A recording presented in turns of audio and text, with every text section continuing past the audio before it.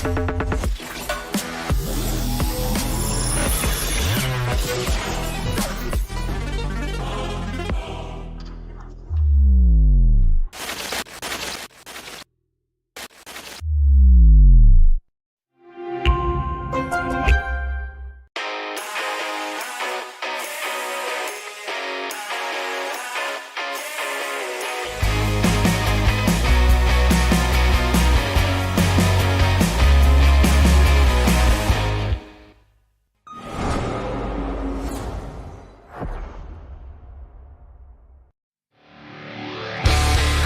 recap of what we've got underway here. Of course, it's the Asia Pacific Predator League 2024. We've got 1 day of group stage, tons of games to be played, a couple of days break, and then the playoffs in that Mall of Asia arena, which should be a pretty spectacular show. Of course, everyone hoping for some of these Filipino teams to make it all the way there.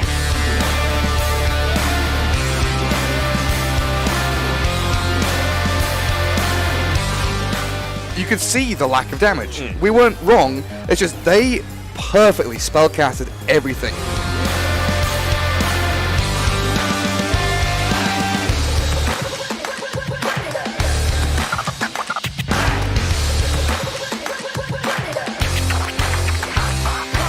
And in comes the jump with the silence out. They really want the Zeus. He's fine for now, but then the Chrono. It's caught 3 of them. They'll find No Chance, they'll find MNZ, and they'll find HBK. It is against Blacklist, so if you're going to lose like this, it may as well be against a team like this.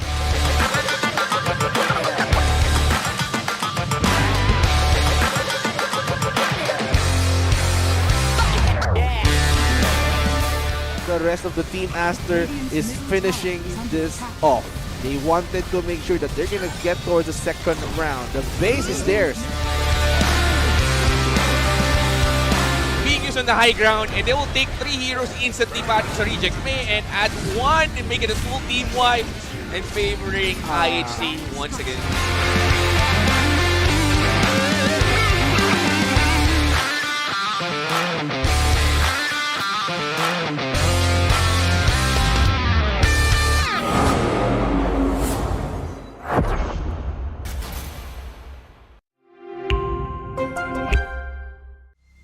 What better way to welcome the new year than with the first official off-season event of 2024, the Asia Pacific Predator League 2024. 1, 2, 3! 1, 2, 3! We have got 16 teams from 12 different regions over here. I think it's really insane that we have all these representatives from different areas, especially that we have these kind of teams ready to show off what they can do. Oh,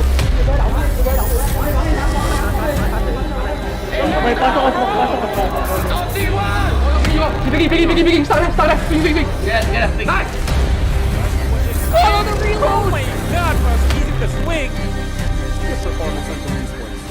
Okay, oh, that's huge! No way!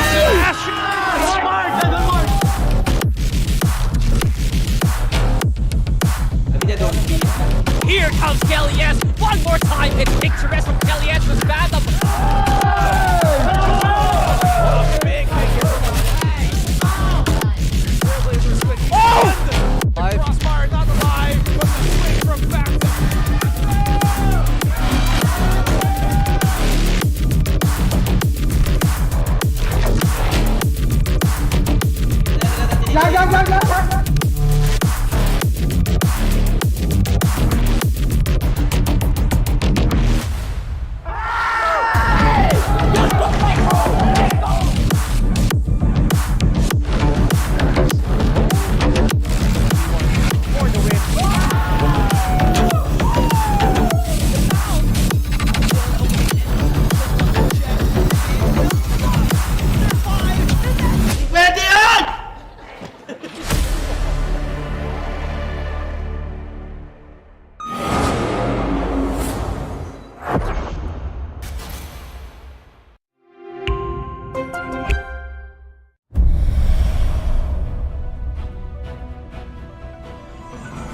The Predator protects our world against strong enemies, brave and firm in battle. But the shield weakens. The Predator must find 5 totems and wield their ancient powers to fix the shield strength. Through a fiery trial, they claim the Sun Totem's power, then seize the Mountain Totem.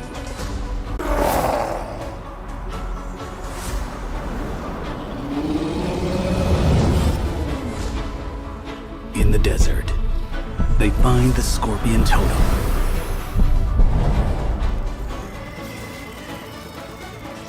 Proving their bravery, they are granted the Compass and Cappy Totems. The Predator Shield is renewed. Yet, evil persists.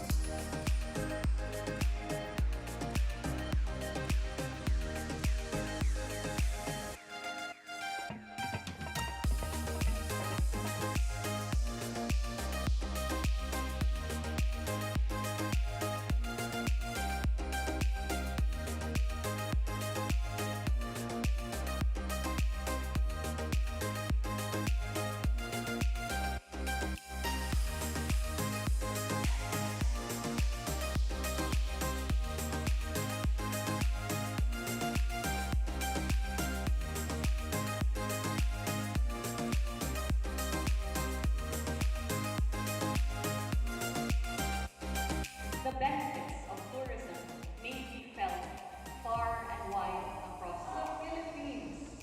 Thank you so much. Love the Philippines.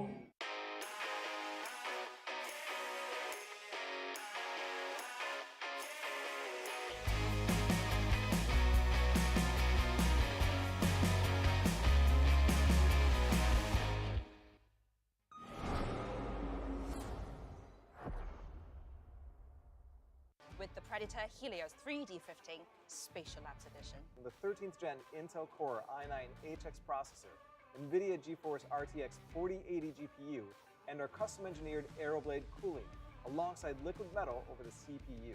Delivering intuitive interaction and immersive sensation through technologies like advanced sensory solutions, optical display, and the latest real-time rendering technologies. With the Helios Neo 16. 13th gen Intel Core processor? Check. GeForce RTX 40 series graphics? Of course.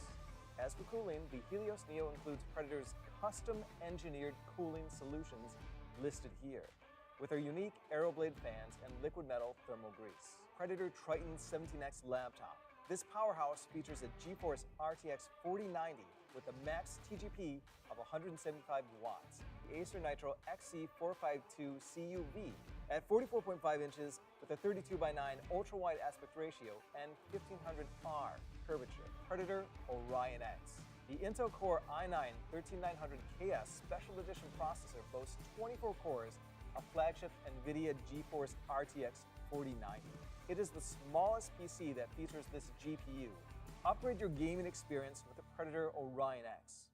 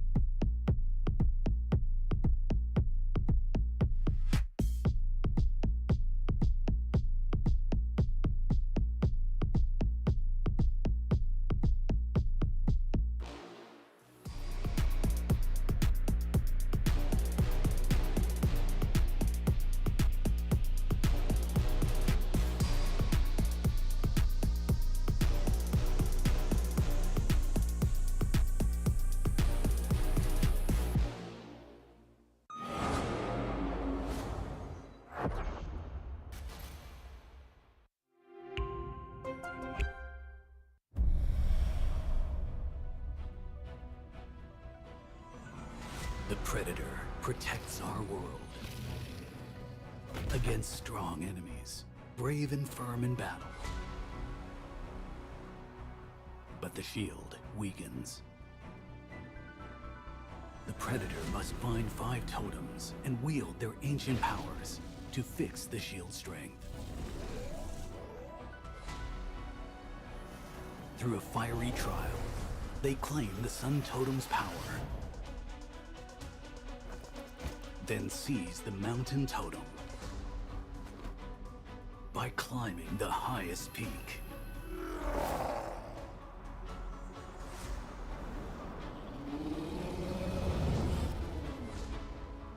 In the desert, they find the Scorpion Totem.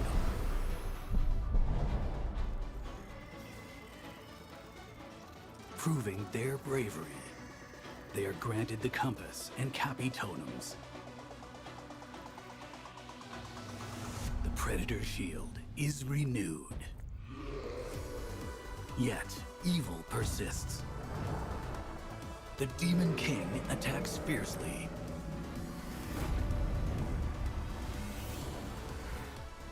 The Predator calls on the Totem's powers, uniting to fight. Together, they defend our world. Join in the Predator's quest for glory.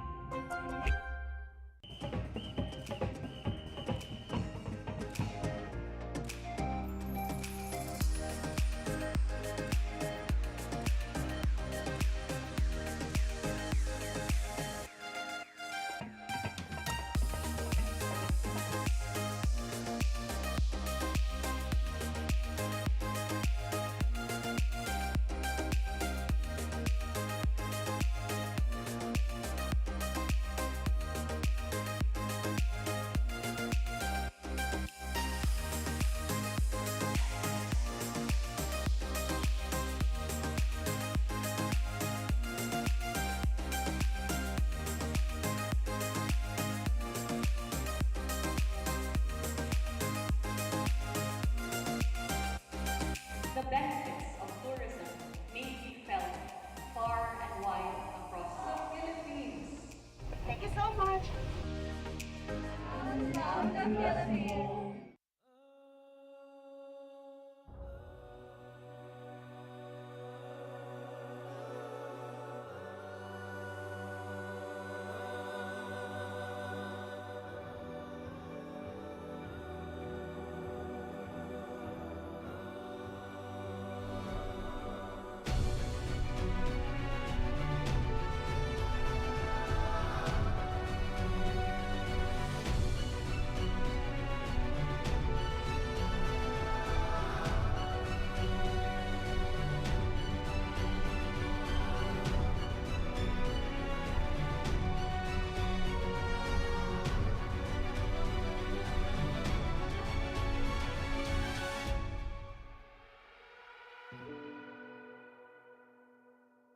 I'ma keep winning, winning.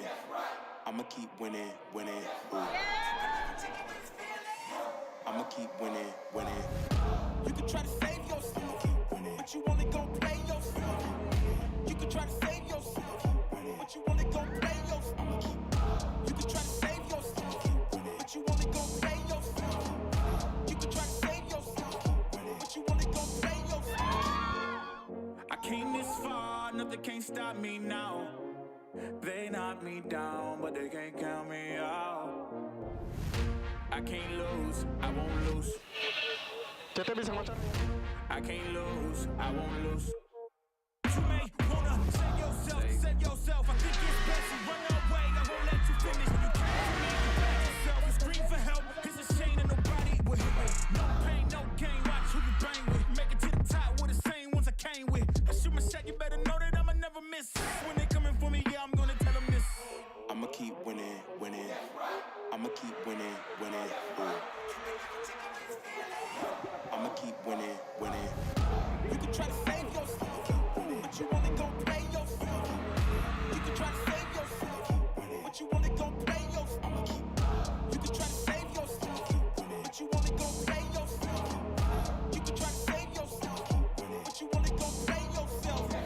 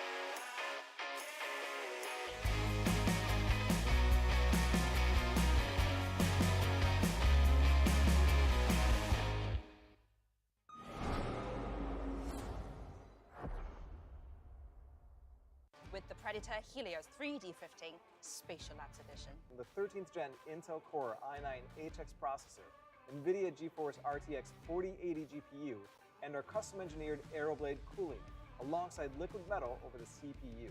Delivering intuitive interaction and immersive sensation through technologies like advanced sensory solutions, optical display, and the latest real-time rendering technologies.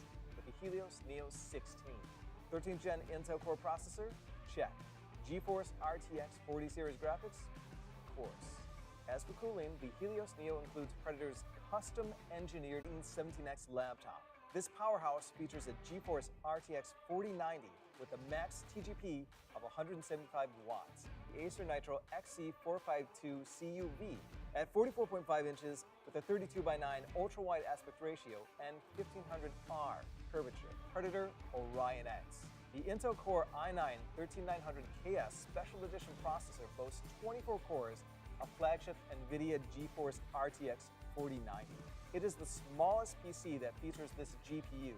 Upgrade your gaming experience with the Predator Orion X.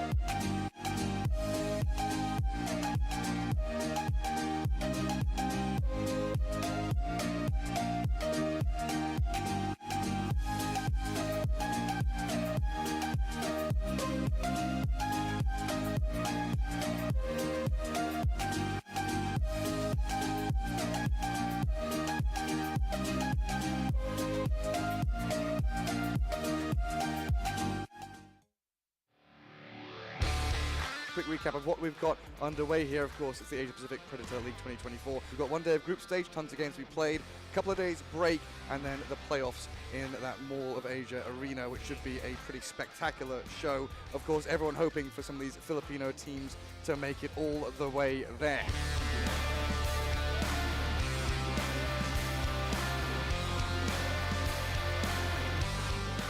You could see the lack of damage. We weren't wrong, it's just they perfectly spellcasted everything.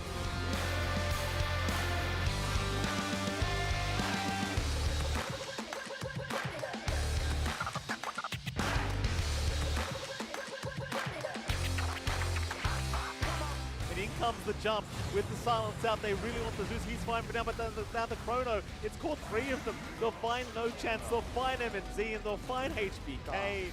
It is against Blacklist, so if you're going to lose like this, it may as well be against a team like this.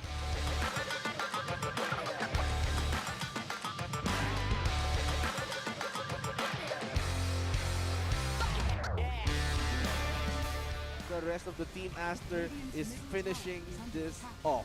They wanted to make sure that they're gonna get towards the second round. The base is theirs.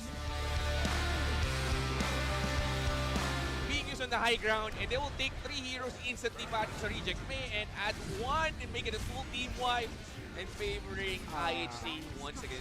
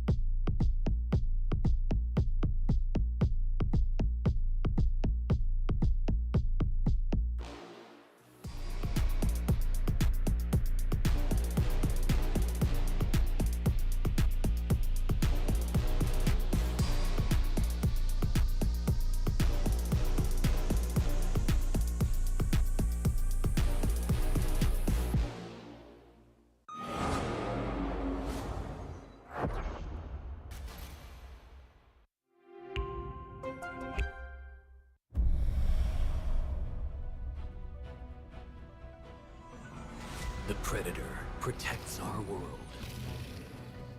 against strong enemies, brave and firm in battle. But the shield weakens. The Predator must find 5 totems and wield their ancient powers to fix the shield's strength. Through a fiery trial, they claim the Sun Totem's power, then seize the Mountain Totem by climbing the highest peak.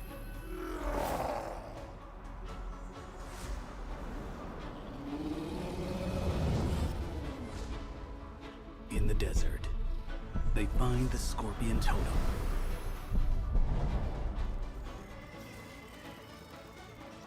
Proving their bravery, they are granted the Compass and Cappy Totems. The Predator shield is renewed. Yet, evil persists. The Demon King attacks fiercely.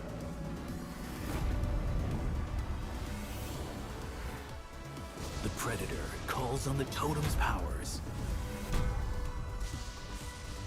uniting to fight. Together, they defend our world. Join in Predator's quest for glory.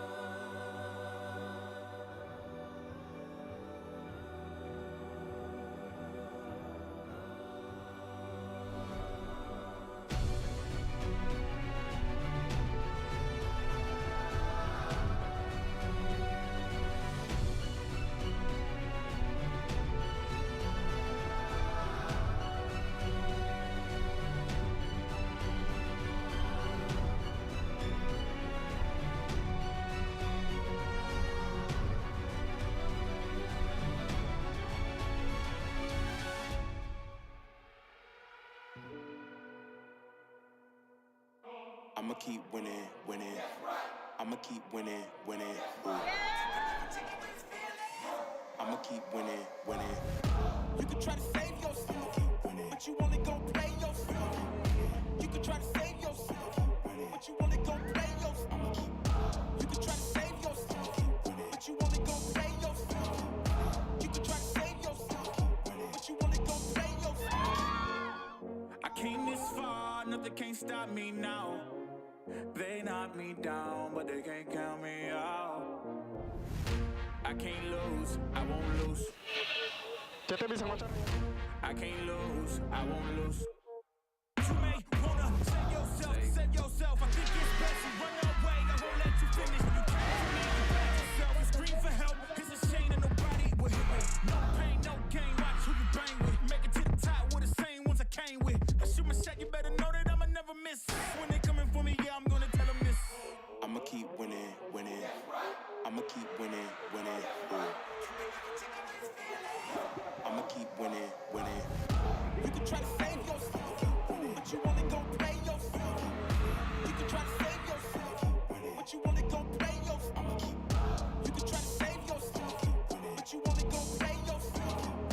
You can try to save yourself, but you wanna go play yourself.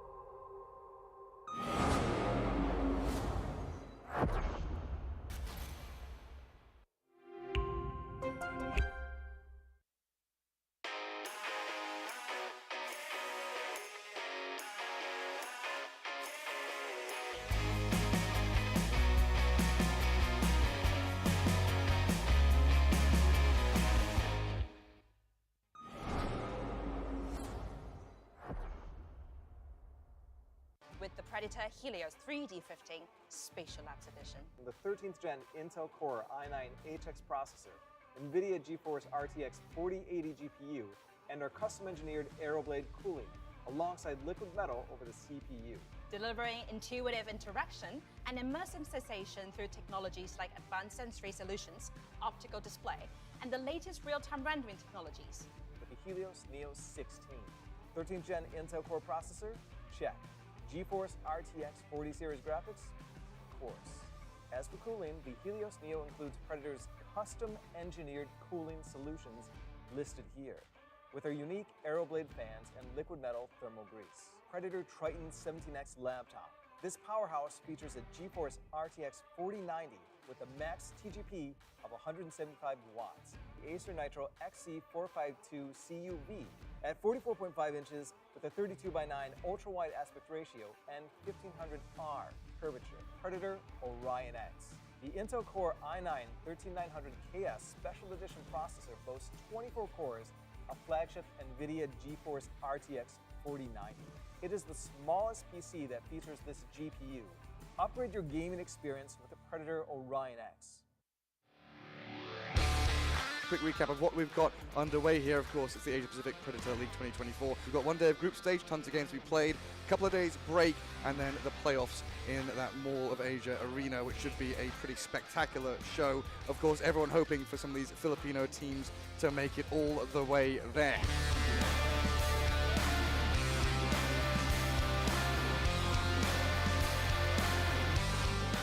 You could see the lack of damage. We weren't wrong, it's just they perfectly spellcasted everything.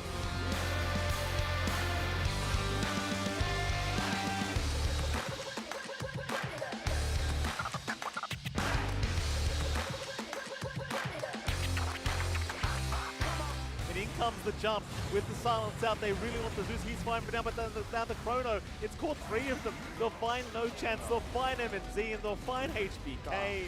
It is against Blackness, so if you're going to lose like this, it may as well be against a team like this.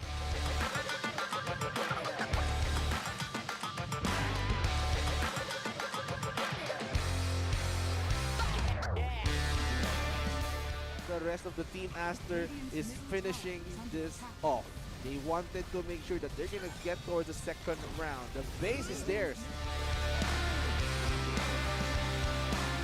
On the high ground, and they will take 3 heroes instantly back to Reject May and add 1 and make it a full team wipe and favoring IHC once again.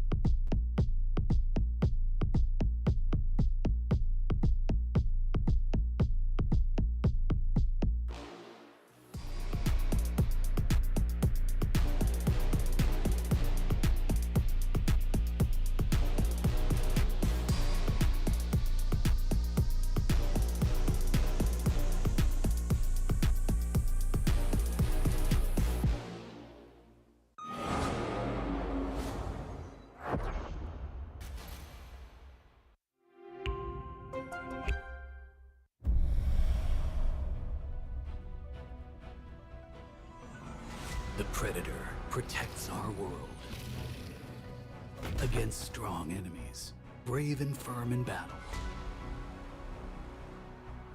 But the shield weakens. The Predator must find 5 totems and wield their ancient powers to fix the shield strength. Through a fiery trial, they claim the Sun Totem's power, then seize the Mountain Totem by climbing the highest peak.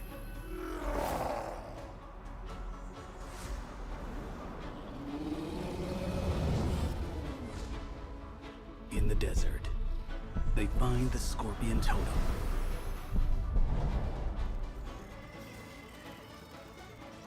Proving their bravery, they are granted the Compass and Cappy Totems. The Predator shield is renewed. Yet, evil persists. The Demon King attacks fiercely.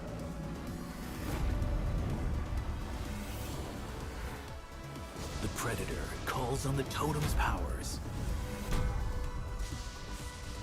uniting to fight. Together, they defend our world. Join in Predator's quest for glory.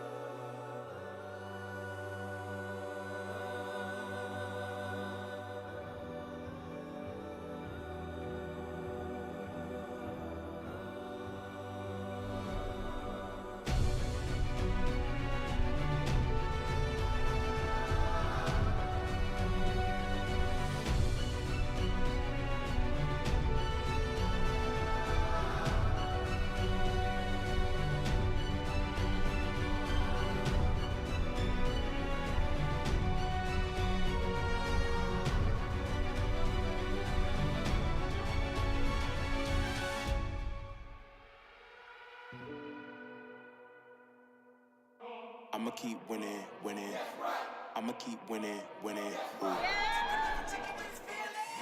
I'ma keep winning, winning. You can try to save yourself, but you wanna go play yourself. You can try to save yourself, but you wanna go play yourself. You can try to save yourself, but you wanna go play yourself. You can try to save yourself, but you wanna go play yourself. I came this far, nothing can stop me now.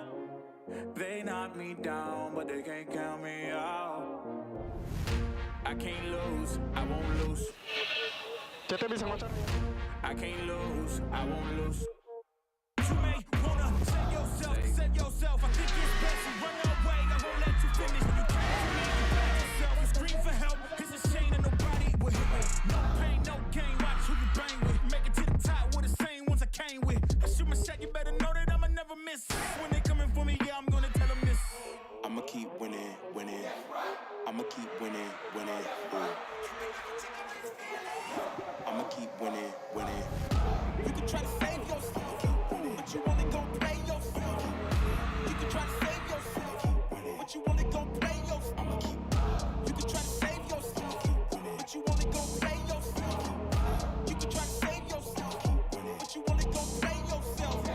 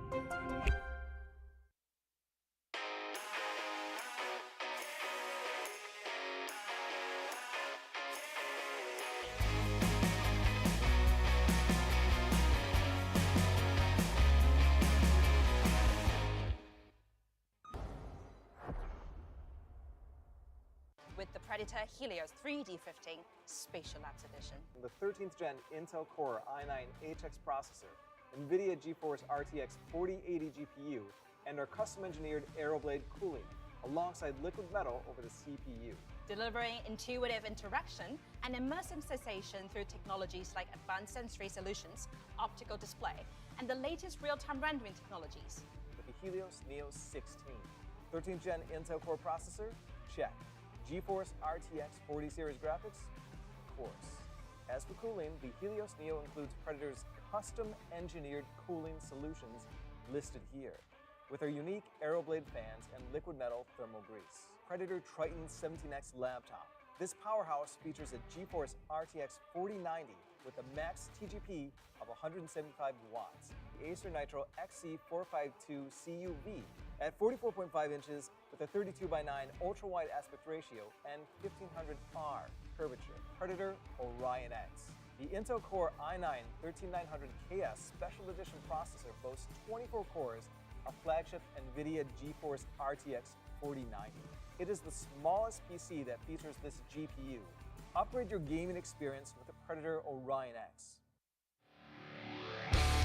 Quick recap of what we've got underway here. Of course, it's the Asia Pacific Predator League 2024. We've got one day of group stage, tons of games to be played, a couple of days break, and then the playoffs in that Mall of Asia arena, which should be a pretty spectacular show. Of course, everyone hoping for some of these Filipino teams to make it all the way there.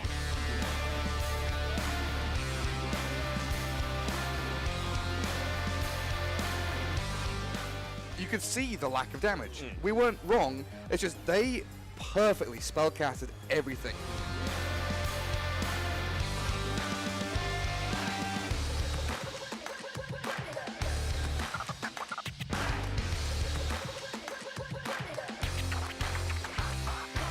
And in comes the jump with the silence out. They really want the Zeus. He's fine for now, but down the Chrono. It's caught 3 of them. They'll find No Chance. They'll find MNZ, and they'll find HBK. It is against Blackness, so if you're going to lose like this, it may as well be against a team like this.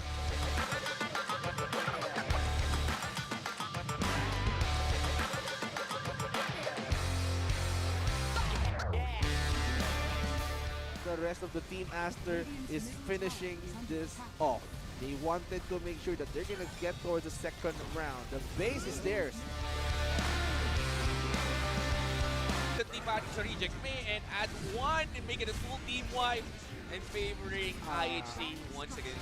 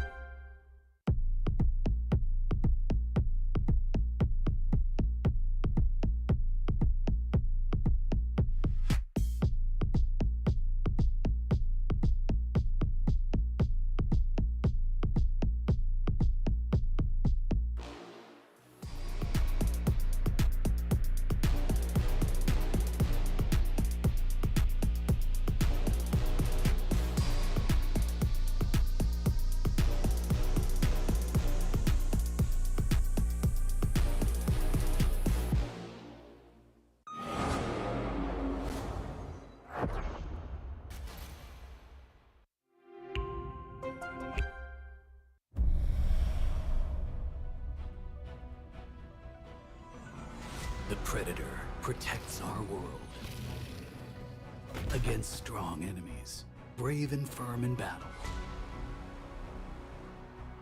But the shield weakens. The Predator must find 5 totems and wield their ancient powers to fix the shield strength. Through a fiery trial, they claim the Sun Totem's power, then seize the Mountain Totem by climbing the highest peak.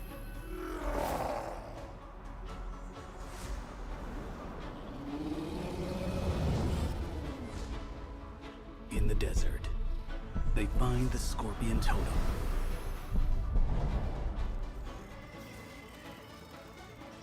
Proving their bravery, they are granted the Compass and Cappy Totems. The Predator shield is renewed. Yet, evil persists. The Demon King attacks fiercely.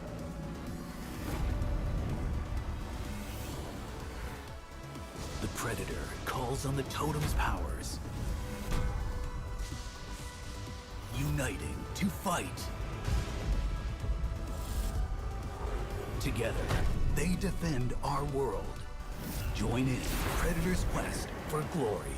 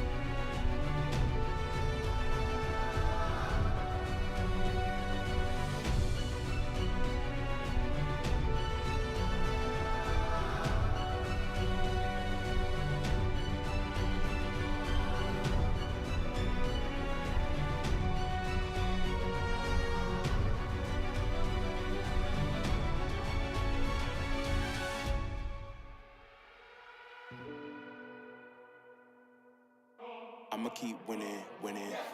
I'ma keep winning, winning. I'ma keep winning, winning. You can try to save yourself, but you wanna go play yourself. You can try to save yourself, but you wanna go play yourself. You can try to save yourself, but you wanna go play yourself. You can try to save yourself, but you wanna go play yourself. I came this far, nothing can't stop me now. They knock me down, but they can't count me out. I can't lose, I won't lose. I can't lose, I won't lose. You may wanna save yourself. I think it's best you run away. I won't let you finish. You can't back yourself. You scream for help. It's a shame that nobody will hit me. No pain, no gain. Watch who you bang with. Make it to the top with the same ones I came with. I shoot my shot, you better know that I'ma never miss. When they coming for me, yeah, I'm gonna tell them this. I'ma keep winning, winning. I'ma keep winning, winning. I'ma keep winning, winning. You can try to save yourself.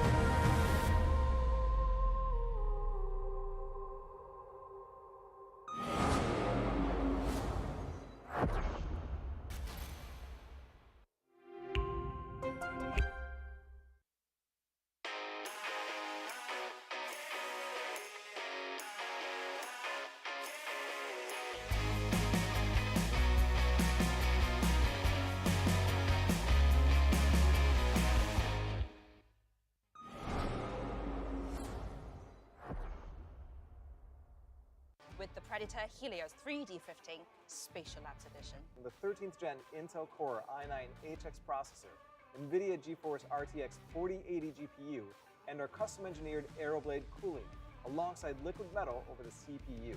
Delivering intuitive interaction and immersive sensation through technologies like advanced sensory solutions, optical display, and the latest real-time rendering technologies.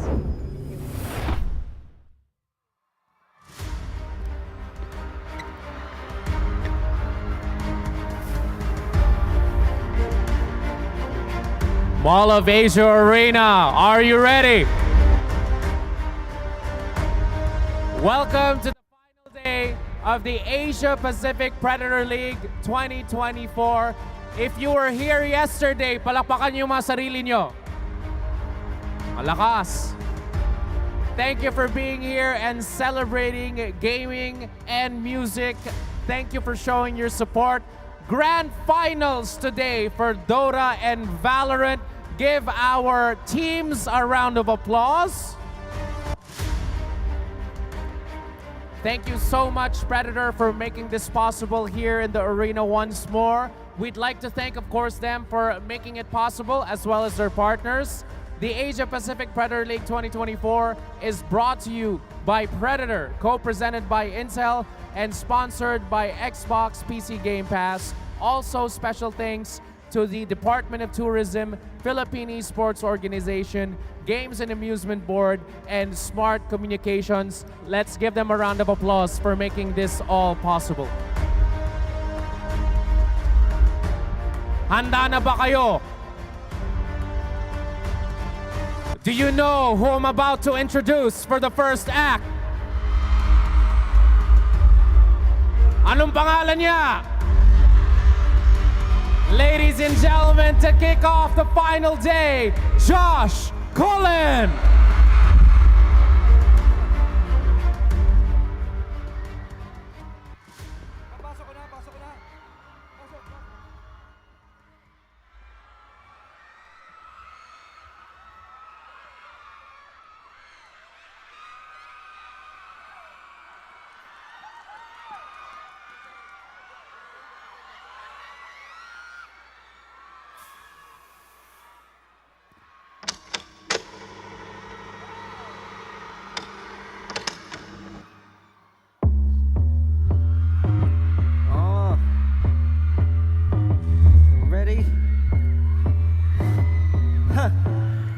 Yo, more arena, make some noise! Hands up, left, right, did you get a chest tight? Poppin' for the west side, spin to your head like hands up, left, right, did you get a chest tight? Everybody get right, everybody get right. Been a minute, but I'm back again to keep it K. Tell you was rated me, but sorry, babe, I'm here to stay. I'm burning rubber like a demon on an interstate. Like an engine, you can tell it's J by the sound, man. When I play, make it bounce, selling bass by the ounce. Get my name in their mouth like it's hard to pronounce. Showing up unannounced, sneakers on in the house. I've been deep in my back like it hit my account, no doubt. Know what I'm about. All I see is purple, man, I thought it was a drought. Talk like I'm a peasant when you know that I'm the count. Who the heart is out? Tell them I'm out, JC. Yo, come on! I want y'all to put your hands up, come on! Hands up, hands up!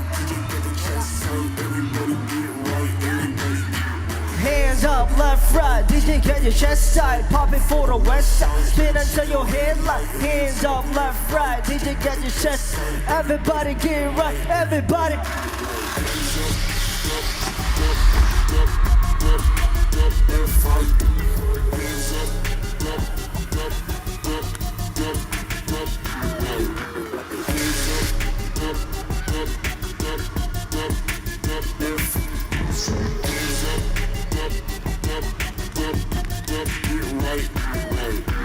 Down. I'm the boss now. I ain't even sweating, I just woke up with the crown. Hit the ground, mosh it, too easy to drop. Make some new songs you can break from other pop shit. Figure out a game and unlocked it. I'm up as fuck, just like I'm stuck in a carpet. Still in every sentence like it now. The move you invited, you are cordially allowed. Put your hands up, come on. Everybody. I want your hands up, hands up. Come on, hands up,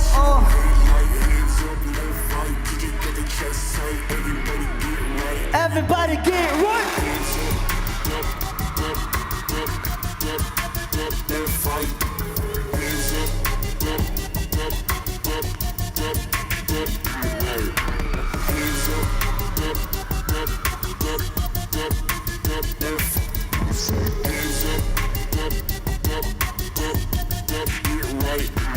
Get right.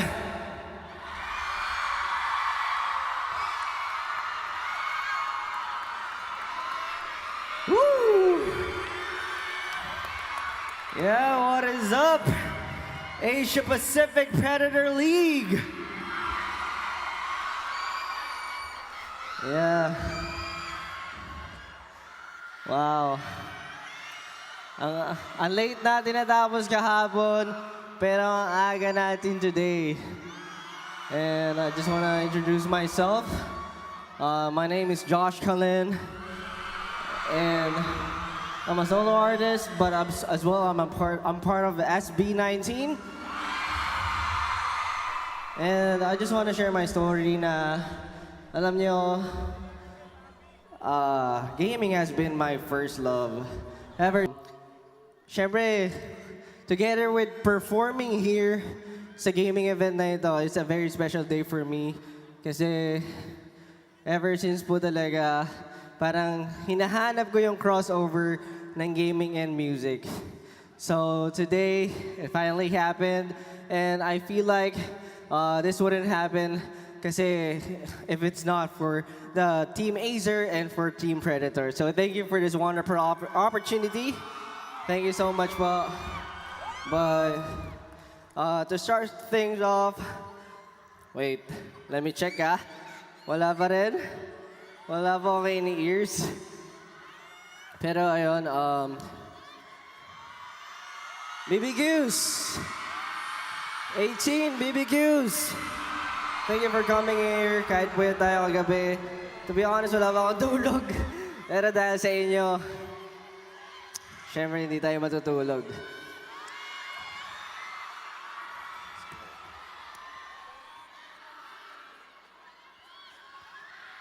Ayan. Siguro mag-share lang din po ako. Kahapon, nagkaroon tayo ng mga show match, and of course, we had semifinals for Valorant and Dota. So it was actually a blast. Iano lang. Ialis lang. Yo, check. Yes. Yes.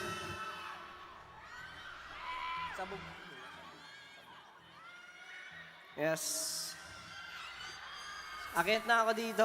I think I got my technical problem resolved. So hindi ko na patatagalin. Pero I have a special request. When I say baby, can you sing baby for me as well? So it goes something like this. Baby, baby. Okay, that's good. Okay, for my next song, this is one split. Sofa, come on. Ngayong gabi ay di palalagpasin. Ayaw himpilan ng isipan na aking kakalugi. Pamamagitan ng halina upang yung gustuhin. Josh Cullen, no cap, let me kill this beat, yo. Sa mga titing natutunaw, ikaw bumubuo ng araw. Oh yeah, baby. Your touch is at your lips. How when you do me, I know how it feels. When you give it to me, baby, just let me know when you're ready. Di nahahanap ng iba. Ikaw lang ang pinakamaganda. Ikaw lang gusto makasama. Yeah, you're the only one, baby. I see me and you on my bed in my room, holding hands while we move. Cause I'm way too insane. Cause baby, I don't mind. I can spend the time just to make you mine, make you feel. Cause I wish I was sitting down on my sofa with you, rolling up, blowing doja with you, bottle up, getting closer with you, baby. Call me up late, just hit my line. 4 in the morning, you know what's like. We can move slow, so we roll all night.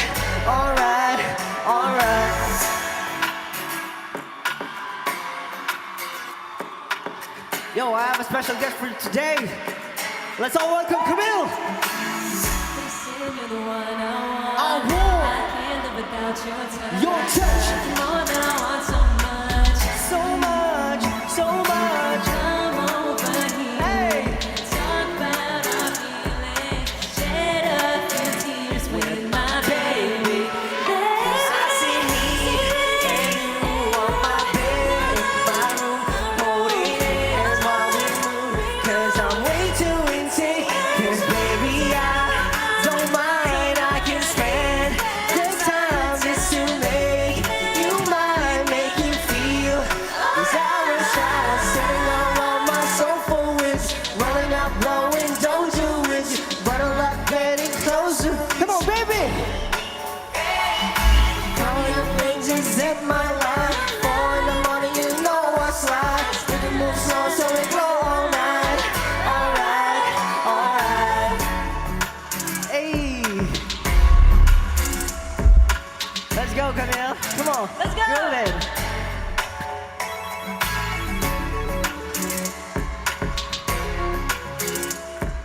Yo, let's all welcome and say thank you to Camille.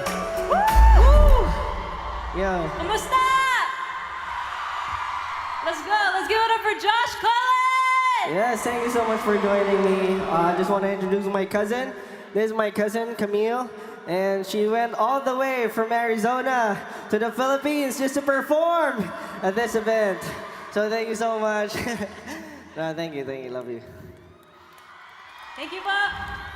Alam niyo guys, alam niyo, katulad ng nangyayari ngayon, hindi tayo natulog, puyat tayo, ang daming ganap kahapon, sobra.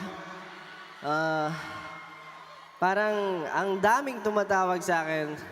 Siyempre, tanggalin na natin yung ano na, Colin daw, Colin, di ba? Laging puyat, hindi natutulog, hindi daw tumatanda.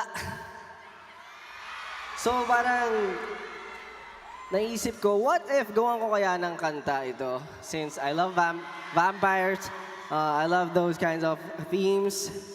So ito, for my next song, siguro alam niyo na naman. Pero bago ko simulan, I wanna make a request again. Pwede ba nating itaas at buksan ang mga flashlight ng cellphones natin? Come on. Show me some love. Yan. Pwede ba mag-participate lahat? Yes. I have a special activity to share to do for you guys. Alam ko, medyo konti ba tayo? Ay, no. Halos puno na pala, oh. Alam ko yung iba wala pa, pero I want you all to participate. Ipapagawa ko sa inyo mamaya. When you hear the special drop, I want you all to go up, down, okay? So it goes something like up, down, yon. Okay, I'll tell you when, okay? So itaas lang po natin siya the entire time. Okay ba yun? Okay? And for my next song, this one's wild. Let's get wild.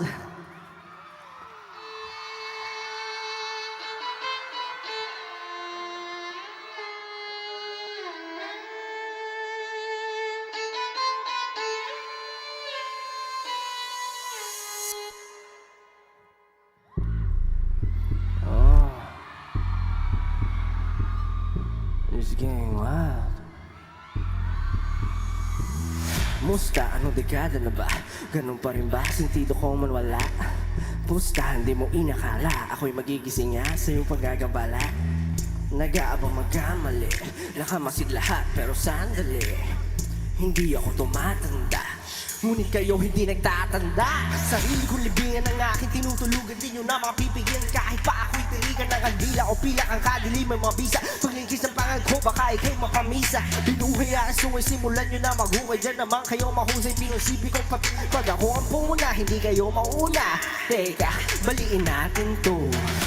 In the darkness hiding, I feel your heart, hear the people crying. The sound is so inviting. Turn up the rhythm in the music, let me hear you say la la la la.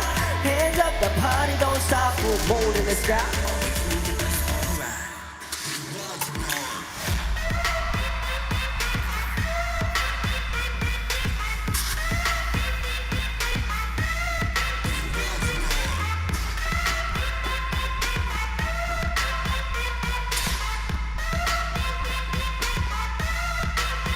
Yo, going up like a Boeing fly. Ain't nobody gon' blow my high. Nandito na ako sa tuktok ng liga ko, pero pinilit bumaba to say hi. Not your typical Twilight. Eyes on me is the highlight. Days out, but know that I can. When the sun goes down, just know that I. Come on, put your lights up, put your lights up. Okay? Put your lights up, everyone. Yeah, that's right. Turn up the rhythm and the music. Let me hear you say la la la la. Okay. On my count. Let everyone. Up, down, up, down, up, down, up, down, up, down, up, down. Yeah, getting wild tonight. I'ma get right. Let her know that I'm a threat tonight. Oh, I'ma get right. I'm coming for your neck tonight.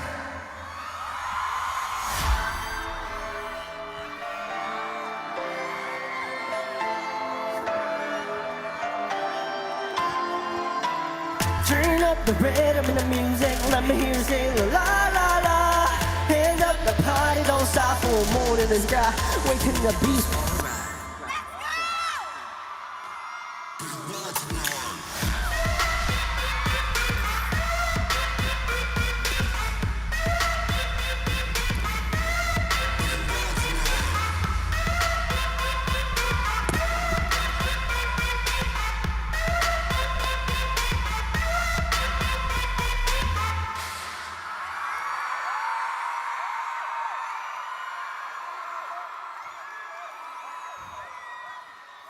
Thank you. Remember the name, Josh Cullen.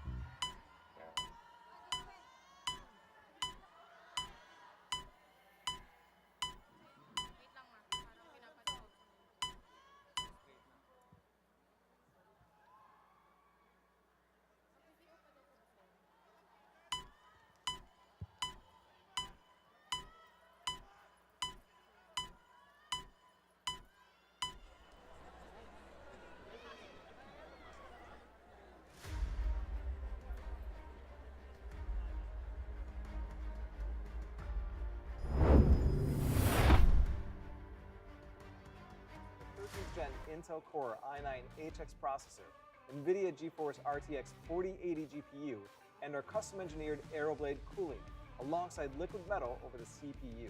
Delivering intuitive interaction and immersive sensation through technologies like advanced sensory solutions, optical display, and the latest real-time rendering technologies. With the Helios Neo 16. 13th Gen Intel Core processor? Check. GeForce RTX 40 series graphics? Of course. As for cooling, the Helios Neo includes Predator's custom-engineered cooling solutions listed here, with our unique Aeroblade fans and liquid metal thermal grease. Predator Triton 17X laptop. This powerhouse features a GeForce RTX 4090 with a max TGP of 175 watts, the Acer Nitro XC452 CUV at 44.5 inches with a 32:9 ultra-wide aspect ratio and 1500 R for Predator Orion X.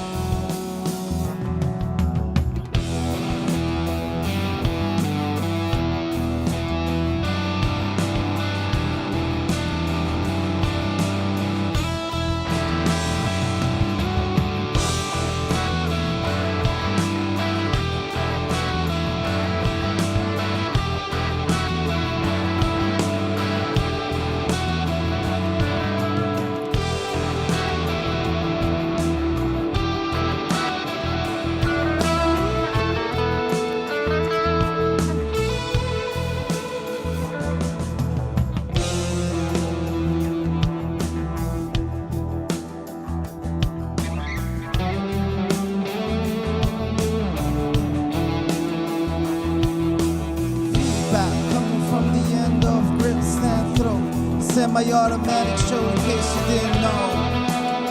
This is how we do it. Like to introduce a person up before we blast my keys on the drums with the program. My rings on the bass in your face to the program. Got the guitar from Jagger, my man.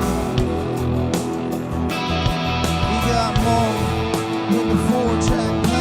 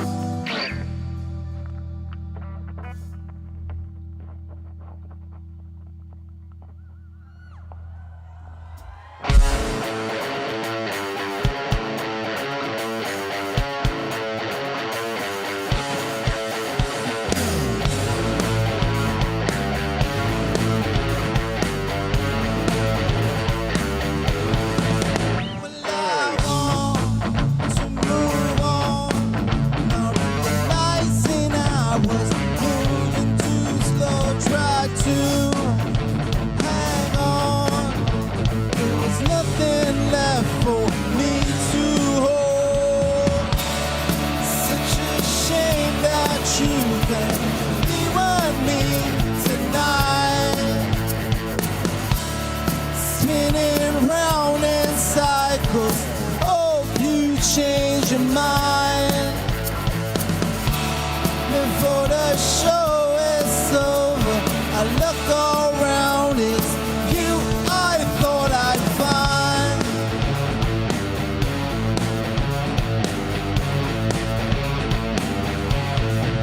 I'm sailing, Dina. I can't believe that you could do this to me. No lie.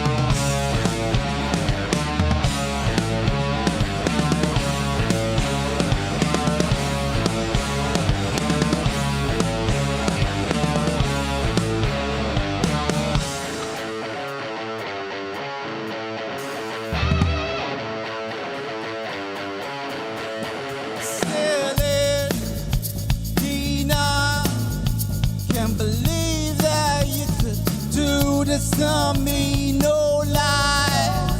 Ahead, I've been looking for it, but I could not see. Such a shame that you can't be with me tonight. Spinning round in cycles. Oh, you change your mind before the show.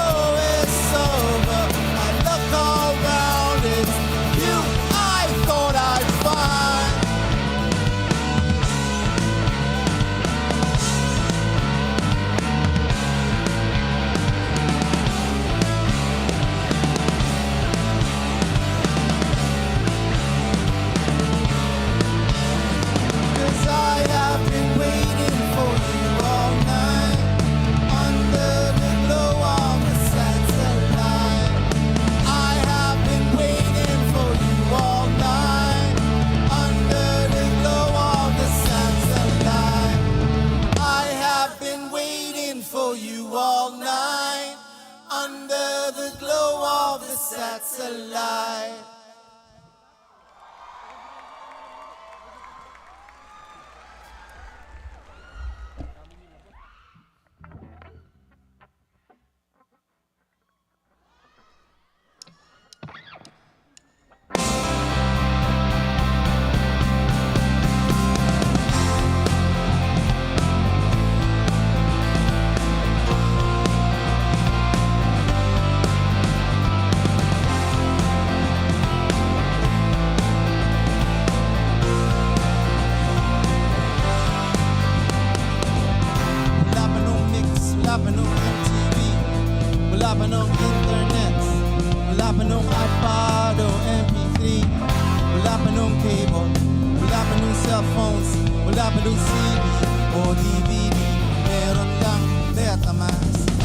Jingle Magazine.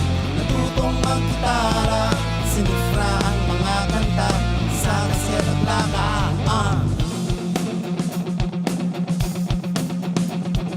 Mula sa himig ni Pepe Smith, napong si Wally Gonzales, sa layaw ni Mike Hanopol, bumalik ang wago ni Bosch.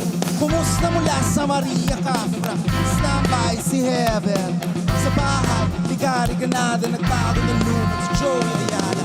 Nagreklamo si Chicoy Pura sa balita ng asin. Ang anak ni Ka Freddy, kinontra ni Andrew Abraham. Dumududu ang Apo Hiking, mga kababayan ni Francis M. Buti nga sa hotdog, no si Malasi isang pagita. Ha! Wala pa nung mix, wala pa nung MTV, wala pa nung internet, wala pa nung iPad o MP3, wala pa nung cable, wala pa nung cellphones, wala pa nung CD o DVD. Meron lang Betamax sa Jingle Magazine. Tutong mag-gitara, sinifra ang mga kanta sa kaset at plaka. Ipagpatuloy ang daloy ng alon, ipagpatuloy ang daloy ng alon, ipagpatuloy ang daloy ng alon, ipagpatuloy pagdayon. Baby, Rico J, musikahan ni Ryan, Miss Cool Bukul kay Tito Vic and Joey. Sumayaw sa VST, bumataw kay Gary V, sa ballads ni Martin Rivera, sa DJ ni Sharon Cuneta. Nangako sa'yo si salamat sa dadon ng tatay ko, si Jack Sikat. Di siyempre ni Binky Lampano, nangarap pa Identity Crisis. Huwag kalimutan ng Woods, namatay sa ingay ng dead ends. Never meant to be betrayed sa NUXB at Blood Red. Wala pa nung mix, wala pa nung MTV, wala pa nung internet, wala pa nung iPad o MP3, wala pa nung cable, wala pa nung cellphones, wala pa nung CD o DVD. Meron lang Betamax sa Jingle Magazine. Natutong mag-gitara, sinifra ang mga kanta sa kaset at plaka. Ipagpatuloy ang daloy ng alon, ipagpatuloy ang daloy ng alon, ipagpatuloy ang daloy ng alon, ipagpatuloy pagdayon, pagdayon.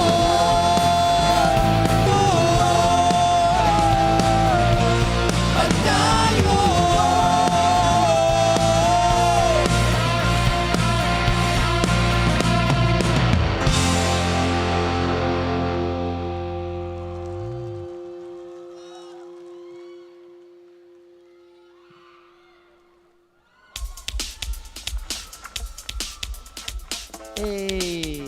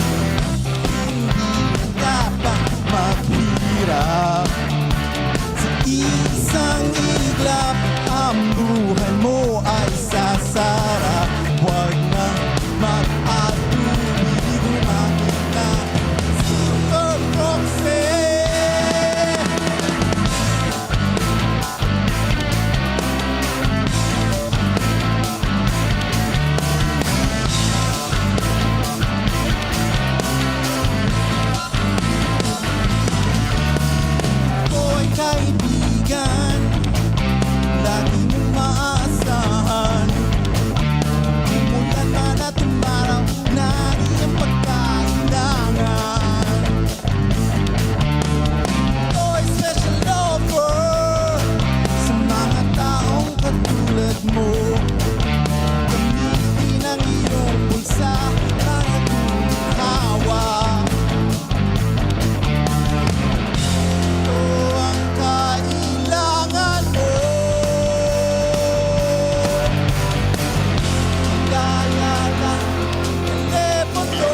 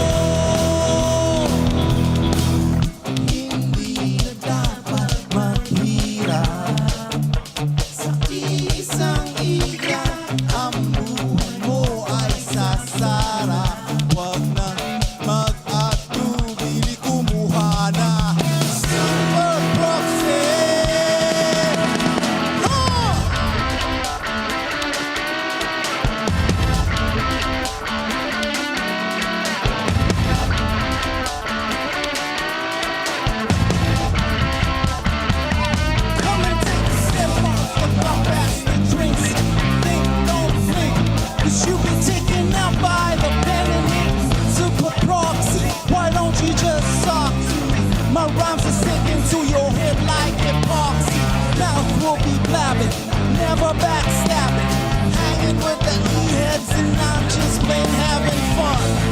No time for gats and guns. I use my mouth like a gun to get the job done. I play video games all day. Sympathy doodah, sympathy day. Hip hop race. Menage 1, Menage 2, Menage 3. And sons of pets stand up, have a chimney, chimney, Humpty, Dumpty. Mics are getting funky with the flavor that you savor. Imitator of the flavor of the hour. MC side and power. I'll be with Buddy, Raymond, Marcus, and Ellie. I'm on a case like Metro Jelly. Ultra electro, magnetic hip hop, and it don't stop and it don't quit. Word up, wrap it up like a pussy. Sipping on milk, walk hard to my style. That's smooth as hell. Yeah, super proxy. Why don't you just talk to me?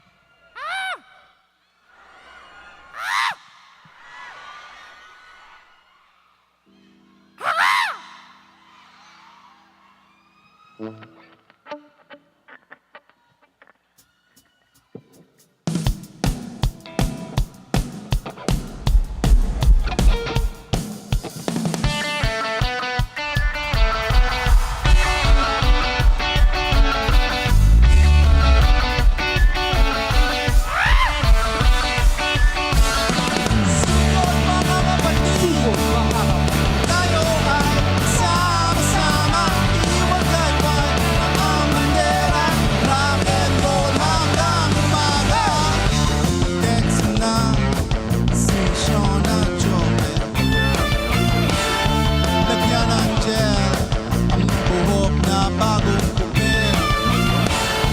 Ilabas mo na sa sa Dota. Hanep morma, walang kukontra. Sa lingkong pinag-ipunan, sa buwan mong inabangan, feedback ng mga gitara, mga paborito mong kanta. Halavera.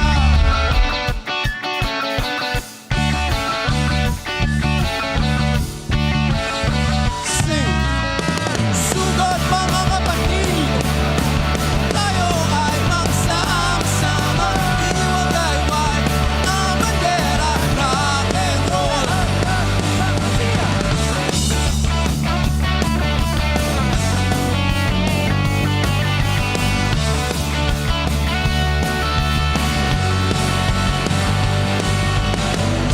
Ngayong gabi ay magsasaya, manunood ng mga banda, sumayaw na parang asong ulo sa bawat tambol na lumilindol. Hey! Isang linggong pinag-ipunan, isang buwan mong inabangan, ang feedback ng mga gitara, mga paborito mong kanta. Putang ina.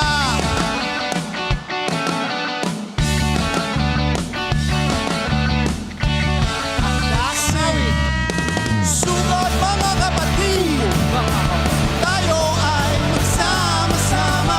Iwagayway, rock and roll. Sugot mga kapatid, tayo ay magsama-sama. Iwagayway ang bandera, rock and roll hanggang umaga. Oy! Oy! Oy! Oy! Oy! Oy! Oy!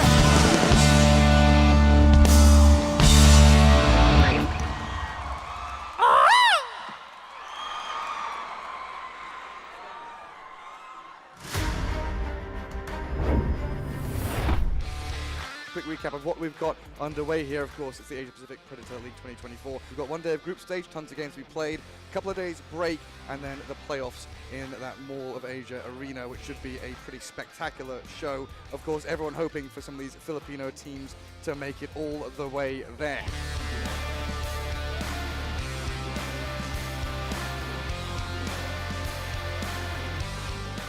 You could see the lack of damage. We weren't wrong, it's just they perfectly spellcasted everything.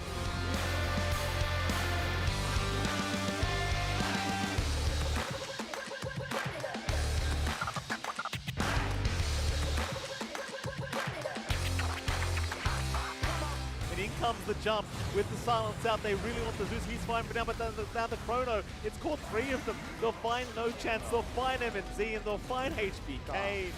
It is against Blackness. So if you're going to lose like this, it may as well be against a team like this.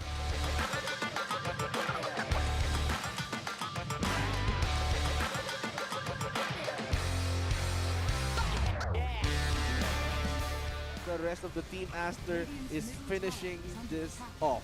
They wanted to make sure that they're gonna get towards the second round. The base is theirs. Being used on the high ground, and they will take 3 heroes instantly back to Reject May and add 1 and make it a full team wide and favoring IHC once again.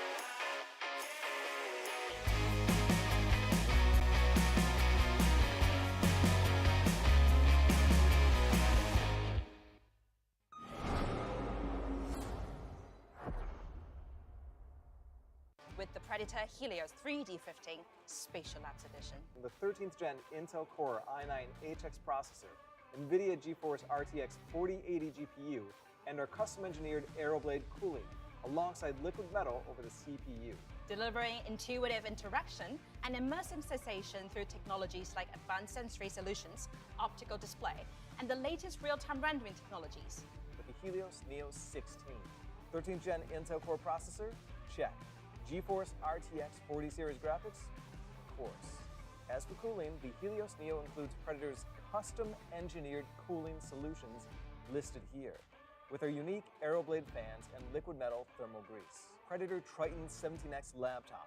This powerhouse features a GeForce RTX 4090 with a max TGP of 175 watts, the Acer Nitro XC452 CUV at 44.5 inches with a 32:9 ultra-wide aspect ratio and 1500R curvature. Predator Orion X. The Intel Core i9 13900KS Special Edition processor boasts 24 cores, a flagship NVIDIA GeForce RTX 4090. It is the smallest PC that features this GPU. Upgrade your gaming experience with the Predator Orion X. Quick recap of what we've got underway here. Of course, it's the Asia Pacific Predator League 2024. We've got one day of group stage, tons of games to be played, a couple of days break, and then the playoffs in that Mall of Asia arena, which should be a pretty spectacular show. Of course, everyone hoping for some of these Filipino teams to make it all the way there.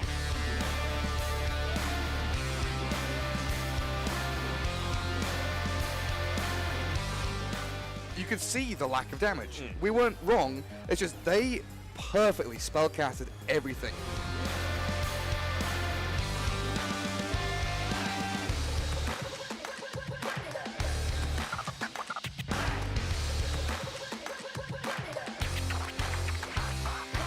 And in comes the jump with the silence out. They really want the Zeus. He's fine for now, but then the Chrono. It's caught three of them. They'll find No Chance. They'll find MNZ and they'll find HBK. It is against Blacklist, so if you're going to lose like this, it may as well be against a team like you.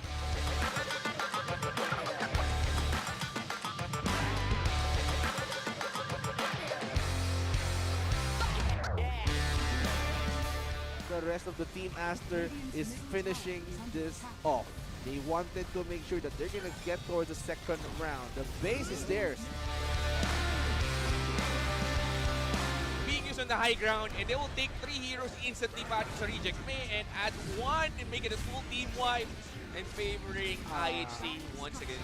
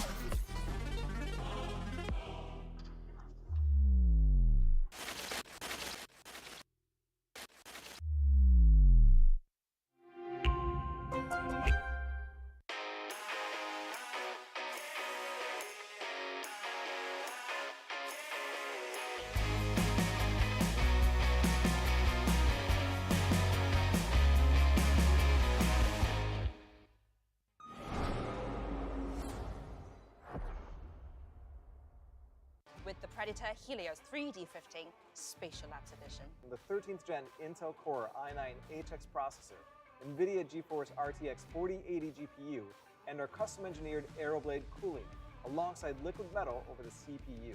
Delivering intuitive interaction and immersive sensation through technologies like advanced sensory solutions, optical display, and the latest real-time rendering technologies. With the Helios Neo 16. 13th gen Intel Core processor? Check. GeForce RTX 40 series graphics? Of course. As for cooling, the Helios Neo includes Predator's custom-engineered cooling solutions listed here, with our unique Aeroblade fans and liquid metal thermal grease. Predator Triton 17X laptop. This powerhouse features a GeForce RTX 4090 with a max TGP of 175 watts, the Acer Nitro XC452 CUV at 44.5 inches with a 32:9 ultra-wide aspect ratio and 1500R curvature. Predator Orion X. The Intel Core i9 13900KS Special Edition processor boasts 24 cores, a flagship NVIDIA GeForce RTX 4090. It is the smallest PC that features this GPU. Upgrade your gaming experience with the Predator Orion X. Quick recap of what we've got underway here. Of course, it's the Asia Pacific Predator League 2024. We've got one day of group stage, tons of games to be played, a couple of days break, and then the playoffs in that Mall of Asia arena, which should be a pretty spectacular show. Of course, everyone hoping for some of these Filipino teams to make it all the way there.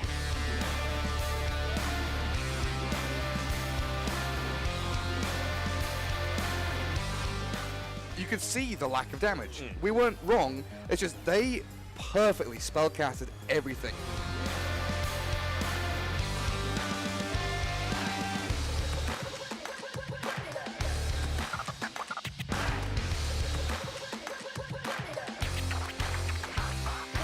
And in comes the jump with the silence out. They really want the Zeus. He's fine for now, but then the Chrono. It's caught three of them. They'll find no chance. They'll find MNZ and they'll find HBK. It is against Blacklist, so if you're going to lose like this, it may as well be against a team like this.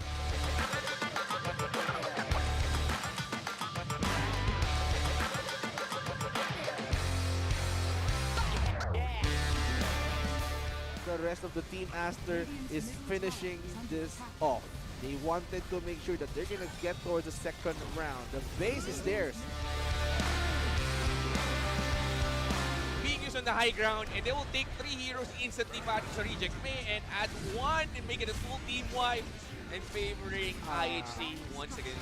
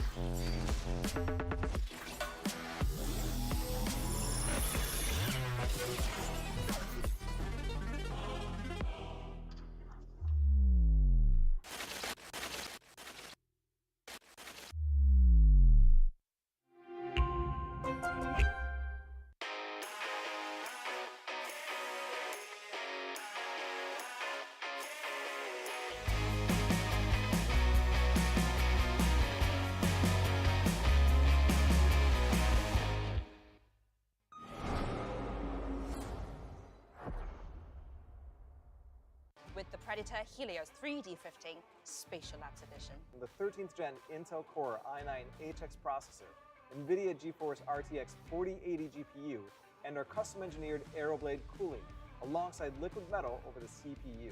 Delivering intuitive interaction and immersive sensation through technologies like advanced sensory solutions, optical display, and the latest real-time rendering technologies. With the Helios Neo 16. 13th gen Intel Core processor? Check. GeForce RTX 40 series graphics? Of course. As for cooling, the Helios Neo includes Predator's custom-engineered cooling solutions listed here, with our unique Aeroblade fans and liquid metal thermal grease. Predator Triton 17X laptop.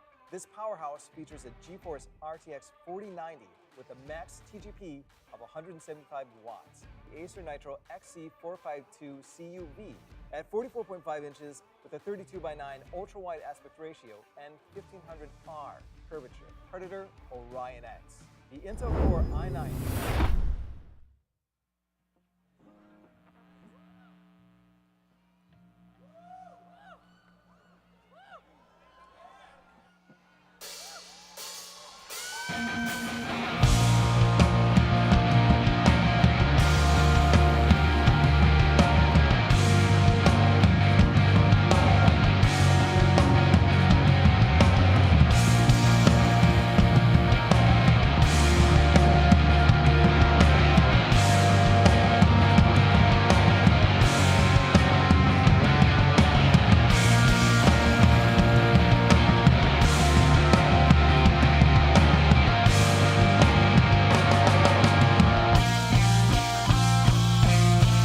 Pwede lang wag mo na tong iwasan, at wag mo ring ituring na biro.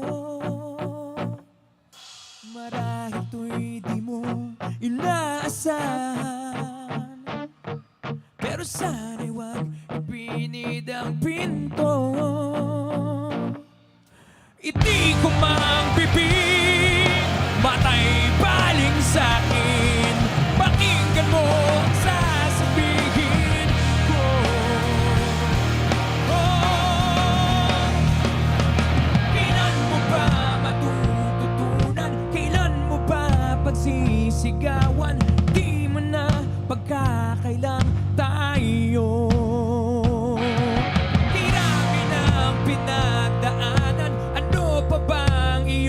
kailangan. Nagsusumamo na, sabihin mo.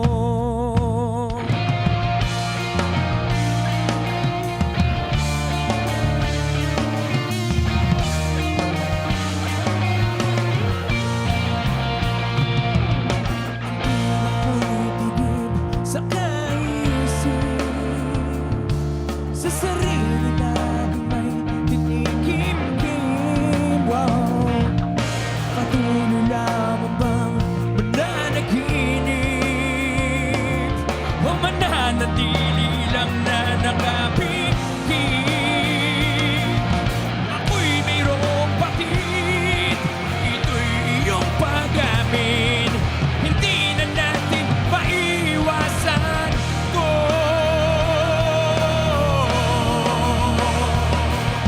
Kailan mo ba matututunan? Kailan mo ba pagsisigawan?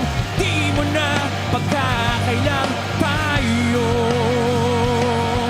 Hirami ng pinagdaanan, ano pa bang iyong kailangan? Nagsusumango na, sabihin mo. Hindi ko man bibig, matay ibaling sa'kin. Pakinggan mo, sasabihin ko.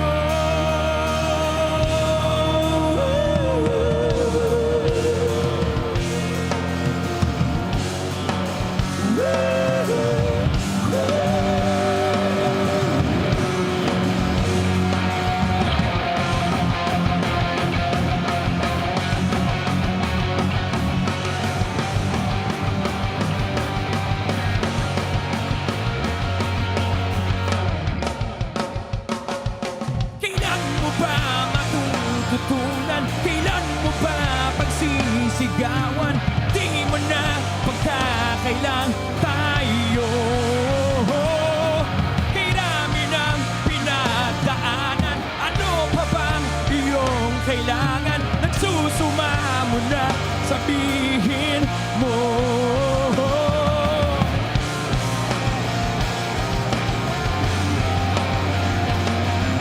Nagsusumamo na, sabihin mo.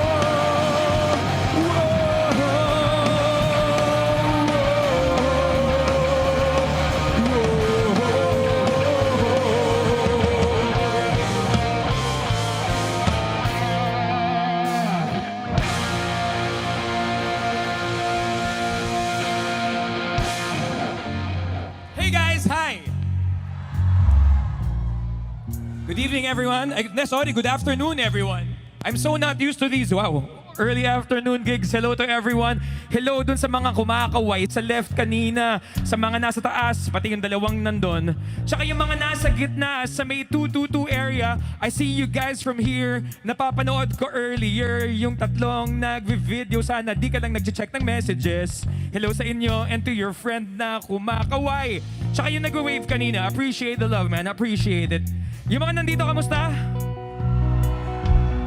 Naka-ready na yung flashlight? Okay, masaya. Hanggang pati yung naka-blue na light na yon sa taas, hello sa'yo. And dun sa friend mo na may white na light, at dun sa person na yon, at nagiging red pa, ang galing naman. Ibang klase ng technology. Hello sa mga nandun sa 207. Hello! Alam mo, ang laki ng venue, pero ang nakakatuwa sa ganito, kahit despite the size of this place, it's actually still very early, so I can actually see most people. So hi, welcome to Mo Arena. Happy to be here. This next song is a very simple song. Ito yung thing, you can hear us, we can actually also hear you. So pwede tayong magkantahan ng dire-diretso. Kung alam ninyo yung words, go lang. Kung hindi, kahit mag-random na utterance. Okay, are you guys ready?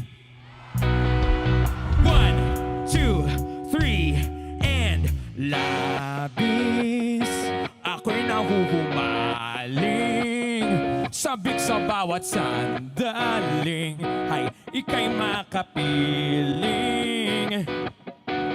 Giliw, hayaang lumapit, huwag mo sanang ipagkait, mamalas ang langit. Anong na darama?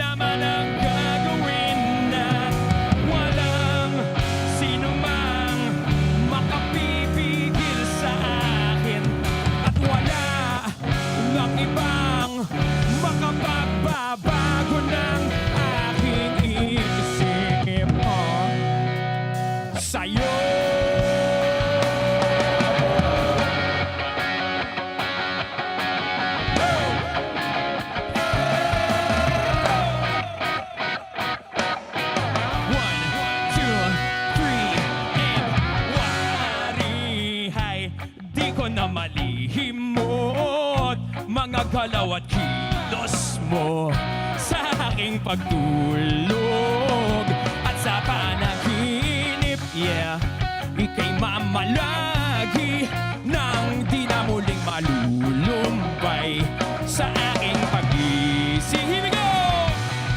Anong na darama tuwing makikita kang dumarating? Di man naman ang gagawin at walang sino mang makapipigil sa akin at wala nang ibang makapagbabago ng aking isip. Oh, sa'yo, anong na darama, Armo, do it!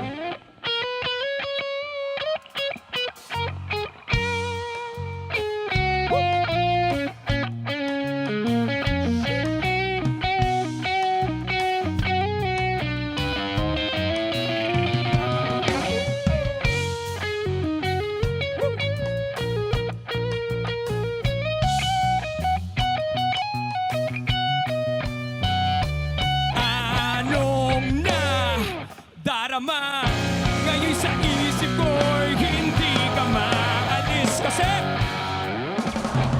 di man naman ang gagawin at walang sino mang makapipigil sa akin at wala nang ibang makapagbabago ng aking isip.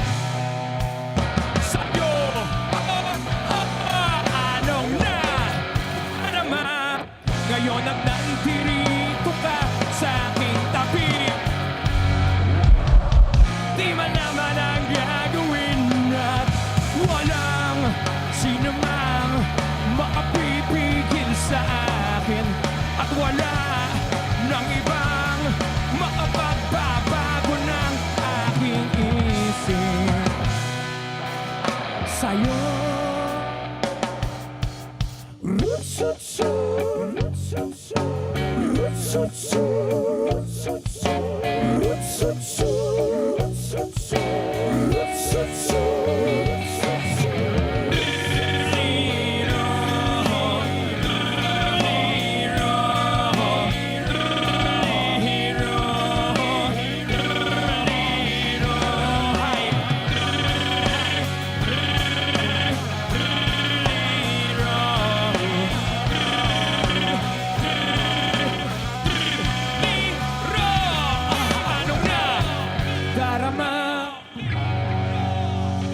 Thank you so much. Thank you.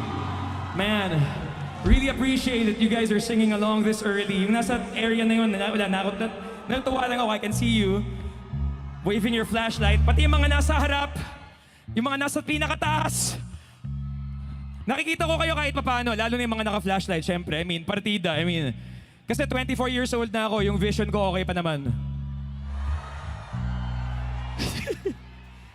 Then. A bit older, sige. Hindi, pero itong next song na gagawin namin, alam ko na dapat high energy, sana. Pero parang alam ko kasi na kailangan meron tayong love song na medyo malungkot kasi alam ko na kahit masaya yung mga nandito ngayon, meron ditong mga may pinagdadaanan emotionally kahit saan dyan sa audience. Sigurado ako meron. Like yung nagtataas ng flashlight na yun, I'm sure may pinagdadaanan ka ng konti. Okay lang, pinatay niya yung flashlight niya. Nagtitipid siya ng battery. Wala kang power bank. Okay lang yan. I see you. Sorry, naka-white. Yun yung thing I can really watch everyone. Ngayon, ito yung thing, this is a love song, medyo malungkot. Alam ko, most of the people here are gamers, no? Sino yung mga gamers dito? Meron dapat ako mga rinedi na mga jokes pero parang baka mag-fall lang flat on my face Kaya dediretso na lang ako sa isang love song na medyo malungkot. Again, kung may pinagdadaanan ng kahit sino man dito, hindi ka nag-iisa, pwede mo daan sa laro. So ayos lang yan. Here we go.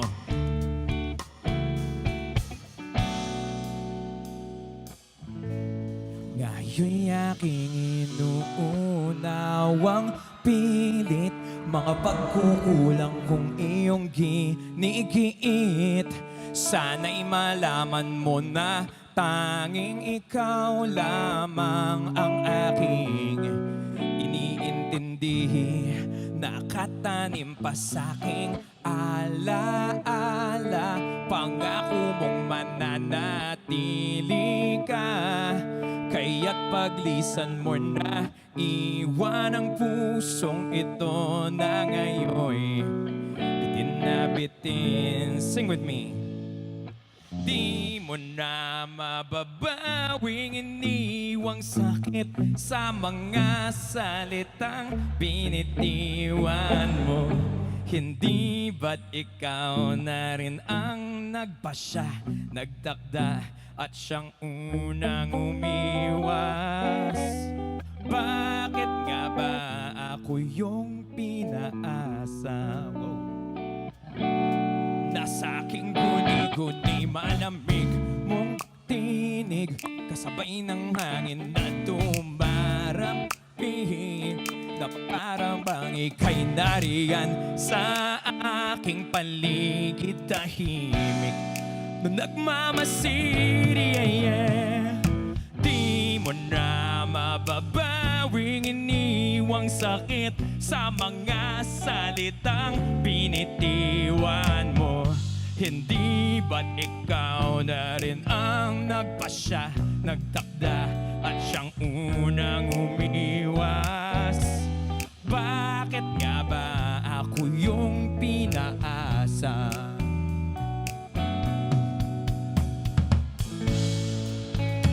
Nahulog ng mga ulap, buwan at araw, mga bituin.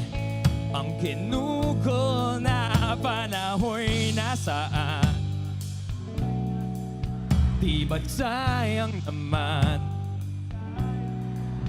giliw? Yeah, yeah, yeah, yeah.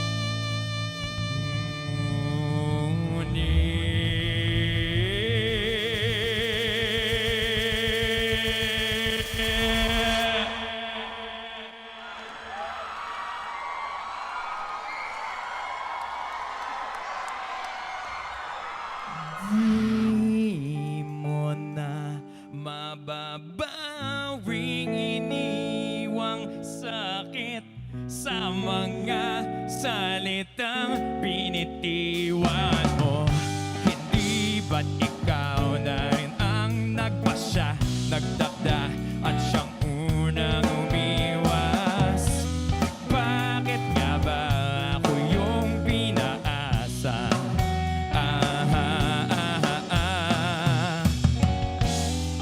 Bakit nga ba ako yung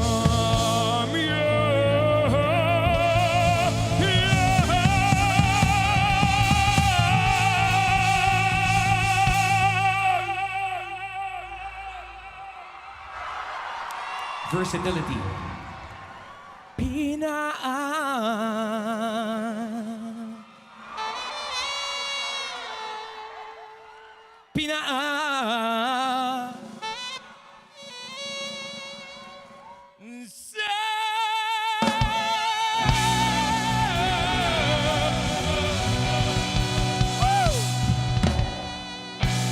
Guys, give it up for our friend Joey! Alam niyo, sa totoo lang, maski ako nagulat. Nakalimutan ko na magsa-saxophone solo nga pala siya doon. Pero grabe no, pag may nag-saxophone, parang kahit anong kanta, nagiging parang tunog Foolish Heart. Di mamaya papasok pa ulit si Joey. Isa pa. Round of applause for Joey. Meron pa kaming super secret number. Kasi, alam mo naman, naghanda talaga kami kasi nakakatuwa tumugtog dito eh. I mean, just being here right now in front of you, it's a great feeling as a musician. Maraming salamat. We're not done yet. I just want to say thank you early. Because minsan, when you're having fun, there's a tendency to just kind of disappear, leave, and like parang, ano nangyari? Hindi nagbabay, ganun. So, ngayon pa lang, thank you.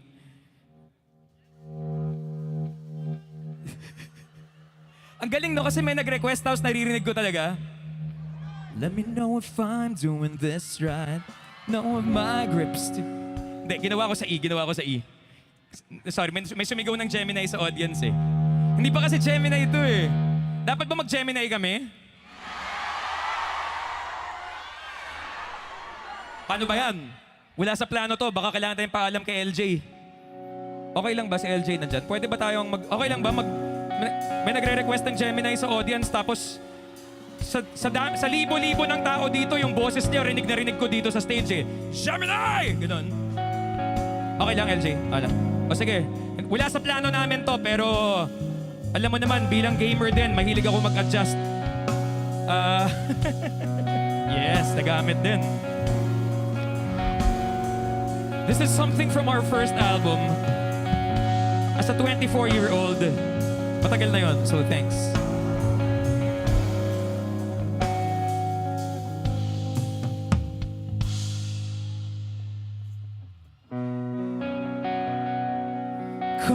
little closer, flame, current flight. We'll have about an inch space, but I'm here. I can breathe in what you breathe out.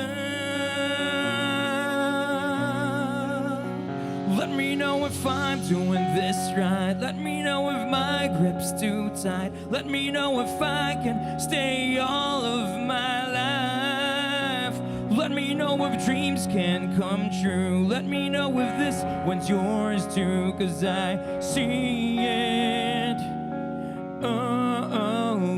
When I feel it right here, and I feel you right here.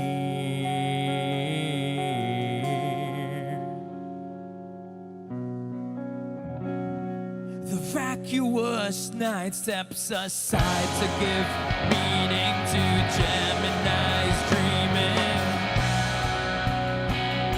The moon on its back and the seeming revealed rooms lit by the same star.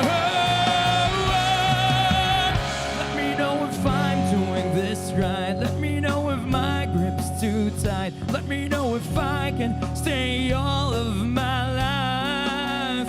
Let me know if dreams can come true. Let me know if this one's yours too, 'cause I see it. And I feel it right here. And I feel you right here.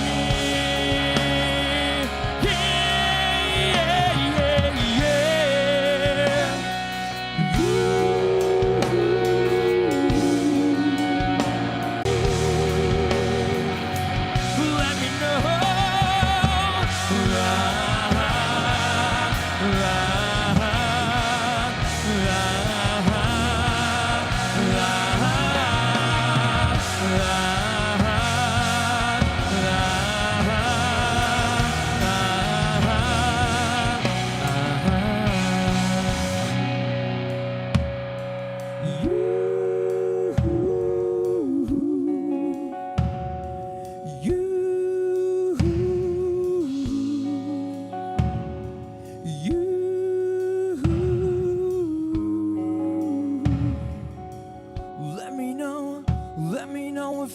doing this right. Let me know if my grip's too tight. Let me know if I can stay all of my life.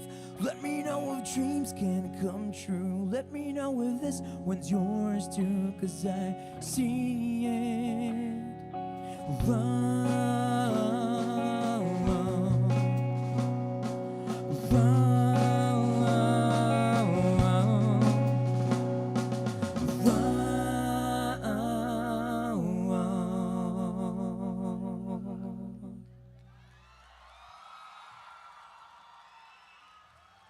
Ang saya pala, no? Grabe. Sarap ng feeling tumugtog dito. Na ganito yung audience. Ang saya.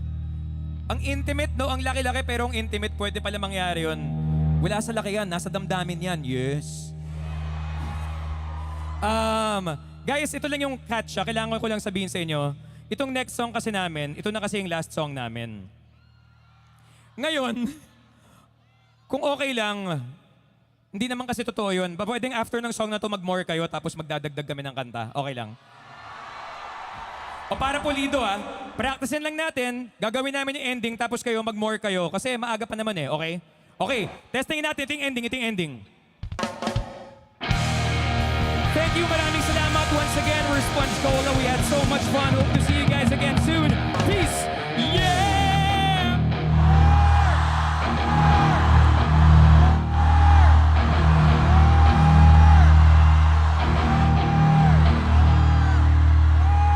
You guys want more? Okay, cut. Yun yung gagawin natin mamaya. Ang maganda doon, nung nag-eye contact ako sa audience, may mga gumaganito talaga,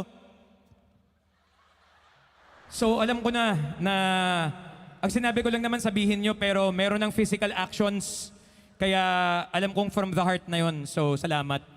Ngayon, kailangan nyo gawin mamaya kasi kung hindi, ang awkward nun.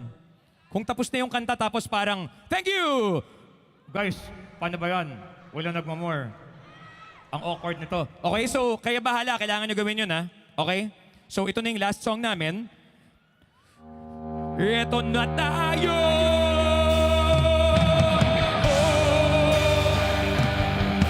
Ito na tayo!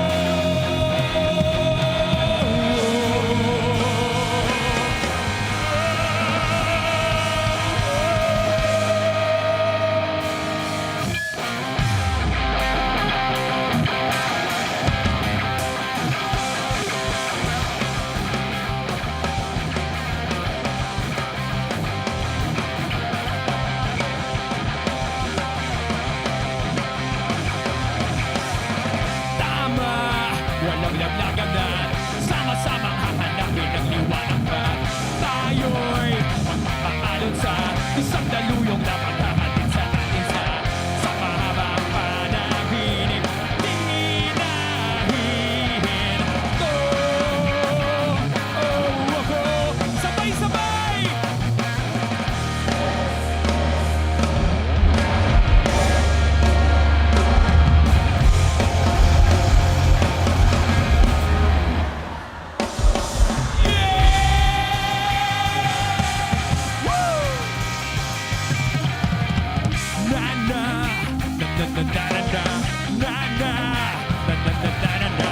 Teka, kaya ba natin to?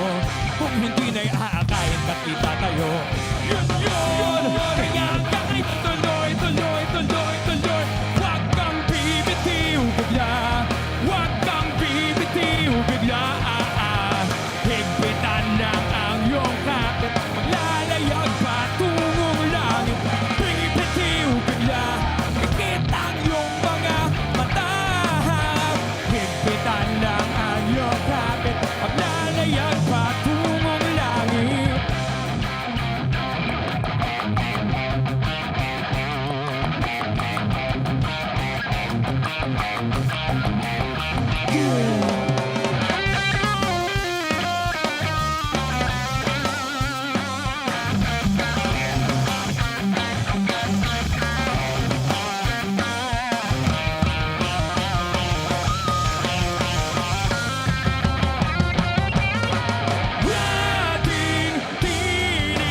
Ating tinig, abot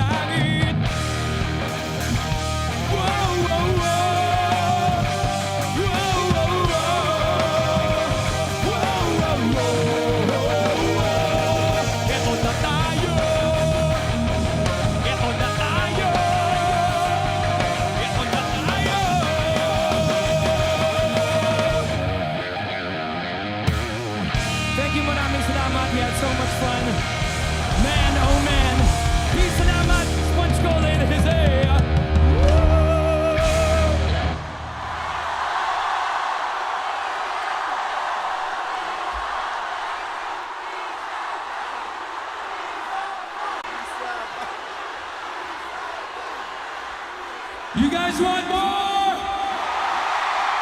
Whew. Whew. Teka lang guys ha. Sobrang hindi ko ina-expect na magmamore kayo.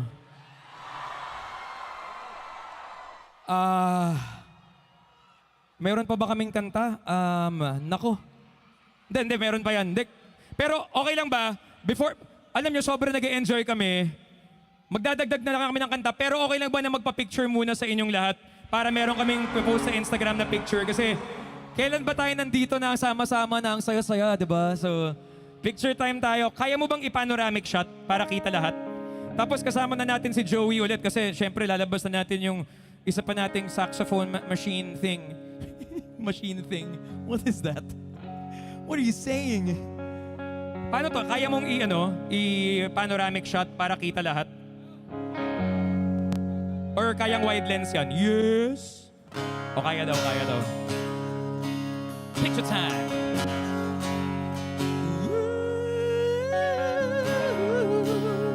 So low. Okay, kita lahat, pati yung mga nasa gilid. Pati sila. O, naka-wide lens to, kita lahat. 1, 2, 3! Peace signs up! Taas kamay! 1, 2, 3! We got it, we got it. We got it, good. Ay, isa pa daw? O, isa pa! Cellphone na. Yes, isa pa, taas kamay! Peace signs up! Wide lens to, kita lahat! 1, 2, 3!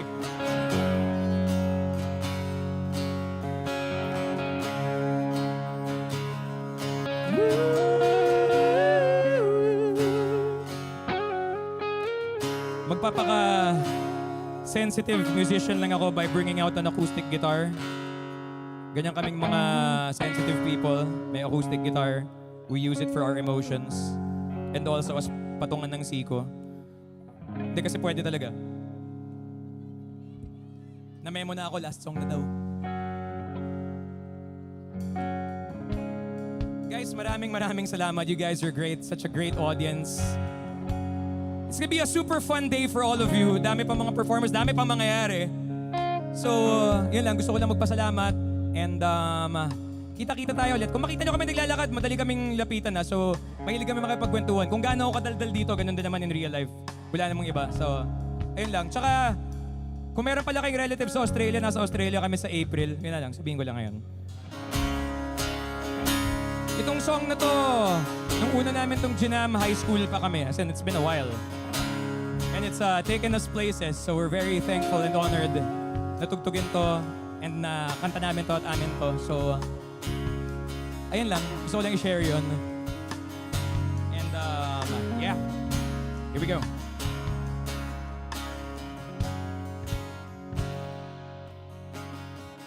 Bumaba ako sa jeepney kung saan tayo'y dati magkatabi.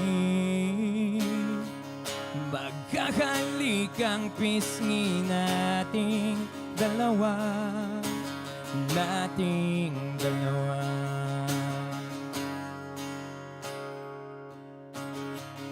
Panyo mo sa aking bulsa. Ang kahapon ay naroon pa rin. Ang tawa natin humahalay sa init nating dalawa.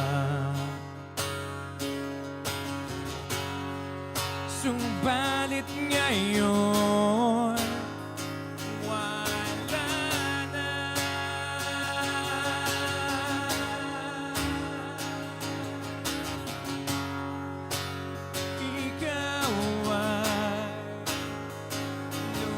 you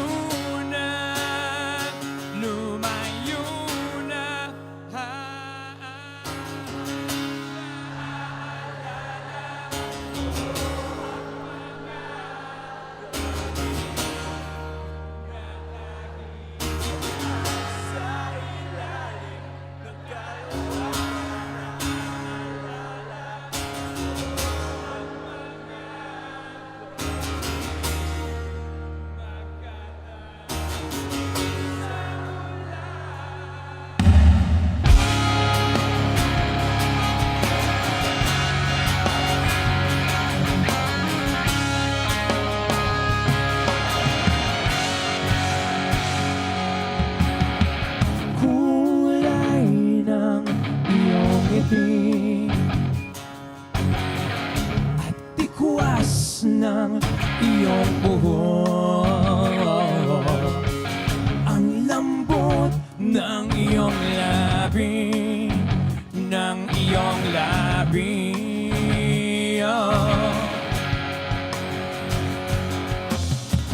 Kahit anino mo sa malayo ay nais masulyapan upang mabawi ang lamig.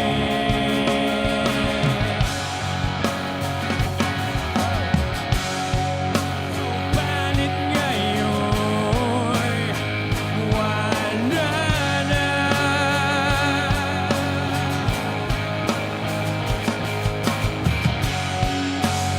Ikaw ay lumayo na, lumayo na. Naalala ko ang mga gabing nakahing sa ilalim ng kalawakan. Naalala ko ang mga gabing magkatad sa ulan.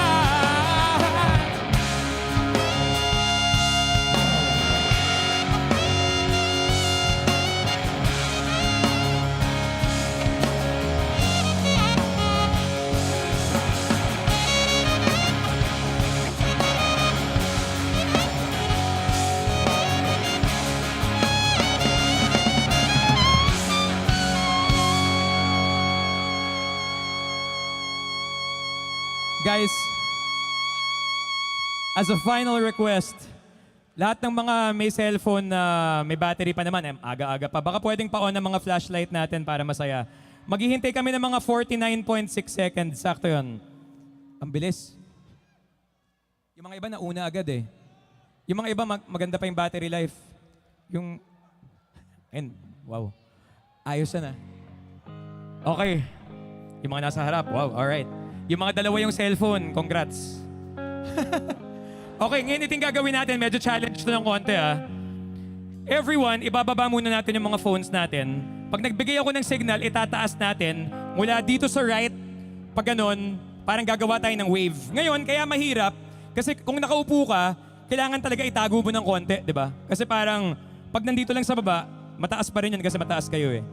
Parang sa Star Wars lang yan. I have the high ground! Yan, anyway. Star Wars. Okay, so tago natin ng konti siguro ng konti kung nakaupo tayo. Tapos pag nagbigyan ko signal, tataas natin. Ngayon, practice muna. Para lang pulido, practice muna tayo. Dito magsisimula, di ba? Okay, practice muna. Here we go, practice. 2, 3, and...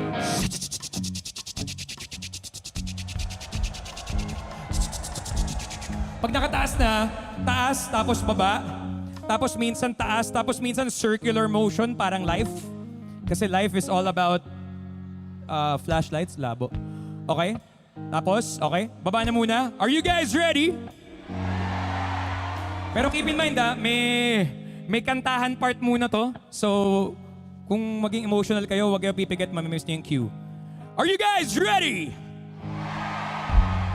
Subalit ngayon, wala na.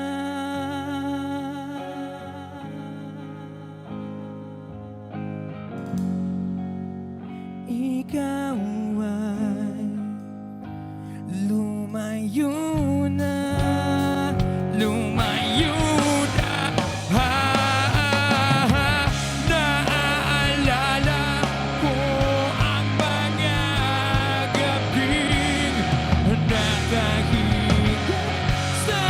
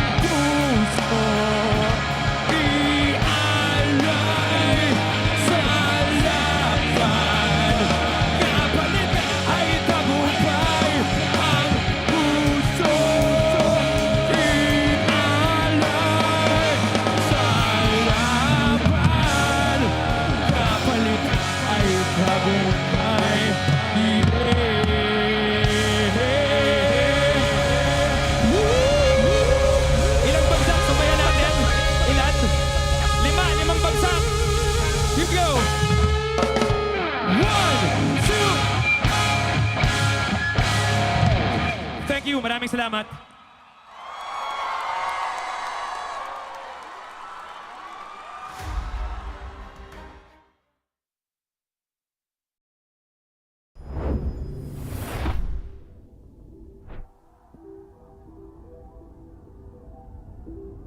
Let's have a look back at what happened on Predator League 2024 Playoffs Day 1. When Bob got caught in Team Aster's territory, they completely failed to burst him down, resulting in a counter punish that gave Bob 3 kills.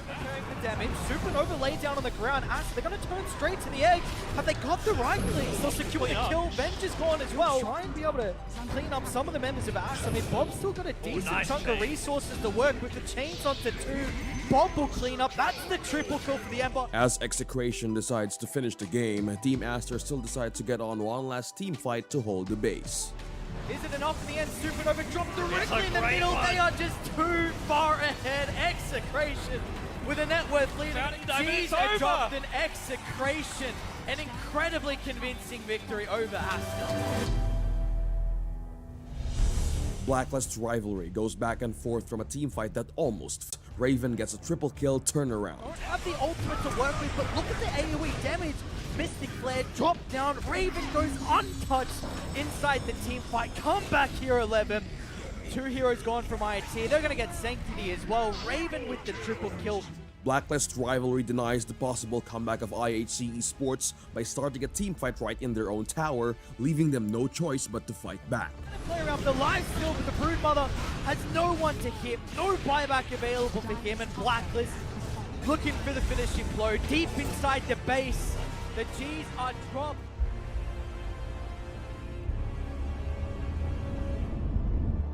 It's Blacklist rivalry versus Execration. This is the grand finals of Dota 2 Predator League 2024.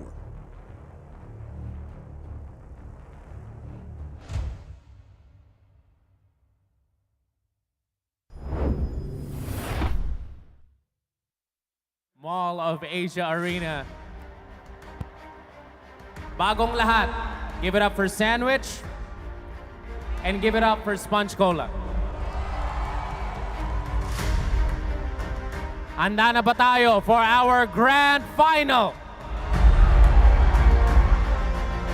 This is the Asia Pacific Predator League 2024, presented by Predator and co-presented by Intel. Also special thanks to our sponsor, Xbox PC Game Pass. Salamat Predator for bringing a celebration of gaming and music here at the Mall of Asia Arena. We'd also like to give a special thanks to Smart for providing SIM cards to our Asia Pacific delegates and Department of Tourism for support. Now, it's time to welcome our 2 teams. Our first team to take the stage.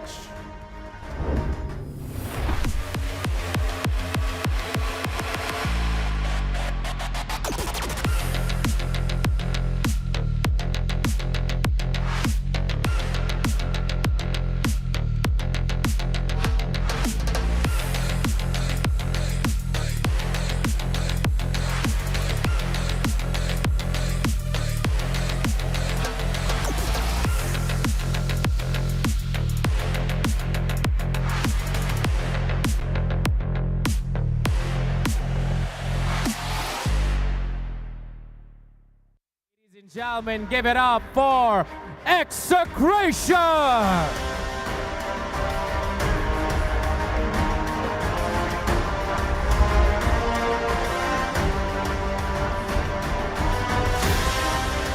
very convincing win against their semifinal battle. Ito naman ang kanilang makakalaban.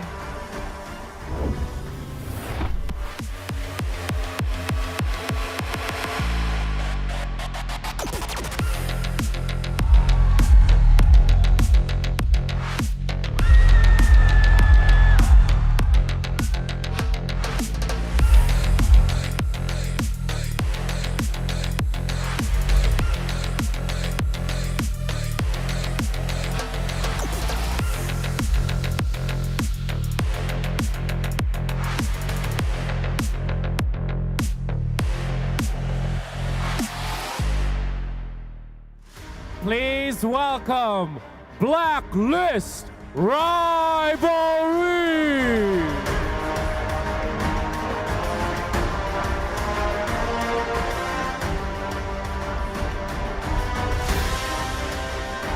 We have an all-Philippines Grand Final for the Dota 2 Asia Pacific Predator League final match.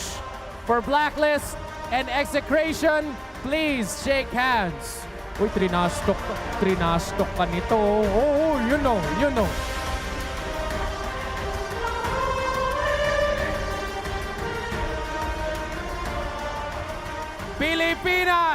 Pilipinas, Execration versus Blacklist Rivalry, Mall of Asia Arena. Are you ready?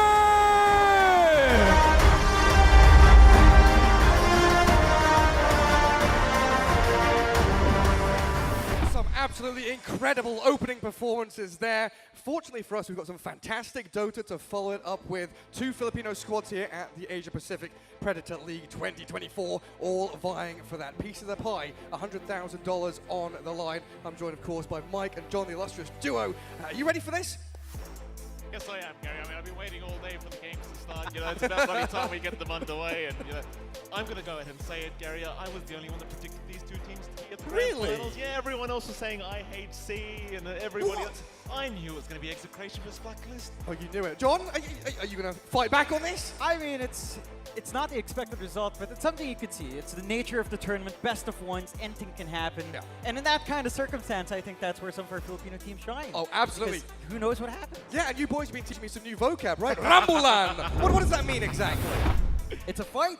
It's a fight. It's the offline Rambulan this time around. We tend to have it online only, but we've got both of these teams on the stage.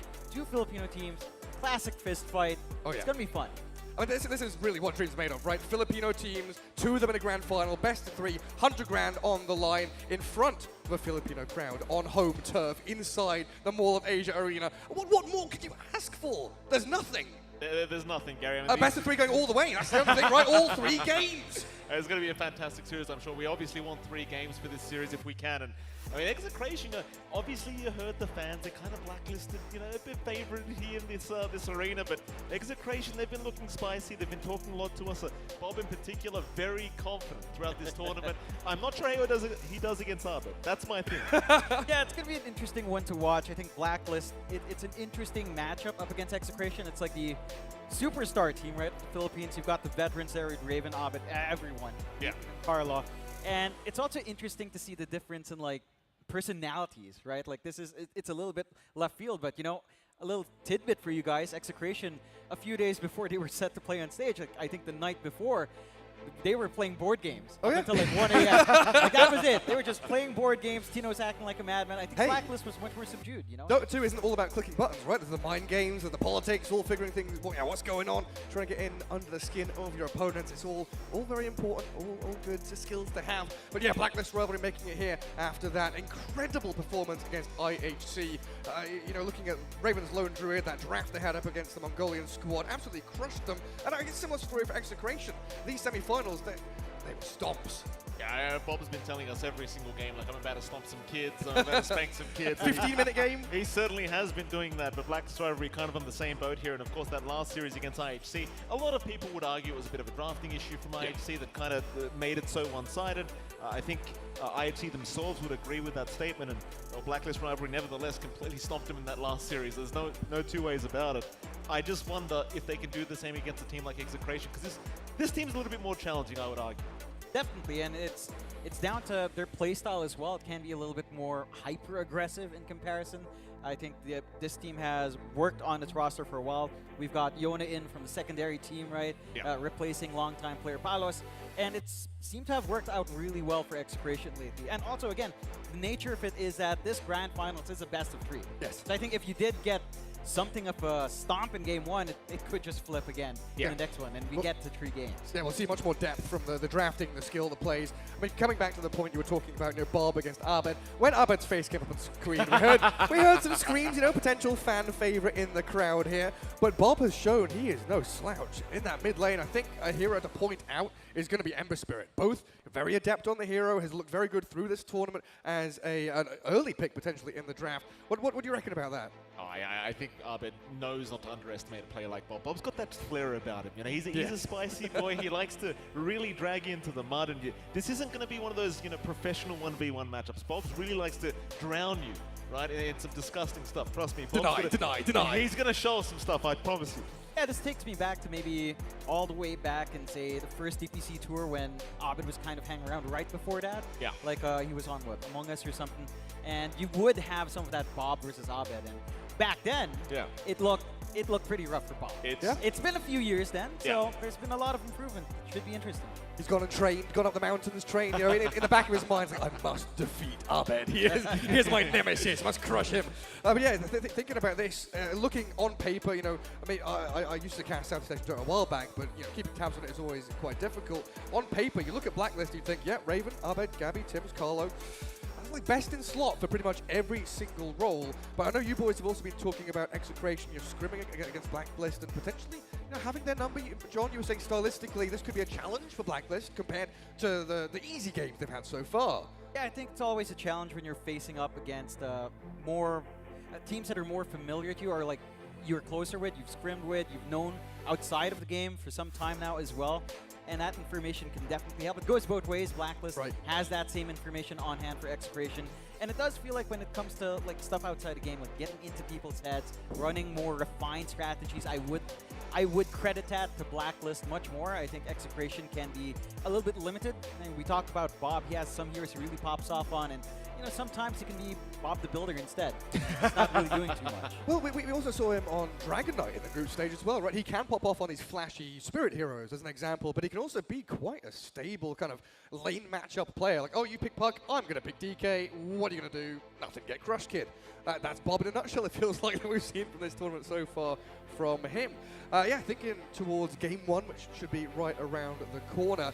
Anything that we're going to keep our eyes out for? Any kind of cheesy picks? Because we were talking about cheese picks through the entire group stage. We've not seen a single Meepo or Huskar just getting banned constantly. Is that something that maybe you could let through in game one? I think you might have to be a little bit concerned about. I mean, we saw that lone draw yesterday from Raven. My God, it was absolutely disgusting to watch. And if he's got a performance like that up against IHC, I'm pretty sure he could do the same thing up against Execration.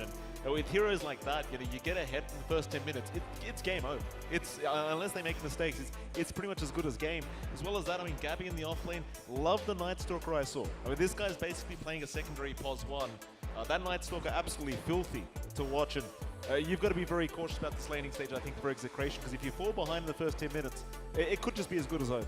Yeah, that's where it has looked really good for Blacklist versus just how well their lanes go. I think Gabby, since his time in Europe coming back, has found a lot of comfort in that off lane. Like, his performance has been so consistent, and that's where some of the inexperience of Execration can come in, especially for a player like Yona, right? Like, he's been on the secondary team for Execration for a while, on this kind of tier, on this kind of stage, doesn't get to play these much high-pressure series all too much. So this is the true testing ground, and it's going to be interesting, because again, I feel like Execration's style is much more loose. It's much more, let's just throw things at the wall, let's just play our own game, be aggressive, and see what happens. Yeah, it felt like a lot of their victories pivoted around singular moments. Now, they've looked good in the laning stage, doing well, kind of getting these 10-50% advantages over their opponents, but you go against Blacklist, those advantages just will not exist. They won't give you the wiggle room like that. So it's going to come down to the, I think, the 7 to 8 minute fight that Execration have been utilizing towards the enemy safe lane to try and pressure tower and heroes there is going to be vitally important for them. But you just know Blacklist are always going to bring the numbers and be mounting defenses of those situations. Yeah, it's a tough one to call. Looking at this best of 3, some might say, easy 2-0 for Blacklist. I think Bob was saying quick 2-0 for us, Execration. They're going to be slapping them out of the park. But on stage, in front of thousands of people, Mall of Asia Arena, things can be very difficult. You're talking about Yona. It's his first time, right? Yeah, it's he's filled into the role quite well. I think stepping into the shoes of someone as experienced as Palos, who we've seen go through so many teams in and out of just Philippine-based ones for a while. It's been a growing period for him, and he's always been a player that has a lot of promise. I think the key thing for Execration is just having the experience as well of players like Bob, of someone like CML. I think he's been something of the glue, kind of holding in the insanity of Execration together. Because trust me, these guys are very They're light. literally crazy. Yeah. I'm telling you right now, they are literally nutcases, these blokes in Execration. Can I go back to a point you made earlier? You talked about the 8-minute fights around the tier 1 tower timing. It's so important as well because you open up the twin gates. Right. For an aggressive team like Execration, that's exactly what you want. You want to open up the map, you want to dominate the side lanes, you want to just choke out the side of Blacklist if you can. Of course, those tier 1 towers, they were already really important to begin with for the safe lanes, but now with the twin gates available, even more important. Obviously, Roshan Pit also there. You can't really afford to miss out. Yeah, that's probably another key point, right? That Roshan timing, because if you're going towards these tier 1s 8 minutes in, that's really opening yourselves up. As a side point, Execration have mainly played Radiant through this tournament, so they're looking at this move to top Dire tier 1, take that objective, open up that Roshan kind of the 20-minute marker, and then you're looking for that secondary big fight. Because the first one, 8 minutes, you know, that might seem like a random number, what's going on there, but it's active rune, it's level 6s on your cores, your support's level 4 or 5, so a bit of control and magic damage from them, and they really do know how to tie that in together from a laning stage victory. But that step, right, that's that step they've got to overcome, that hurdle. Laning stage victories against Blacklist, no easy feat, as they've shown throughout this tournament. It's definitely the big timer there for both sides, and the emphasis on the laning phase has felt pretty interesting. I think it's also led to the importance of like having a way of just getting aggressive early and then also just committing onto the mid. I think that's one other thing that maybe faded away a little bit with a focus on the side lanes, but certainly something that the supports of both teams are very used to doing, especially a player like Tim's. So I'm keen to see how much activity we can get out from there on the support. I think we've seen quite a fair bit of movement. I'm not sure how popular the NP has been. That feels like the big one that has been rotating in and out, but I don't think we've gotten too much of that in this tournament. Can I just make a segue here, Jonathan? I couldn't help but notice Gabby's playing Invoker. Gabby, you are not playing Pulse 3 Invoker this series. That's the classic Put that warm-up. away, Gabby. That's the classic warm-up hero. It's not happening, brother. Put it away. That's how you get your fingers all warmed up, right? Yeah. Not for the off-lane players. Oh yes, for everyone. I'm a position 5. I used to play Invoker, but yeah, you warm yourself up, get the combos going. Tornado, meatball, icefall, cold snap, forward spirits down, with a deafening blaster follow. You know, you're all ready to go. Yeah. One ward to be placed. That target dummy, he didn't know what hit him. Oh, anyway, it should be a fantastic. Obviously, these teams getting warmed up, getting ready to go.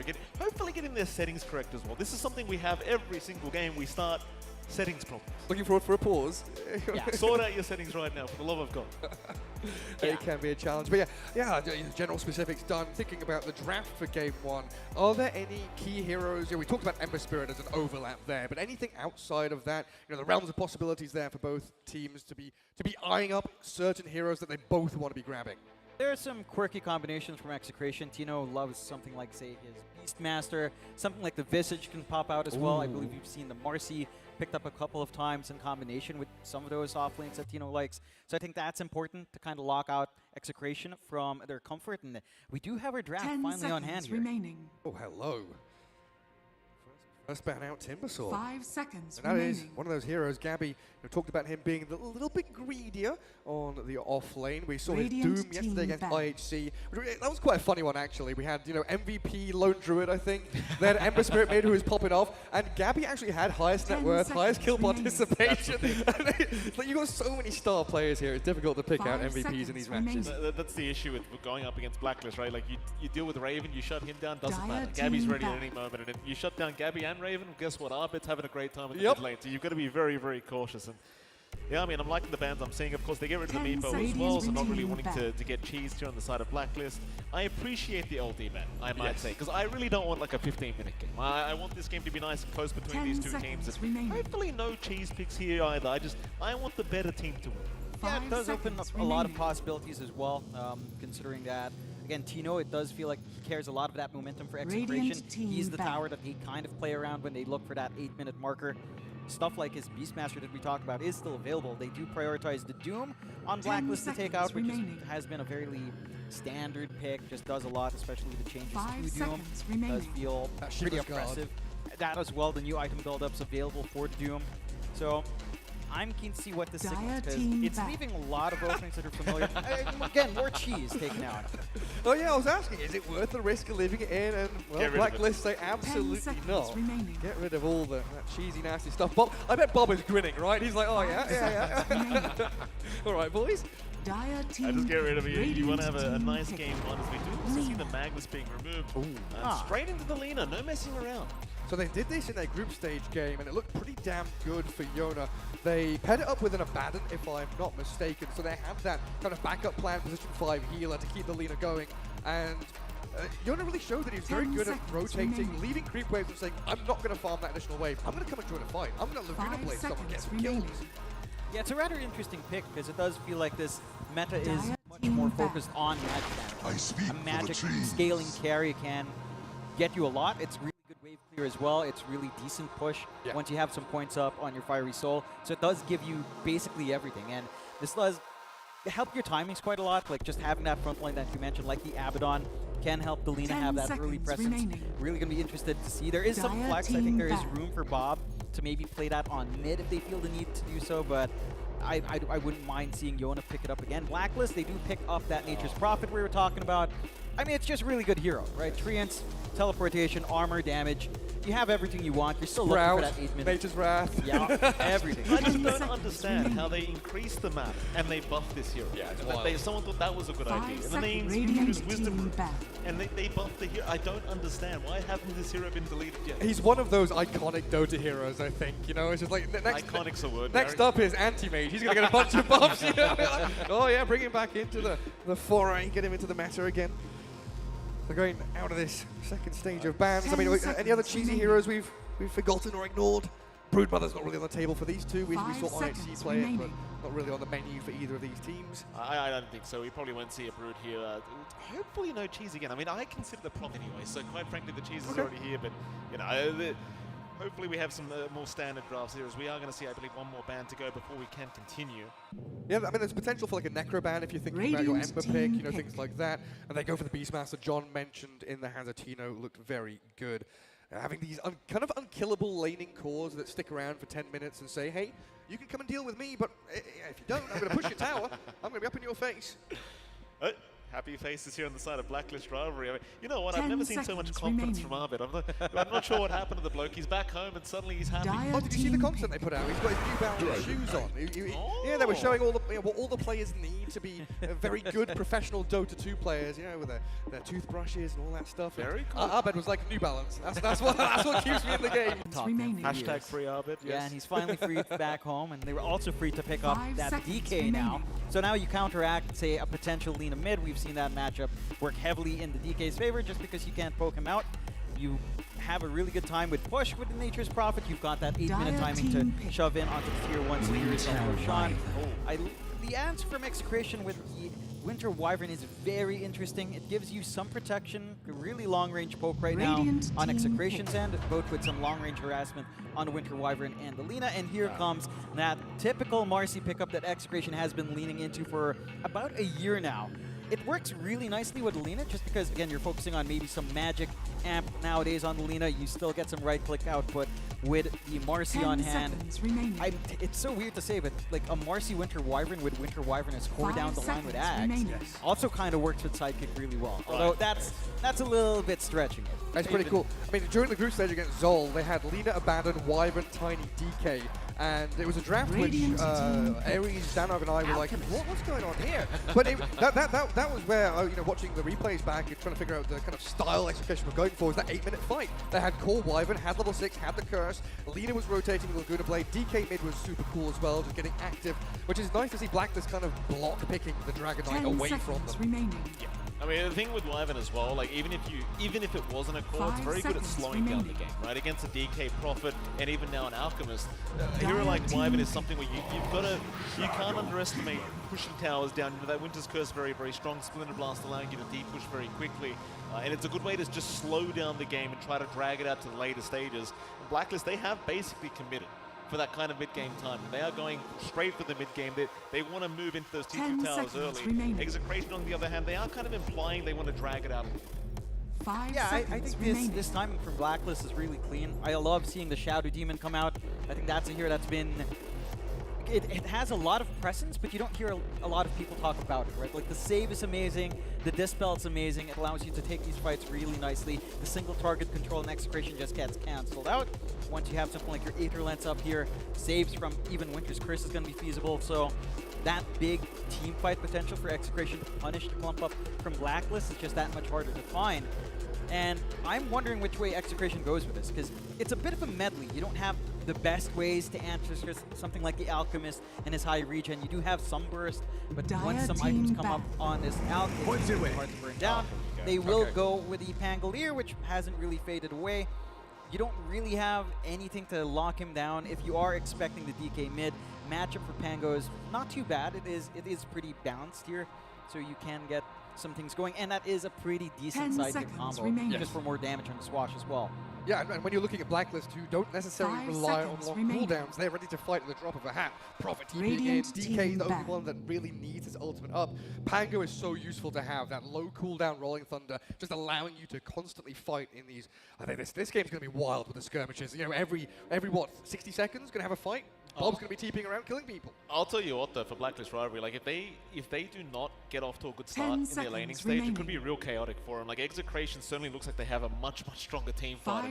You got to kind of concentrate on the Rolling Thunder. There's a Winter's Curse that can come at any moment. They could land a nice stun here with the Marcy or the Lina as well in the middle of all this. And on the other side of things, Blacklist Rivalry, their draft is like very calculated. You know, you win the lanes, you move into the jungle for a little bit, you get your items up, and it's very calculated how they want to approach those tier 1 and tier 2 towers.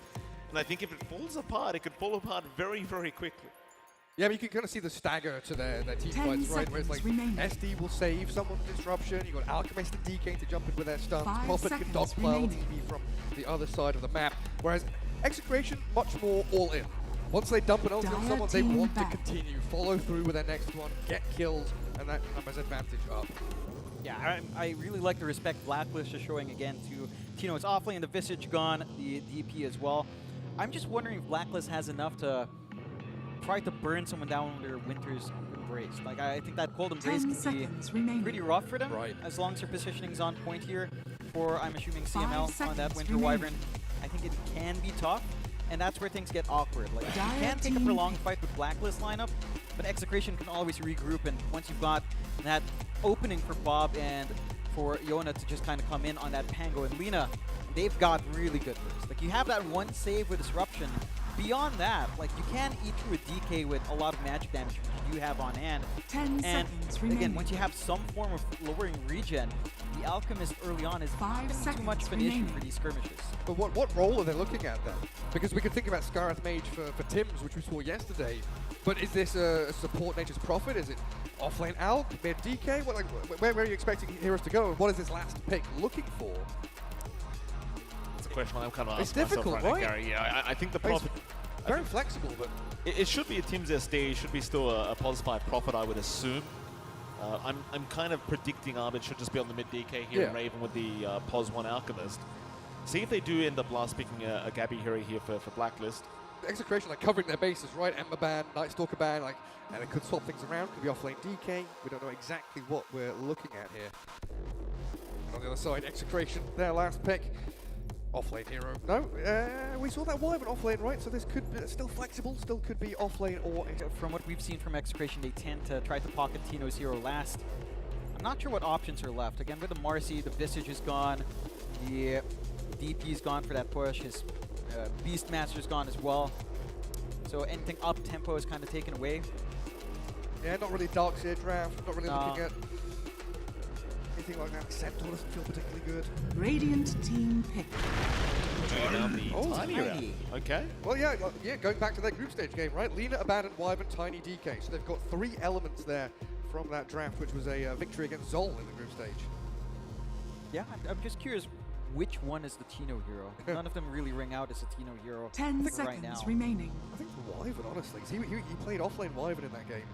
5 I think that works out. Remaining. Like your matchup against Alchemist, you've got pretty good poke. You can kind of deal with some of that regen early on with your Q. So you've got some tools. It's pretty oppressive in lane. that does give you quite a fair bit, and it does connect nicely with a Tiny. Like, you get the slow off, it's really easy to gap close, get the avalanche toss harassment, or even just a couple of right clicks with a tree grab can work out in Execration's favor. So I can see it running together for Blacklist. Like, There's my boy. Where's he going?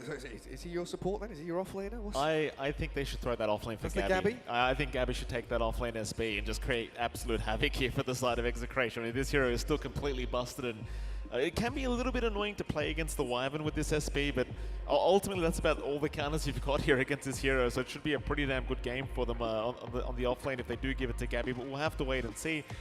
Ultimately, though, I think the draft is very well rounded. I think SB is a great way of kind of slowing down the fights themselves for Blacklist Rivalry if they need it, and we'll have to wait and see what happens. And they have kind of a soft global strat, right? Yeah. With this SB Nature's Prophet, Lina could struggle real hard here. Going to have to utilize this Marcian Wyvern to protect her through those mid-game team fights, because the map control, the wide map play the Blacklist can bring into that dog pile with global presence, that can be really nasty to deal with.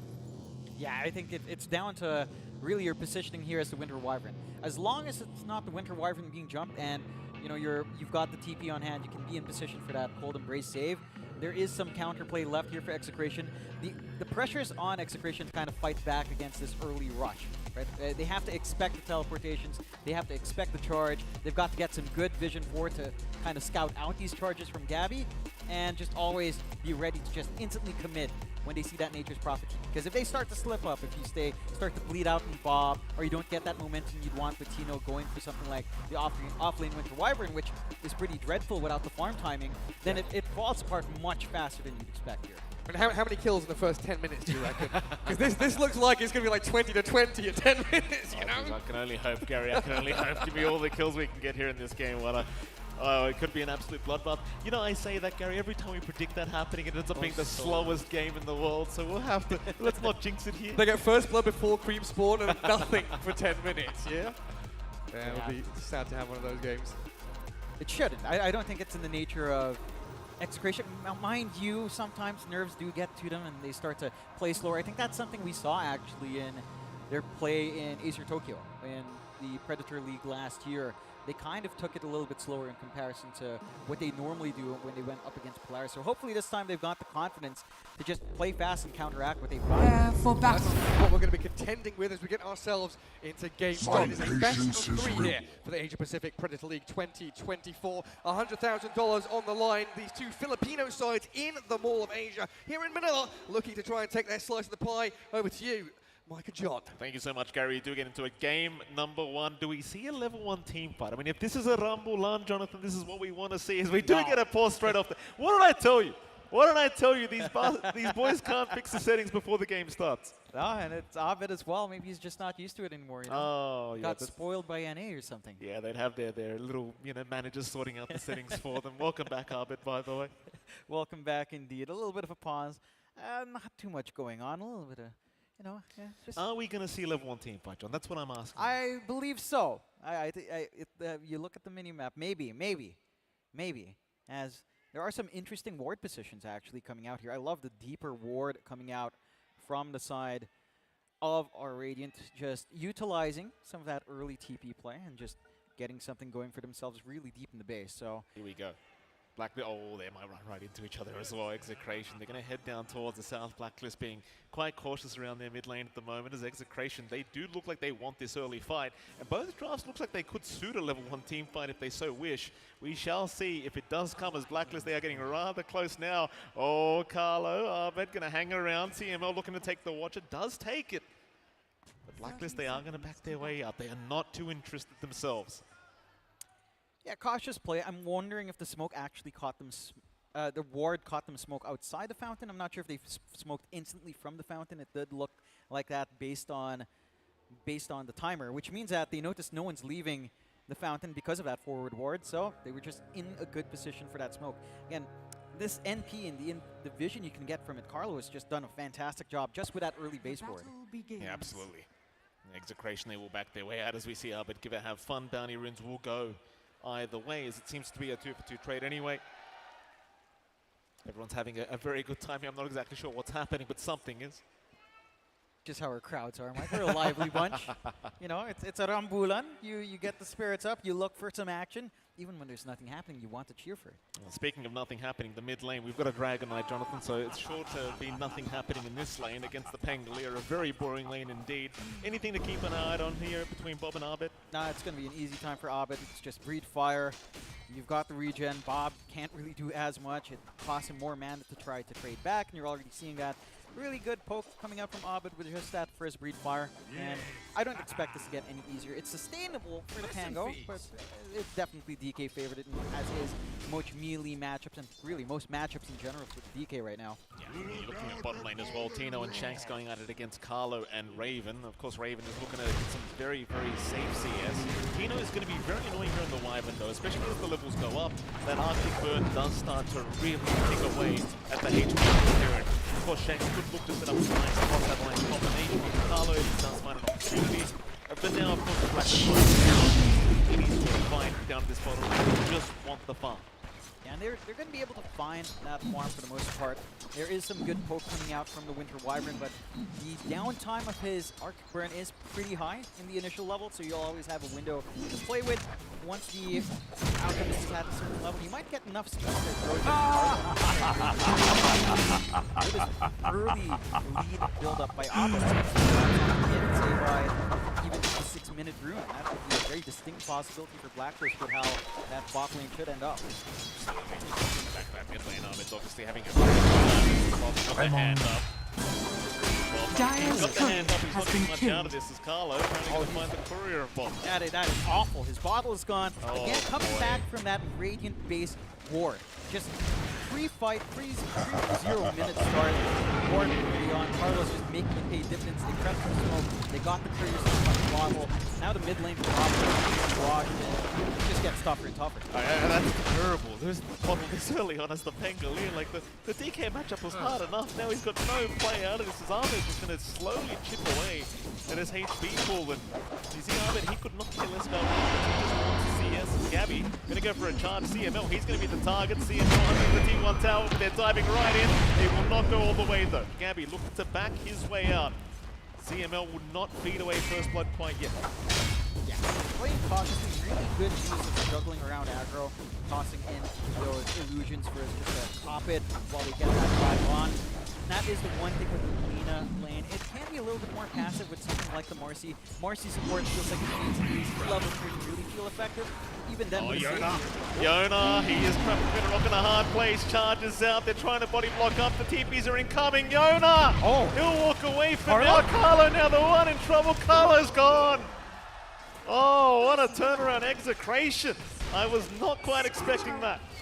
That's exactly what they need to do, right? Have the confidence to just TP in when you see that NP commit. Really good jump from CML to just get basically a 2-man stun with that weird blocking from the trees, just not cutting it here for the side of Blacklist and Execration.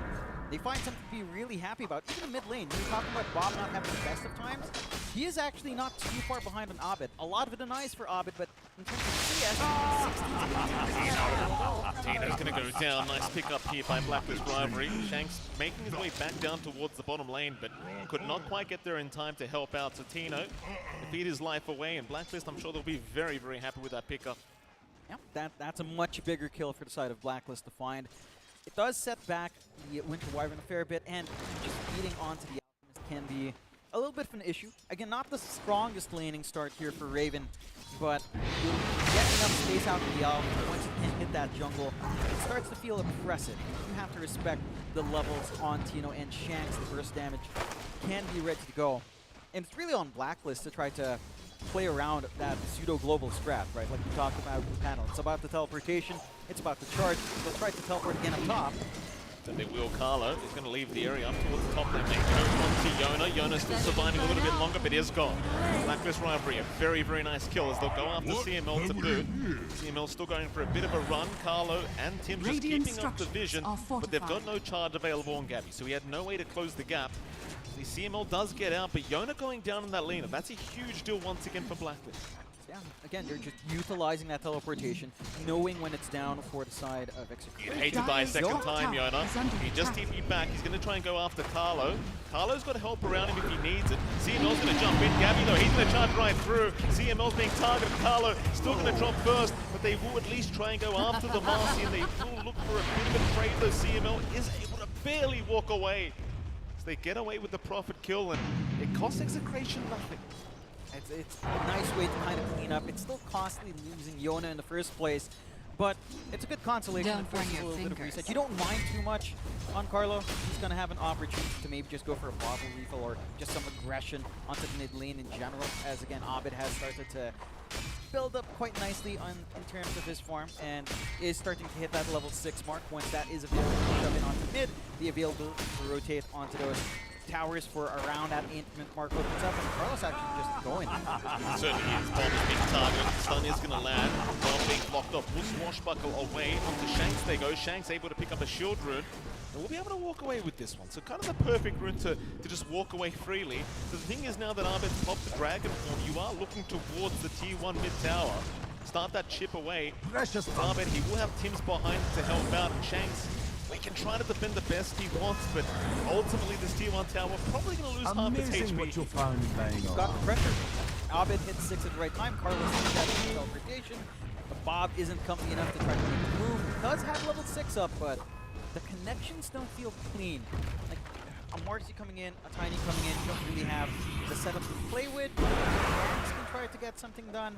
You are getting some space from the offlane, but that's also some space for Raven to try to play catch-up now on the Alpha, which he is getting the room to do so as well. And you've got room to stack for Tims in the triangle, and that hasn't been contested. So the foundations are set for Blacklist and Execration. It does feel like the levels still need to come in. You are finding some really good early farm on Yona. I think his timing is going to be like, maybe if he manages to play with 6 Carl. He was a bit cheeky with the boost from the timing. Does get tossed back into the Ancients, but he's able to TP. Nice quick thinking here from Carlo. Even had the TP in from Bob, but it's going to amount to absolutely nothing on the Pangolier. It's like he will just move his way into the triangle and just get back to that farming game. Good news though for Execration. I mean, Yona is having a real fantastic time in terms of the farm department on this lane. They're still top of the net worth board. Right behind though is the Alchemist and of course Abed. Well, Abed gonna look back towards that tier 1 mid tower. Once the map opens up, Blacklist Rivalry can start to look a little bit more aggressive if they so wish. But I think it's really just all about giving Raven more and more time to just escalate out of control here on this Alchemist. And of course the mid-game timing, that 15-20 minute mark is when you've got to start to be very concerned as Execration. The lanes have gone very well for Blacklist. Yeah, I mean, they've got to be able to scout out these stacks. They should know what's happening. They don't have vision of the area. They do manage to at least put a sentry down to try and block one camp, but these resources available is going to be massive, especially with the protection of not having a tier 1 on mid for Blacklist to have to worry about the TP point here. See a couple rotations here from Execration. Will not see him jump in from CML. He does have the toss back onto Abed. There's going to be an avalanche out as well. Bob trying to get the Rolling Thunder. Meanwhile, a block there, but Abed looking to be okay for now. Getting past the tier 1 tower is going to be survived as Tims, he will be the one to drop it. In comes Gabby. He's trying onto Bob. Bob going to try and swashbuckle away, but Gabby does land the stun, but there's no follow-up. Instead, they'll go after CML. It's going to be a 1-for-1 trade on the supports. Not too big of a deal for either side. Execration, you could make the argument, maybe got a little bit more out of that, but you know, at the end of the day, I think Blacklist is still pretty happy as Gabby's looking to go in, does find Bob, and Bob, he's copped the Nether Strike, he'll cop the charge, and Bob is gone. Gabby looking to back off now, will be okay as they'll get away with a 3 Pangolier kill. Abed, in the meantime, trying after Tino, might have to settle for Shanks instead, and Shanks will cop the stun, but there's no real follow-up damage yet. There you go, CML now TPing back in as Tino trying to go after Abed.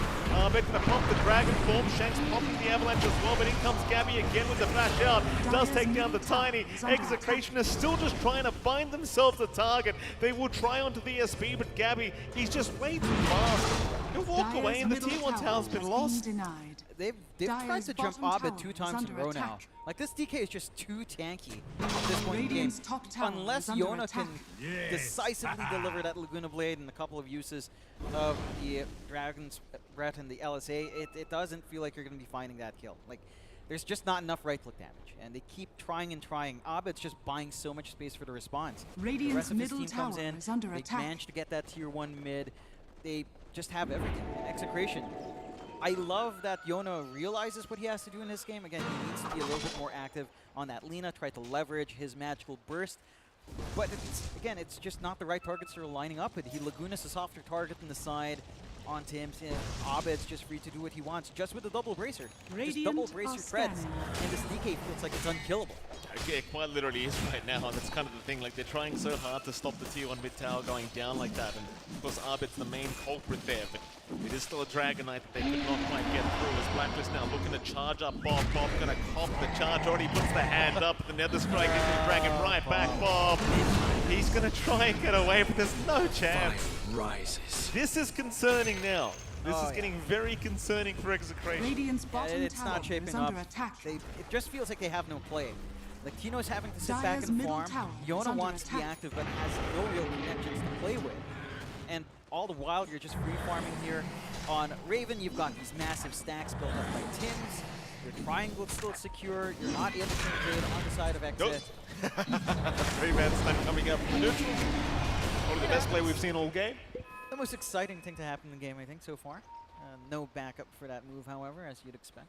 But Execration, I mean, it's a rough position. The vision game coming out from Blacklist since minute 0 has been amazing. They've got good forward vision on Triangle, good forward ward up in that top jungle area. They've got a nice avenue to just try and ambush onto the top lane jungle as well.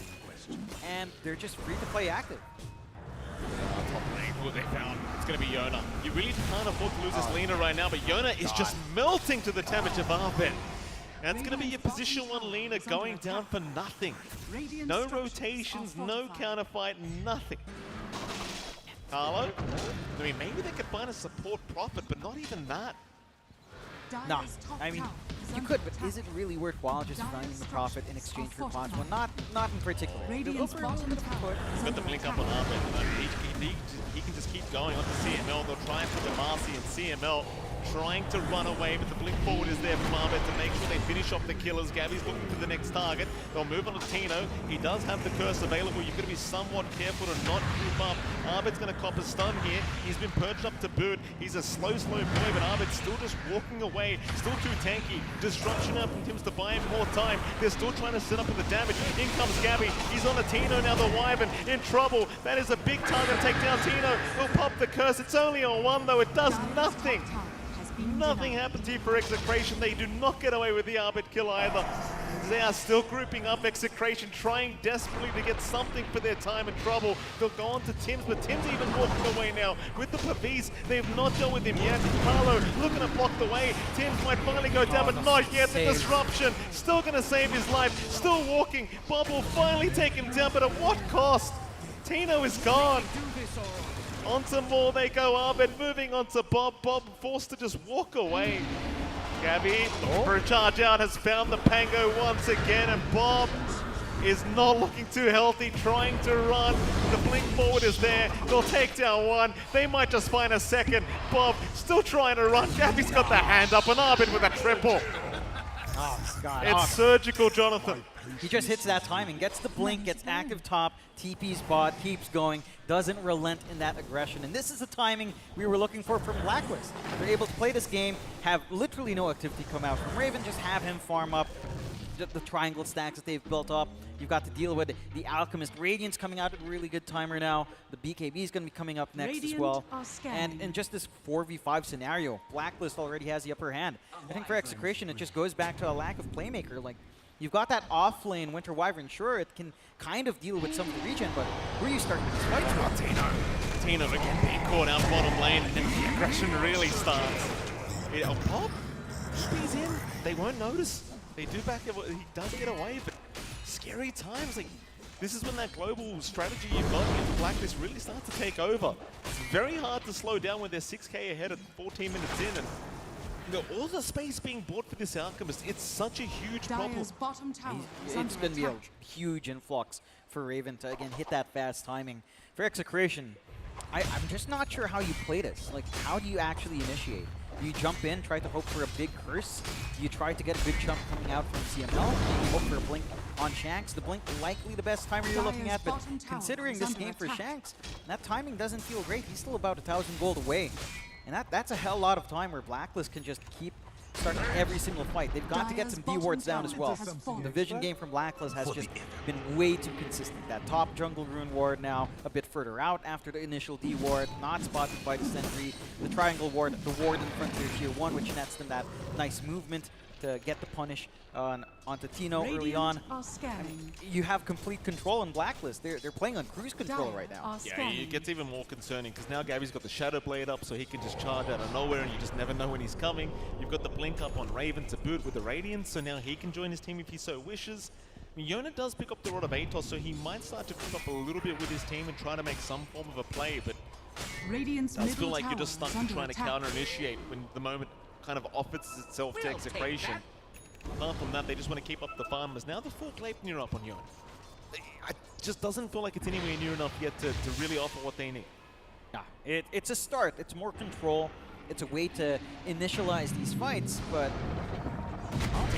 Gonna find out the hard way. The Shadow Blade was up and Raven with the blink in. Gonna take down Tino immediately as Shanks. Gonna toss up the Alchemist, but it means nothing. Shanks is just melting to the damage. Yona does move in, but there's just no damage flying out. Now he's in danger. CML is down. Bob, they are still trying onto Raven. Raven might fall eventually, but Yona has gone first. Raven will walk away. Gabby with the hand up. Onto Bob they go. It's gonna be a full team wipe. Execration. Can they get at least Bob out? They're diving. I don't think they can. Gabby in slow motion going after Bob. Bob will walk away. What does it matter though? You lost 4 heroes for nothing. Yeah, it's... Gabby? Oh? What are you doing, Gabby? Okay. Gabby, what are you doing? Didn't quite have enough mana to TP home, so has to go for the reset. Does happen. Can't really walk up for the mangoes on the fountain, unfortunately. And aside of Blacklist, again, it's just complete control starting out from them. Execration, that timing... That timing with the Gleipnir, it's just not enough. Like, you hold them down, sure. You get the Laguna offline. You can't kill them. Nah. You can kill CML. CML. Oh, Simcliff. Raven. He'll just TP away. It's no problem. Even finding a nice neutral item there on the way out.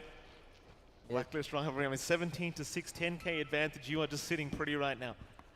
Yeah, it doesn't look that competitive right now coming from the side of Execration. Again, in this fight, they all mass teleport in. They try to get that control with Yona. He gets a Laguna off onto Abed, but what are you going to do about that? Where's the follow-up? It did no damage. It does nothing. It literally did nothing. Like they've got to be able to find the backline. Like Carlo is a decent target, you know, literally anyone but Abed. Heck, even Raven at this point, pre-BKB, is a target that you could try to force yourself onto, but none of it are targets presenting themselves. It's just Abed running forward, not a care in the world, blinking up front. Yeah, he's a DK, and you don't have that straightforward answer here for a DK. You absolutely do not. Execration up that top lane. Do need to be somewhat more careful because it seems as though Blacklist want to group up and start to move up towards the north again. They'll get the blink up on their Tiny at least, so you do have a bit of blink toss plays here from Shanks now available for Execration. I don't need any little pick up that they can get. The Blacklist going to take the time to sit back and relax now at the 18-minute mark. 11k ahead, and of course with an Alchemist, you only are set to escalate even quicker. Dire's middle tower is under Or attack. Blacklist, no rush here. Going to slowly move through the bottom lane, looking for that tier 2 tower. Well, why the hell not? It's going to be an easy one by the looks of it as Execration. When they are grouped up, they are looking ready to go for maybe a smoke attempt, and they will pop one. How do you take the fight? Like, you may be looking for a great toss back on an easy target here for Blacklist to get things started. That's your best option. Try to go for the burst play with Avalanche toss back and have Yona just be a little bit more far forward, maybe more than you feel safe, but you've got to take some risks when you're this far behind. Blacklist going out for their own smoke. Counter smoke situation. Blacklist looking for an opportunity of their own. They might move right into Execration though, as they do. In fact, Gabby getting a double charge out. Has found Yona already. The Lina in pretty big trouble. Yona just melting to the damage of Abed. Abed still trying. They will at least call and embrace to save Yona for now. Curse is out. Abed causing so much trouble. They've lost Gabby though. Maybe they can take down the Dragon Knight. Abed finally goes down, but they do lose Yona in return as now Shanks dropping quite low himself. Raven's a huge problem. Can they deal with the Arc to boot? Maybe they can. Raven, he'll pop the ulti. He'll try to survive, but he's dropping rather low. In comes the Tiny once again, but the TP is just taking forever. Raven, BKB'd up, trying to run. Bob on the chase, the blink away. My God. He's fine. He will make it another day. That was not a bad fight for Execration, though. No, definitely not. They forced the first BKB usage out from Raven. It was a very split-apart fight. They were delayed on killing off Gabby. They've got to find a way to deal with that Shadow Demon in back. But in the end, it works out. It does cost them a couple of buybacks on Execration, but you need to take what you can get right now when you're this far behind. You are seeing some of that damage start to kick in, like with that defusal up for Bob. We'll cancel off the charge here through the bottom lane again, but it seems as though Blacklist are not too interested in trying to force this fight, especially with the BKBs on cooldown. They'll wait for another day. I wonder if Blacklist are at all worried after that last engagement. Like, it was a bit too close for comfort here up against Execration, and you know, Execration showing signs of life now is fantastic for us at the very least, Jonathan, because it looks like the game might get a lot closer. For Blacklist Rivalry, not so much. Yeah, I mean, again, this fight was a really good target to go for, a really great blink reveal coming out from Shanks. Just stalled out a little bit too much by the disruption from the Shadow Demon. They've got to be able to take care of those saving supports, really take care of Tims. Because one good disruption, you lose that burst window. That's what your lineup's about when you're kind of running this Lina plus Tiny. You're just lucky to melt one here down ASAP. You managed to get the shard going on Shanks, which probably isn't the best support here to have the shard on, but it's useful, I guess, in just shoving out waves, trying to siege if they can get themselves into a position where they can start to contest these tier 1 towers. You can maybe start to even consider Roshan down the line, although it does seem to be a lot easier for Blacklist off the back of a fight. They'll go out for a smoke. They've got the Manta style up on Abed, so even more tools to save here. Yeah, Shanks does get caught out immediately. Abed just trying to take full priority here with the Manta style, and even looking for the body blocks on Shanks. Toss away though from Shanks, but it seems as though he should just be as good as dead. Carlo will secure the kill. Raven in the meantime looking to cut them off. They found Yona. They've got the Lina controlled up. Gabby just perma-bashing the Lina. As in comes Abed now. It's just no way out for Yona. He's trying so hard to get away, but there's just no gameplay. They'll just lock him down forever.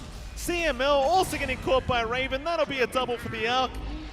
And up north they go. They want more. Gabby's found another target. It's going to be Tino. He'll try for the TP, but it's no good. It is no good. A triple kill for Raven. That is dirty as all hell. The back-to-back bashes into the shield bash. It doesn't feel good right now for Yona. And with all of those deaths, that little momentum Execration found from those kills earlier on, they're going to lose a lot of it. Mid-tier 2 is being sieged, top's being shoved in as well. You've got this Alchemist now who's about 4k above any next hero, 7k above the next dire side hero. So you just don't have the tools to match up against that Alc unless you get that same situation where you can just get the chain stuns off and funnel Blacklist in one by one. You do have some really good high ground here on the side of Execration at least. The threat of Winter's Curse can probably buy you some time here, maybe force Blacklist to consider waiting for that Roshan, that first Roshan, and when they're confident for it. But with this kind of lead, with a 98% chance to win for Blacklist, things are looking dire for the dire side Execration. Oh, no kidding, Jonathan. It's looking pretty rough here. I mean, it's certainly not out of it quite yet, but Blacklist look like they have a pretty easy path to that high ground rather soon. Maybe just wait for Abed to have the Ags up here on the Dragon Knight and make it especially hard. Because he even got the Dragon Skull as a tier 2 item. So it's just, these towers have just been absolutely melting here with the DK. I mean, you are getting to a point where Execration are looking to fight back. You've got Tina with his own Aghanim Scepter being built up now, but perhaps that could be a game changer here for Execration on the high ground. The question is, will he have it in time? It's still 2 parts away, around 2,000 gold to go. And I feel like Ags, it's a big jump up. It's not enough to turn the tides, right? Like, he has the Mage Slayer up. You kind of want more. You want more attack speed. You want more mana to sustain that usage of Arctic Burn. That could be the way they scale, as I think the way they're playing their Luna right now for Yona, again, is much more tempo. But it's gonna need a lot of time to compensate for this deficit. And as time goes on, you know, this Alchemist is just getting bigger and bigger. It's compounding every single time because it's just so much faster for Alc to hit his own item timings. We could even reach a point if he tried to stall this game out, you know, Raven could just start gifting Ags. 3 Ags for Abed down the line, although It looks like he might be farming one of his own, but a freebie on the DK, leaving up an opening for, say, more attack speed or armor on DK can be massive. Or even just a free Ags on, say, something like the NP. Like, the scaling of Blacklist is still impressive with the ALK. Like, the ALK will plateau, but the Ags upgrades they have is massive. It certainly is. The Blacklist Rivalry hanging around that top side of the map. It seems like Execration will do a good job of just avoiding them all together. 19k advantage now for the Radiant end of things. Fiona does pick up his Lincoln Spear, so a bit more defense coming out for that Lena. Another Lincoln's now being built up, does be picked up on Bob rather. Roshan going to get started here by the looks of it. Blacklist Rivalry just trying for every objective they can get. And Execration, I mean, they are around the twin gates of the bottom side, so they could think about a fight if they do go through the gates.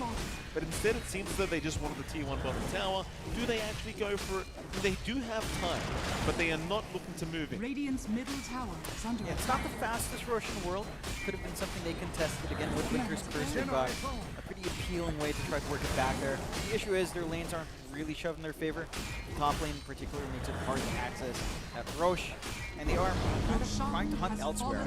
So freebie Aegis coming out for Raven. Does have a full AC up as well on top, going for the Basher next. It's going to be a lot harder to try to burst down unless they can leverage off this magic damage on Execration's side. Let's see if they manage to get that position right. It does feel like for a lot of these fights it's been down to who manages to find the vulnerable target first. When Execration manages to, say, find a softer target or catch Raven off guard before his BKB can fly on, he is still somewhat manageable with the chain stunts and with a burst, as long as he's not in his ult with a BKB. So it's a little bit tougher to kind of get that done with the full AC up. You've got the full Ags up being bought out by Carlo himself, and that entangle on the Nature's Curse, it's pretty painful. Especially, again, considering how well the vision game is coming out here from Carlo. He has some really good angles to just snipe someone if they're not careful. You've also got the Axe here on Arbit now as well, so the Black Dragon is available. That's equally scary here if you are Execration, as Blacklist Rivalry immediately trying to group up now. Start to take over that map again and maybe look towards the high ground. Look towards that bottom tier 2 tower first. Of course, the last outer tower available now for Execration. Dire's bottom Should be tower no is problems here under for Raven to take care of. With the Aegis up, I mean, you've still got 3 minutes 40 seconds just move into that high ground if you want. Blacklist do not need to rush this, but with the timings of these power spikes that they've got now available on their heroes, it seems as though they want to go.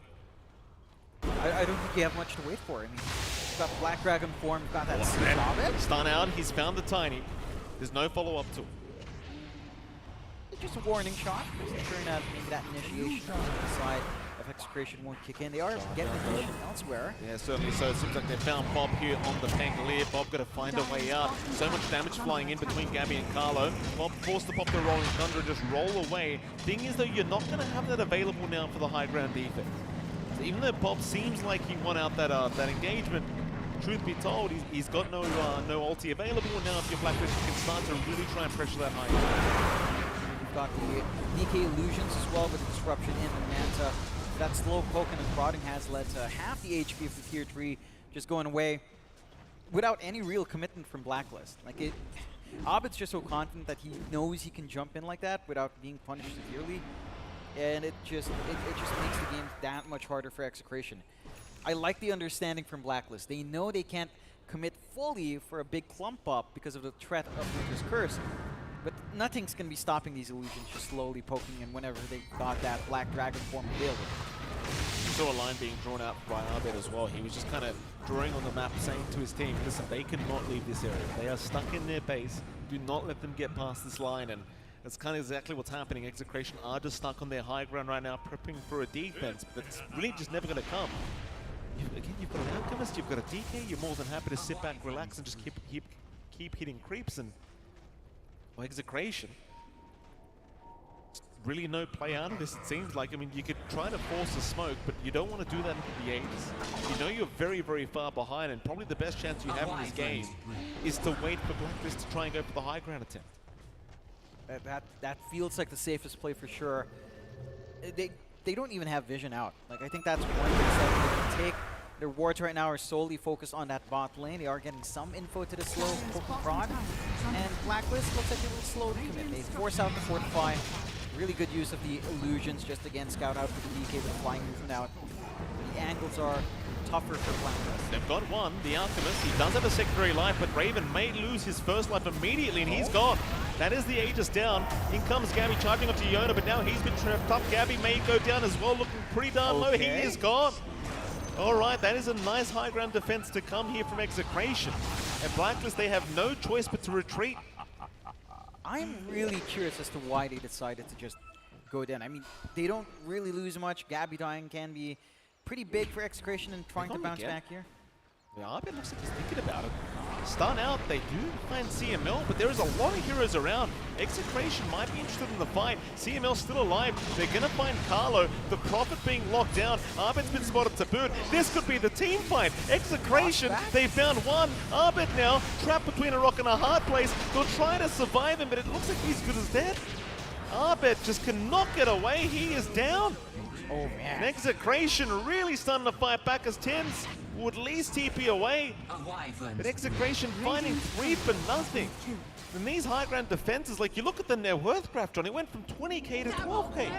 Yeah, it's starting to swing really hard. And again, it's this commitment from Blacklist that kind of causes that, right? They come in with the illusions of DK scouting the back line, but putting so much pressure on Gabby, maybe feeling confident to charge that far in without the backup of Raven. It cost them big time on Blacklist. And Execration, you're starting to see that damage kick in. With the Witchblade up on Tino, with, again, his Ags and Mage Slayer, with how far he can stand in these fights, he is fairly well protected, especially if Gabby's charging someone else first. It tends to be CML nowadays, or Shanks, that kind of cops a short end of the stick there. It's important for Gabby to keep that charge onto course, but with the Lincolns to protect, that easy initiation you were looking for from Blacklist is harder to execute, right? Like, charge is going to be something that you can't rely on. Blink, shield bash is not something that you can rely on as well. You need to kind of pop it first. And that feels like one big difference maker for Execration to react. You've got a window for Yona to play, you've got a window for Bob to play, and that has made all the difference here. Absolutely, as Blacklist, I mean, they're going to go for a smoke, they're going to try something again. Towards the north, lines have been drawn out. They've got an Abyssal Blade now on Raven. Seems like Execration not really looking for this fight. I mean, this is outside of their base, so it's not quite like the last team fight we just saw. Ping's coming out towards the top lane. Seems like they have spotted out one, and it is going to be Bob again. Bob going to try for the Watcher. Does take it, but now Gabby's right behind him. They'll entangle him up. Bob could not get the Rolling Thunder up in time, and Bob is gone. That's a huge kill for Blacklist Rivalry. And so Bob just always at this top lane.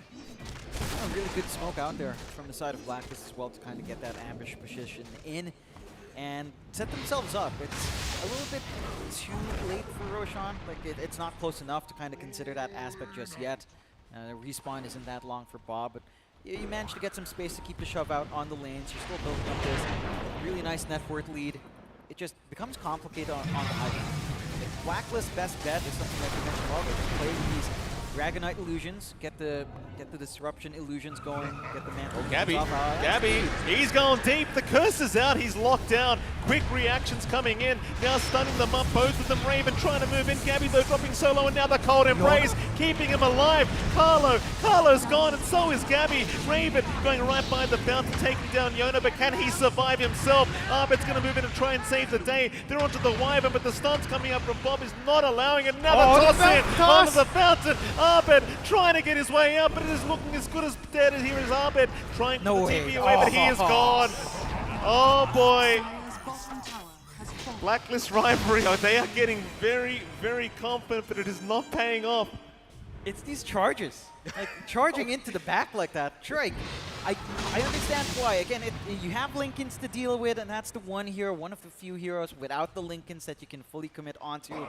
But to charge into a Winter Wyvern and to also teleportation in, to get a good Winter's Curse off, they have to respect that. They really have to respect this Winter Wyvern. They have to understand the positioning that they have to take here on Blacklist. Execration, hang on. They got a big kill that they probably shouldn't have been able to find, but a really great toss back from Shanks, and really good use of just the flying movement again that the Winter Wyvern has with the Ags. And they get to drag this game out. You still have a considerable lead on the side of Blacklist, but a big chunk of that is on Raven. And you know what, as an Alchemist, at some point this network lead isn't a realistic measure of just how much this hero can do for you. Yeah, Gabby's got to stop charging everybody, I think. Just if they're in the base, just leave them alone. These cold embraces have been absolutely fantastic from Tina. Just look at the time he buys here for CML. Like, you might not think much of it, but it allows the rest of the team to just focus on these bigger targets. And you see Raven, I mean, they try to save with Arbit, but then Arbit ends up feeding his own life away. And that is just not what you want to see if you are the Dragon Knight. So Fountain, obviously, the kind of the king of damage when it comes to this game, and Arbit had to find out the hard way. Yeah, it was really, really good patience and positioning out from Execration there. Carlo getting caught here by the Tiny. Shanks very, very good with these blinks in. Sprout is out. Carlo looking for a TP away, but the toss-up is actually going to reach. And, well, with that, Carlo is as good as down. 27 to 15 now, 13k advantage. Still the way of Blacklist rivalry, but they're kind of just banging their heads against the wall here. Yeah, the high ground's just been a tough nut to crack for them. And again, they have this really easy solution to play patient. I understand why they might feel the need to rush. Again, Alchemist is... It can scale. It still scales to an extent, but it does slow down a bit. Execration looking for that smoke play. They've got some information. They've got some good pings as to where it might be hanging. If they get a good jump here, I mean, this looks like a prime curse location right now for Tino. It certainly does. Arbit, he's going to break the smoke, blink away onto Shanks. Raven, in the meantime, has been caught out. Gets the BKB away, though, onto Yona. There you go. Yona going to force halfways. Now the curse is going to lock down the Alchemist. They're just trying to drag out the BKB duration. Now it's gone. Raven's a bit of a sitting duck. They're trying to save with disruption. In comes Gabby with a massive charge. Meanwhile, Arbit in the backside trying to go onto the Tiny, but they've lost CML at least for now. Raven, he is still alive, still able to back off as Yona's the one being targeted. Yona losing half his HP. Gabby, he'll charge in once again. Who are they targeting now? It seems as though they will find nobody. As Shanks is brought back, but they will retreat on the side of Execration, so only really one going down. Roshan is available though, so Execration may need to make their way back around to the top lane and try to counter out that Roshan attempt here from Blacklist. It's going to be a lot tougher without access to Winter's Curse for a few seconds. You've got to risk it without the Marcy as well. If CML does fall up front, you've got the damage this time on Blacklist to kind of get this Roshan a little bit quicker. Still, again, not the fastest in the world, but certainly fast enough that there's no time to respond here for Execration. Exe just about kind of sitting back, trying to wait for these cooldowns. They did force the fight under Vision side of Blacklist as the smoke broke, so they had a lot of opportunities to just play, and they couldn't get that backline jump you need. Again, they get a decent jump onto Raven, but the saves still being there on Tim's does complicate the entire process for Exa. It's kind of the same thing for Blacklist, right? If you on Blacklist have issues with Tino and the Winter Wyvern and the Cold Embrace, Execration are having a hard time dealing with that disruption and the saves that Tim's has been providing in the middle of these jumps. So someone's got to find these backline saves to simplify these fights. The damage is starting to scale up. Like Daedalus being queued up here on Yona on his Lina. And the machine gun damage starts to kick into full gear at that point. And again, the scaling, even like a hero like Marcy on CML, sure, this Marcy's not the richest in the world. Once it has levels, it's just really annoying in the front. And it can sustain. Like a BKB on Marcy, even as a support, if that's something CML can work onto, suddenly you have basically an additional core and Execration that you have to contend with. So this timing for Blacklist as we reach 38 minutes in, it gets a little bit scary. It's not as straightforward. It's not as easy to pierce the high ground. It's not as easy to say as well that you've got the tools to just beat out X in a long game, because you don't. You're dealing with late game Wyvern. You're dealing with late game just support Marcy scaling up. Alina as well that can start to get a lot more going in terms of right click damage. It's complicated. It's very complicated, and this is a game that Blacklist with 98% chance had a chance of winning, that is, with this game #1, but it certainly does not feel that way anymore. Execration doing fantastic work here on these high ground defenses, and they just continue to stick around the base. They know they don't have to rush. They don't have to fight into the Aegis cheese. They can just wait for Blacklist to do it themselves. And they may just very, very soon, because you've got the Swift Blink now up on Raven, so perhaps it's about time to group up and go again. But you keep losing these team fights, and it just keeps getting worse and worse if you are the Radiant. Blacklist will group up in that dire triangle. They'll hang around. They'll throw the illusions here from Arbit into that tier 3 tower, rather the rats. That Rain Rax, even with just the illusions, is going to melt. this is one way to play. Where you just slowly but surely you can just chip away at these racks. And this is the way we saw Blacklist play earlier on the high ground anyway. Eventually leads to just having the racks fall down. It is, again, a slower process, but there's so much stuff. Just disruption to Manta. You don't need to take that risk. It's down to forcing Execration to be the one to look for something outside to try to, you know, as we've seen from Blacklist, just drive them into their location. Blacklist still has really good vision. They've still got that good board on the triangle. They're maintaining that board in the top jungle. Whereas for Exa, it's all laning wards. Their map is so dark, they need some forward boards just to watch if anyone's trying to shove in the lane onto the high ground. It's getting more scary now. Huggets is tiny, especially because he's got that level 20 talent, so Toss requires no target, and that is, with a player like Shanks who has been making some big plays here on the high ground defenses with these tossbacks, it could be a big problem for Blacklist. They are still patiently waiting by that triangle, hoping that someone from Execration does move out of the base, but everyone's just chilling. They are more than happy to just sit back and relax. I suppose, could just wait for the next Dragon form and pop that with the Manta Illusions once again. Does have it available if he so wishes. It seems though he will use that. So he's just going to pop the Dragon form, maybe use the Manta and go again the slow, but the safe one. Yep. Slow and steady wins the race. Blacklist understands. Raven, and this isn't too safe. He's jumped in onto Yona. Yona going to be okay for now. Raven actually the big target, about to lose the Aegis once again. He pops the BKB in the first life. He's still going after CML. They'll find one. Yona dropping low. Carlo in the meantime, he's going to go down, and now Raven has no BKB available, so Shanks can jump in. They've got the Alchemist locked down for now. Disruption will save. It'll buy a bit more time. Raven, he'll heal up. They'll move back on, and Shanks with the Avalanche and the Curse now coming out. It'll lock down two of them. Gabby in trouble to boot. They'll both lose half HP. Is Raven still holding on to that Aegis, that first life, ticking away, still alive somehow. Tino, he finally gets the damage away. It's Bob. Bob does go down, but he's got buyback available. Does pop it. Arbit still going. In comes Carlo with his buyback. In goes Gabby on the pitfall towers, though Gabby needs to be saved by Tims. Does get the disruption, but can they deal with it? They're on a Shanks instead. Gabby in the meantime able to barely walk away. Nether strikes back in on a Bob, trying to go for the tieback. What a Giga Chat play from Gabby, and it does pay off. Bob is gone. That's a dieback on the Pangolier. Raven in the meantime fighting Tino, takes down the Wyvern. It's only 1 versus 5 left. Yona's the only person that can try to make the comeback, but he is gone. Blacklist rivalry. They will taunt it with the disruption. GG's been called. Blacklist eventually get it done for game number 1. An Execration, I mean, it was a decent chance of a comeback here in game 1, but not quite. It was an excellent start for Blacklist. Saw Execration hold onto the high ground really nicely this time around, but they get a little bit impatient, right? Like it's just so much harder to try to bounce into that game. You don't have outside control. You're trying to scale up. You're depending on Gabby trying to charge the backline really deep and then getting that curse. It just relied a lot more on Blacklist, right? Giving you openings than you finding your own by your own gameplay. And it's always a rough game to kind of get into that situation. I think the biggest issue for Blacklist were their lanes. It wasn't clean. It was much more stronger. I mean, for Execration, the lanes were a lot rougher. Blacklist had really strong lanes coming out. They had these really good rotations. That timing for Abed to play 6 into the mid was just fantastic, and I think that's where they have to look to correct here on Execration's side. It kind of felt like that chaos was part of the plan though, right? That tri-lane from the start of the game basically, playing into Execration, giving Raven so much space on that Alchemist. I mean, a wise man once said that if there's an Alchemist in the game, it's an Alchemist game, right? And Raven really showed that if he's left alone, he can just dig away, keep farming creeps, get to this critical mass point where he took over the game completely. Honestly, though, you've got to give props to Execration with those high ground defenses. Okay, Gabby went a little wild, charging in very deep, but honestly, I think that was his job.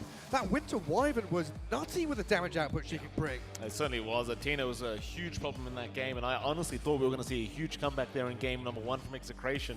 I think Blacklist need to be very careful going into game 2. I don't know if you want to give that Wyvern away.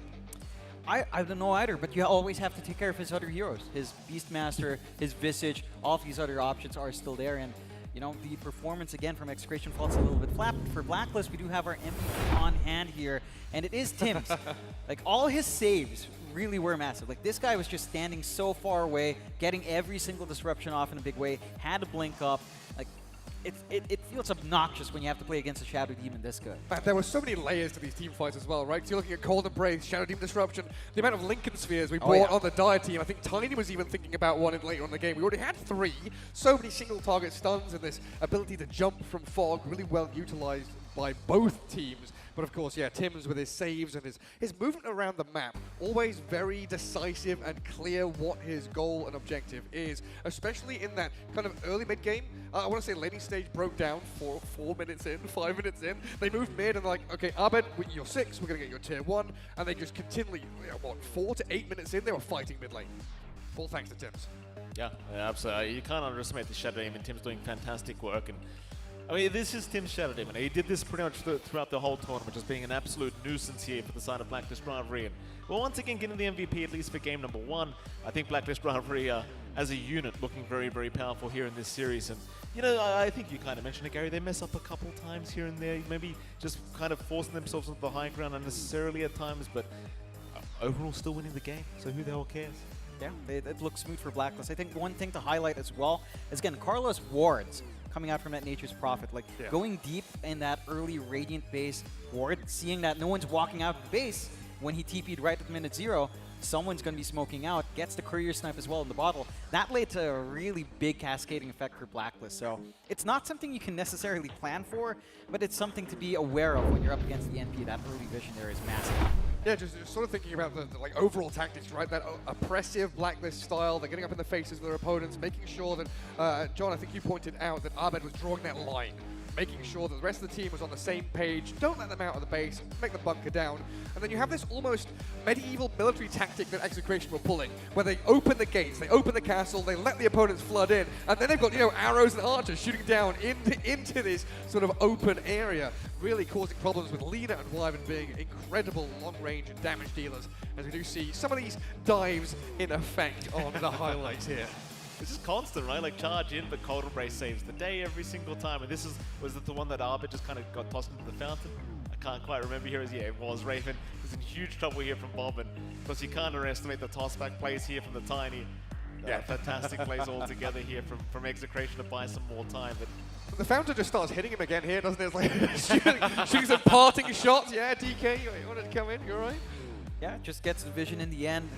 We also had some pretty nice times with the Winter's Curse. I don't know if we saw it with the charge into teleportation into double Winter's Curse. That was great. That was just really, really good timing coming out there from Tino.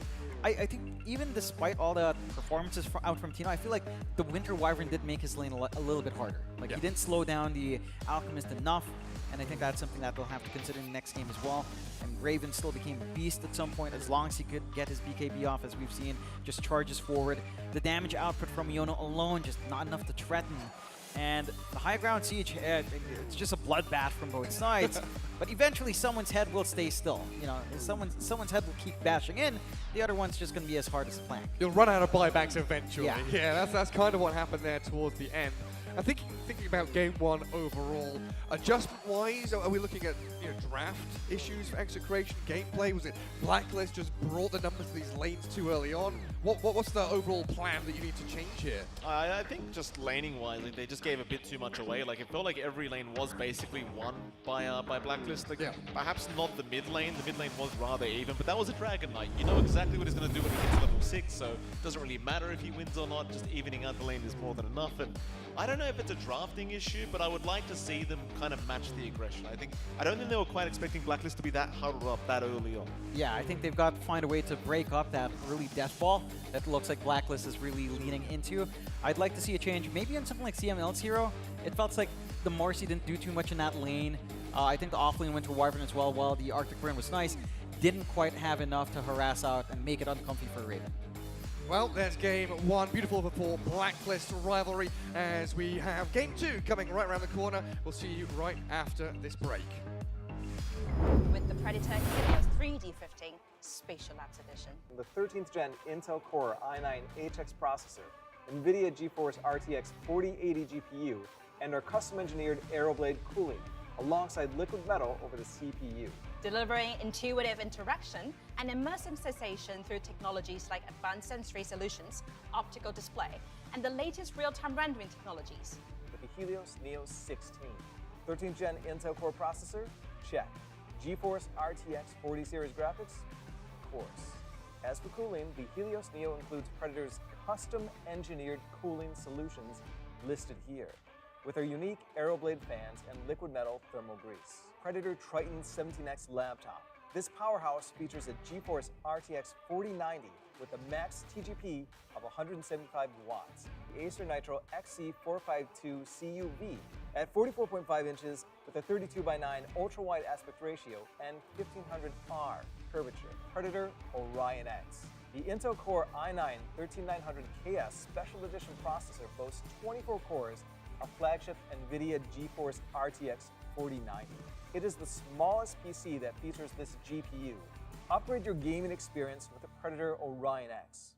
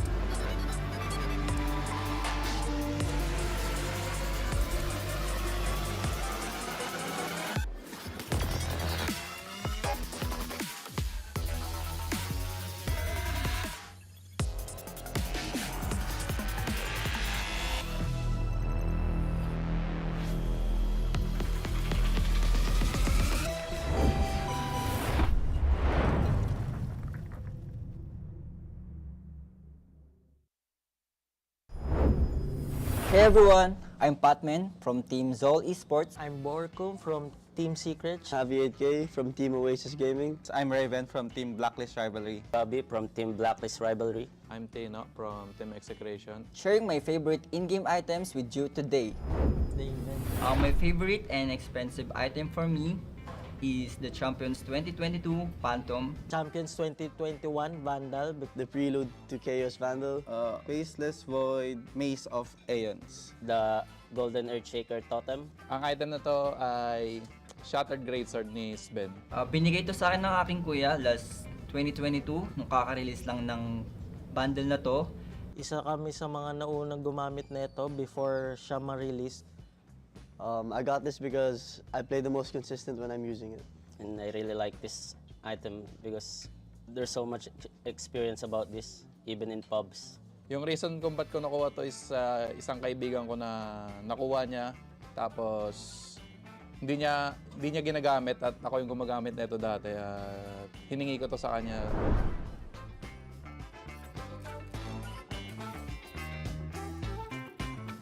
Oops.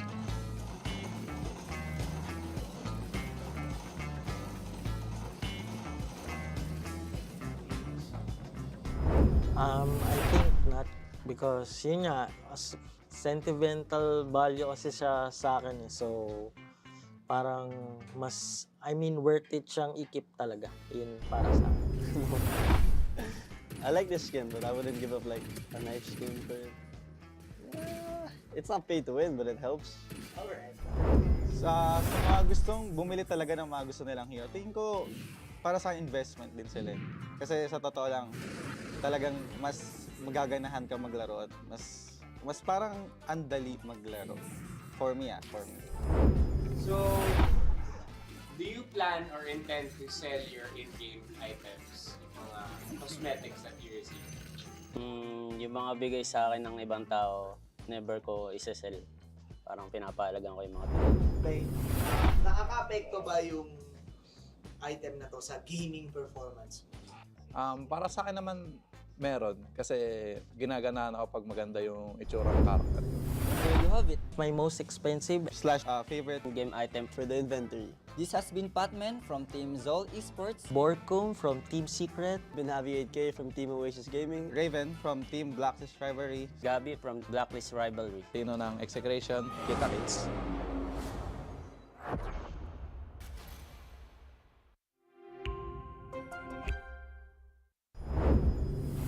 Welcome back to the Asia Pacific Predator League 2024. We all love a good cosmetic, boys, don't we?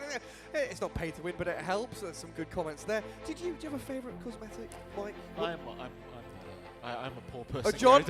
John? For me, I think the Wind Ranger Arcana was pretty good. Okay, yeah, It's my like the favorite. red hair, the flowing. Yeah, that one's the best. Okay, but Mike's gonna say Pop Arcana. Oh, yeah.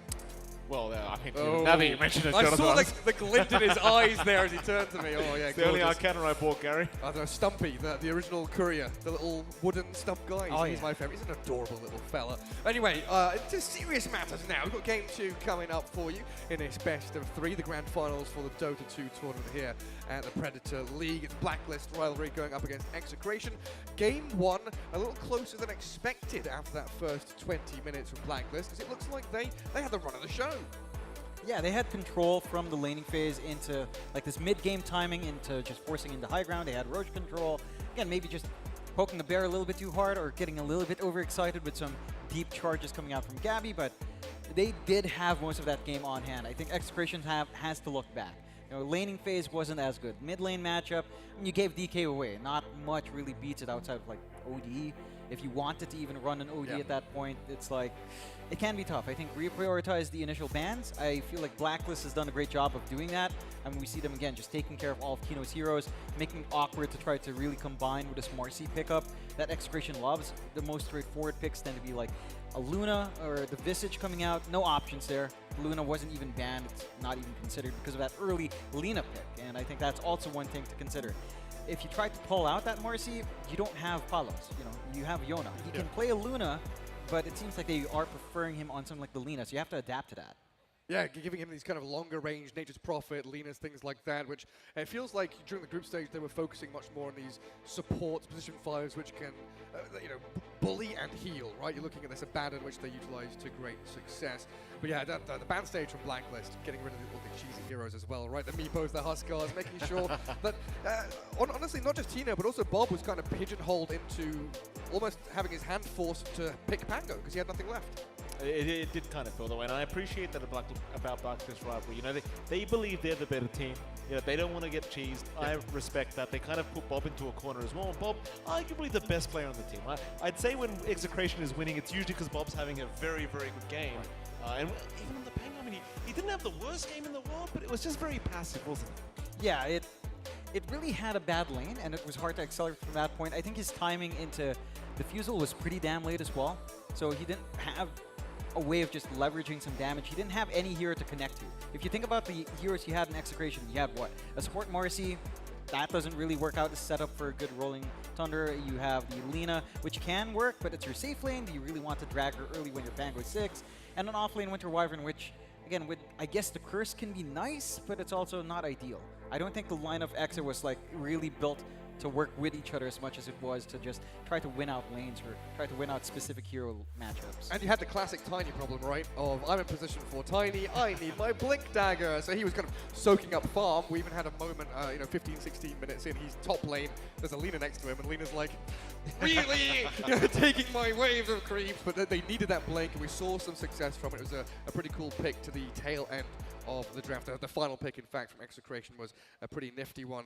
But yeah, I mean, draft-wise, stylistically, it felt like in Game 1, Blacklist just that little step ahead, upper echelon team, star-studded roster. Execration, are they fueled by revenge, Mike and John? Oh. Are they going to be coming back in swinging Game 2? I believe these boys get stronger and stronger. The more they lose, the more Radiant upset they team get. back. I think game number 2, I think they're going to rectify their mistakes and come back here and really give it back to Blacklist rivalry. Right. Dire team back. I hope so.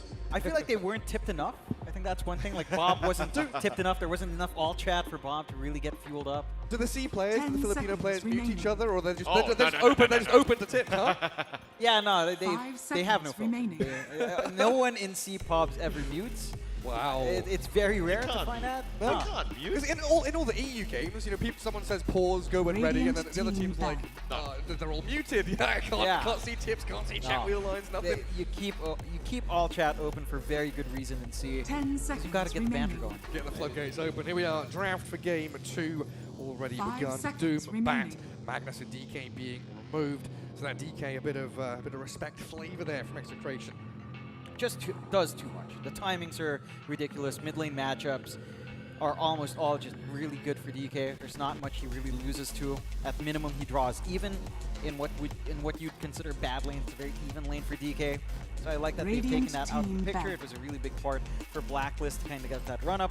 They also respect ban that Lina on Blacklist though. Like considering again the lane coming out there for Yona, 10 seconds his remaining. damage did eventually come online, and it does feel like if they had more tools to 5 protect the Lina seconds or had remaining. more ways of setting up this jump for the Lina outside of this tiny blink timing, it could have been a really scary time. We saw Yona was willing to rotate mid to get some of these fights going for Exa.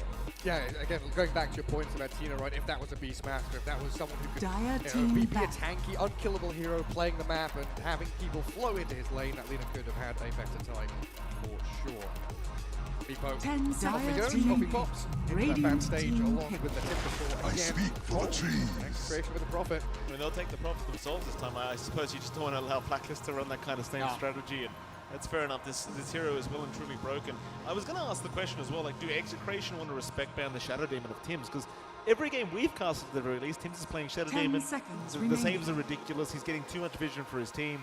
He's just getting too much value out of the 5 hero. seconds I'm not remaining. really sure if Execration wanted to hand it back the way of Blacklist rivalry, but it seems as though they are willing to. I feel like you have to. If not, if you allow that Shadow Demon tree, you've got to get some good jump. You need Dire something that can team just back. take her off the backline ASAP Admiral Conker. and just burst it down. That tiny blink timing again was a little bit too late for Shanks to necessarily find that. And at that point, they were just trying to catch what they can in the front, overextending. Blacklist do go into the Kunkka, and that's a pretty stable pickup. It's a good way to try to punish an Nature's 10 Prophet as well. seconds You've got remaining. wave clear. It's hard to bully out on mid if this does end up Dire being a bit. team There is some back. flex here for Gambi as well, as we've seen him play this a couple of times before. So you can kind of pick and choose right now for Blacklist. I just like the concept of Kunkka right now, like with how strong it feels like shields are, with how great sustain is. The rum buff from the boat can be really, really important in just winning out 10 these seconds fights. remaining. Especially in these longer fights, like that run buff really kind of screws you over if you're on 5 the seconds opposite remaining. team. And Obviously, this Kunkka, there's so much utility offered as well, especially once you get the Ags up. Just the water park is absolutely ridiculous. The tidal wave not to be scoffed at either. Execration. They have a bit of a think about these next ban outs here. Obviously, not too much being revealed, and see what they really want. They do get rid of the Shadow Demon at the very least. Yeah, I mean, these heroes like Kunkka, who are both flexible and these kind of tanky, unkillable cores, so good at playing that wide open map. You know, the map is bigger, but we also see teams kind of grouping as 5 together, where you've got someone playing a lane, and those outer, sort of outskirt jungle camps are being farmed by several cores at the same time. Kunkka's like, right, I can catch, I can kill, but I can also be the bait. You know, dangle me in front of people, and then we have that ability to swarm around me. It just makes it. It might be the same issue that Execration had last time, where they'll keep biting that bait. You know, they kept jumping Abed on his DK. They might make the same mistake. Hopefully rectify it again this time, as it's still really hard to kill off the Kunkka, even if he doesn't manage to get the run buff off. Although it's maybe a little bit more forgiving to try onto that hero. The Techies does come out for Blacklist, and Techies is such an obnoxious hero still in lane. Like, there's so much damage that can fly in. This hero can just win you a lane matchup really nicely. I do like this. I feel like it's really good on Carlo or Tims. We've seen Tims play this before, although mainly back in maybe like his boom days all the way back, like a year, a couple years ago. This works in either. I like this for Blacklist. Execration just into Ember. It's confidence for Bob, because he doesn't have to worry about like an instant hex or a really strong silence here. X-Mark is annoying, but not completely unplayable for the Ember, so you've got some ways of just playing your game here with your Bob. I want to go back to the techies as well for a moment. I think Carlo's definitely going to pick it up, because he has just been playing it so often. It's kind of almost a replacement for the Shadow Demon, right? Like, you tend to get so much vision with the Shadow Poison being spammed out, but now you have the mines. We've seen how Carlo does play with those proximity mines. He tends to play it the same way as the old school techies. Just put it around the map, try to get the information for his team, get those sound cues going every time a smoke rotation is going to happen. I think it's just ultra value, because it's still extremely strong in the laning stage to Blue. Speaking of strong in the laning stage, now you've got a Luna as well, so if you do go techies Luna, that is not exactly a very fun lane to play against as an offlane. Luna blessing with long, like one of his 700 range techies, and like, why not, Gary? Disgusting stuff. My goodness. So what we're looking at here then, mid lane, potential flex for the Kunkka, there's techies 4 or 5. It's going to be the carry Luna then? Luna's been something we know Execration have also toyed with that support Luna as well, right? Is that something Blacklist can bring to the table here? I believe Carlo's done that when he was on Execration, so that's a possibility. I don't think that's the way Blacklist likes to play with it, because I think it can be a little bit greedy. I think you can just play this with Raven. It's a hero that Raven can farm on at the same pace that he tends to, so it kind of lines up there. I do like that Luna and Techies lane. It's just obnoxious to deal with, and the Luna in this case is a pretty good answer to what you're trying to do here in Execration. You've got a lot of magical bursts, you've got some clear for the split push that you can get out. Now you've got this Chen as well to kind of give you even stronger presence. Like, you have the sustain you're getting with a run buff, you've got the global healing coming out, you've got the creep army, the help push, you've got the Lunar Blessing. It's a lot of tempo. 10 seconds. I mean, Blacklist, they must be hungry. It's getting close to dinner time, and they're like, right, let's close this one out. Let's go get ourselves some food. Disgusting amount of push and pressure they've got. Yeah, it's a strong pick, and very, very scary to go up against, and obviously kind of works very well with the Kunkka and the Luna once again. So, this Chen could be a bit of a problem. Well, what does that mean then? Like, Pulse 5 Chen, or do you think Tims takes it for himself? It's a good question. We've seen Carlo play a lot with Chen. Trying to think if we've seen Tims play it. Yeah, I can't remember as much. Yeah, like even on his time in Boom, I can't remember it as much. I can see him taking it there, but this should be the Carlo hero, which makes sense to me. Like, again, I believe we saw this a little bit more often when he was actually on Execration. A Chen Luna lane is still really annoying to contend with. There's still a lot of pressure that can come out. Exit will have to be really disciplined in blocking some key camps. Like, you don't want to give certain creeps away to Chen at level 1 or level 2. It is oppressive to kind of deal with. You need a really strong presence on your off lane from Tino. Have some way of kind of contending with it, if at all possible. He has a couple of options if they did look for a certain pickup here. Something like the, I guess the Beastmaster is still available for him. Yeah, like I wanted that. I'm wondering, like, okay, you can play through that laning phase with camp blocking and dealing with the Chen, but how are you going to stop these pushes? You don't have wave clear. Ember Spirit can do a little bit, but Phoenix gets run at, Prophet gets stopped and bogged down by all the heroes. Centaur can help a little bit with your catch and kill potential, but I don't know, do you add in a Grimstroke or something? What's the plan here for Execration to deal with creeps to get this team fight going? It's a little bit concerning. Like, I think perhaps the Centaur should be enough to get that sorted out. Maybe the Ember 10 on top seconds will do the remaining. job. Was looking a little bit concerning before the Centaur did come, but I think with the 5 Centaur, we should seconds have remaining. enough to ensure this Carlo Chen or Tim's Chen does not take on too hard.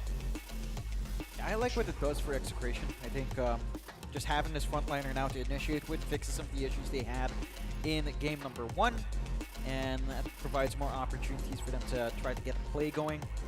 They've got some pretty nice sustainment as well, like high HP hero with HP percent. Radiant Healing team from the back. Phoenix can feel good if you do manage to maximize that. I'm wondering which way they go with Yona though. Like it's really about this matchup versus the Luna. And the classic one used to be something like Terrorblade, but that doesn't feel amazing. You have more than enough magic damage on Blacklist to kind of deal with 10 that. seconds We used to have the old remaining. Spectre against Luna as well, that ability just to dogpile on the Luna, make sure we 5 get up in her seconds face with remaining. the Centaur, the Ember, and the Prophet. You've got a lot of gap close and global ability there, which could work out for you. It's fair. I don't feel, I just feel like Luna isn't as scared of heroes being up close to her now with her shard. Oh, so right. it's actually maybe in some cases preferable. The because you meat get extra grinder. attack. Yeah, you just get more Radiant lifesteal going team through. back. So that could be one way. I think. What was I feel like Morphling's been something we've seen against Luna as well, but not so often. Like it is something that comes out. I don't see any direct threat from Blacklist. For Morphling pick, you have no room for something like the AA. That could be one way to go for Yona if they want to close out that way, depending on how 10 Blacklist reads it. seconds remaining. Do ban the Grimstroke. We mentioned, of course, the ability to flex this Nature's Prophet is still available 5 to the bitter seconds end of this remaining. draft for Execration. So they're looking at these, enabling heroes, which would get the Centaur and the Ember Spirit active in those early portions of the game. Just trying to think what the last pick is here for Execration. Like, the Grimstroke ban is fair enough here for Blacklist, but what else do you want to get rid of? It's just so open, this draft. Yeah. Blacklist is much more Dire kind team of back. self-explanatory here with their own pickups. They do get rid of another support. It seems that that's what they believe is still lacking here. But see, Ench is very good against Chen. You don't really have to play that enchant game against the Ench if you can. Is there a POS 5 gotcha pick, though? Does that exist, boys? 10 seconds remaining. I don't see it, if that's the case. Like, Crystal 5 Maiden, that's going to seconds come out and just remaining. destroy everybody. And then what about Blacklist then? They've got their flex on the Kunkka still there, so it's a position 2 or 3 to come out at the end. What would you like to see in terms of lane matchups or priority here from Blacklist? I don't know, it's just already so well-rounded that... You don't need a 5th hero, John? It seems like you could just pick almost anything, right? As long as it's not griefing here for Blacklist. Maybe Radiant add on to the team durability if you wanted to. There's the Ooh, Morphling we you talked said it. about, so Execration will just go into that for Yona. It is, I believe it's what he considered his best hero. It's something I saw a lot from him from IAP. So it's not too surprising. I am concerned about how his pacing in this game will be. I think that's one thing 10 where Morphling seconds can remaining. feel a little bit flat. He does have some unique itemization that one can consider. 5 seconds Like the remaining. Conda buildup on Morphling is not a grief. It's actually a lot of damage considering how much right-click damage you can do when you shift full stats anyway. So your adaptive strike can do a ton of work. So we'll go for Naga now on Blacklist, and they will run perhaps the Carlo Luna here. What? Or no, the offlane Gabby. Offlane Naga and safe lane Luna probably play here. It's much more straightforward. There was also Necro there as a pick, which I think could have been pretty nasty. Necro against Ember, Necro against Morphling and Centaur could have been cool, but yeah, making sure that they get that Naga Siren at the very end. That's some nasty stuff. I don't know, Chen, Naga, Luna, with team fight from Kunkka and Techies. This looks like a difficult game for Execration to get off the ground.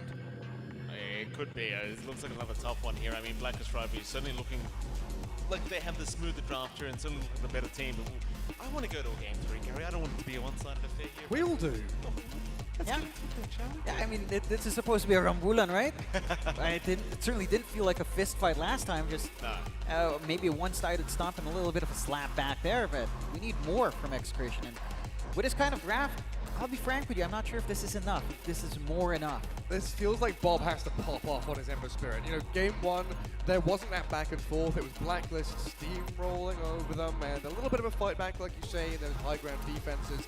But here in game two, if Execration can't get out of that laning stage and, you know, put their good foot forward and have a good first punch, they could get walked over here by Blacklist. The 2-0 is on the cards. Yeah, I think the main concern in this game too as well is like you've just got so much to worry about across the map. Like you've got a Naga, you've got a Chen, like there's so much split pushing, so many units just all across pushing into all the waves, and you could just lose Putting out fires everywhere, aren't you? You could really just lose map control very, very quickly, as you did in game number one if you are Execration, and it's just something with the morphing you can't really afford to do. Yeah, you can't fall behind here on Yona. I think that recovery process for Morph is, and it doesn't feel as good as Lena's, right? Where in the last game, she could just hang back, farm up your damage scale.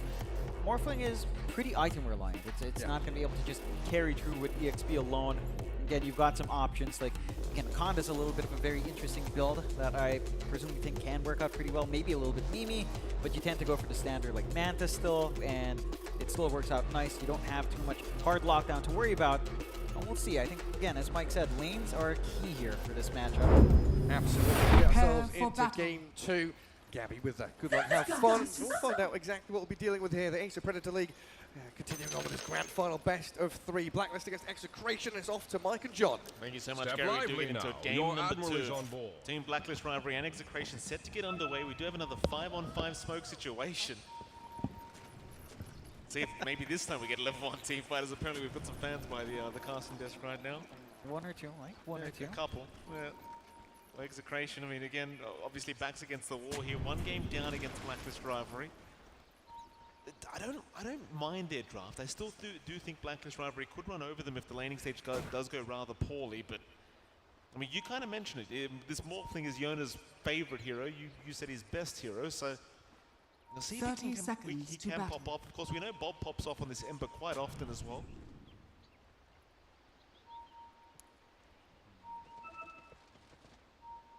They'll hold on to the high ground here, Blacklist Rivalry, just waiting for the right moment to try and move in.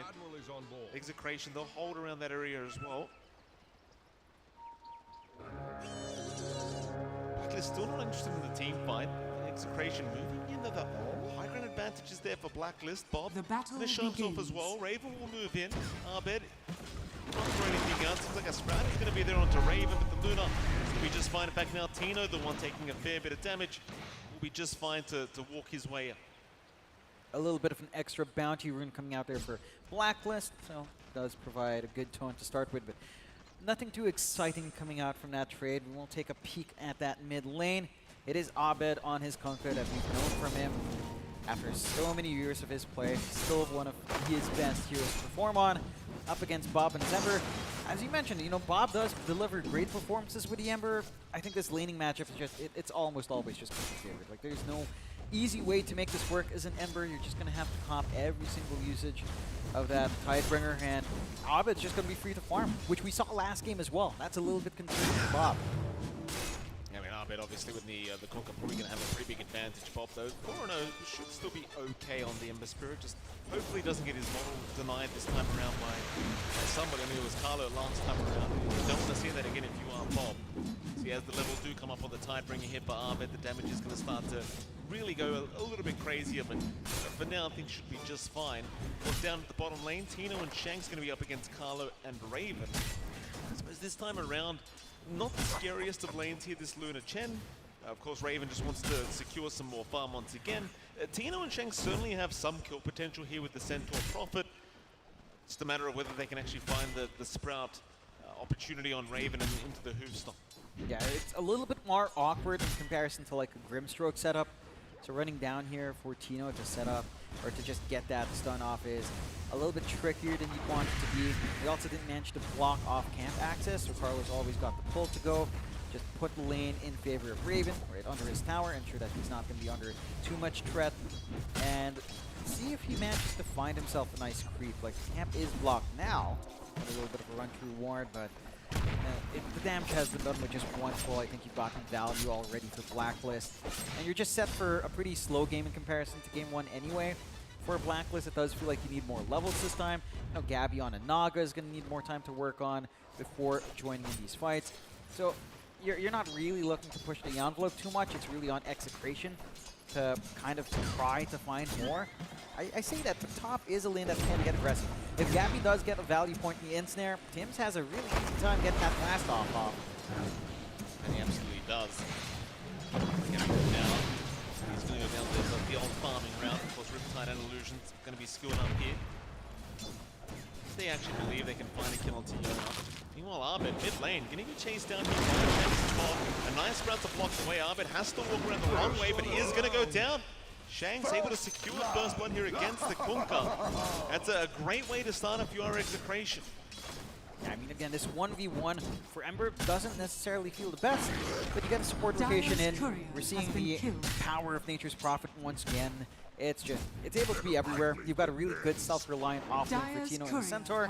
Level 3 up, not under any threat of dying from a Chen, a Luna, so you're free to make these moves. That is one thing that does come out here. Like, yeah, the setup for Centaur isn't amazing. At the same time, Centaur's not going to die anytime soon, so you can just play the map. And that's exactly what we need to see from Exa. They have to be the ones to make something happen in these lanes, because if you just default to farming, Blacklist, they've got a very heavy farm game ahead of them with Luna, Naga, and even the Kunkka to an extent here. They absolutely do. Fantastic start. Bottom lane though, Tino now going to be chased up here by Raven and Carlo. Tino's still going to be alright to walk his way up. They had Shanks to back him up if necessary. Alright to retreat. Raven and Carlo showing that not to be underestimated as well. You can't underestimate that ghost creep either that Carlo's got. Like, that slow is quite annoying to have to play against him. It does do some decent damage. It does. Step lively now. Your it does admiral make is it on really board. hard for Amelia here to try to play into that lane, but it shouldn't be too much of a problem for Tino. We see As you say that Tino's gone. Tino does end up going down. Bottom lane, Shanks is still being chased up, but Raven barely ends up going on the Luna. So they do get the Luna in the end, but it does cost them 2 heroes. Cost them 2 heroes at the same time. You know, that ghost creep is still alive. That's the real hero in that lane. That's slow, that real annoyance that they're pumping out there. Carlo, and it does. Blast off is there, but the Flame Guard does block off all the damage. So Bob, he'll just wave Tim's goodbye. He's probably chuckling as well. When that happens. Knowing Bob, you know, that guy is just an absolute maniac. Just the way he is. A very lively person indeed. He does get his bottle topped up as well with James dying. You've got some blessing coming in. A 2-2 start for Blacklist and Exa. The pressure's still on Abed here, but getting a little bit harder to shove away at level 5. The rune control is still something Execration has been eyeing with a keen eye. Still going to be a minute until they get to try to snag something out. Tino? Yeah, being chased down a bottom lane. Looks like he's going to be in danger once again. Maybe he can get away, but no, the damage is there. Tino just unable to survive. And this Chen is doing so much work here along with Raven. They really just cannot contest this bottom lane whatsoever. I'm just surprised they don't try to re-block that small camp or even the medium camp across. All the camps are open for Chen to play with Gabby. Being chased down here on the Naga. Siren is going to be able to walk away here from CML. And Fiona, as now the rotations are coming. Shen is trying to cut off the Naga. Instead, he will try after Tims, but Tims will be alright. It's a nice, decent attempt here from Shanks to try and find an extra pick-off here in the off lane, but doesn't quite work out as Gabby does salve up and run right towards CML. When you do have Bob at level 6, he is picking up an Arcane Rune right now, so there could be some potential of a rotation to come from the Ember Spirit. But it seems as though they are just going to leave him be, and Bob looks like he wants to stick around in the mid lane anyway. He's done a very good job against Arbit here on the Kunkka to boot. Still ahead in terms of net worth, so even with that advantageous matchup from Arbit, he has not been able to really take over this Ember. Yeah, it all comes down to that early rotation coming out there from our NP, just finding that momentum on the They also managed to get some good wards forward now for the side of Execration. They've got a ward watching where Abed would be farming and maybe a support rotation spot as well. So got the room to just kind of play. A tool to teach here. Onto Abed, Sprout is out, Bob moving in with the flame gun. Just so much damage being dealt. Abed trying to find a way out of this, but Bob will secure another kill. There's no rotations in coming to save this Kunkka. They will let him go down a second time. Shanks is freely able to rotate as now Carlo's going to be spotted out by Bob, who has an Arcane Rune active. It seems though Carlo actually the one to be scared of right now because he's moving in. Bob still going to move in like a Giga Chan onto Carlo. Carlo, the Chen is gone. This Ember Spirit, no fear in the world, just continuing to move forward. And Bob, I mean, with a start like this is when you start to get a little bit concerned as Blacklist. Yeah, you're getting that momentum you need from the Ember. This is the hero, you mentioned, this is the player and the hero that's going to be setting that tone for Execration. You've got a great start to start off with. I'm surprised Blacklist are a lot slower in response time. Right, like Carlos just kind of hanging across the camps, farming up. You're not getting Tims coming in with attacks quick enough as well to counteract this movement. And it's Execration that capitalizes, whereas in the last game, you know, we saw Execration playing against that NP. They were instant TP in. Even if these fights didn't work out, they knew what to do. They need to just bring the numbers game, equalize, and try to work it out. Blacklist are just letting it happen. It's not the worst circumstance for Blacklist just yet. 3 to 4, you're finding really good form on your Luna. You're getting some decent space out for Gabby up top. You're going to hit this timing on Manta for your heroes Radiant's in a middle relatively tower good is under attack. time. And you can start trying to just shove out creep waves. Throwing the boat out, trying to follow those creep waves. Bob does move in. This is the desperation play from Arbit because he doesn't have any heroes that can really rotate to help anyway, right? Chen Techi's not the greatest of support duos for these rotations, and you've got a Luna Naga Siren that can't do too much either. Dyer's top This tower is desperation under here attack. from the mid-bunker. Trying to find some form of farm as Bob is still just looking to pop off. Arbit is going to rotate to try and save his life, but Bob just continues to go. Meanwhile, Tina does drop down to the bottom lane. Bob maybe going a bit too far, but no, he is able to remnant away. And we'll be able to reset here on the Ember Spirit. Playing with fire a little bit, they use that opening to find Tino down bot once more. Just a quick little pickup. But Bob is trying to buy as much attention as he can onto himself. And with Tino copping the rest of the attention down bot, this is freeing up the game here for Yona to just try to play what he wants. Dyer's Hit this middle time tower is under on a attack. Morphling, try to go for that Manta. He isn't going for that more unique build-up with Kondo, which I guess perhaps is not the game to kind of try to experiment in. Radiant's top tower He's been is under targeted attack. all game. Tina just not having a very good bottom lane, but they do not actually jump in on Tina. He's fine this time around. Thing is, Raven is pushing in the bottom tier 1 tower, so you are getting some value out of his Radiant's rotation. middle tower is under attack. Ultimately, Mr. Centaur does survive as coming back in. Looks like Carlo wants to commit to this bottom tier 1 tower push. It is a Chen draft after all, so they can certainly look to do this with a Luna. It adds the bonus damage. Shank's going to show up as well for the defense, and it seems like that may just be enough, but they are going to move in again. No fear. Tino trying to get in position. Doesn't need to deny off the tier 1 tower, but that's about all they get. It's definitely Blacklist's case. They charge forward. They will charge forward. They're trying to the Luna, but the blast off is there. Tim's landing on the 2. They'll drop the egg, but Tino dropping solo, and now the X being focused down is gone. They do at least find the tech. He's still chasing down Raven, but Raven's able to walk away. Tino's the one to drop. Shanks, he's still trying to run. Looks like he is just as good as dead. Zabed will pick him off. 3 down for the price of 1. Here comes Bob to see if he can find some kind of a cleanup. Maybe he can try for these creeps. He'll try onto Carlo, but the stuns around. Bob, you've got to be a little bit careful here, Bob. Don't push too far forward, Carlo. Really just messing around here with the Ember Spirit. Still baiting it forward. There's more TPs incoming. Tim's looking for a blast off, but will not have the opportunity. Bob does retreat. Arbit maybe now in danger. Shank's going to be there along with Bob. A great torrent though from Arbit, going to stop the damage into the boat now. Looking to maybe turn this one around, but he doesn't have any teammates. That was just kind of crazy for them to try to dive that deep. It was a good attempt with the egg. Not quite enough protection coming in with the Sprout though, coming here on Execration. And it's just great counterplay. Tim's, that timing and the blast off onto 2 was just make or break circumstance there for the side of Blacklist to kind of give them that edge. For Execration, the one small blessing they have is again Yona's farming up. As Morphling does hit the point, it does have the good old Vlad's up, so a little bit more sustain into that Manta, into what looks to be the Butterfly next.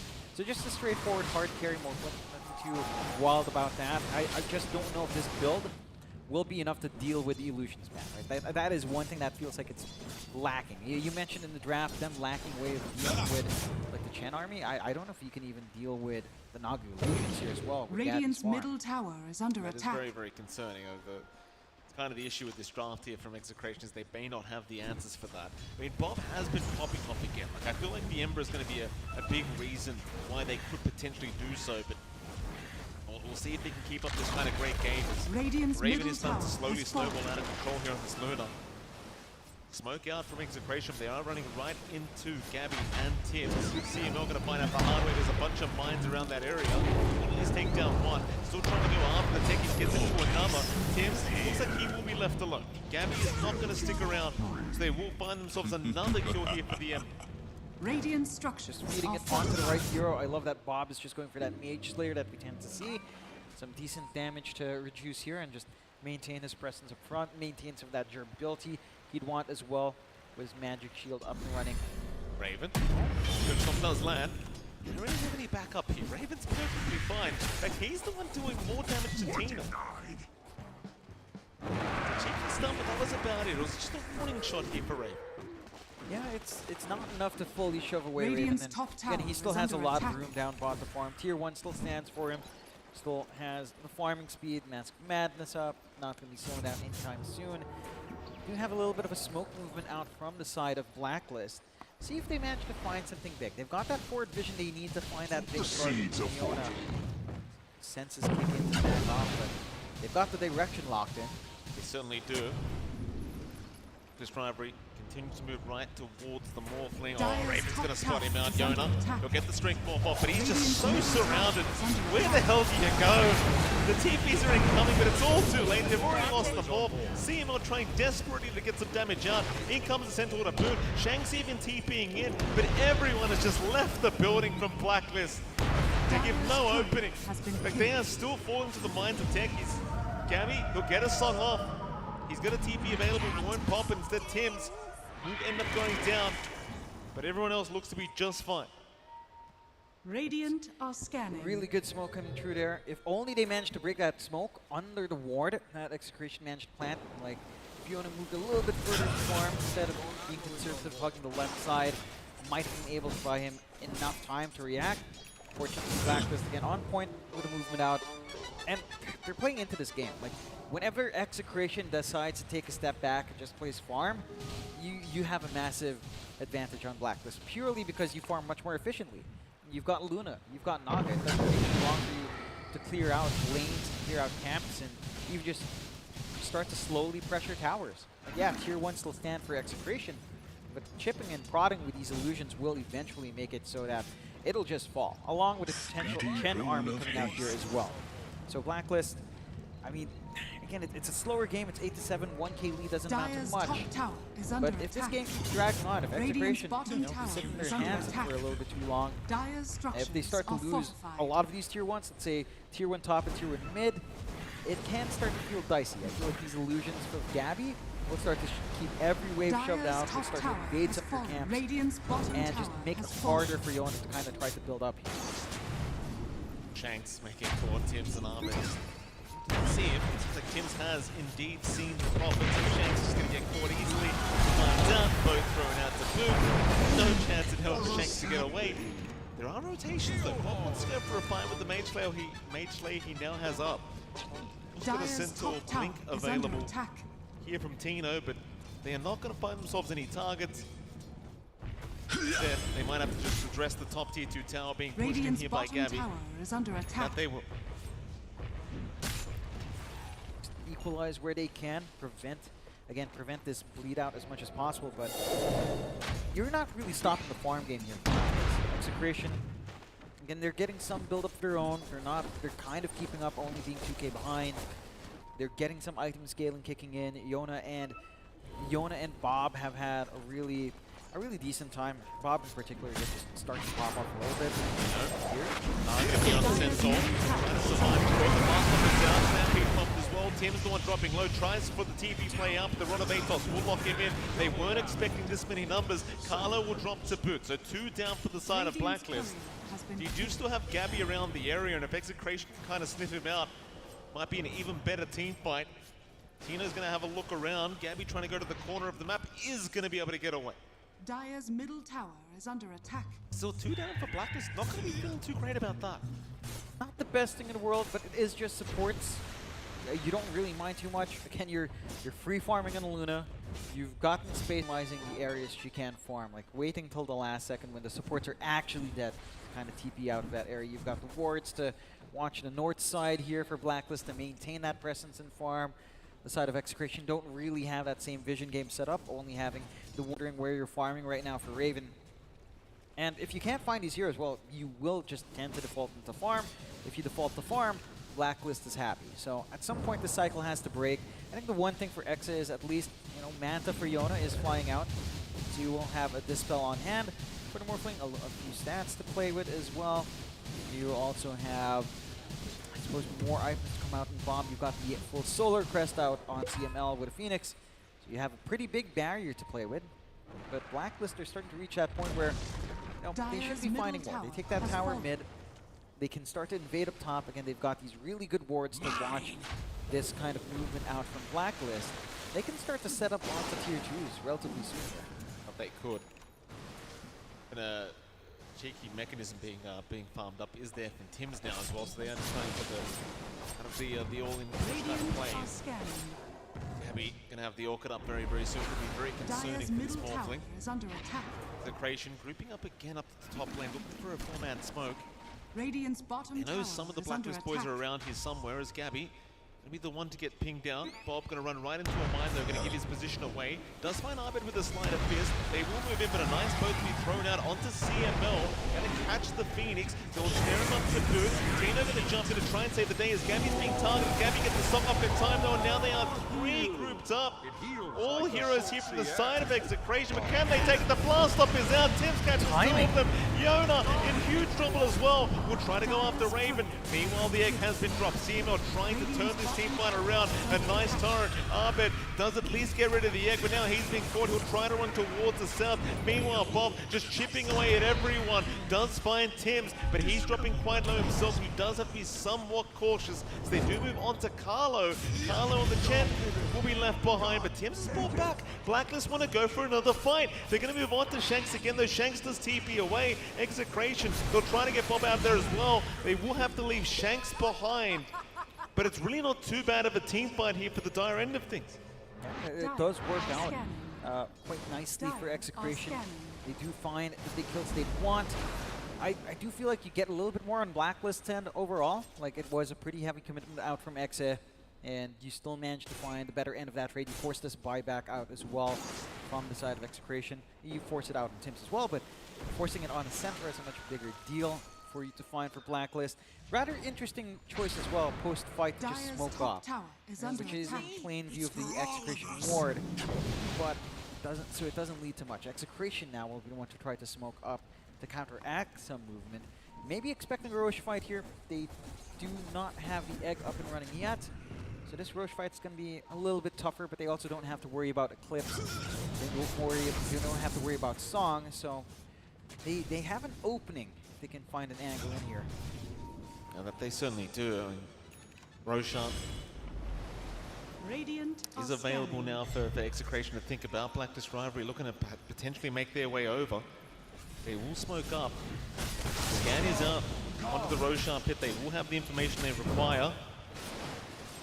The Creation should have somewhat of an idea that they are coming, as the Naga Illusions is going to give it away. Blacklist Rivalry. Which way do you come in from? It seems like they'll come from the north. Execration. Gonna have Shanks being caught out immediately. Roshan's still 1/3 HP, so it's still relatively healthy for Blacklist to try and take down Tino. He's gonna jump in. Raven, he does get caught, but the Eclipse does come out just in the nick of time, and Raven will have another chance at life as he does run away. Instead, Carlo's the one in trouble. Gabby looking to take him down, but the egg does explode. Eventually, Gabby does have to pop the song. Does find actually 4 of them with that song, but has to TP away. And does make it up at Execration. They have dibs on Roshan. That was a pretty interesting play coming out from Blacklist to flank all the way up north. They had the vision game as well. They had some good wards planted in that movement. But Execration they were just ready for it this time. The movement out from Blacklist maybe a little bit shaky. The jump forward just not quite in the positions they want. They also get the egg right as they're taking the Roche, so really good area denial coming from Execration. And with the Aegis up and running now, Neona, he's going to be comfy enough to try to show up here. We'll see if they find a way of fighting in. Blacklist aren't backing out of this area, though. They're absolutely not. Bob is going to be all right to get himself out for now. There is an X out. No, he's not. Abed does catch Bob on the Ember, and Bob is gone. Tips out here on a Bob. He's not going to be too happy about that, and the Blacklist, that's a huge pickup to take. Yeah, again, that's the tempo of Execration. That's where a lot of these early kills, early aggression's been coming out for Execration. Bob dropping like a fly. Provides some openings for Blacklist. Provides a little bit of consolation for losing the Aegis. And we'll find a great shard on CML. A little bit more utility as well now with the egg dropping through.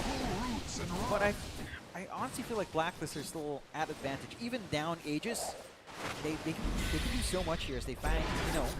They do. Gabby can snare him up, and how do you get out of this? Or you just walk the old-fashioned way. By the looks of it, Tina doesn't need to think too much more about it. He's still a tanky centaur.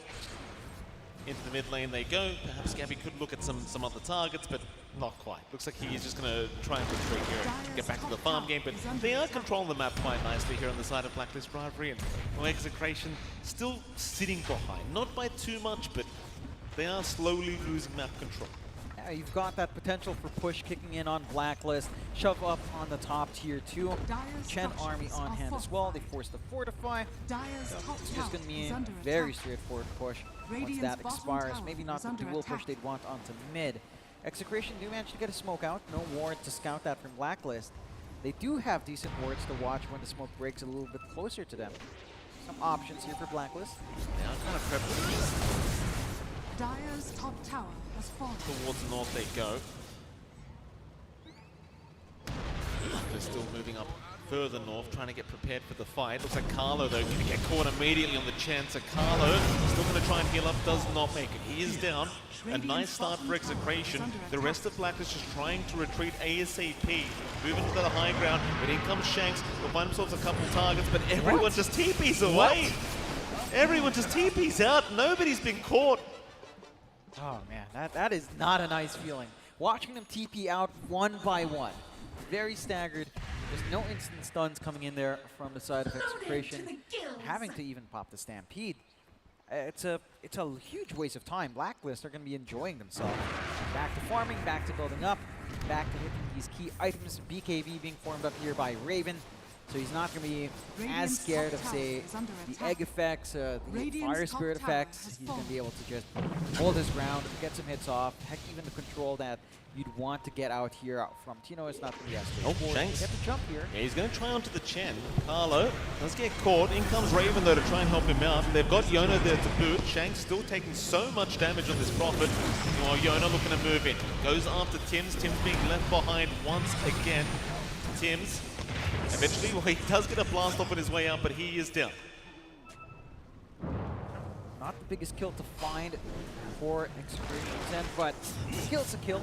And it's almost the same story as the last game, except a lot more even of a game state.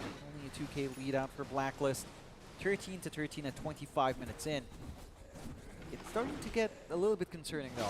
Again, with the full BKB up for Raven, with the Ags ready in Abed, I don't know how you kind of deal with these team fights. You don't have any BKBs being formed up just yet. Inspiration, oh, Yona. That is a lot of damage on Yona, but he has no mana. Yona, Yona. Oh, Yona. Oh boy, that is not good. You know, maybe at this point, yeah, it was close to expiring. Okay, it was close. Never. Like 30 seconds away. Bob. Well, this might be even worse. John Bob's being caught out here at the end, but Gabby does set up a perfect kill for his team.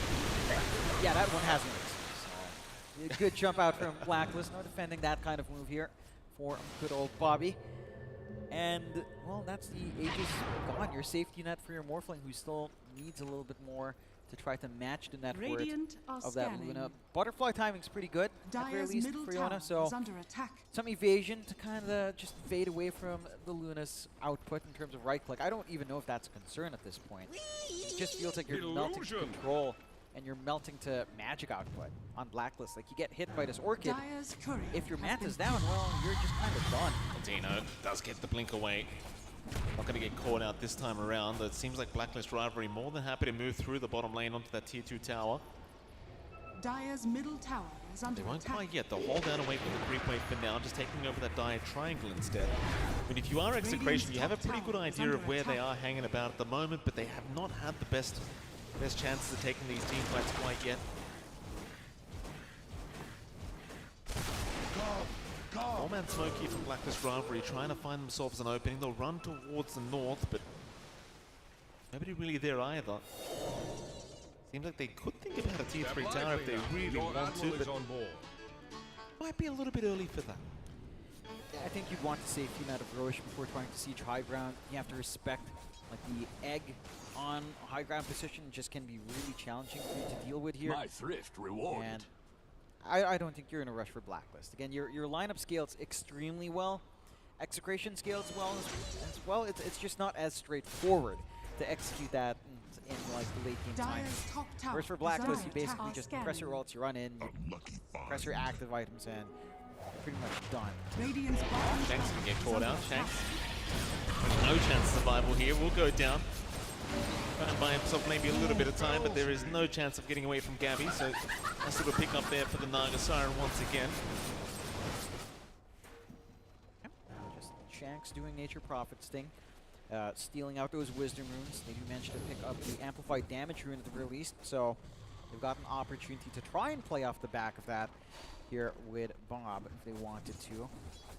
See, again, the vision game is the one thing that really separates Blacklist in this tournament. They've got good wards to watch their push on top, ensuring there's no rear flanking angle for the side of Execration. And it comes down to it, you're running Luna. Slowly poke these towers away. Radiant's bottom Absolutely, tower and is that tier under 3 attack. tower not lasting too long. Yona does get X'd up, full waveform, but does not time it perfectly. Arbet could think about moving in, but they will not. He's chipping away. Is Tino now jumping in from the south? Will not really commit though. Does see Tim's there for a moment, but no hoof stomp to come out. Radiant's bottom tower is under attack. This rivalry. Going to retreat for now, look for another opportunity later on. Dire's They still middle control tower most is of the under map. attack. With the 6k net worth advantage, nothing too big to write home about. So you don't want to overextend too early. They can look to those final outer towers in the mid and bottom lane Radiant's instead. bottom tower That's is exactly under where they'll go, attack. right into the mid lane. Dire's middle tower is under attack. Get that push going. There is some creep coming out from Execration, cutting through the bot and the mid, prevent any further Dire's progress. middle tower has Now from Radiant Shanks, are so Oh, nice song out. Gabby's going to find Shanks once again, just not allowing the creep cutting to come out. And poor old Shanks, I mean, he's doing exactly what he has to do to buy his team a bit of space, a bit of time, but he will have to feed his life away every single time. It comes at a cost. At the least, again, you're not getting sieged onto your high ground here. Trying to check out with a smoke. See if they can find something. Again, there's some good vision coming out from Blacklist to watch this position. There is. I mean, Execration, they are holding the high ground right now, so they could think about a fight, but they don't want to go 4v5 if they can avoid it. Yona and Bob are hanging about. They do have a damage amplifier rune, so they could think about trying to go after Raven, but Raven's just going to casually back away in Execration, not too confident that the Luna was alone. Now Blacklist Rivalry, they group up again, and they could look for a fight together. Down towards the bottom lane they go. Execration will follow. Teams right by each other, but neither one really looking for the big fight. Yeah, it's patience from both sides. Both sides understand how close this match can be and how important this match is. Bob, he's a big target. You can't take him down. Tino does jump in preemptively for the hoof stomp, and ultimately nothing really comes out. Just a bit of chip damage their way. Roshan is going to be available though, so Blacklist do have first dibs on that if they so wish. Looks like they will reset a little bit there on Arbet. Dire are scanning. Gets the shivers gun up on the Kunkka to boot. Now Roshan is going to be the massive objective, as Raven even has the full Daedalus up. Plenty of damage now available on him.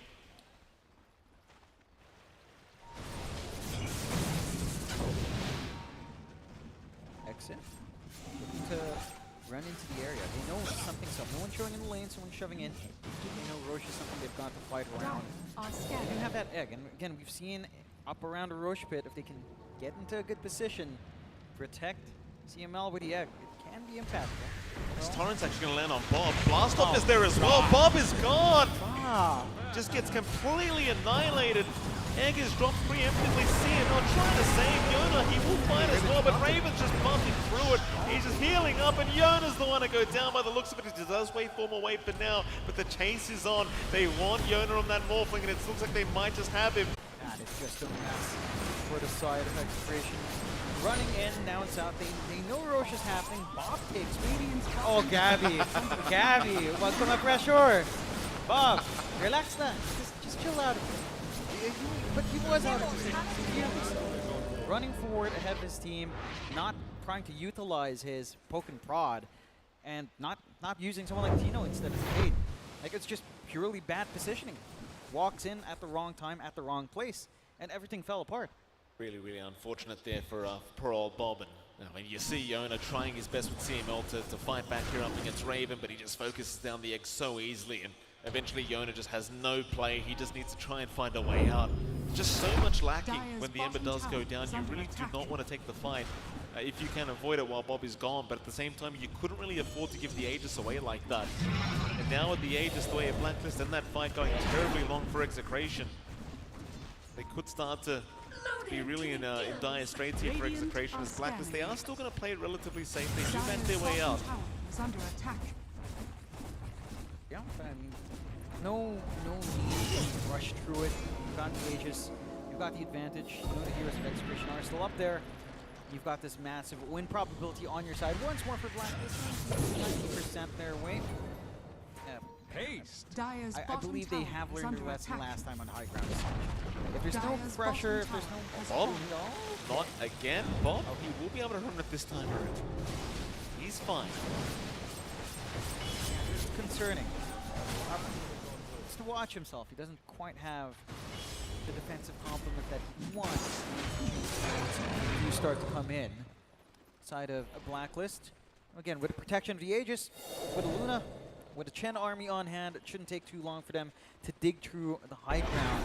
They didn't want to, but they just play it safe. Just send the Mantle Illusions out. Absolutely, Tina's just going to jump in, but we'll be okay with the X-Pack there from Arbet. Blacklist still want to chip away at this bottom tier 3 tower if they can. So the high ground defense is not anywhere near as scary as it was in game 1 here from Execration's end, so it could be a much more challenging high ground defense. Gabby just split push in the top lane, has already found the tier 3 tower. The Raxes are going to be exposed here to the target illusions as Raven. Let's get back to work. Bob is taking so much damage on that Ember, but he will make it out just for now as Gabby will just rat them. Taking down the range barracks, will probably find the melee round as soon as well as Tino is forced to defend the best he possibly can. But this is the problem you kind of run into now. You're just both side lanes being forced in here by essentially the 2 position ones of Blacklist Rivalry, and there's nothing you can do about it. That's pretty much it. The Execration again couldn't apply enough laning pressure to stop. Silence is out, but nice Manta. It looks so toxic. Like, he has to always have the Manta ready for the Dispel, so he can't really use the farm or shove out lanes. They've lost the racks just from a little bit of a shove in. Aegis still running for Blacklist. They've got everything. The side of Execration, it's looking really rough for them to try to pull this. Like, they used to fortify early just to stop Raven from ripping through these racks, but it's still set to fall. It certainly is. Raven looking to take down the bottom racks. Blacklist Rivalry closer and closer now to securing this grand final as Tino does go down, so it's already a 4v5. Blacklist Rivalry basically one team fight away from taking this whole grand final. Raven looking towards Bob. Meanwhile, Gabby just diving the tier 4 towers right onto the Phoenix. CML is gone. CML is down. Yona in trouble trying to fight the best he can, but he's just falling so darn low. Has to back towards the fountain. The egg is gone now, Bob. Still in huge trouble. Needs to escape. Yona's been caught out. The buyback is not available for the Morphling. Bob trying to get back towards the fountain, but they are in such dire straits now. A 3v5. How do you take it? Gabby is just going right into the fountain with these illusions. Maybe they can take him down in front of that fountain, but it's still not looking great for him. Gabby's just man fighting against Bob with the orchid up. He just doesn't care. Bob is gone. CML is gone to boot. There's only one left. Ravens over the boundary. It's over. It is over. Blacklist Rivalry, they will be your champions for the Asia Pacific Predator League 2024. And I'll tell you what, John, they made it look easy. They really did. The drafting's been on point from Blacklist. The communication, the gameplay has been up there. Execration, it didn't even look like a contest. Game 1 was really rough. Game 2 looked a little bit sharper, but they still played extra passive. That's something Blacklist capitalized on with their draft, and they just smoothly sail into this win after getting a few items up. Yeah, absolutely fantastic performance here from the boys on Blacklist. And again, I mean, every series is basically pretty one-sided for their sake when they do just play it out. And this best of 3, they get a nice easy 2-0 against Execration. I mean, props to the boys from Execration. They do put up a decent fight in both games, but obviously Blacklist just a better team here today. Completely undefeated, 4-0 in groups, 2-0 in the grand final. I mean, what, 7 national delegations came to this tournament? Philippines making it all the way through to that grand final against each other, and Blacklist. What a statement there up against Execration, not even able to fight back. Yeah, I think this is something that we've talked about as well with this Blacklist lineup.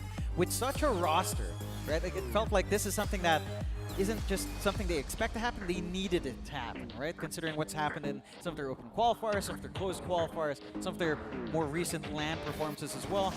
So this is a huge confidence booster for this roster, and give it up for the boys.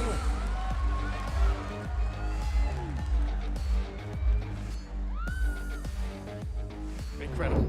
Absolutely incredible.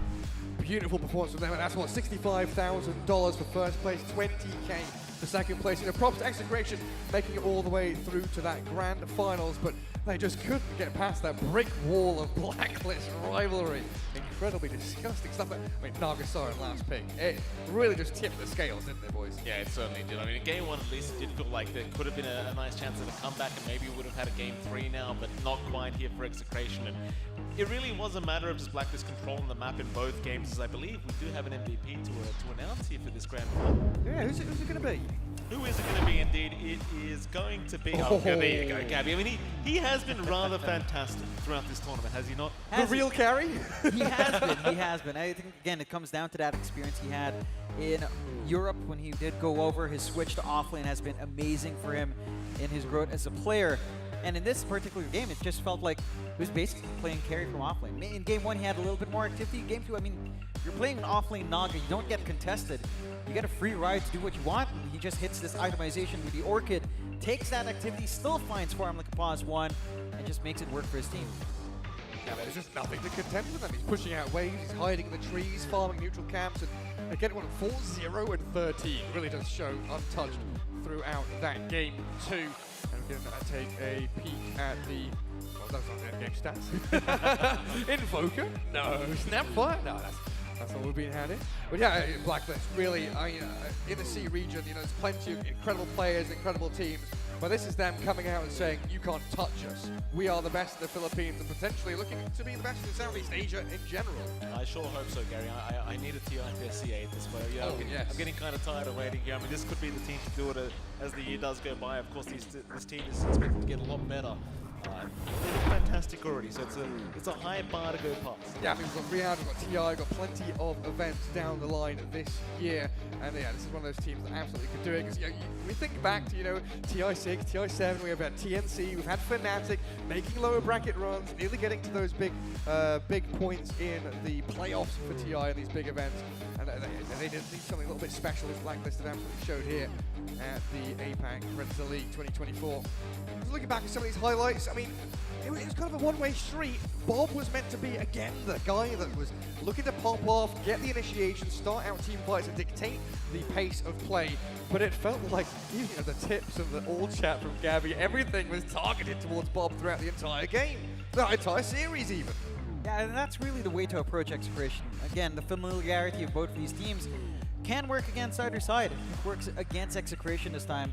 Bob, a very emotional guy, he wears his heart on his sleeve, and that can affect your gameplay. You know, it can affect your mental state. Though it's a very mental game, and in this game, it just fell flat. Right? Like that, especially that move around Roshan, where he's just running forward, not really thinking about his positioning too much. Cost him massively here on Execration to try to find any momentum back. And Blacklist, and that's where a lot of his experience comes in. You know, this is where your experience as an all-star team really kicks in, and this was the moment where Bob, again, just being far forward for no real reason to check into the Roche, leaving the rest of his team behind, cost them massively.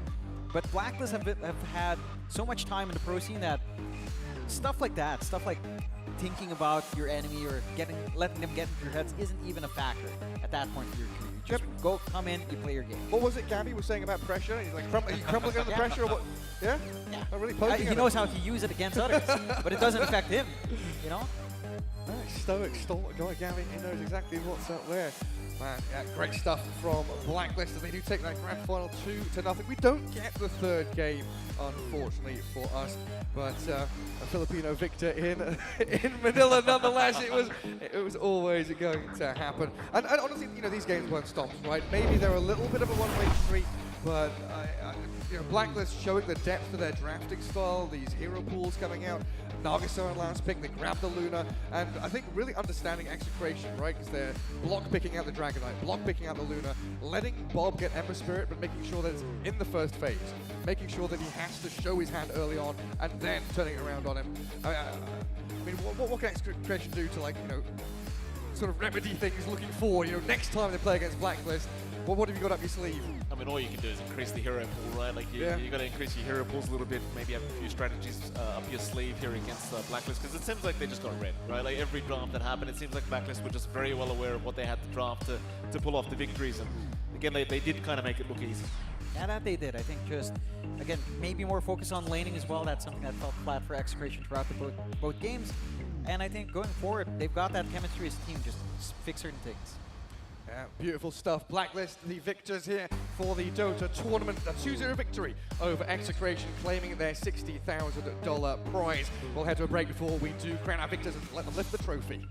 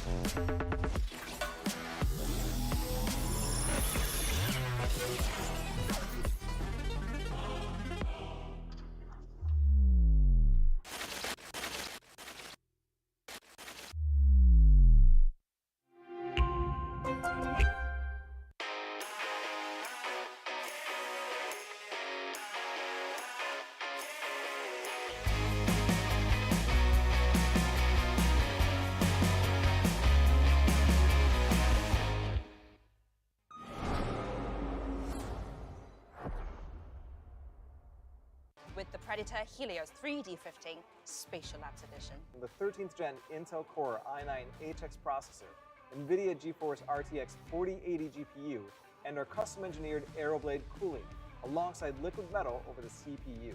Delivering intuitive interaction and immersive sensation through technologies like advanced sensory solutions, optical display, and the latest real-time rendering technologies. With the Helios Neo 16. 13th gen Intel Core processor? Check. GeForce RTX 40 series graphics? Of course. As for cooling, the Helios Neo includes Predator's custom-engineered cooling solutions listed here, with our unique Aeroblade fans and liquid metal thermal grease. Predator Triton 17X laptop. This powerhouse features a GeForce RTX 4090 with a max TGP of 175 watts, the Acer Nitro XC452 CUV at 44.5 inches with a 32:9 ultra-wide aspect ratio and 1500R curvature. Predator Orion X. The Intel Core i9 13900KS Special Edition processor boasts 24 cores, a flagship NVIDIA GeForce RTX 4090. It is the smallest PC that features this GPU. Upgrade your gaming experience with the Predator Orion X.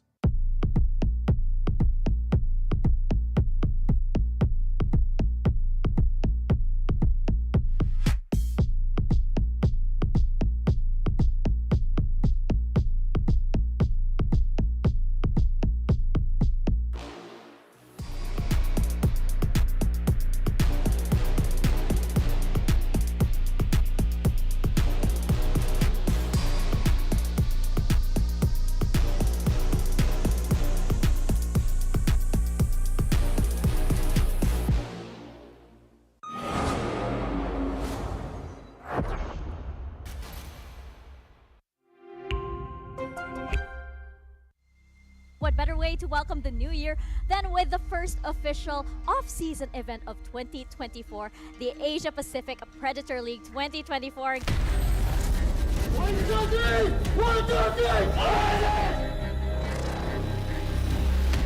We have got 16 teams from 12 different regions over here. I think it's really insane that we have all these representatives from different areas, especially that we have these kind of teams ready to show off what they can do.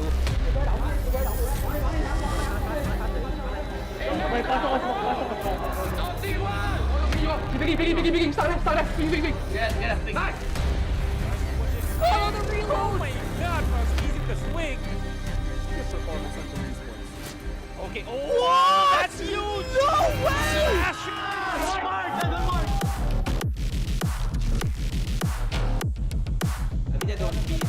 Here comes Kelly S. One more time, it's picturesque from Kelly S. was bad.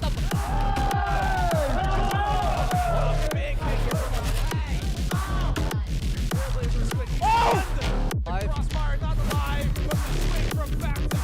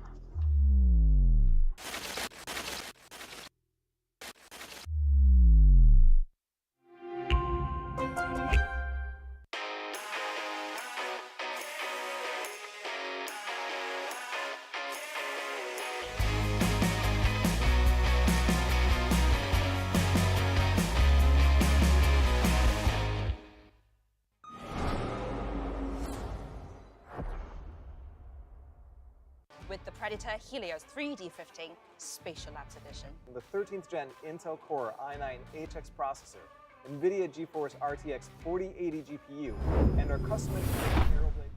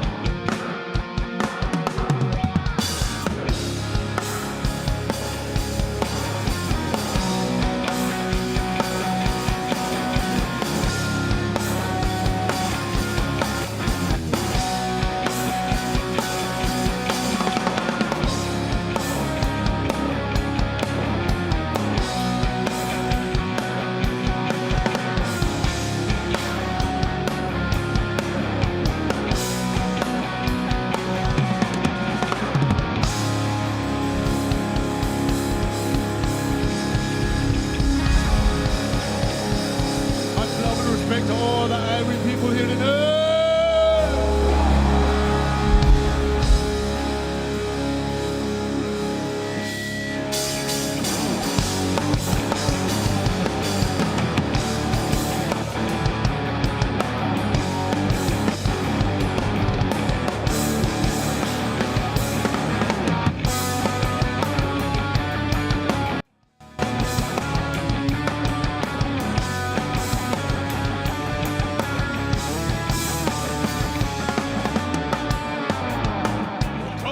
Praise this young morning. The weather is nice and cool today. See just sun brimming up with life. We wanna go dance, dance, dance.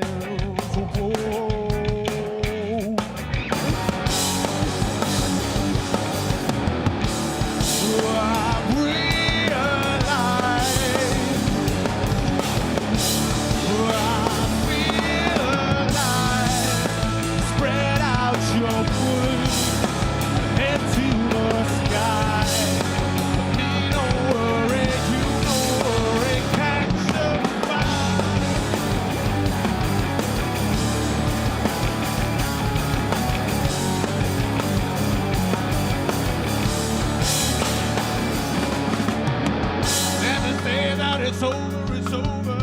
Never say that it's over, it's over. Never said I, never say, never say. Never let them get in your way. While the moon now rising, still surviving. Our earth, sacred earth, make us feel alright, alright, alright, alright now. I feel alive. Spread out your wings into the sky. Lean over it, you know it's such the sky. And it's clear. We'll fly on high.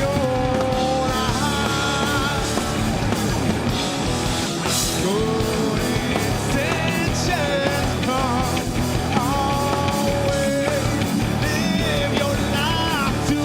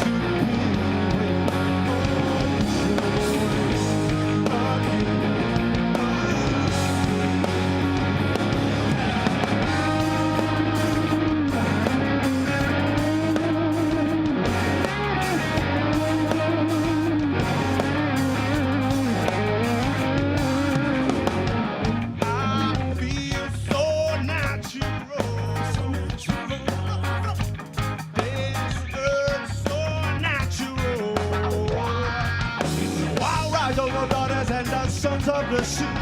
Obliterated this and negativity. Turn your life and your love into positivity. What we said is your highway. I wanted to see sunrise. I wanted to feel sunlight. I waited to be when the ocean waves again.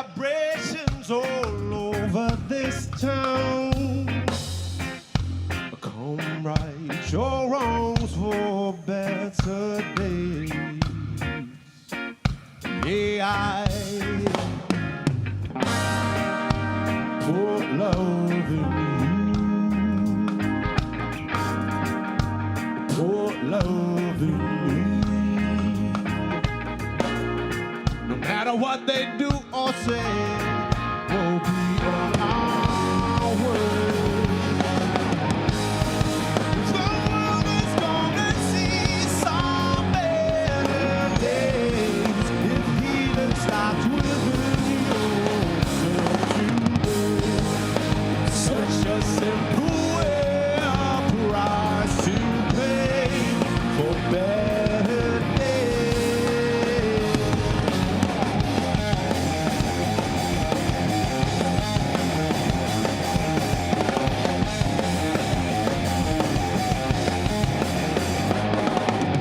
Herbal medication, healing of the nation, spreading good vibrations, yeah, yeah. I used to learn how to be cool from heating up too soon. So may I give love to you, give love to me. No matter what they do or say, we'll be on our way. The world is gonna see some better days if healing starts within yourself today. Such a simple way, a price to pay for better days.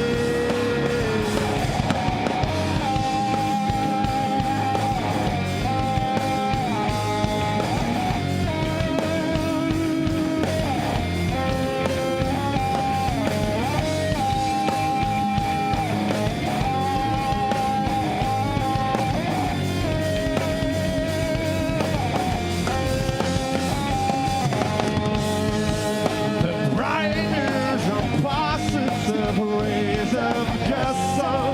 It's calling us everyone. The waves and the surf that provide us the food. It's calling us, it's calling us. We'll be one. Under the sun, hope for better days to come. The world is gonna see some better days if healing starts within yourself today. Such a simple way, a price to pay for better days. We'll fly so high as the day. We'll fly so high. We'll fly high as the day. We'll fly so high.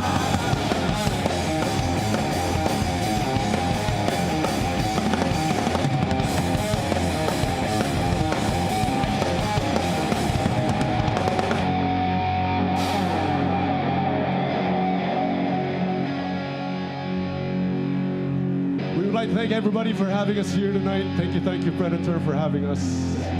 Salamat, salamat, salamat. This is going to be our last tune, and this song goes out to everybody. Salamat!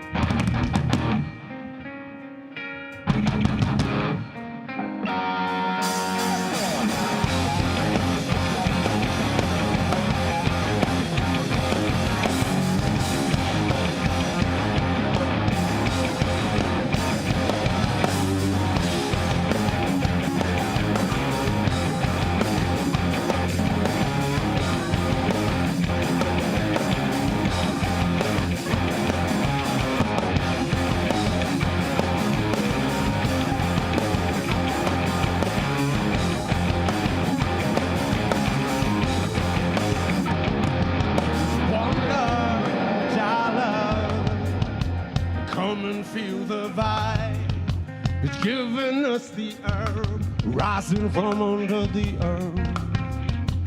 So we can unite. Give me and pass me the light, yeah.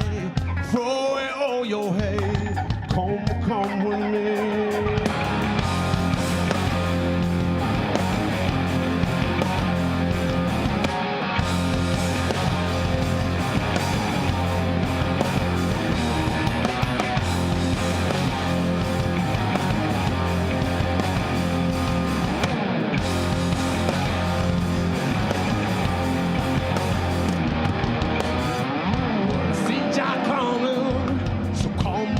Around my children, well, I and Army try to never make them fire die. So don't break the cipher, be part of the unbreaking circle, my friend. Throw away all your hate, come down with me. Another new day to understand as much as we can, as much as we can understand one love. We're high everywhere, we float in the air, we smoke and we float in the air. Love. In the air, love. We're a feeling to jump through. Well, see, well, yeah. We're a feeling, love within. I will see, well, yeah. Another day to understand as much as we can, as much as we can understand one love. We're high everywhere, we float in the air, we smoke and we float in the air of love. Divided and we fall apart, still the hurt, we are divided. Gather all we spoke, then split again. We free again, in peace again.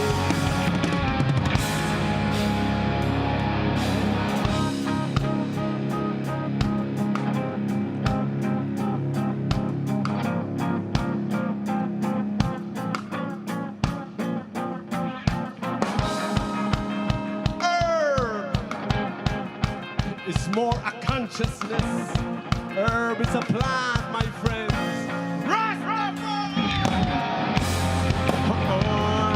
Understand as much as we can, as much as we can understand. Oh, love. We're high everywhere, we float in the air, we smoke and we float in the air of love. Understand as much as we can, as much as we can understand. Oh, love.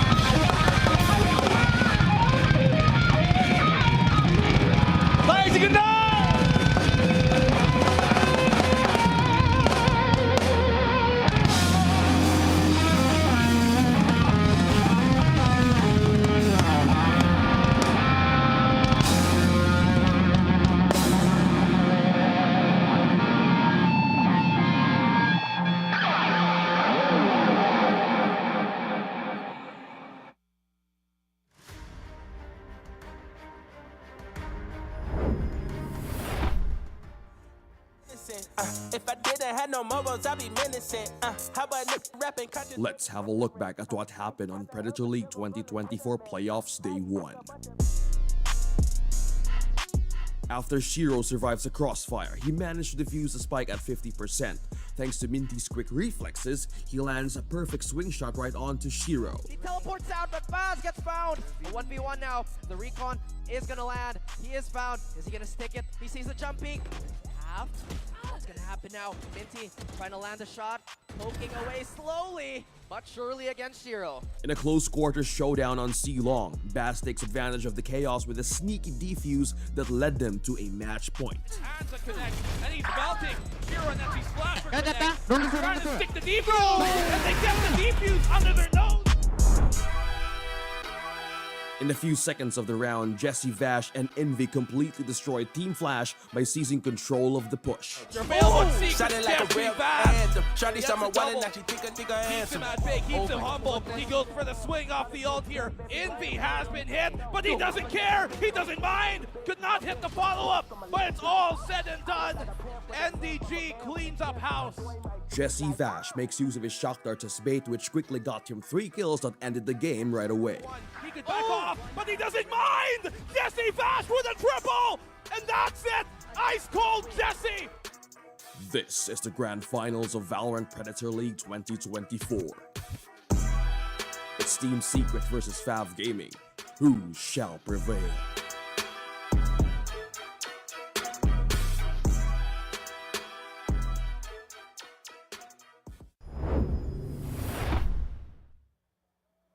Everyone, let's please give it up to Franco for an awesome performance. Thank you, Franco. Ladies and gentlemen, it is now time for the Valorant Grand Finals. Let's go.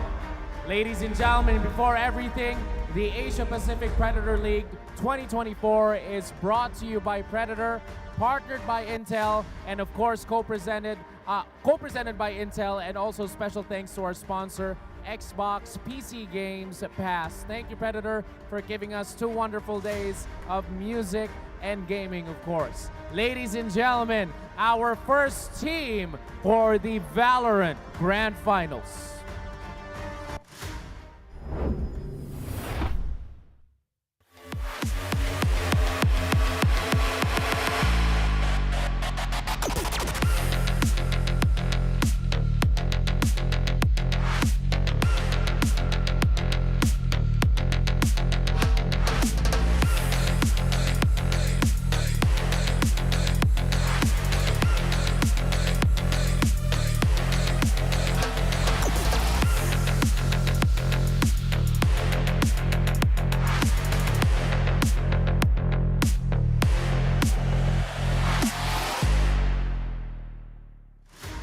It is their first time in the grand final stage.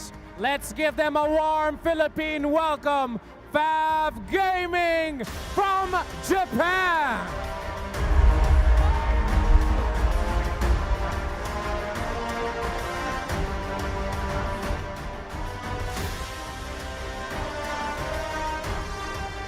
Ladies and gentlemen, their opponents.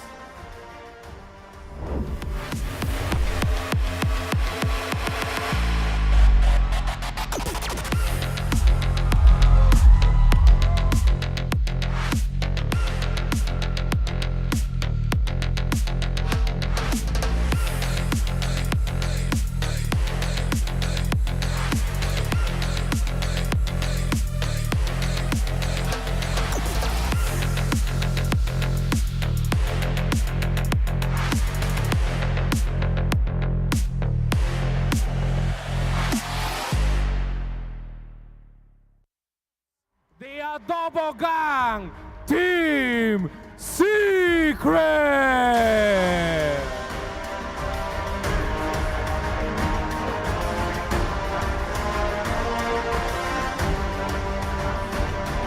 May we request both teams to kindly shake hands.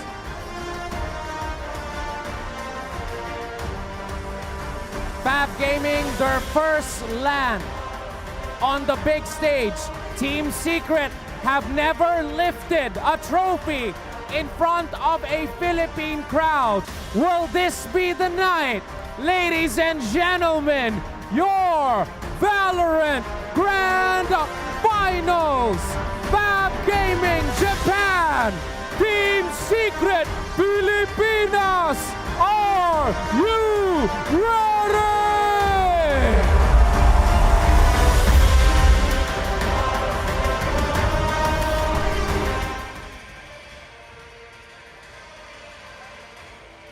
Ladies and gentlemen, Mall of Asia Arena, can you feel it? This is it. The grand finals for Valorant here at the Asia Pacific Predator League 2024 between Fab Gaming from Japan and Team Secret from the Philippines. My name is Mika Fabs alongside Zax and Azurai. Gentlemen, what an amazing crowd. How are you guys feeling? This has been such an amazing weekend. It was a little dim here on the stage, but suddenly you can see the bright lights have finally shown. And we are going to get an incredible matchup going underway. Fab Gaming on one side from Japan. Team Secret finally home and finally here to represent for the Philippines. And of course, we cannot wait to see what's coming our way. We got a rocking performance for, before the grand final started, and now we have a rocking match for this best of 3. So, very excited. You loved it. I mean, yeah, hell yeah. This seems like a match that seems to be written out already, actually, Dax and Azurai. As it always is in Valorant, though, you can't count any team out just yet. You can't even count any round out just yet, right?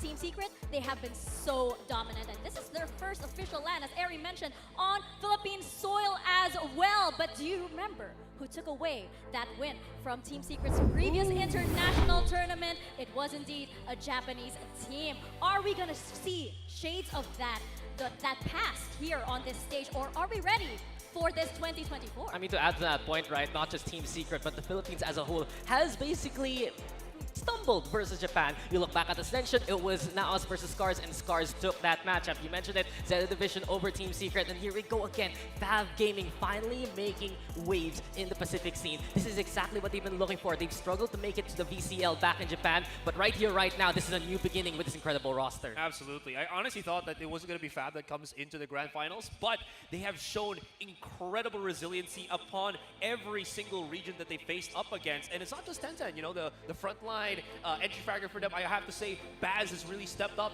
during the semifinals. His Omen was incredible throughout their matchup. I love that you brought up Baz, because he's just a player. He was the first player, I believe, that made our jaws drop, right, when we were casting Group A. And he did it again against Boom yesterday. And by the way, they finished with a 13-7 performance versus Boom on Haven. Now, this match, by the way, ladies and gentlemen, this is massive for Fab, because this is a team that has always been the bridesmaid, but never quite the bride in the Japanese region. They've been waiting, they've been working so hard for that big break, but more often than not, it's a first place finish or a second place finish for them until this Predator League. Now, of course, Team Secret, this is a very important match for them too. I don't want to put additional pressure on the boys, right? But this is going to be the first time that the boys can potentially lift a trophy in front of a Philippine audience. Miko, what can we say? Welcome home, Team Secret, right? Welcome home.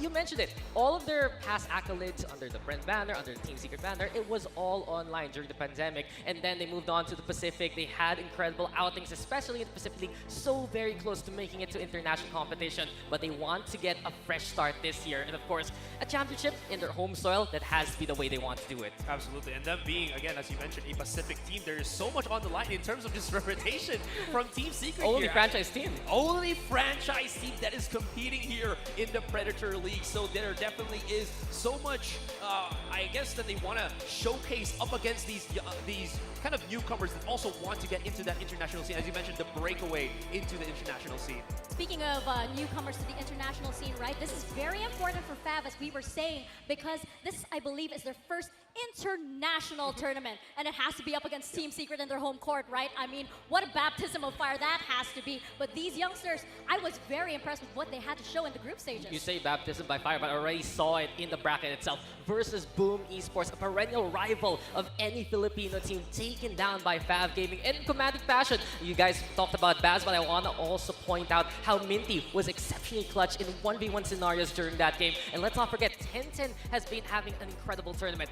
81 kills so far in 4 maps of action. These guys are handling these best of ones well. I gotta give it though. We were talking about how the performance of Fab has been incredible. I also want to just add like an extra information on the other side, on the flip side, on their opponent, Team Secret. This entire tournament, Team Secret has only played 1 map and 1 map only. That has been Haven, compared to Fab that has played multiple maps. I don't think they even repeated any of the maps that they played. They played Haven just twice. But still, right? Haven has been the map that Team Secret has played from the group stage up until here. So if Fab, has kind of seen the sequence, maybe they just take it away and, have a better shot against Secret. And that's a really good point, Asa, right? Because this is so strong for Team Secret right now. They've only played 1 map, Haven. We always say in the Philippines, Haven is the map for Filipinos. And because of that, Team Secret has not shown anything new besides their usual outings, their usual strategies. The only thing that has changed, of course, is NDG now filling in for the role that Dubstep did leave behind when he departed that roster. But beyond that, it's the same playbook. You see the pushes from Jeremy, you see the tendency, they love to go A, and it just keeps working for Team Secret. It's a double-edged sword, right? Because Team Secret are sharing no secrets whatsoever. It's been the same map, it's been the same exact composition, so we haven't seen anything from them quite yet. And I mean, they've owned Haven ever since, before the franchise league even, right? Which means that we haven't seen any other Asian compositions. It could mean that, okay, hey, maybe they're not as well practiced on other maps, because that could be a factor. I highly doubt that for Team Secret, though. For Fav, it could be, what are they expecting from Team Secret? What could they have possibly changed on all of their other maps? It could be a big surprise for them, Dax. I mean, I think that's a really good point, because since Team Secret is squeezing out the last bits of Haven they can get, this is probably the last time they're going to play Haven thanks to the newest patch, because Haven is gone. Say goodbye, guys. Ouch. It's a heartbreaker. And on the other side, you talk about Fab Gaming, I've seen their plans so far and how they play. We've noticed they love to play a default heavy kind of tap where they love to bunch up. If it doesn't work, they bring out 10-10 with the operator. But what happens after that? What is plan C versus Fab Gaming? Because we've seen Team Secret just overrun many a competition. Biggest examples have to be Todak back in the group stage, and of course what we saw here yesterday versus Team Flash. Yeah, again, depending on what maps we are going to be getting in just a few short while, it's going to rely a lot on how well, as you mentioned, the impact of Tencent is, because it feels like you kind of think about it that he might just be matched up against Jeremy, but it feels like there's a lot more that Team Secret can do in terms of how they kind of interact as an entire team. We kind of saw that with Team Flash and how well they got those refrags going. But anyways, here, map veto. We are heading into the map veto, and for the uninitiated, this map veto is very important because some teams might favor a certain map, other teams might favor another map. Is this a map that you're comfortable on? Is this a map that you've strategized for and practiced for? We're gonna see exactly what these two teams have to bring in this grand finals, and we are seeing right now the first few bans coming in, Dax. As that split and bind, I believe, removed. Team Secret, they can see Haven is still in the pool, and this is where it gets exciting. Can they make it 5-0 on Haven in this tournament? On the other hand, though, Sunset being considered here perhaps for Fab Gaming. It's something that they won versus Oasis. I've also noticed back in some of their plays in the Japanese scene, Lotus is a map for them to choose. Yeah, I'm just circling back a little bit to Split. This was actually one of the weakest maps that we've seen from Fab as well. I think as well as Team Secret. So this actually kind of strikes for both of the teams. So it kind of makes a lot of sense for that. Lotus, I'm not entirely sure if that's one of the better other maps of Team Secret on Haven. I remember it wasn't so good, and then they kind of started bringing it back and making it a little bit better over the course of the Pacific League. But in any case, Fab actually bringing out Breeze. And this is a very, very wildly mapping from Fab, because Breeze hasn't been played by Team Secret in quite a long while. If you remember back in 2022, they had those struggles. And on the other hand, I'm a little surprised Fab didn't consider that Ascent map, which they have played it to perfection in their newest iteration. But then again, it is also Team Secret's best map to begin with from the Pacific League. So TS, it's either Ascent or Haven we're expecting from them. It's going to be exciting to see Team Secret on this map. You're right, Dax. It's been more than a year since we've seen Team Secret on Breeze. And I wonder what Fab has to show, especially since Team Secret starting on attack over here. And we know when they punch, they can punch very, very hard indeed. Team Secret, come on, give us that Haven map. We know you want to. The Filipinos love it. They know it. They've done it. so well in the past few days. And I guess really to consider here for Team Secret, talking about Breeze yet again, is how Jeremy has acclimated to the pure duelist role. But Haven is, of course, the choice. They want to have a high five of wins here on Haven, a bit of a last hurrah. And funny enough, I tweeted the other day about Haven being missed, and TS replied to me and said, "We will miss Haven too." There you go, we see it now. Yeah, at least the swan song. The last dredges, before it goes bye-bye. I'm sad. But in any case, at least it's here for that second map. Interestingly enough, again, there was a risk that they might not bring it out and maybe hopefully get it for a decider map, but the risk is too high that in this second wave of map bans, Fav is just going to take it away from Secret. Of course, NDG just giving us a little glare into the camera as I thought it was going to be a set, but no, Lotus gets banned out. Those eyes mean business, I think. NDG just giving that dead stare into the camera. You know that he means business indeed. And it's important to talk about NDG as well because he is one of the newer ones on the roster here for Team Secret. This is, I believe, like his first official tournament debut. And what a debut it has been, Dax. He has had a lot of good plays, especially from what we saw yesterday. And I remember from back in the group stage too, where NDG played to perfection versus Ender Dragon. 2 impeccable clutch rounds to keep the team alive. Happened, of course, versus Team Flash as well in a certain round. But Sunset now is where we ended off Asarai. And this is going to be quite interesting because Team Secret, we haven't really seen too much from them. On the other hand, it was Fab playing it versus Oasis and mounting a bit of that comeback. I'm only anticipating that since it is Secret, we could be looking at a possible double duelist or double controller for both the first and third maps here. This feels like because of how open and how so closely knit, again, Breeze and Sunset are, we could be just looking at the kind of composition from Team Secret, at least historically looking at what kind of agents they have selected in the past.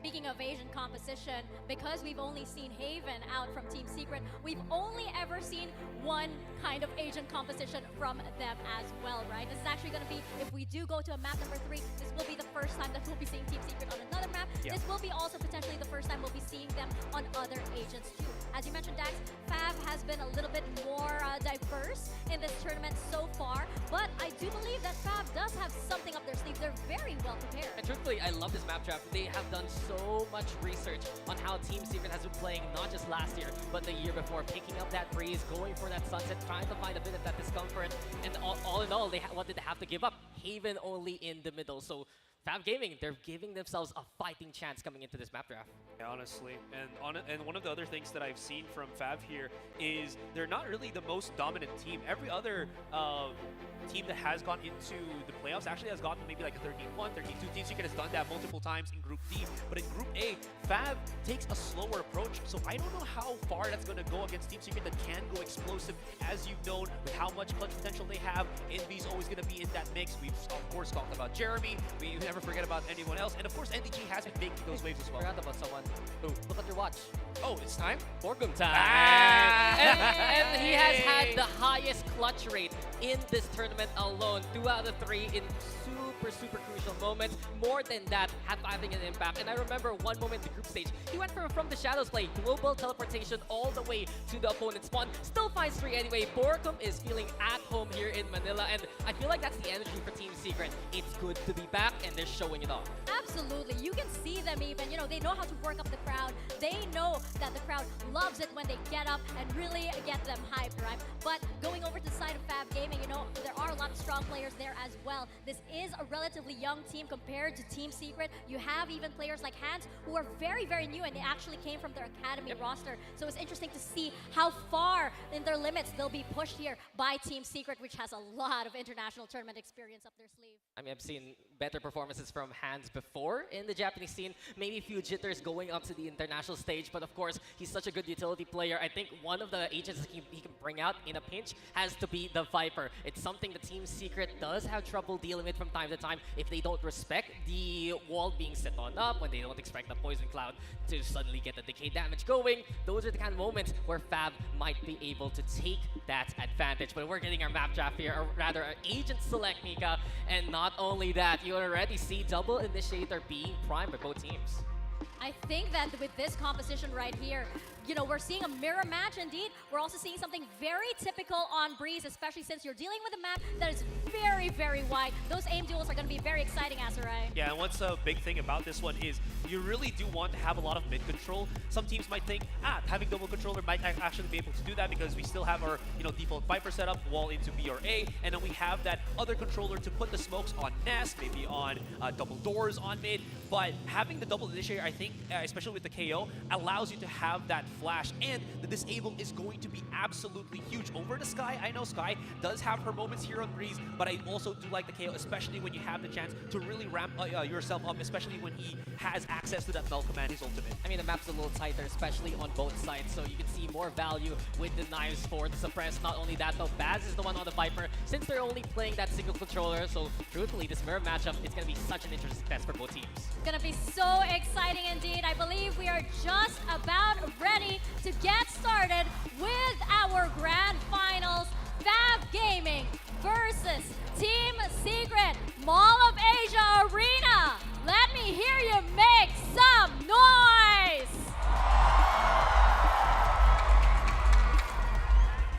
I love that. I absolutely love that. And all we have to do is wait for the countdown. Breeze, map number 1. Here we go. Let's see what's going to happen in this best of 3. And not only that, Team Secret playing for a championship right in front of a Filipino crowd. On the other hand, Fab Gaming going above and beyond all these expectations, making it to the grand finals right here, right now, and looking to bring a trophy home. So a little bit of a pause to begin with. We're getting ready for the action. And I think what we see here from Team Secret, it really is solidifying those roles with this starting 5 now. Since they have this 5-man roster, you have NDG firmly now on the Sentinel role. You have Jeremy firmly now on the Duelist role. No more double dipping with Dubstep from before. And it really just goes to show there's a lot more focus here for Team Secret. And again, it just makes a lot more sense, right? That's why they picked up NDG, because they wanted to have a lot more stability. Options, having more options sometimes isn't the best way to go. So having that condensed way of playing and just perfecting that is, I think, the route that Team Secret has gone for themselves. Speaking of which, it looks like there's going to be a split here on mid as well as coming in onto edge. Both of the Vipers committing their smoke onto mid, and the fight actually continues. Oh, they're going to flash through the wall, and immediately Fab Gaming going so mid control. Back of the win, the taps Envy will respond in time to at least make the trade happen. But Team Secret is just looking for an opening to get into that side. Exactly that though, Cyber Cage plus the toxic screen. Envy getting in there. 10-10 though, the only one standing against them. He will fall to the hand of NDG. It's Secret now with side control for the time being. Yeah, main players of Fab Gaming have been coming through tunnel here. One holding the flank as of the moment. Hands trying to soften up the site with the shock darts.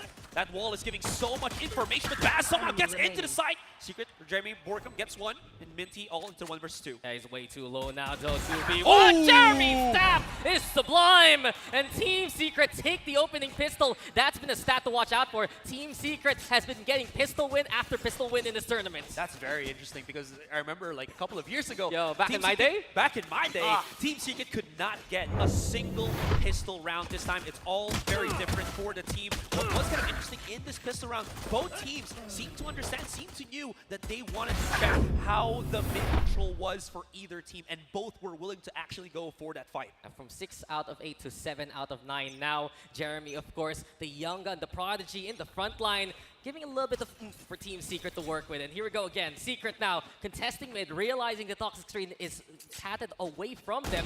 Over onto Cave instead. Jesse Bash though, rifle in hand. And this is what you want to see on a map like Breeze. Pick up those rifles early for that range. Yeah, 10-10 time to get a little bit of contact with that Marshall. Has to force back away. And now that they know that he's burnt already his tailwind, they immediately start to back at the, back entrance of that A site. Rest of Team Secret just kind of huddling up here, trying to see if a repeat happens. They have plenty of time. They already have the Viper down, so no more smokes here for Fab to utilize, and this gives Team Secret a lot of options. They have everything that they need. All they have to do is possibly just wait for their cooldowns, and there we go, the explosion. Fab, 10-10, missing a shot, waiting for the recon dart to land, but it actually exposes him. He's been good with the Marshall so far in the tournament. Let's see if he gets value. Absolutely not. Jesse Bash makes the dark count, even the rifle for the third, and Secret are in control yet again. Pressure's on NDG. He wants to do it, but Borkham takes it. You could have given the rookie his first Team Secret knife kill, but no, it's still TS with a 2-0. No dagger kill. No, that's NDK, not NDG. Sorry. Anyways, Nice two try. series. I'll figure something out later. But Team Secret also trying to figure out how to squeeze one melee kill in if they can. But I like the tempo of Team Secret here. It looked like it was a kind of default approach onto the A site, but there were some kind of slowdowns in use of utility. You saw Tenten was so prepared to break that recon dart, but Jesse Vash held off for a couple of seconds just so that it kind of just, how's the wording on this one, makes it a lot more usable. I can still think about this, Borkum, why must you take it away from us? Could have been such a good start to the grand finals, but in any case, Fav Gaming now, they're ready with the rifles. And one thing we've noticed from them, they're so strong on the deathfall. That's why Team Secret loves to play a protocol of patience here on the attack, trying to psych out Fav Gaming, which has been very responsible in how they retake. Vash threw out a shock dart somewhere on that B site and broke one of the traps, but there still is one remaining. But it does make it a little bit easier to push in on things. Phantom, yeah, there it is. That's both. So Secret can now choose to bring in Jeremy as well as push through in this one. But Hands realizing this, now prepping his own shock dart. So maybe there's going to be something through the smoke that happens. Yeah, this has been so meticulous from Team Secret. They get the scan going, the broken wall though, keeping Phantom alive. Hands also from the arches, trying to find a bit of contact. But Jeremy dares, but he will not win. Envy though, right behind them. Here we go again, Team Secret, making it the post plant for the time being. Okay. 4 players of Fav slowly creeping into the site. They're trying to use as much utility as they can to break through, but actually they do. Yeah, they got the damage onto Envy, and Hands secures it with that shock dart. Minty though on board as well. Fav Gaming uses those rifles to at least fight back. And here we go again. NDG! Oh, can he get anything done? Absolutely not. Team Secret will falter here.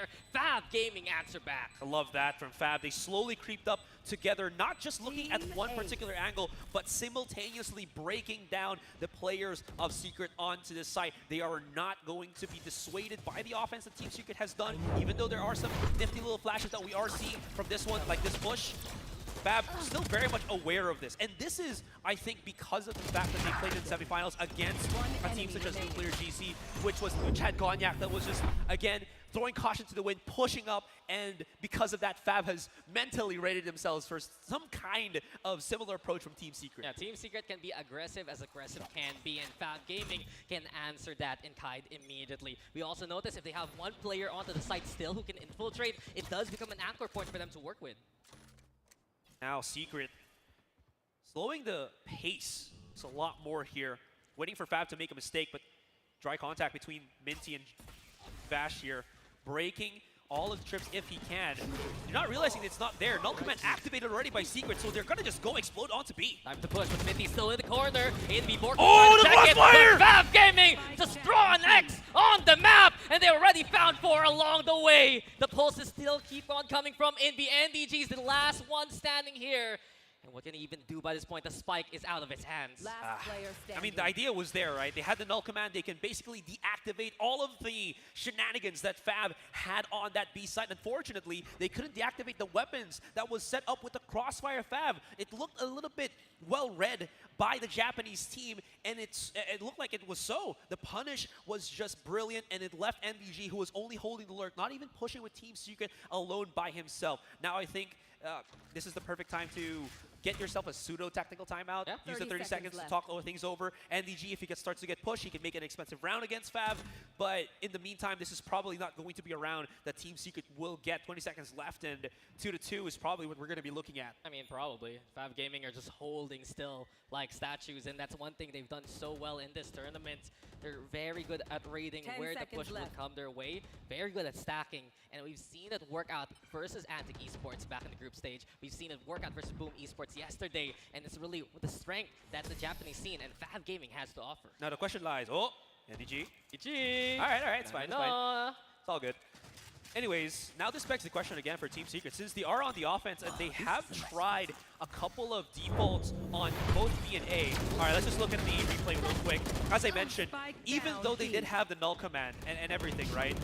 There still is that point where if you multi-contact Crossfire and Secret just goes into one corner, they literally try to go to the bend, they're just gonna get meat grinded by Fab here. Anyways, double check, again, like I mentioned, there's not a lot of mid-presence from Team Secret, so they might want to try to do that now. And then you notice Tenten and Hands push that toxic screen just to keep the crossfire going. Fab Gaming is fearless right now. on this stage against the hometown heroes themselves. Here we go though, utility now used over onto the corner, trying to flush out Phantom. They haven't found him as of yet.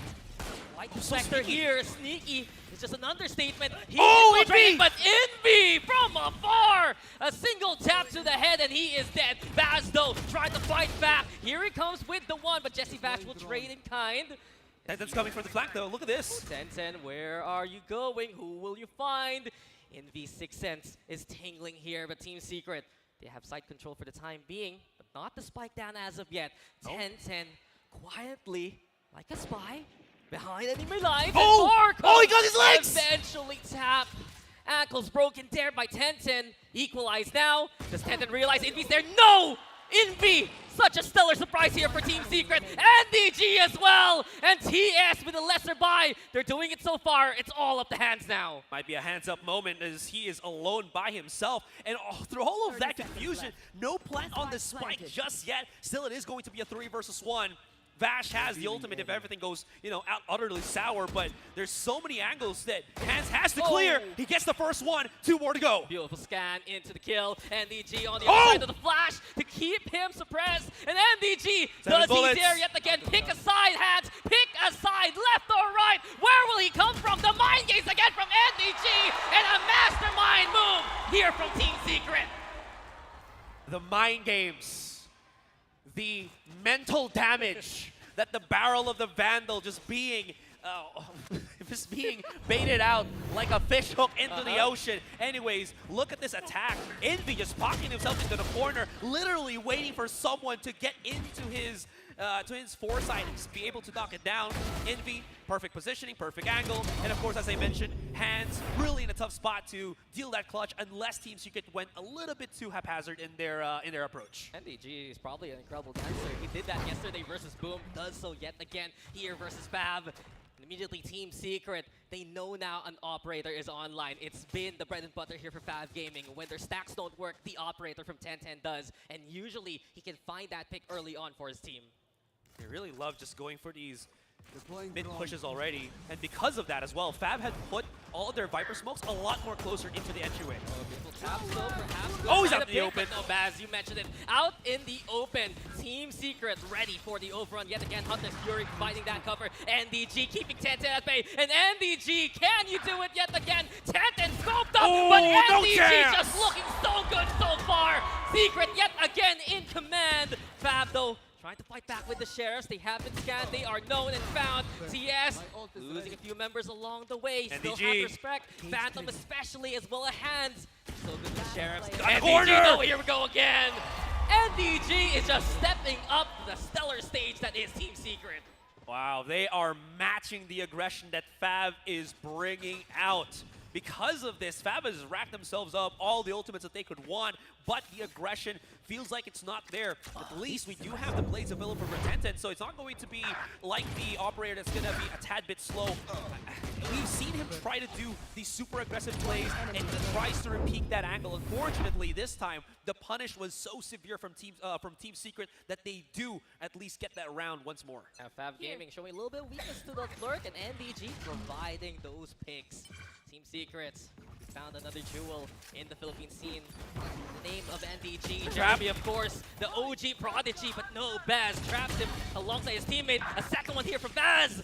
Fab Gaming hold well. Baz is bringing the buzz, bringing in the sting, but Borkum's all alone now. 1v2 with so little HP to work with. Picks up the spike, decides to retreat for the time being. He has ultimate though, so if he can somehow manage to figure out that B is clear, plant the spike immediately, get a Viper pit running for him, there is a possibility. But the thing is, the biggest counter to a Viper pit is that Sova. Once you have the recon dart still available, once you have, I'm not sure if Hans has activated his Sova drone. In any case, it still is a big counter to Borkum here. But if he can position that Viper pit in a spot where he has a lot of corners, he has some room to work with.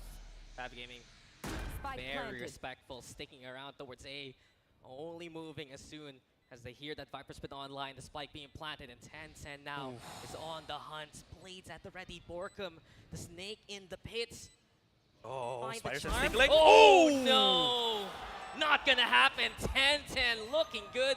there at the very end, but Fav Gaming being bailed out by Baz's incredible efforts. He's been a core player of this roster for years now, and he's providing a lot of impact. And he really steps up when they need them to. When that time that they were facing Boom the other day was, you know, coming to play, it felt like Baz somehow stepped up to the plate, and now he's doing that again. Look at these highlight shots coming in from Baz, absolutely sickening. And then, of course, Tencent finishes it off. Borkum, I mean, in that position, if you were Borkum, you had to try to do something because you were so low HP. The thing is, even if you get that one kill first, your opponent can just hang on the map where you are, and the other teammate can just, you know, shoot fire through the smoke. It's a really easy time for Borkum to get knocked down, so he had to try to do something. Team Secret looking to make it easy now into the B push immediately. Phantom getting tagged from afar by 3-5, Oh, sure. updraft? Updraft. You saw that moment with the scan. Jeremy looking for the angle, but Team Secret yet again kept that bait by the Fav defense, and this is how much of a stranglehold Fav really employs on how they hold the sights. The tunnel, though, maybe the opening. Ooh. Jeremy leaping around like a bunny and is able to shish kebab hands there. A chance now to get in there, but Baz yet again striking when the iron is hot. A moment made here by Fav, and they're looking to be the favorites of the round here. It's 3v1, everything left to Indy, but here he goes, looking to be the hero of Team Secret. Invincible so far. Can he doesn't find know. the final target? Minty though is precious ready, and that angle is perfect. Fav Gaming tie it up. Wow, both teams very quick to adapt. Already Team Secret figuring out that there's too much heat on that B main. Let's try to wrap around. We have a very quick ability to frag because of Jeremy activating with his blade. He does get the first one. Unfortunately, they didn't spot out Baz, who actually pushed deeper into mid. And again, Team Secret wasn't able to scout that out. They get double peek by Baz. Envy somehow manages to pick up the third. Unfortunately, again, because he had no idea where Minty was, there's 3 angles he has to look at. Wide of a map, which is Breeze. So that's going to be, you know, more about instinct and just luck. Minty gets it pretty easily. Team Secret, they're just trying to find the right tempo so far on how they want to approach versus Fav. Their speed is answered by numbers. Their slow play answered by angles, positioning.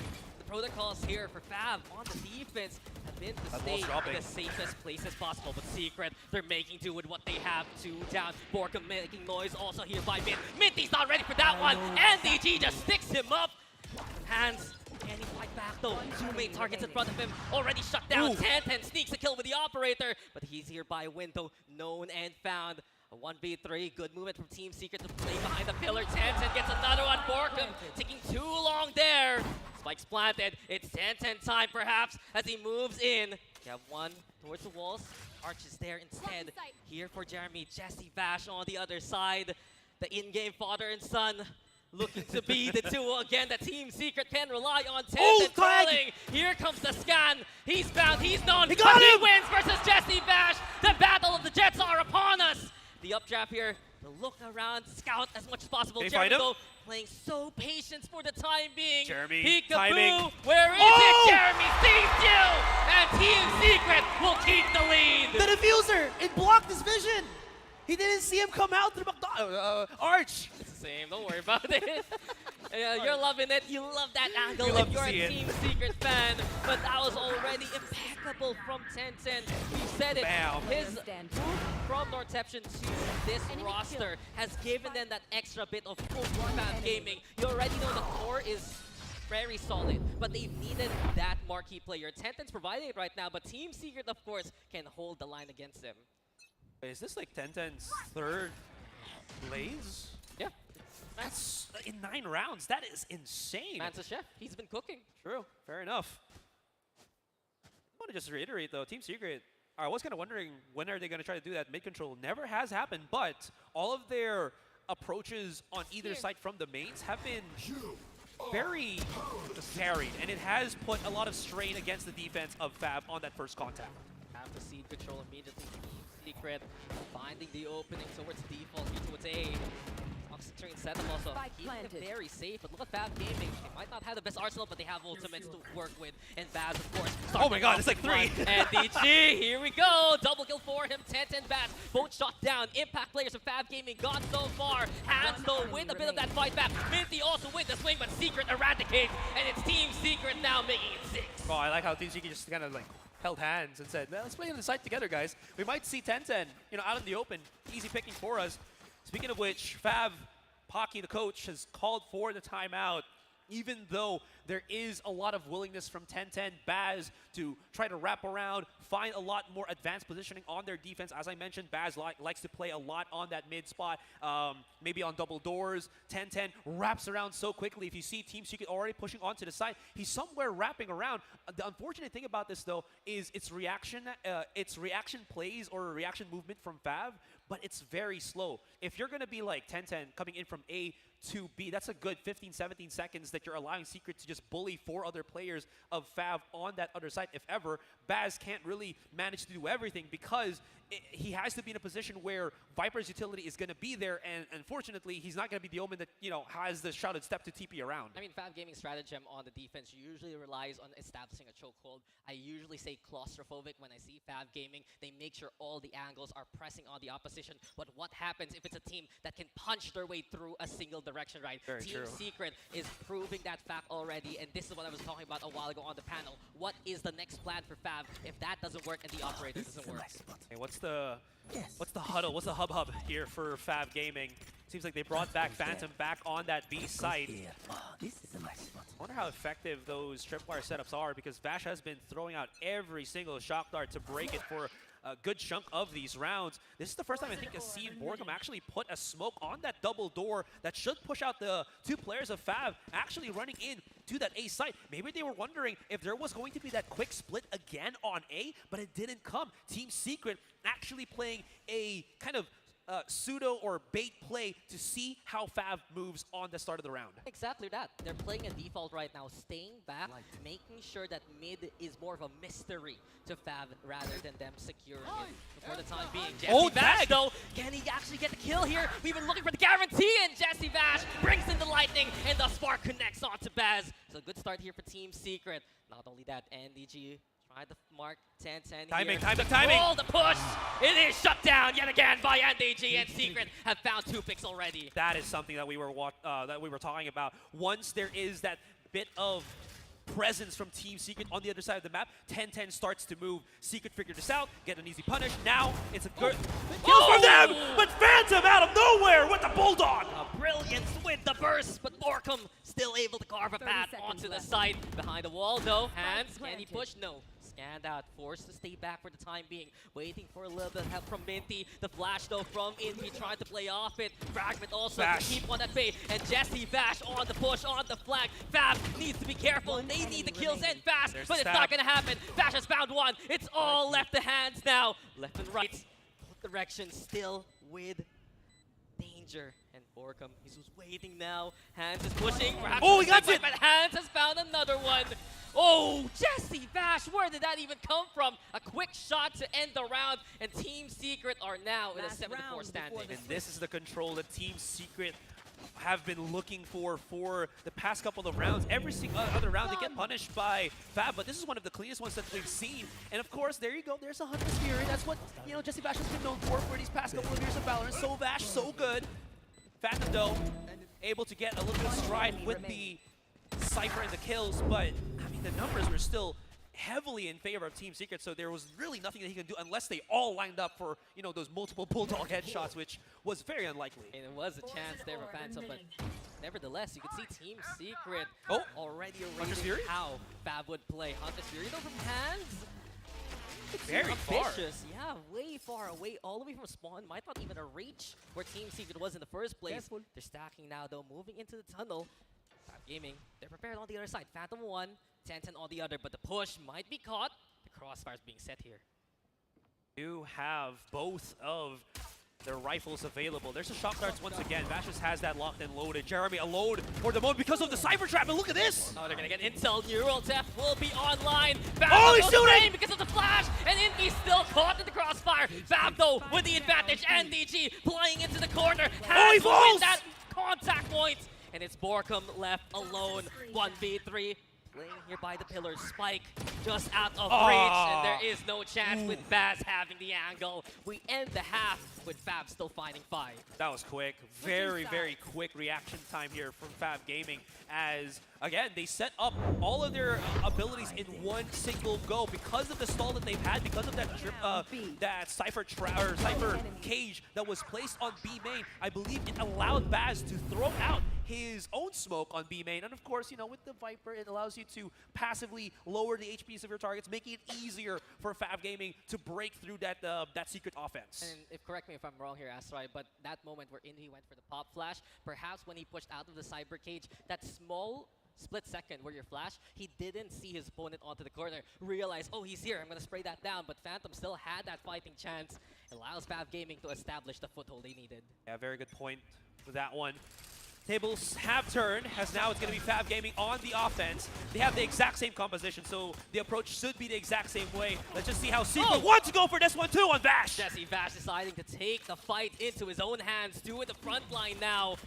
A good trade here for Team Secret, and now it's even better. They're trapped. With Jeremy finding another one. Fab getting a taste of their own medicine. Trapped is an understatement. They are encaged and found. It's a spectacle here, courtesy of Team Secret, as they will win a second pistol in the series. Yeah, again, as I mentioned, it's going to be somewhat similar approach because of their mirror matchup, and the outcome somewhat similar as well. Team Secret just, again, relying on their abilities to use the smokes for a bit of coverage and then start pushing out. We'll probably see it in the replay here, how quickly they were just able to respond to this one. And again, just wanted to remind everybody, Vash able to get 2 kills from out of nowhere with his quick and steady hands, even though he's one of the more veteran players of Team Secret. That's the word I would like to use, veteran players of Team Secret. Sure. Sugarcoated, that's right. Look, no, that is the truth, though. Look, Vash is having a good time. He saw his old yeah. game already back in the past few hours, his new game now. This guy has been a pro for like basically 20 years by this point. Godfather of DH Esports for good reason. In any case, it's Team Secret, of course, on the anti-eco. Spreading out for the time being. 3 of them stacking towards A. 10-10. He does burn the tailwind, make that noise towards Cave, just trying to draw attention towards him. Baz? They've cleared Nest already, so look at this. They're about to explode here on Double Door. If Tenten can find Borka right now, this pinch is going to be huge, but the Silver Drone actually spotted Baz right now, and that's going to force the rest of Fab Gaming to back away for the moment. Again, burning time, 1 more minute.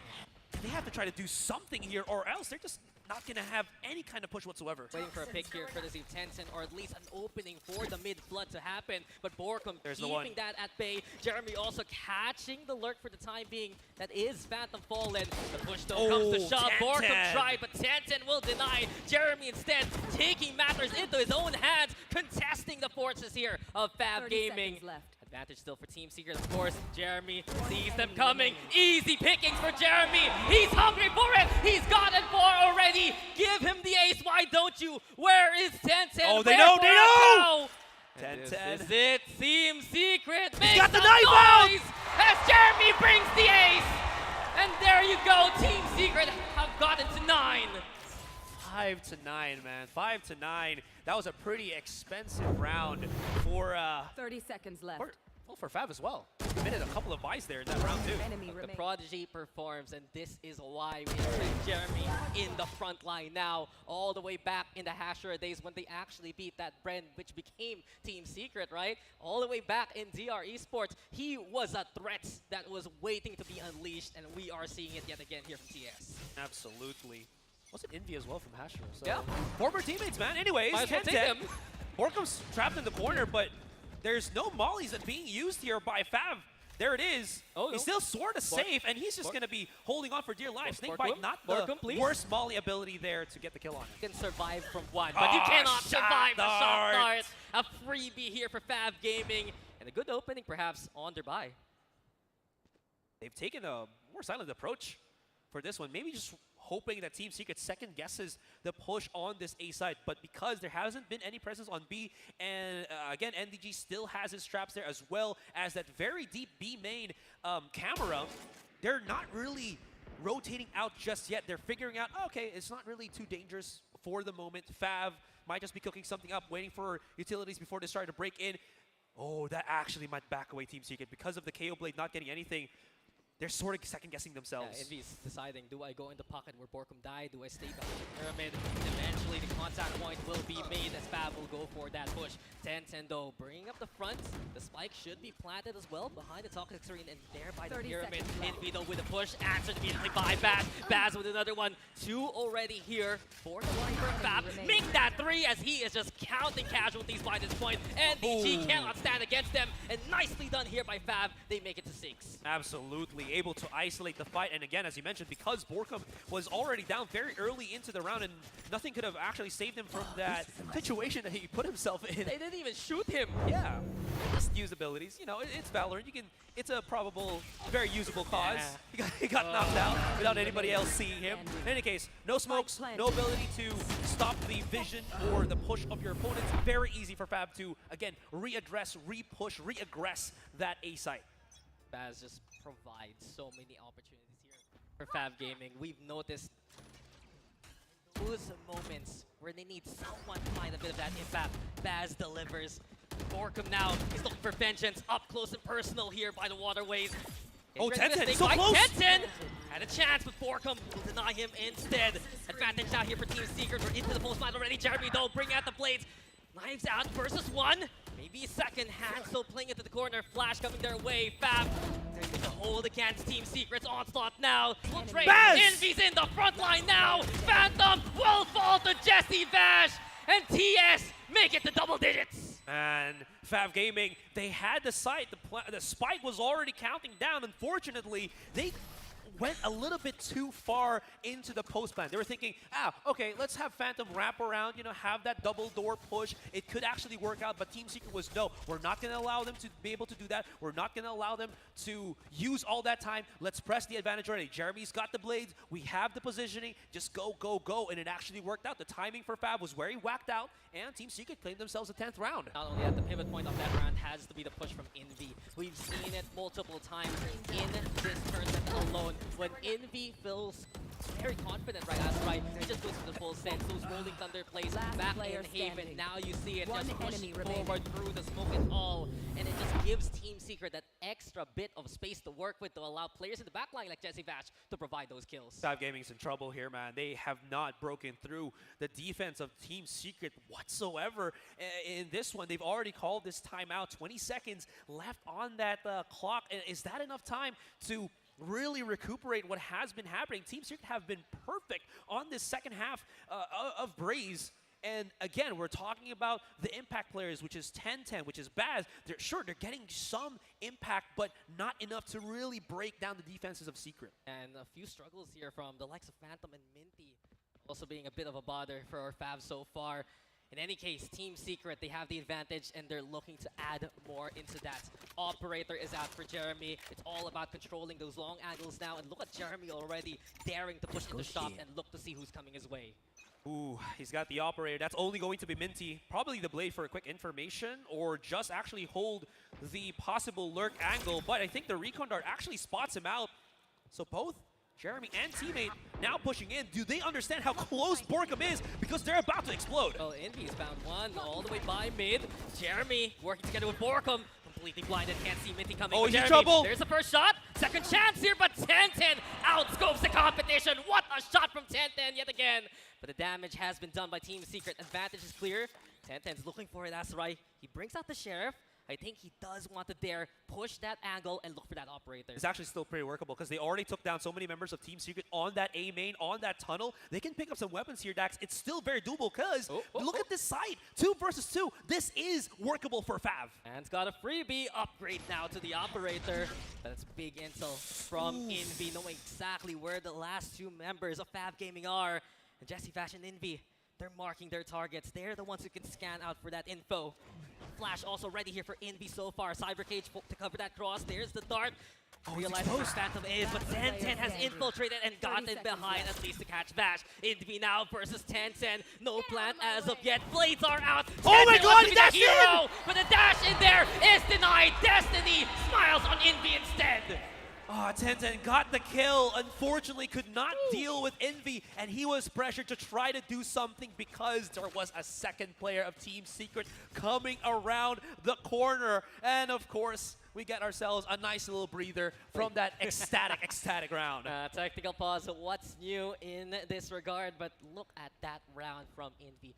4 kills to his name. And this is what we've seen now for Team Secret. That evolution, understanding, the talents that are being made by Philippine Valorant, putting them into this roster. They got Jeremy, they got Envy, now they have NDG. This core is getting younger, learning so many lessons really from the remaining veterans here from TS. And right now, that extra firepower is working so well versus Fab. That's what we were talking about like way back, right?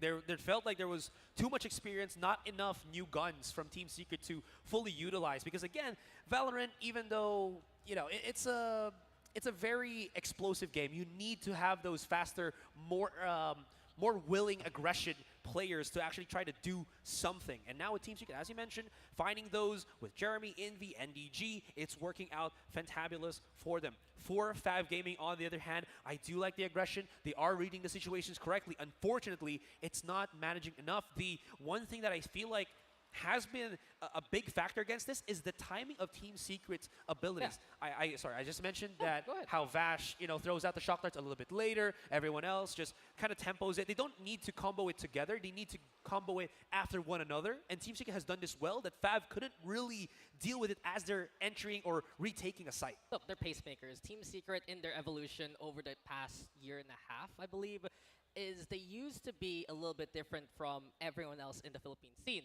They took those scrims back in Korea. They would face off against the likes of DRX and use that utility-based, stratagem-based style. Yeah. And then they integrated the PRX way of just going in there and going ham. Now that they have the firepower to do so, they can just pick what gear they want to go on, fast or slow, in or out. Pick your poison if you are Team Secret. Yeah, and even though Fav Gaming, we have championed them as a team that can adjust.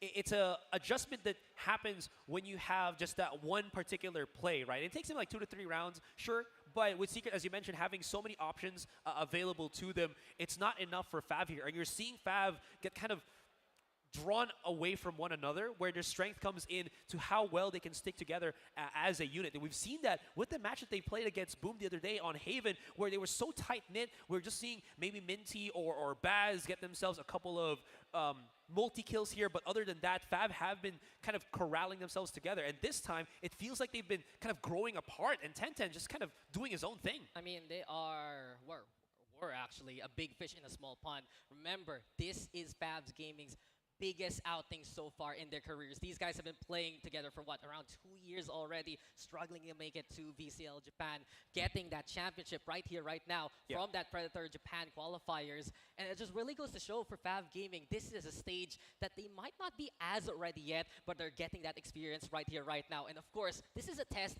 against a team that their usual rivals in their own local scene, right, are competing against. So the level right now for Fav's evolution is just growing at a rapid pace versus Team Secret. But then again, I just want to really highlight real quick, if you listen to the crowds here, of course, TS for everyone. It's the Philippine audience. We're having a Fav Gaming section, and I love to see a bit of that camaraderie. I love to see that there's support for Fav Gaming as well. Absolutely. I mean, our audience, they know a good play when a good play happens. So this is what has been just transpiring in this first game. And I love to say that is in this first game because we have a best of 3 for this grand Best of 3? What's that?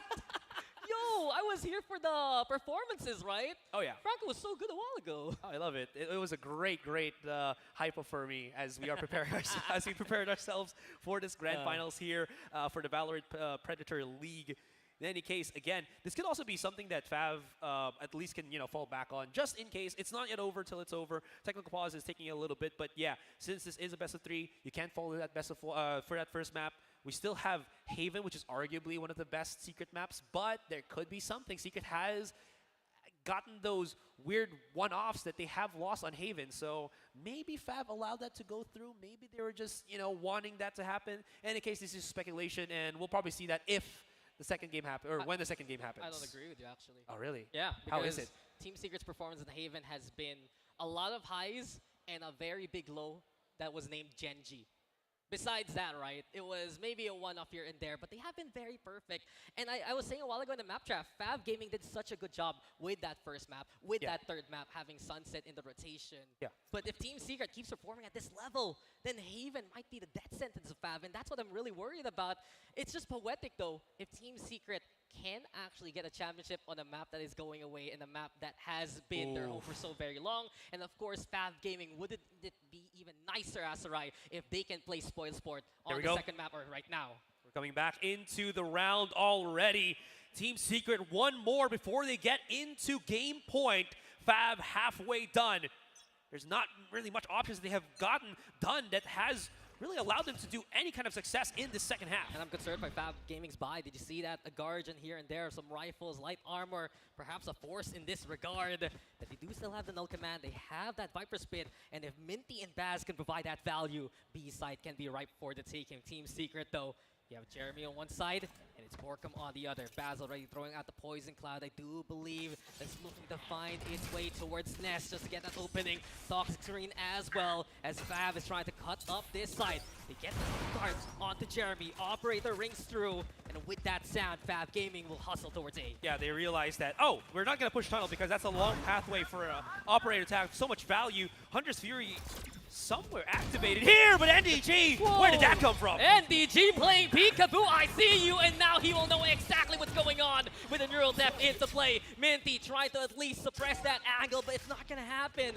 He's scanned, he's known, and Team Secret are waiting by the staircase to bring an angel to heaven. It might be Minty here, Hans though providing reinforcements, and Hans will throw them at least a kill onto NDG. The doorway opens, here comes Team Secret yet again, coming out with the numbers, and coming out with a classic kill. It's map point for Team Secret. He couldn't cross, man. He couldn't cross because Jeremy, even though he whiffed, he was still holding that angle. And another thing, it felt like Fab's push coming through double doors into that A side. They had no intel whatsoever. As soon as we saw this, NDG and Envy were already cracking heads. And Fab just couldn't get the refrags to secure the site and plant the spike. Secret Faithful, though, say hello to NDG, and this is what he does for the team. 16 for him, but Envy, of course, even the Pacific League has mentioned it. An all-star player in the making, showing up already last season, and with the stats to prove it. Null command available for Team Secret, but look at what Fab has right now. 4 ults, it's time to use them. Gonna try to break through if they can. Borkum's just the lone person on that A. That wall's gonna separate him and Jeremy together. Here comes the push from 10-10. Jeremy does get punished, and there's the 3 kills instantaneously by Fab. Oh, the spark from Fab will finally shine, and they get the site in overwhelming fashion. It's 5v2. NDG as well as Envy looking to play on opposite angles. And while NDG is searching for anyone playing the off angle right now, Envy's throwing that direct contact. Spots out Minty, that's the first knockout, but the job has just started here for Team Secret. Fab, though, trying to be a little bit meticulous right now. They're wings and gets that kill. NDG, last one standing, but the flick! Did you see that? NDG swipes right to get that kill. It's 2v1 now, and NDG is found. Fab will survive in such stellar fashion. That's only the null command used here from Fab Gaming, so they maximize their ability. And you know how risky that is, Asarai? You are playing against match point. You might think, oh, we want these ultimates for the next game instead. But no, Fab Gaming, they know exactly what they need to win the round, and they position themselves accordingly. Yeah, again, I mentioned this during that pause where Fab felt like they were being broken apart by Team Secret, but this time, this is one of the rounds where they actually held together, pushed just with the null command, gets that value, and as you mentioned, they are saving up a lot of good stuff coming into this one. If they can get a first pick, which does not happen because Jeremy finds one against 10-10. Are you asking for a first pick? Jeremy will provide, and now the Hunter's Fury, Retribution, Fab Gaming looking for it, but hands cannot connect, and Jesse Vash, he does get tagged there by the tail end. Fab Gaming will know tunnel presence was there, but maybe that's exactly what Team Secret wants. Fab is kept here by mid for the time being. Jeremy has already gone away from tunnel and gone into nest just to see if there's any tunnel pushers or at least control that top mid angle just for the meantime. In any case, they still have to get their first pick off because they're kind of hoping maybe to activate Phantom's neural theft, for any kind of information for the moment. And because they haven't, look at how slow Fab have been doing nothing. They're trying to maybe push, but oh, Jeremy, what is this? You Big see his legs? Jeremy? Whoa, no way, that's a spike! Where did that come from? Jeremy again, hugging the walls, hugging the corners. Pound finally by Baz. But you mentioned it, the damage has been done. The spike is down. Borkum actually catching out Phantom as well. And Fab Gaming is scattered down on their approach. 25 seconds left. And that countdown is for Team Secret's potential victory. Hands is looking for any opening here. And Fab Gaming, they have to hustle. It's Borkum versus 2 oncoming. But no TikTok, time. that clock is winding down. Borkum, Baz! that could have been time. But Baz He has time, he has time. here for Fab. There's still a life here for Fab Gaming. He's so low though. How is he gonna beat the fragment? 30-7. It's only game 1, but the finale to this map is stellar. Team Secret get there first. A heartbreaker with the nade, and out of nowhere, Team Secret will take it. Life could be a dream, as that was a bit of a breeze there for TS at the end, but what a map we just witnessed. What an ending as well. Baz again, being that miracle player for Fab, but suddenly a nade from heaven will call it a day. Also, the biggest thing in that round, what happened with Jeremy there? He just thought that he could make a play, which it actually worked out, and then Phantom from out of nowhere just could not find that first kill. What a showing from Team Secret, and I am just impressed with how they performed there on Breeze. Mika, you have to be impressed as well. Oh, definitely impressed. That is our first win here at the Valorant Grand Finals for Team Secret. Can they close it out? It's a big question, especially since Fab Gaming, they did come prepared. 30-7 is not a bad score at all, especially when you're up against a franchise team. And as we mentioned, this team from the Japanese region is very, very young indeed. I felt like there was a lot of patience from Fab, which is most uncharacteristic for a lot of very young teams, right? This team does show a lot of discipline. It's just that Team Secret is one of those teams that when they want to punch through, when they want to rev up, there are very few teams in this entire region that can put a stop to them. They're a team that can throw a jab, throw an uppercut, and go for a feint if need be. The pacemakers are a Team Secret, always keeping Fab Gaming guessing. And we've seen, even though the performance there from Baz, performance there from Tencent to try bail out Fab Gaming from a bad situation, it was just Team Secret as a whole having those kind of players willing to push that limit, and exactly the one to watch out for. Envy, that MVP, a triple-double even, 17 assists to his name, and we've seen multiple rounds there, Asarai, that his push allowed Team Secret to take that win. And honestly, these sort of pushes was also on just the Sheriffs, if I'm not mistaken. So he's been creating plays whether he's got the money or not. So this is perfect stuff from Envy. This is why he's there. The absolute clutch player, I think, from Team Secret here, as you mentioned, just creating the plays, creating that opening. I also want to just say, you know, putting some lenses on Fab once more. 10-10, I think this is the first time that he's been truly challenged as that duelist Jet. It felt like he was trying to do so many plays. He's so aggressive. He's holding so many forward angles, but he just cannot find that follow-up after the first kill. He gets, sure, the operator, the martial kill, but nothing to follow up after that because he gets immediately refragged by Secret. Like there are also a lot of rounds wherein Fab would just put all of their eggs in one basket, right? Especially since there were a few rounds where they were reading Team Secret very, very well, especially on the B pushes, right? You would see them just huddle up in that singular choke point, and it was often then when Fab would choose to stack all up, all 5 players with their sights onto Team Secret, right? But again, Team Secret, once they had that rhythm, once they knew that Fab was there, their anticipation of that moment was just stellar. Look, Fab Gaming, they love to play that omelet style there, Mika. They love to play together, but the problem is Team Secret is a team that can walk on cracked eggshells. They just know exactly how to deal with Fab Gaming and their crossfires. They're learned a few difficult lessons though near those early rounds. Remember, they're on B side around 2 or 3 times. Fab Gaming and their Stonewall defense having 1 player on the left, 2 pushing in from the right. It just allowed them to win those rounds. But in any case, TS were finding answers instead. But looking at stats though, 21 kills for Baz. He was a hero that Fab Gaming can be proud of. Such a mainstay on that roster. But unfortunately, even in that last round, it wasn't enough. Yeah, and the other players I was kind of expecting to really create that tempo, especially Minty that was on the Cypher, really struggled to get that value. I think he was just perfectly shut down here by Team Secret, and because of that, he was always in an unfavorable position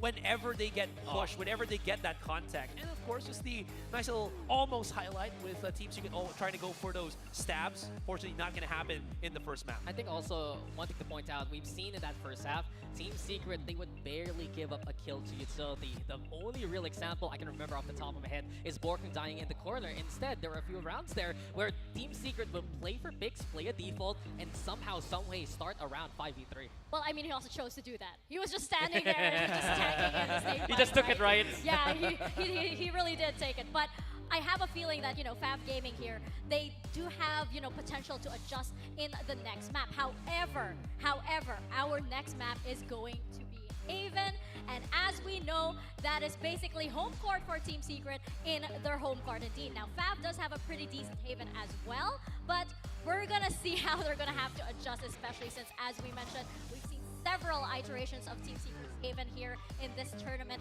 so far. Now, I feel like, I like that you brought up Minty, Azurai, just because I feel like he was just a little bit more hesitant this time around. Maybe he was intimidated by Team Secret just a bit, but I feel like he wasn't as adventurous as of a lurker as he was in previous games, like versus Oasis Gaming, versus Nuclear that we saw in the group stages, and even versus Boom Esports, Azurai. So I feel like Minty here, there might have been a little bit of that Team Secret big international franchise league might be a little bit of a factor here. Where with these kind of, you know, mirror matchups coming into play, you immediately see the big contrasts, right? It was Minty's KO versus Envy's KO, and you see what Minty could have done to try to bring things back online. NDG as well, as I mentioned with Phantom here, kind of looking at the matchup between the Cyphers, he didn't really get that value.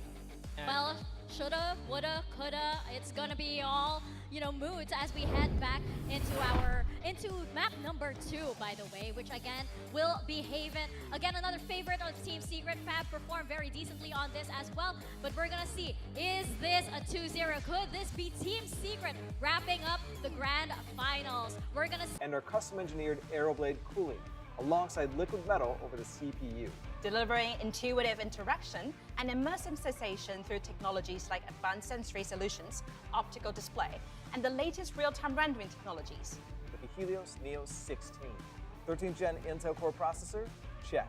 GeForce RTX 40 series graphics? Of course. As for cooling, the Helios Neo includes Predator's custom-engineered cooling solutions listed here, with our unique Aeroblade fans and liquid metal thermal grease. Predator Triton 17X laptop. This powerhouse features a GeForce RTX 4090 with a max TGP of 175 watts. The Acer Nitro XC452 CUV at 44.5 inches with a 32:9 ultra-wide aspect ratio and 1500R curvature.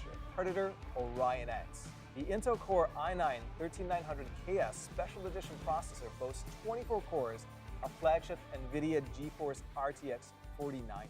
It is the smallest PC that features this GPU. Upgrade your gaming experience with the Predator Orion X.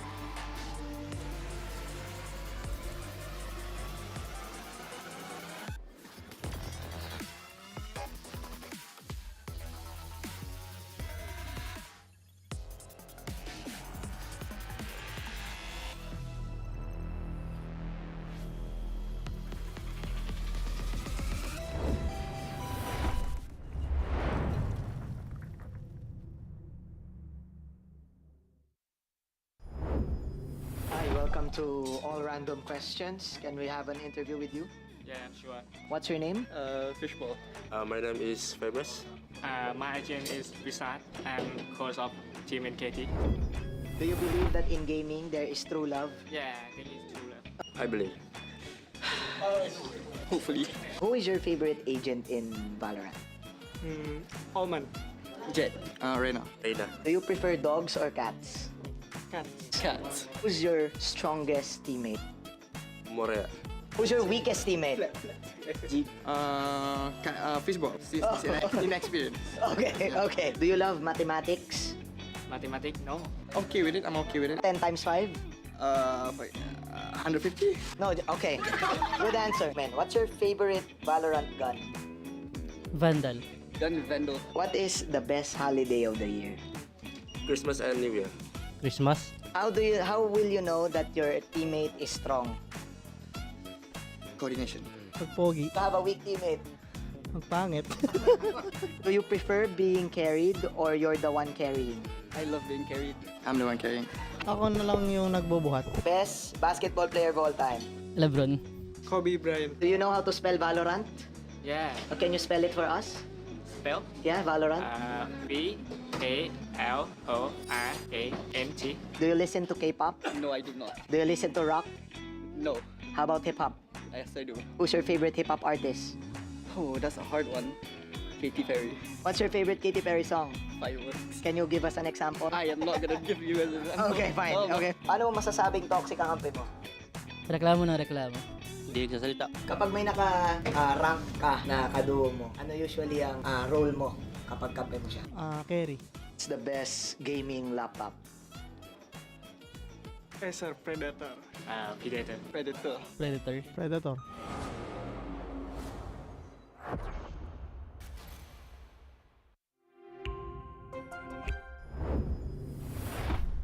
I was today years old when I realized that, when I learned rather, that Katy Perry is a hip hop artist. Apparently. You know the bars, baby, you're a firework. Yeah, that works. Yeah, we're doing that right now in Mall of Asia Arena. Thanks very much for that, Dax. Again, you are here on the test. We are taking this very seriously, by the way, ladies and gentlemen. Don't mind my co-panelists over here. But I'm Mika Fabs, this is Dax, and Asarai, and we just saw Team Secret take the first map, Breeze, in this grand finals. They need another one if they want to take it home, but Fab Gaming could take this. But as we mentioned, Dax, this is Haven. This is home court for Team Secret in their home court. Yeah, home courtception by this point. Double home court. It's a map that TS has basically innovated on for the past few years. Something that they can rely on by this point. And a swan song coming to the next patch where Haven will be removed from the rotation. So what better way would TS end a run for a championship on their home courts here in the Philippines? And of course, the map that they have chosen multiple times again and again to bail them out of a bad situation. Absolutely. But at least on the flip side here for Fab Gaming as well, they actually have a pretty decent percentage win rate on Haven. This was the map that they won against Boom 13-7. This was the one that they won against Nuclear GC 13-10. And then on the other side, when they were still playing in the Japanese qualifiers, they've had some successes on Haven. So at least they have a track record. Then I'm gonna bring up what happened in the finals. It was 113 versus their opponent. They were completely manhandled by I believe it was Crest Gaming, right? Yeah, CGZ. Oh, CGZ that fought off against them. And those are the kind of concerns that you're gonna have for Fab Gaming right now. After you've seen Team Secret and especially the young 3 guns there having the highest ACS of that previous map. Envy performed, Jeremy performed, NDG performed, and Team Secret is looking better than ever. And now we are looking at our agent composition as we head into map number 2.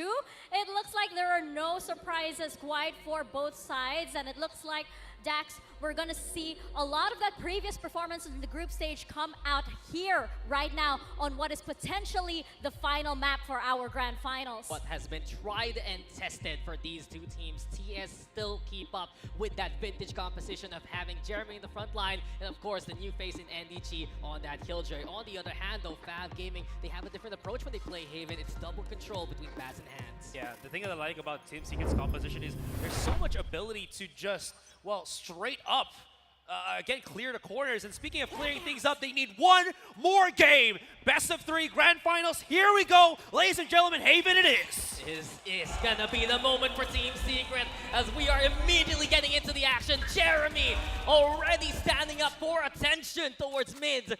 And into B side he goes. Paranoia is even baited here, Asarai. And quietly, you already know their name, Team Secret.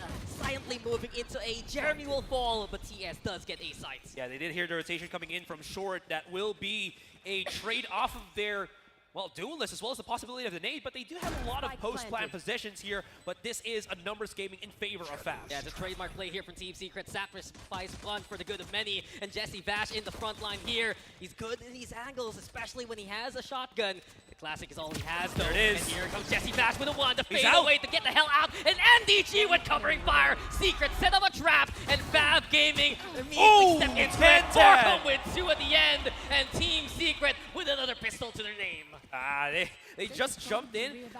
Again, they might have looked at Jesse Vash quickly enough, but the thing is, there was an alarm bot that was like, hey, you gotta run away from that one. You don't want to get vulnerable and everything. 10-10 does get the pick off to Jeremy, but the initial plan from Secret was very obvious. It is to divert the attention of Fab and go the other way. Did you not also notice NDG moving from short quickly towards Link to have that angle to provide that covering fire? Team Secret, they are acclimated in these conditions, and we saw it versus, remember that Pacific playoff game versus DRX? A is always the answer for TS, and that's another instance of it. I like this. You are the absolute historian, man. I cannot remember that for the life of me, but Dax, he knows all. In any case, now does Fab Gaming know something in order to just counter this, again, momentum from Team Secret? Again, it's 1-0, but the thing is, there was such a huge gap on that Breeze map that it could carry over here in Haven. Again, we've talked about this during the pregame. This is one of the strongest, if not the strongest map of Secret. Yeah, Team Secret is going to miss this after this tournament, but all I have to say is Fab Gaming, they need to be careful with their utility. They cannot be baited like they were in that last round. You saw Jeremy pulling things like the Toxic Screen, the Poison Cloud, and the Paranoia, right? Those are tools that Fab Gaming can utilize moving forward. He said it to Asarai, no one's home. This is a free site to take for Team Secret. And truthfully, I wouldn't be surprised to see Fab Gaming just die to the spike here. Looking around, though, here is Minty finding any point of contact. Jeremy, he's playing the front line here, wants to play out the showstopper, but Jeremy will go to sleep. 10-10's Marshall is good. We're watching that recon dart fly high into the sky.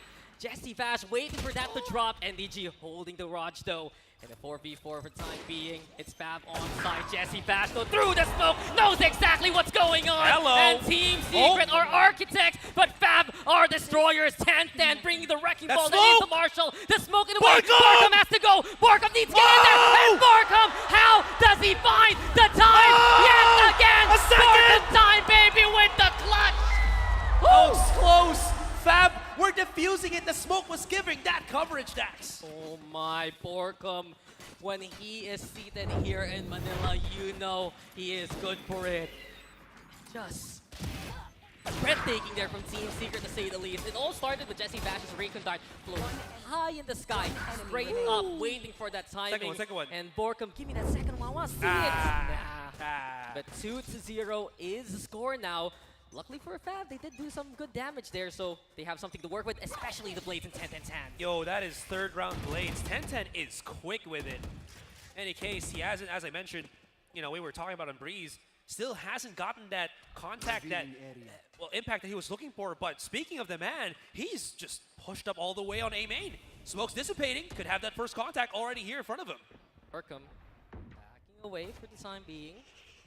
10-10 has primed the dash, so the tailwind will be burned to push into one of the opposition. Window being taken here by Fab, but Borkham has been marking that angle and is wisely backing away to get that fadeaway kill. Paranoia also to keep the opposition at bay. Team Secret is just catching Fab Gaming in the act. This is the gun round for Fab Gaming, by the way. This is not working for the defenders whatsoever, and TS are completely in control. Invy's there to knock down Minty. What can Phantom do? The flash is there, but right behind him is Jeremy. Jeremy, do you do it? Jeremy, do you get it? Here he comes! And Jeremy! To you! Welcome to Manila, Phantom! Welcome to Manila Fab Gaming as TS gives that warm welcome! That's what we're looking for in their home court, in their home region. Secret find the stab. But there, again, there's just, even though it's the push from Secret on that B side, there were so many angles that Fab had to deal with. It wasn't just that B main. You saw already Jeremy wrapping around A-Link. The byproduct of that is he clears up A-Link, no one coming from that. Okay, that means that Team Secret has to just set their sights on the tinier angles. C-Link coming in from maybe Garage, and they had no problem dealing with those positions whatsoever. ES is in the driver's seat. Bonus win, check. Tondo kill, check. Oh, 10-10. And right now, they have all the advantages in the world. 10-10 is being hunted. The operator in hand to be the hero. But Jesse Bash zeroes in. And that's already good really night bad. to 10-10 immediately. The paranoia to clear out Graffiti. Jeremy, though, doesn't clear the corner. And Phantom succeeds with the one. Borkum, though, pushing forward alongside his teammate. And TS get 2 more along the way. Fav is kept at bay. And Fav, I talked about this, man. 10-10, he is willing to go for this fight. Jesse Bash realizes this and immediately just goes for the challenge. And Bash showing off that he's got that op skill. Way back when he was still in Detroit, man, he was the operator player for this team. And now it's all down to Minty and Bash. Did he just? Did you see that? He did! This man went for a dance and it brought the death of Fav Gaming there. Showmanship now from TS. They're feeling very confident here, Asarai. Absolutely. They are just having fun and showcasing what they've got. And again, as I mentioned, this is actually a cause of concern. You know, hype aside and everything, Fav are overstepping their bounds onto the side. Granted, they don't want to give more control on that side. Oh yeah, I saw it. Anyways, like as I'm mentioning, they're wanting to not let go of control in the site, but they have to find that fine line because they are expending so much resources. The exceptional fragger that is 10-10 is struggling at this point, and Jeremy, all he has to do is trace the line all the way at the back of the C side. If you pre-fire against Team Secret, you know that they're going to know exactly what's going on the other side. And we see that even in the group stage. Jeremy, he's so good at spamming that crate. Anyone behind him gets hit. Anyone out in the open is dead. And TS now have convincingly taken C, but Minty, beautiful kill from afar. Borkum goes down, forces Team Secret to reinitiate the plan. Jeremy, though, still on backside. Minty doesn't dare push it with the Trailblazer. The stun doesn't connect. Jeremy still pushes. Jeremy still wins! And Envy's right there to bring that helping hand. Secret finish off the job with the Hunter's Fury. And TS have got it to 5 already. Oh man, Fav are slowing down, man. They might need to call a timeout, and there it is. They are trying to do a lot of things, but it's slowing down. You can see already the mistake of just popping shots through the smoke right here, and Jeremy traces it with an operator, not even a rifle, man, a sniper rifle in his hand, and then somehow manages to pick up the double kill as he breaks the dog. There is something wrong happening with Fav, and they are not able to overcome the hurdle. That's why we're seeing Secret, again, just manhandle them 5-0. Man, it's very simple to basically summarize what's going on for TS right now. They're at home. They know the crowd is behind them. They know that this is their map. And we have seen multiple times the modicums of control, the stratagems crafted throughout the years by Team Secret that gives them these sights on the attack again and again and again. From what I remember in the stats, they have won 31 rounds out of 41 on the attacking side so far here for TS in this tournament alone.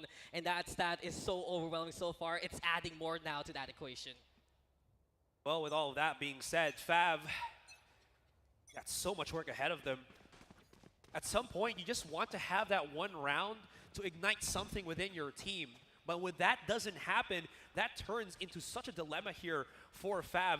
And here's another thing. Back again on the drawing board with the purchase, just the Sheriffs. 10-10, he's been good with the Marshall. He's gotten those Marshall kills throughout these 2 games, but in Haven, it's only 6, and that can't really be the impact that he's hoping to get for here for Fav. Yeah, 10-10's been exceptional throughout these past few days. But for Fav Gaming, I still have to look to Baz and Hans to provide that value. Team Secret are finding those openings to get into those sites, just get away from the Viper Wall, and the Paranoia especially. And here we come again with Team Secret putting pressure towards A-Long. They actually put the kind of new smoke that everybody's been using on that A side of Haven, so check this out. Viper smoke outside of short gives you a bit of coverage, allows you to play Graffiti a lot safer. It works out. The problem is Team Secret aren't here just yet. Never mind, Jeremy finds 10-10. Jeremy always calls A-Long his home, and 10-10 cannot fight with that challenge.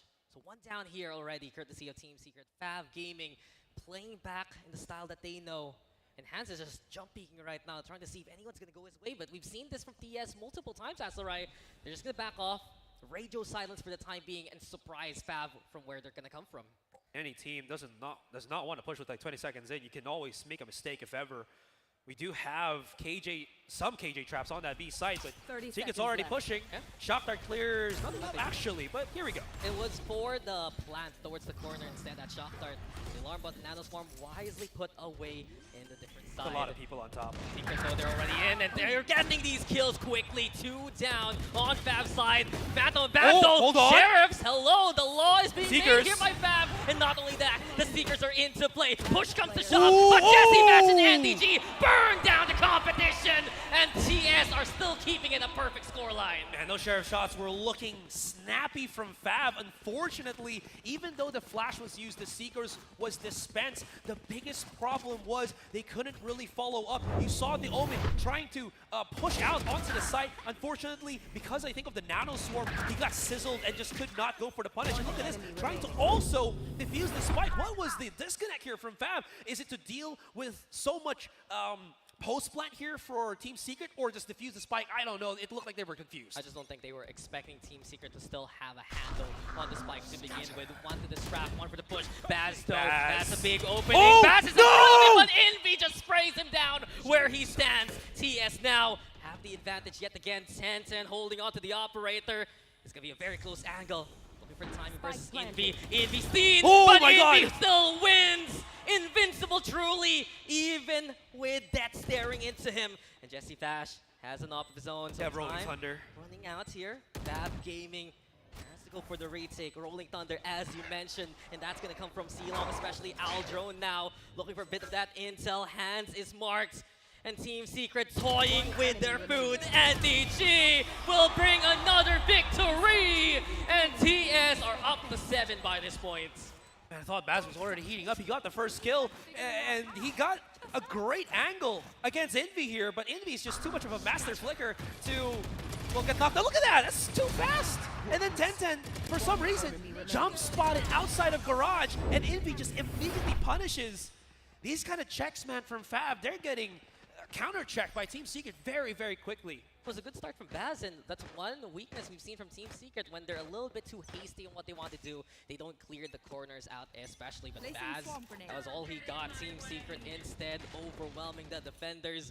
And immediately Fav Gaming, they need to make an impact in the round and fast. So they go for the Viper Spit, but this is an eco for them, Asarai, I believe. Marshall in hands of 10-10. TS are just waiting it out. Yeah, and you can't really expect that these Marshall buys from 10-10, even though he does have that great percentage headshot at the start of each kill, can really transition into anything. The result just speaks for itself. 0-7, man. He could have a chance at Jeremy here. Sniper versus sniper, but all right, no challenge will be gotten as Team Secret.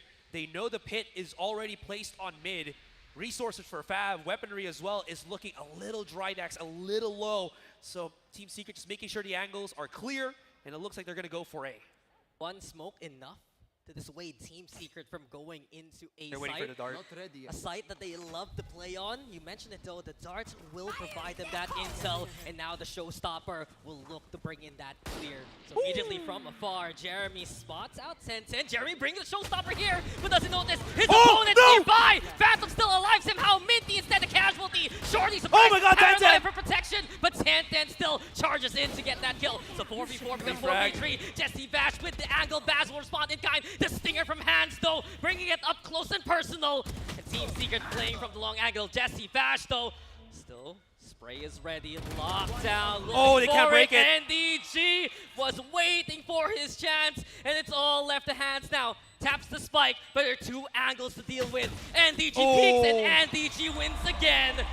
0-8 now the score. It's Team Secret completely in command. First tap, they knew he was off. NDG was nearby enough that he could hear the pitter-patter of Hans' feet just going around trying to look for any contact whatsoever. But this is the highlight. Jeremy somehow surviving the push on Heaven, getting the kill, living long enough that Team Secret could just do whatever the hell they want on that A site. You are just watching the Secret Show right now. Even if you change the channel, it's just a different main character. NDG, Jesse, Vash, Borkum, Jeremy, Envy, the one actually playing more of a supporting role right now. Cav, they need to find that opening and fast. Maybe this can be the round from Tenten. No, the the scan is dart! brilliant. Keeping Jeremy, again, at least alive for the time being. A Reaper from Tenten. He's lit, he's low HP, and Secret will look to punish that angle. Snake Bite is there. Vulnerable state applied. Rolling Thunder catches hands. Oh, hands! And hands up hands. There's no escape. He's kept hostage by Team Secret. Tenten and Phantom though bring the fight back.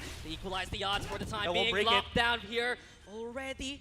Fight back with, but oh, that will. They have the lineups. They're safe. Of Jesse, Vash, masterful at his craft.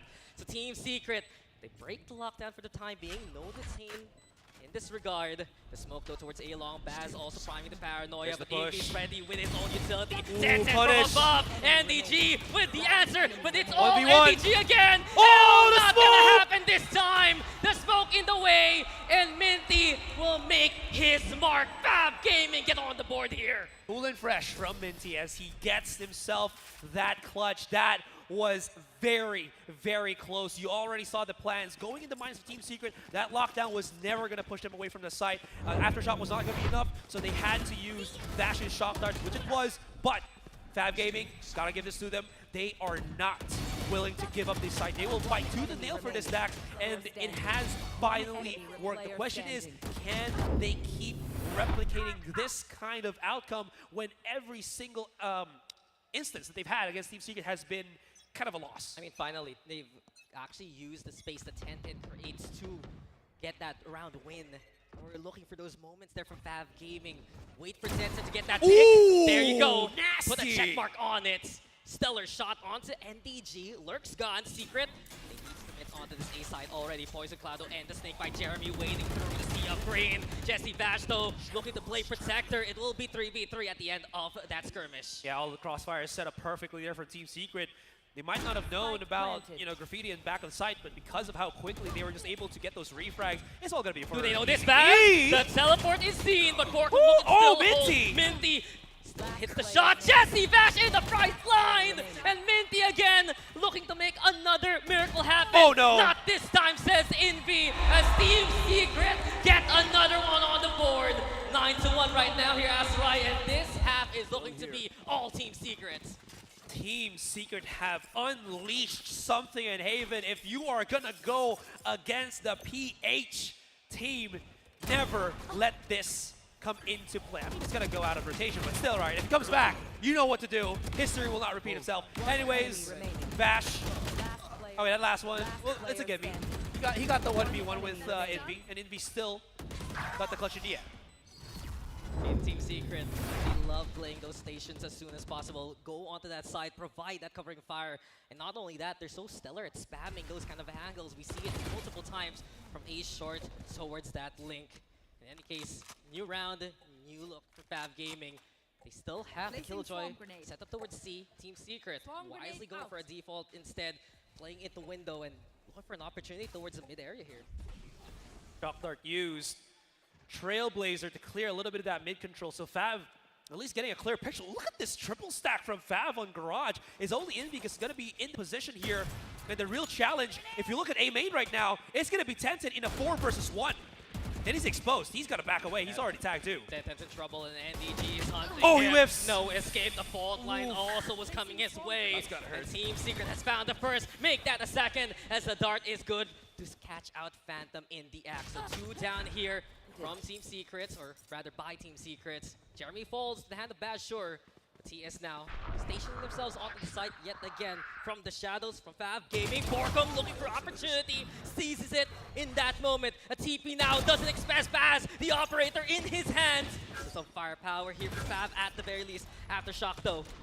Hands and Baz at bay. The flash is there too. And TS just has all the utility in the world to go for that hole. Jesse, Vash, and Envy. The crossfire is set. And they're looking for that green light. Fab will just evacuate by this point. Hands has the operator. Baz is gone. And TS are making it to double digits here. Wow.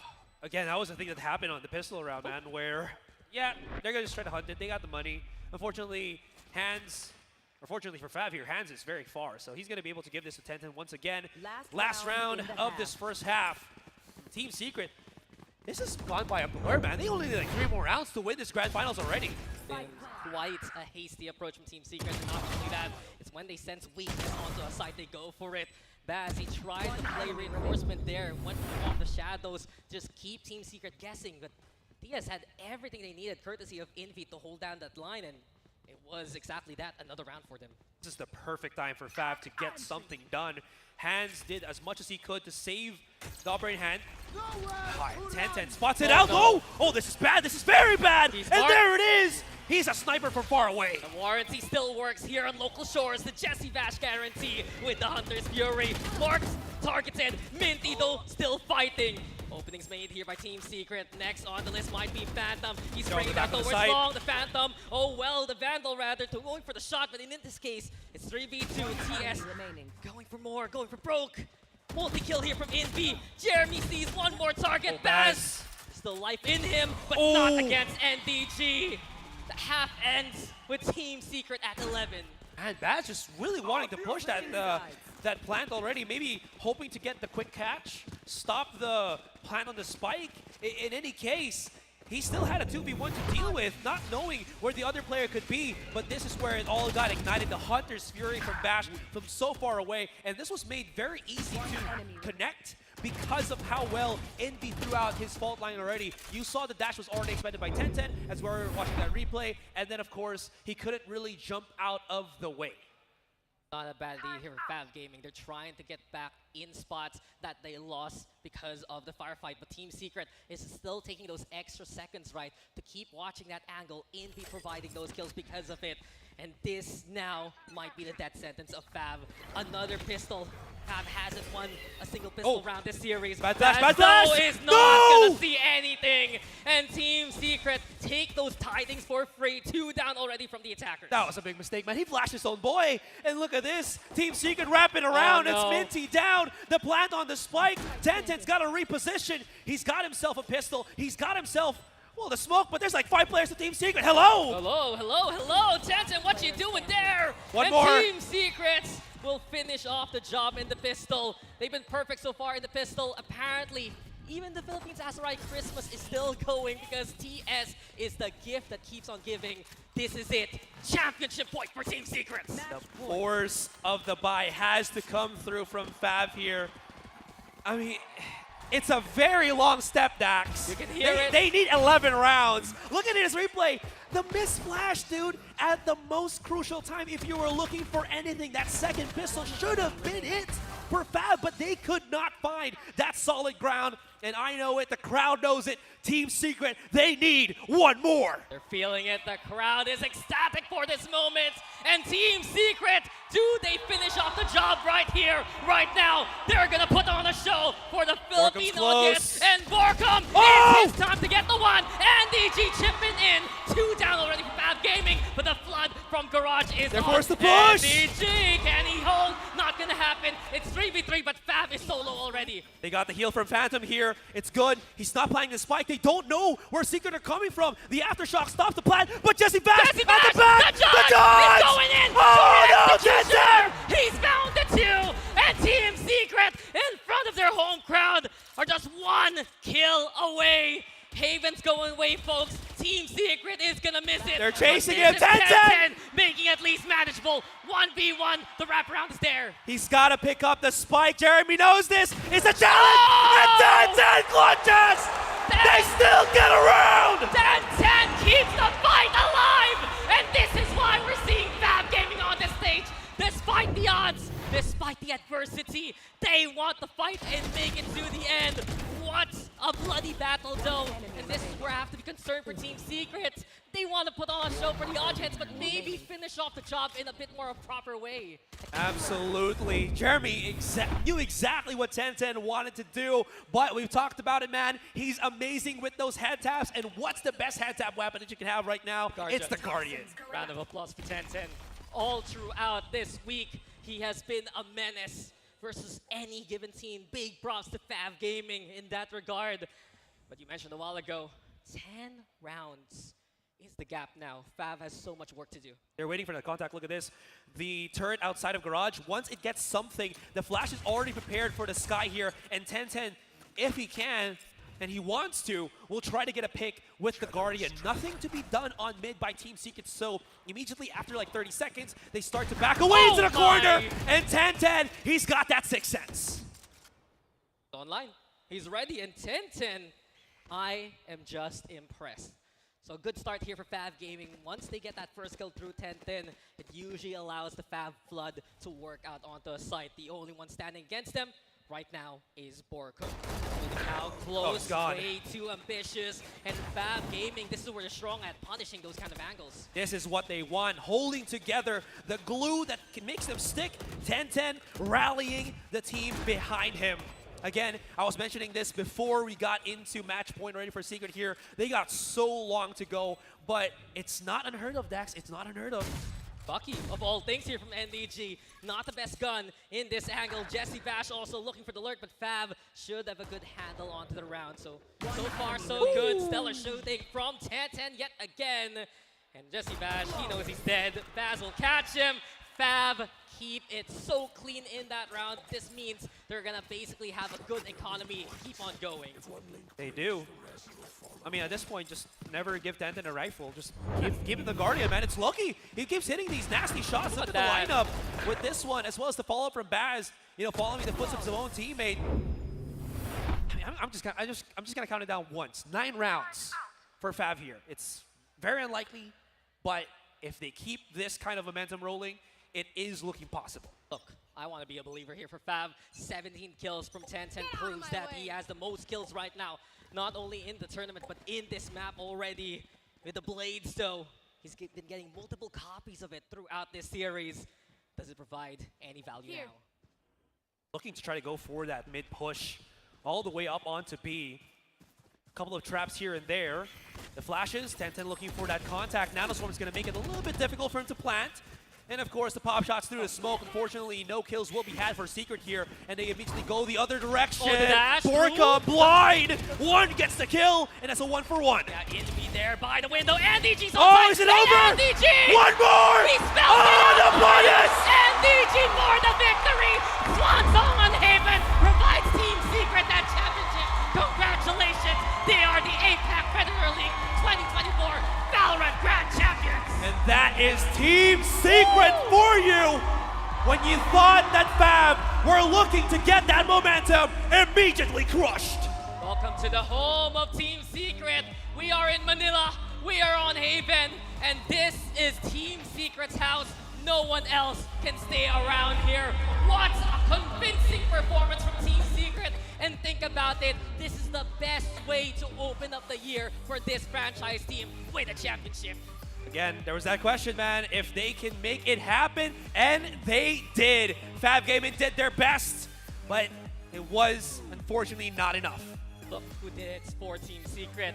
Our voice is cracking, but my boy NDG, he has done so well. Lots of love between Fab as well as Team Secret. You can hear the crowd as well cheering on Fab Gaming. And a round of applause for these two incredible teams. What a show we got from Fab and TS. 10-10 was an absolute beast. Unfortunately, he started off so late, man. He could not find that rhythm at the beginning. Secret was just so good at punishing all of the peaks that he has tried to do. And unfortunately, again, as I mentioned, that was not enough. But he had some stellar highlights. He's bringing out the flag, NDG holding it. He deserves it. Team Secrets yet again, your champions here in the Philippines. And they finally get to do it in front of a crowd. So much love from the audience. And we always want to see it here in the PH. Miko, what a grand finals and what a performance we just saw from TS. And what a feeling indeed to see that flag raised up here in our home court. Team Secret, your Asia Pacific Predator League champions for Valorant. This was incredible, but absolutely, Dax, you and Asarai are right. This was an incredible feat for Fab Gaming. Again, this is a very young roster, and we know that Team Secret has an incredible amount of international experience. So the fact that they were this brave to be able to bring this challenge to Team Secret is very, very admirable indeed. I'm just proud to say that Fab Gaming was such a worthy opponent versus Team Secret, even though Haven was a bit more one-sided. You could see that they put in that effort, put in that research, but look who's the MVP here, Mika. The new boy on the block, NDG. He spread his wings from Naos and flew to Team Secret, and you can see it now. He's ready for the franchise. I love that you can see how well NDG is fitting into the system that Team Secret have. One thing I love about Team Secret is that they have that, sort of, nobody ever is alone, and that's why they work so well on Haven, right? They have this hive mind, they have this coordination, and it was a big question as to how NDG would be able to fit in.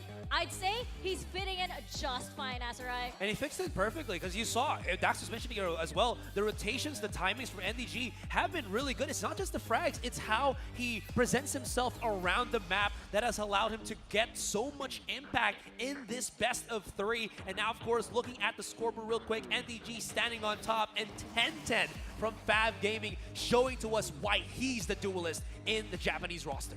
It's incredible, right? Again, this roster is very, very young, and I understand that this was a very emotional journey for Fab Gaming on their home court, on the Japanese regional finals for the Predator League. They actually had a very emotional response to their win. You could see some of them actually crying. So to be able to come here to Manila for this international league, their first ever experience actually, Dax, this is a big feat for them. It's a good start. For over, 4 years of playing as Fab Gaming, basically. And yes, with new additions, it was a heartbreaker there in home ground. They were second place there, and they had that moment in Predator League Japan, that 3-2 victory, that recovery despite that Haven disappointment. It really just proves that Fab Gaming had so much heart, and they brought it here to the Philippines. But the highlights, well, I gotta say, Asarai, right, it is Team Secret proving why Haven should not be played against them, and every single team in the Pacific League should be happy that this is going to be out of rotation. The thing is, Team Secret makes it look effortless as how they play around this Haven map. Not just that, absolutely entertaining, and that just kind of stems as to how well they've mastered this Haven map. Sad to say it is going to go bye-bye, but one of the final matches from Team Secret here was absolutely stellar. And again, watching these highlights just shows to us why they're the kings of this 3-sided map. Look, all I have to say for 2024, a Filipino word, partida. You already know it. Okay. Oh. All right. I feel like, again, like Asarai mentioned, a lot of these international teams are going to be very happy that this map will be out of rotation. For context, sometimes, we'll see Valorant change up a few maps and they'll be out of the tournament realm. Unfortunately, this means that Team Secret will have to bring out another ace up their sleeve, another card out there, another strategy for the rest of 2024. But this was a treat to watch indeed. And I feel like, especially on attack, you could see how Team Secret even had control over the site even before they actually entered the site, right? You could see how oppressive they were. You see Borkum throw a smoke in, followed by a grenade by NDG, right? You could see how difficult it was for Fav to be able to do any kind of retake. And they're usually looking for that opening made by Tencent. Watch out how these retakes work. Team Secret immediately putting their forces where they absolutely matter. They watch perhaps short and long at the very start for their default, but when they see that initial contact towards Link, towards the tower, they have that immediate player ready for it, and then there's that spray down from someone else. You have someone like MDG to cover, you have someone like Jesse Bash to cover, and that really has been the difference maker here for Team Secret, having that extra bit of bullets coming Fab's way immediately from the get-go. And the thing is, Fab couldn't really do that on the other side of, on their side of the map, right? And unfortunately, because of how well Team Secret were able to do all of the things you just mentioned, it just feels like Fab were playing on such shaking ground, right? There was no steady foothold for them. They were always on the move, never in a favorable position, no utility to really punish. It felt like they had some utility for information, never for punish, and Secret just, took advantage of that. And those last few rounds, Fab demanded that respect, Secret gave it to them, and that's how they took the win. You know what? I'm also happy that we got, finally, that knife kill on a home court. Got it. That was just such an amazing feeling to watch. And I feel like you're absolutely right. All of these players had their moment. Borkum had his moment. Jesse Bash, Jeremy, Envy, and NDG, they all had their moments. And we are going to see Team Secret finally lift a trophy on our home court on Philippine soil right after this very quick break. Don't go anywhere, ladies and gentlemen. The Asia Pacific Predator League finals. We'll be back when we crown our champion.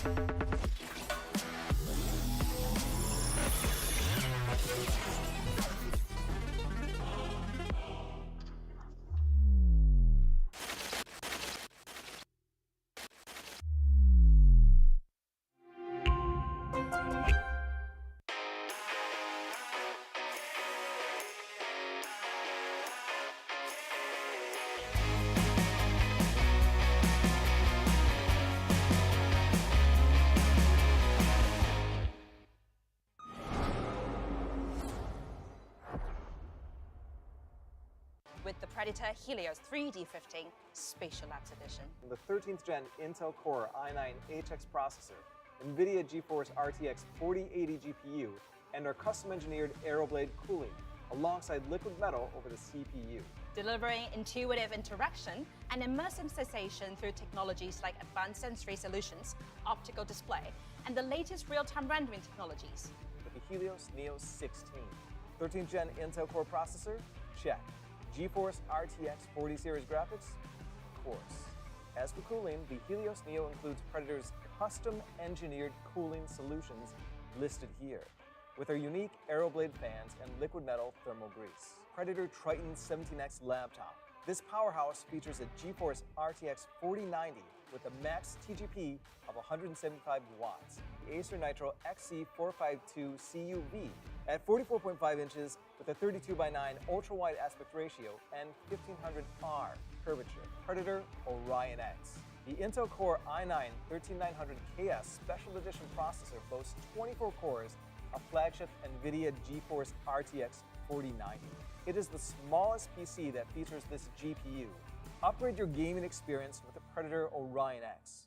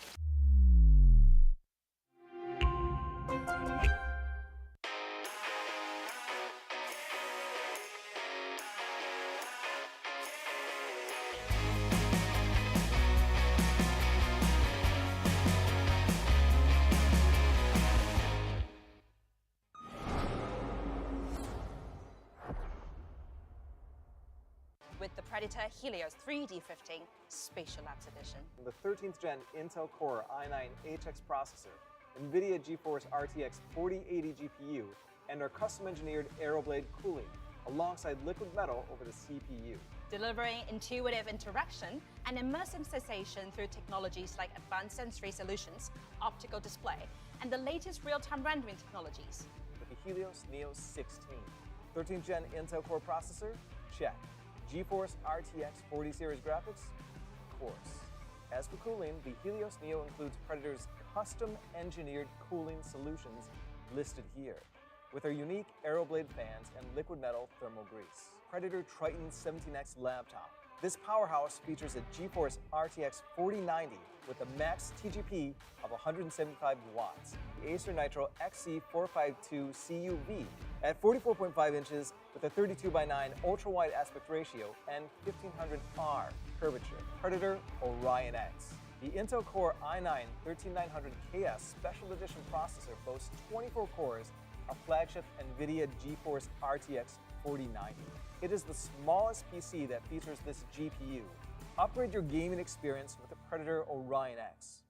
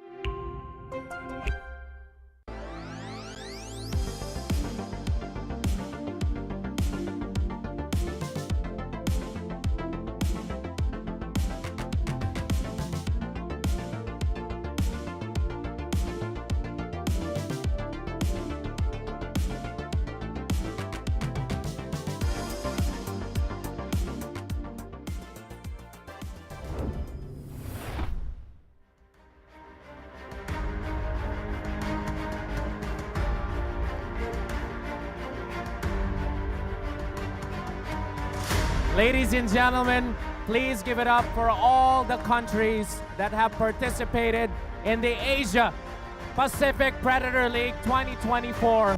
Thank you for being here and showing your skills, of course, amongst all competitors here. Thank you very much. Ladies and gentlemen, at first, we're gonna be awarding our runners-up. We'd like to call on strategy consultant for Acer Philippines, Mr. Manuel Wong.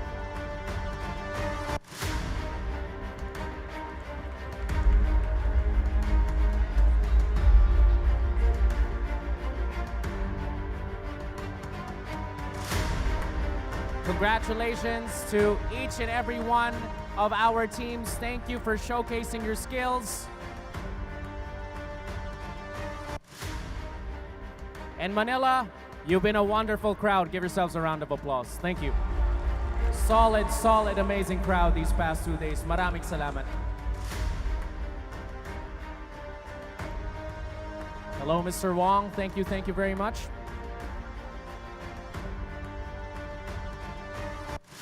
Ladies and gentlemen, our third placers for Dota from China, Team Aster.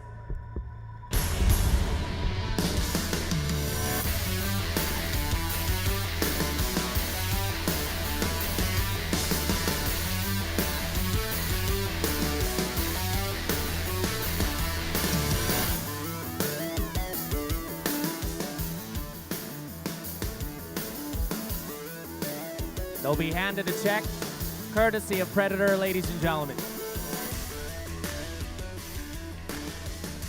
We'd also like to call on, placing third, from Mongolia, IHC Esports.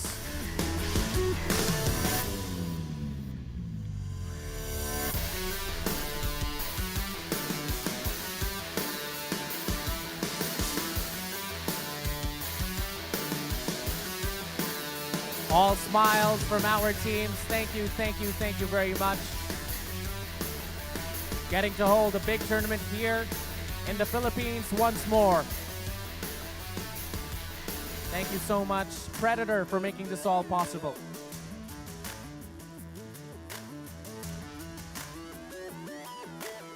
Handshakes all around. Thank you so much, Mr. Wong.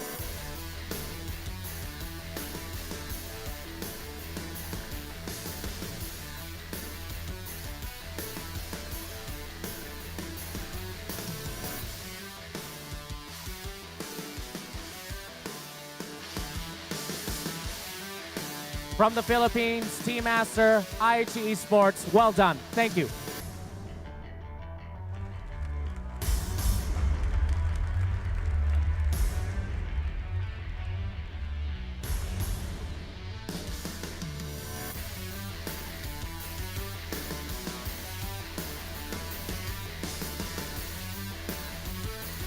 Thank you very much to our friends from Mongolia and China. We'd love to have them back here on Philippine soil to get to compete once more. Thank you.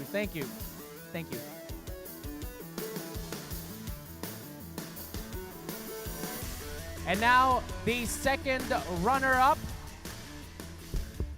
for, of course, Dota. Execration.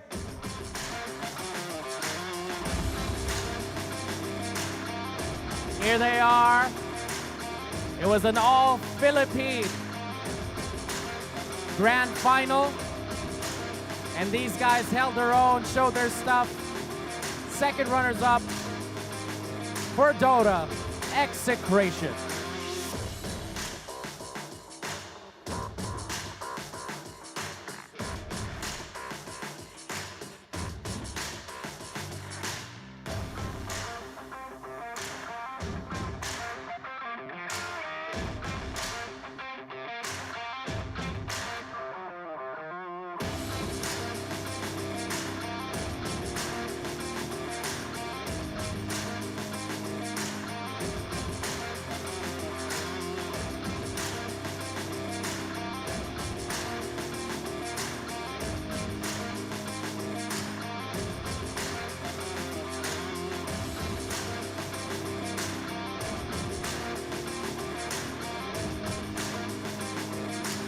Thank you very much, Execration. Congratulations, Philippines. From Dota, now our runners-up for Valorant. We'd like to call on, from Indonesia, Boom Esports.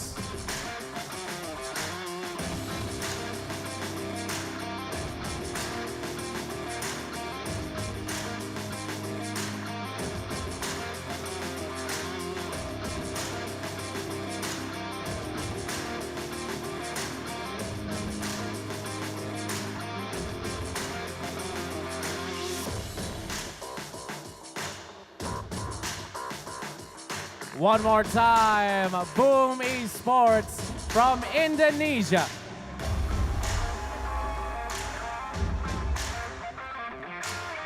They've had some fine matches against the Philippines, and we look forward to seeing them in action once more.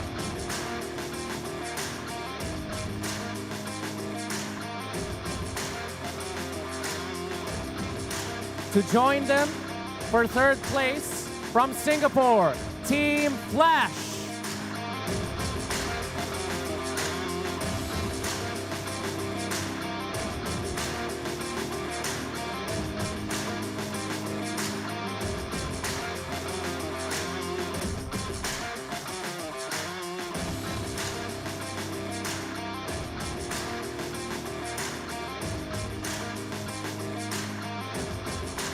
Team Flash, ladies and gentlemen, placing third, representing Singapore.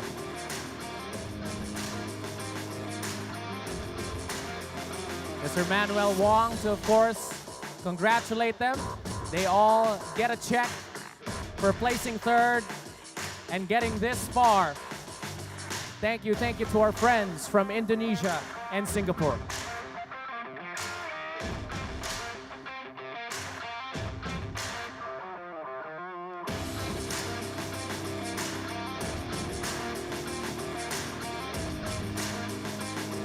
Thank you very much, Boom Esports and Team Flash.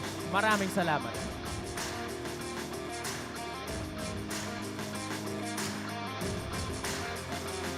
And now, ladies and gentlemen, placing second for Valorant. It was their first time in the big stage in front of everyone from Japan, Fab Gaming.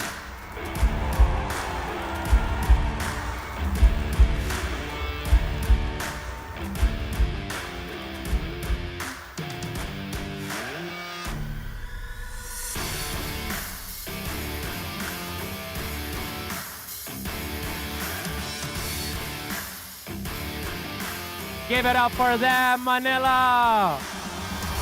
Thank you. No doubt this is a point of growth.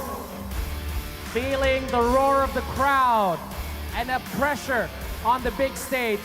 Only a step forward for our friends from Japan. Second place, Fab Gaming.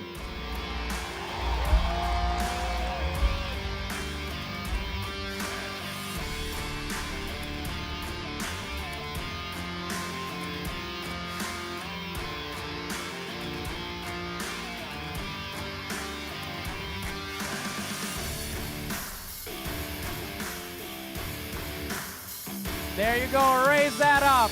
Raise that check up, Fab Gaming. You fought well and showcased your skills. Thank you. Thank you, Fab Gaming. Congratulations. Thank you. And thank you, Mr. Manuel Wong, for, of course, honoring our participants. Thank you, sir. And now, ladies and gentlemen, we are going to be awarding our Intel MVPs. We'd like to call on the Director of Global and Asia Sales, Nikki Chen, to join us on stage.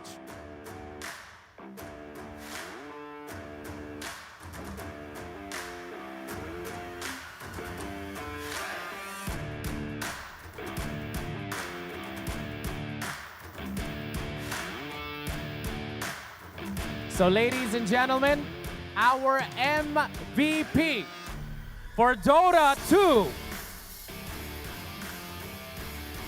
Raven from Blacklist. Raven, join us on stage from Blacklist Rivalry.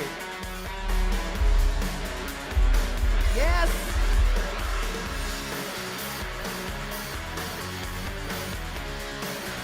There you go. And as you can see, a check for $10,000 there.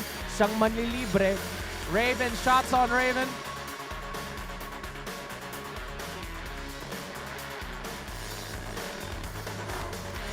Congratulations to Raven from Blacklist Rivalry.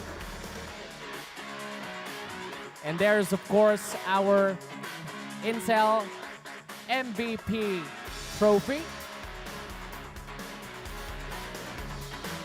Valorant, our MVP,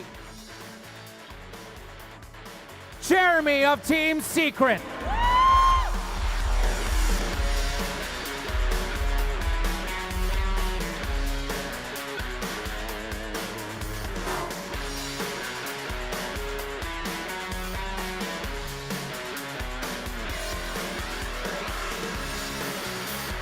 Congratulations to both Raven and Jeremy.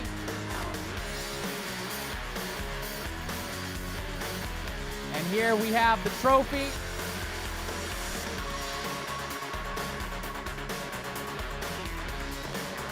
Intel, our co-presenters, honoring our MVPs. And thank you so much for the support, Intel as well, part of making this all happen for everyone.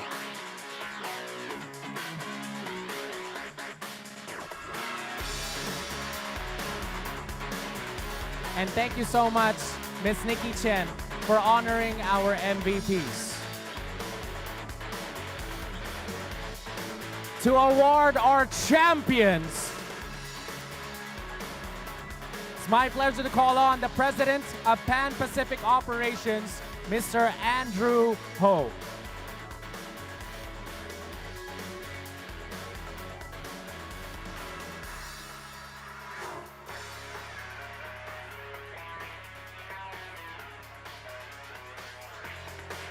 Thank you so much, Mr. Ho.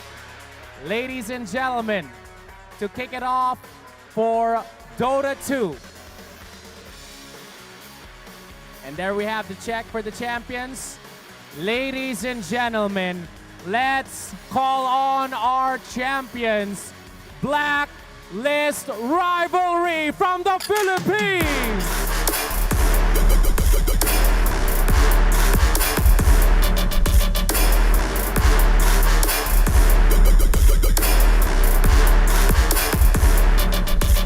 There is the shield that they will be raising here in the arena.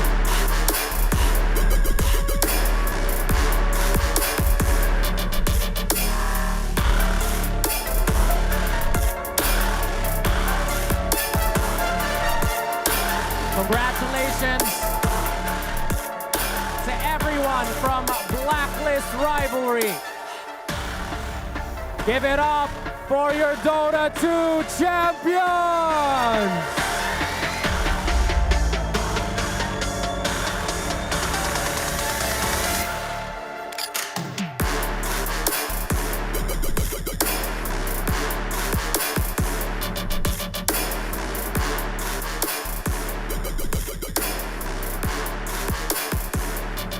Representing the country, raise that shield.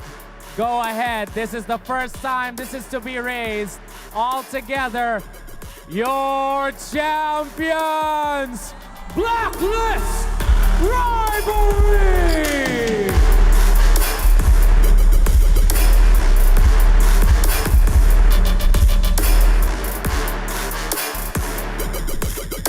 Take it all in, Blacklist Rivalry. Asia Pacific Predator League 2024 champions for Dota 2.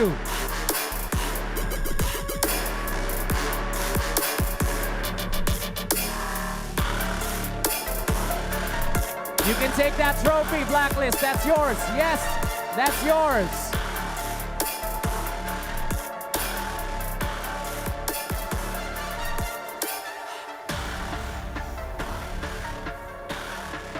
And now, thank you so much, Blacklist Rivalry. Congratulations.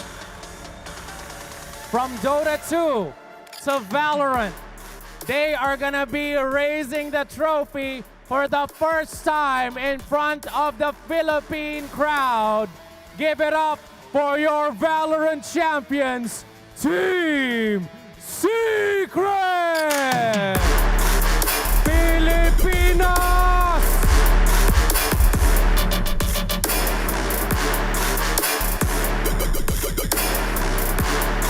We're gonna head down to grab the check. Taking home the win. Team Secret from the Philippines.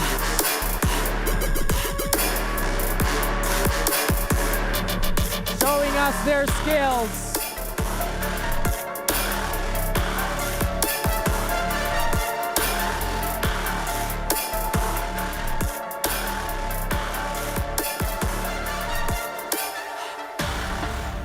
Team Secret. And now, this is the moment that they'll be experiencing for the first time in front of their home Filipino crowd. Raise that trophy, your champions, Mall of Asia Arena, Team Secret!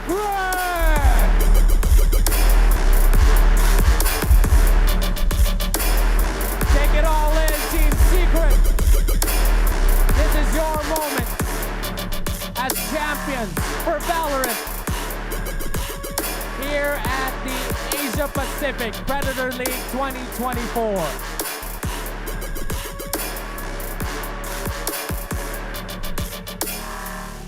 Thank you so much, Team Secret. Palakpakan! Take it all in. Thank you for making the Philippines proud. Team Secret, maraming salamat. Thank you. Mr. Ho, Ms. Sue, thank you as well for making this all possible. Ladies and gentlemen, after the break, we are gonna be continuing the celebration with Pablo, as well with the Manila Symphony Orchestra. We'll have Casey Tandingan. After the break, thank you.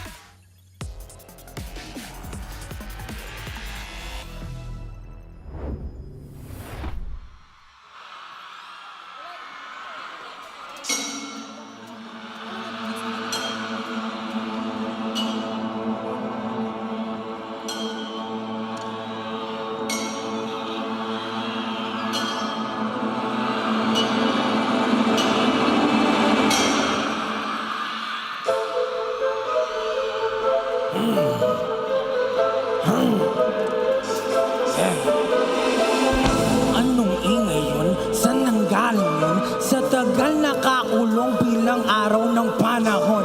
Teka, got my shackles on. That means I am home. Got no room for visitors. It'd be best if y'all leave me alone. Hey, go away. I'll be rude if I ask you to say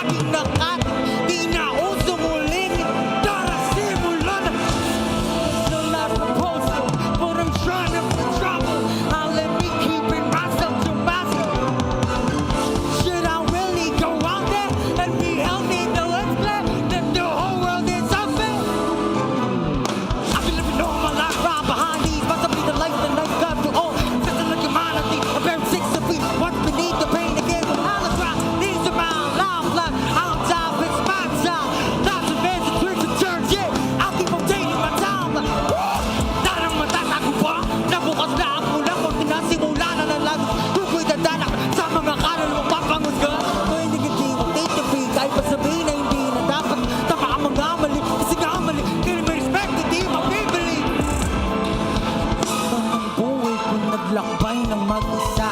Mga paniniwala ko'y di nabasag ng iba. Di kailanman kailangan ng maraming kaibigan na sa kalagitnaan ng digmaan ay nawawala. At kung kailangan wala sila, yun ay di problema. Kaya-kaya at matagal na ginagawa. Ang iba'y iniisip na sila'y pagwala. Basti ako tulad ibang ka pa. Kahit wala ako na mo isa, wala ko ba'y napagkay na lu. Sarman mapagpadaking pa, inindaan na kalibas na hanggang sa di naman lahat na ako so'y bato na. Kaya kinalubong sarili mag-isa, binigay ay natatag. So sinameron ako sa kaan. Yeah! Kung mahanap ang isa, nilimat ko po sa luluwas sa lupa. Ito ang naluna, hindi kita pipilitin na maniwalaan. Dito mas nakikita pag kita'y wala.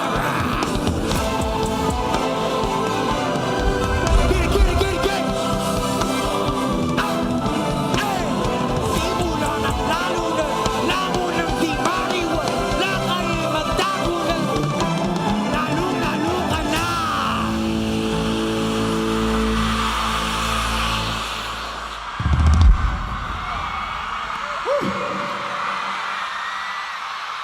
Grabe. Bago po ang lahat, magandang gabi po sa inyo lahat. Ako po si Pablo. Gusto ko nga po pasalamatan ng Predator for having me here tonight. And syempre, lahat po ng dumalo ng second day. Syempre, yung mga nag-day 1 tsaka nag-second day. Mabuhay kayo lahat! Sa katunayan po niyan, sobrang espesyal po ng araw na to para sa akin. Kasi po, kaninang tanghali lang, alas 12 ng tanghali, nag-release po ako ng bagong awitin. Pinamagatan po itong Determinado. Kasama ko po dyan ang aking kapatid na si Josue. Josue! Yeah! Kamusta kayo lahat? Magandang gabi sa inyo. Si Josue. Sumigaw! Ako nga pala si Josue. Ako po yung kasama sa gumawa ng kantang Determinado. Pinagtulungan po namin itong awitin ito, so sana gumagustuhan nyo. And syempre, salamat po sa lahat na nandito, bumubuo ng production na ito, ng event po na ito. Kayo yung dahilan kung bakit nandito ako sa entablado ngayon. Ito ang Determinado, let's go! Let's go!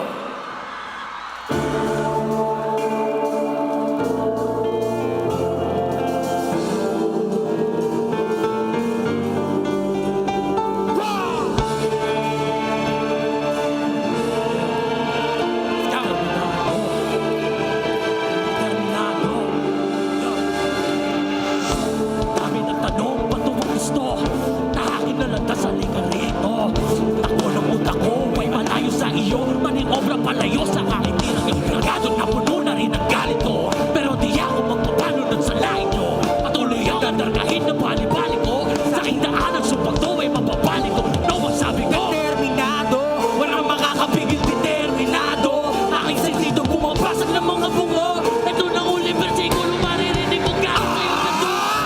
Natumbas ako ng dalawa na ibo. Bukas ito ay may bigat na malahibo. Kahit si Elos hindi ako mahibo.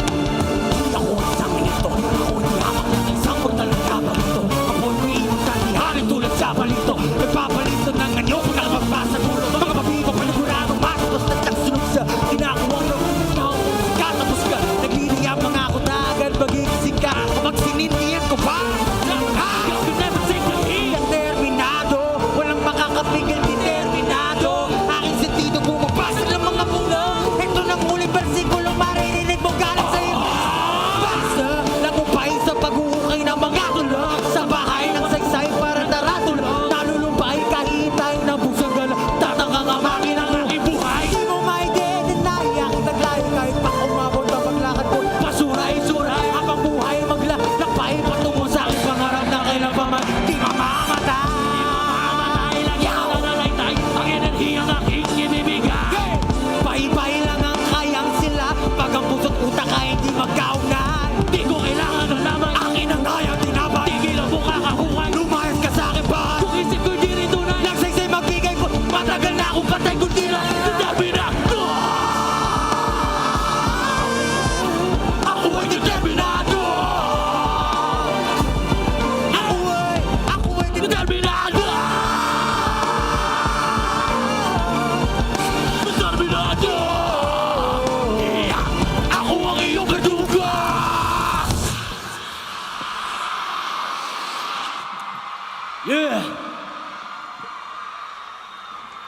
Bago kami dumako sa last awitin namin, alam niyo to, ang kantang to. Alam ko, di niyo ako bibiguin. Shot muna tayo! Akala! Let's go! Let's go! Sumabay! Sumabay! Sumabay kayong lahat.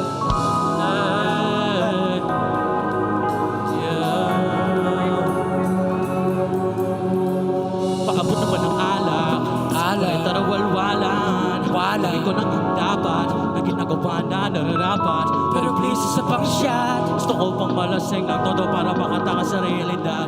Alam kong hindi ito ang sagot, nais lang maabot ang alapaap. Bakit baka dami-dami takang gustong punin ng sarili tapos kabato mo? Pag sinabi mo lahat ng ganyan, mga kaya at nilipas din lahat, halika. Buhay ganyan talaga, mahilig siya manghilap pababa. Kaya mula hanggang magsawa, dyan mo rin naman makukuha. At matututunan kung paano ako pare tala. Tuloy ang pag-ikot ng mundo. Kaya itagay mo. Bukas mabangunin naman tayo. Pero di lang sa ngayon. Kung wala sa mga lahat ng aking problema. Alakakala, kung wala sa walwalang lang. Lahat ng aking problema. Alakakala, Alakakala! alakakala, Alakakala! kung mawawala. Lahat ng aking problema. Alakakala, Alakakala! alakakala, Alakakala! kung mawawala. Lahat ng aking problema. Nagsikin pa lang, di ko na nagustuhan. Kailangan ko pa bang isama yan sa bagay na dapat ko na matutunan? Kulang pa ang aking kaalaman kung sa'yo nalala. Di ko na nga alam sa pamupunta. Siguro nga ito lang ang sagot. Diyos ko po, di ko na malaman ang gusto nyo. Gusto ko lang subukan na maging ako na walang panghuhusga sa mga mata nyo. Di nakalo, mawawala ang bahala. Buti pa rito may tama, parang buhos mo just not ending. Tuloy ang pag-ikot ng mundo. Kaya itagay mo. Bukas mabangunin naman tayo. Darating ang panahon. Kung mawala sa walang lang lahat ng aking problema.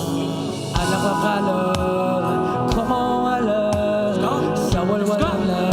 Lahat ng aking problema. Alakakala, Alakakala! alakakala, Alakakala! kung mawawala. Wala! Lahat ng aking problema. Alakakala, Alakakala! alakakala, Alakakala! kung mawawala. Wala! Lahat ng aking problema. Sa lahat ng tao na nandito, kung meron kayong inumin dyan, soft drinks, tubig, kahit nyo, itaas nyo yan. Let's go! Dinideclare ko, this 2024, tagumpay para sa ating lahat. Let's go!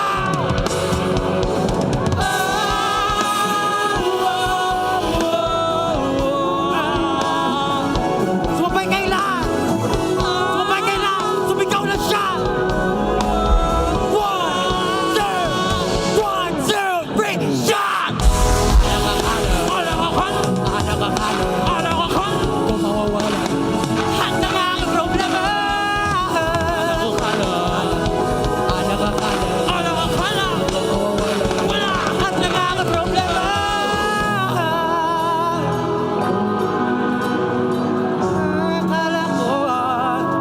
Akala ko, wala ang lahat.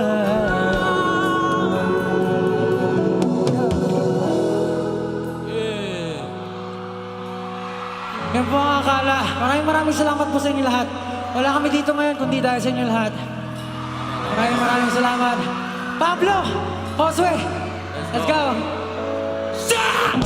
Alakakala! Alakakala! Alakakala! Alakakala! Kung mawawala. Wala! Lahat ng aking problema. Hey! Alakakala! Alakakala! Alakakala! Isa pa! Alakakala! Pinakamalakas! Isa pa! 1, 2, 3, shot! Alakakala! Alakakala! Alakakala! Alakakala! Kung mawawala. Wala! Lahat ng aking problema. Alakakala! Alakakala! Wala! Lahat ng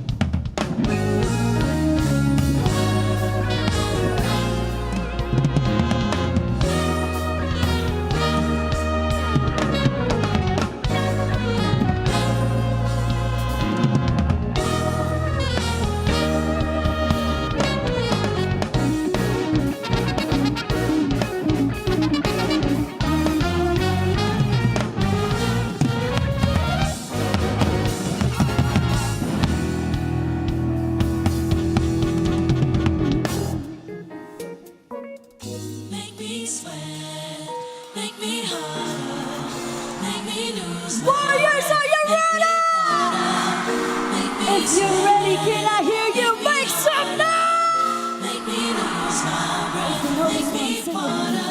Normally, I can keep my cool, but tonight I'm wildin'. I'm a being in a dangerous mood. Can you match my timing? Telling me that you're really about it, what's right? Talk is cheap, so show me that you understand how I like it. Can you blow my mind? Set up my whole body. If I give you my time, can you search my soul for me? I don't wanna wait. Come take me where I ain't been before. Can you blow my mind? Set up my whole body, Say, make me sweat, make me harder, make me lose my what? Make me wanna, make me sweat, make me harder, make me lose my breath, make me wanna. Hopefully, you can last all night, don't get too excited. Probably see, we ain't gotta go nowhere, you can stay inside me. Can you blow my mind? Set up my whole body. If I give you my time, if I give you my time, baby, I don't wanna wait. Come take me where I ain't before. Can you blow my mind? Set up my whole body, oh. Make me sweat, make me harder, make me lose my breath, make me wanna. Make me sweat, make me harder, make me lose my, make me wanna. Make me sweat, make me harder, make me lose my breath, make me wanna. Sweat, make me harder, make me lose my, make me wanna. Make me sweat, make me harder, make me lose my breath, make me wanna. Make me sweat harder, make me lose my, make me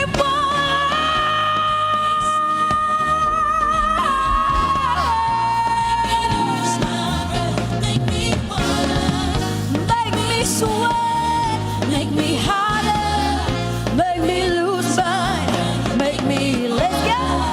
Make me sweat, make me harder, make me lose my breath, make me make me lose my, make me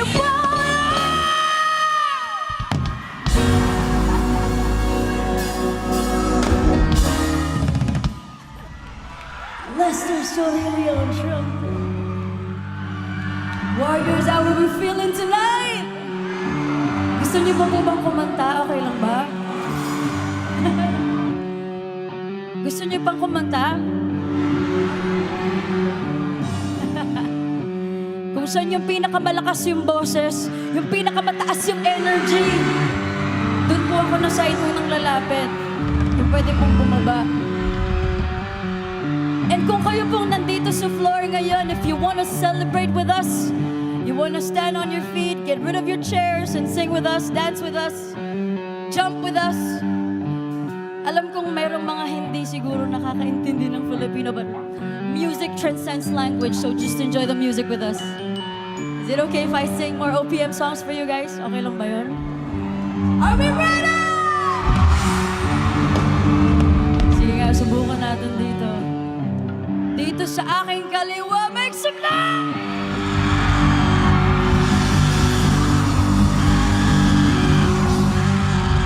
Parang iba yung energy dito. Baka dito na lang.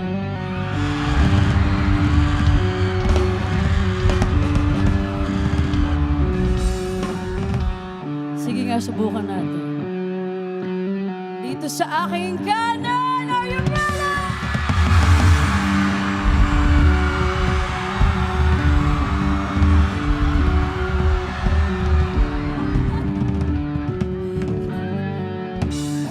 Pero syempre, magpapahuli ba ang gitna?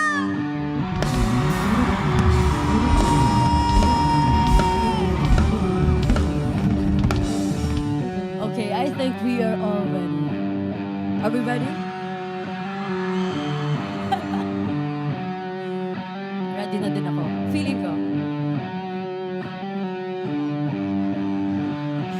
Let's go!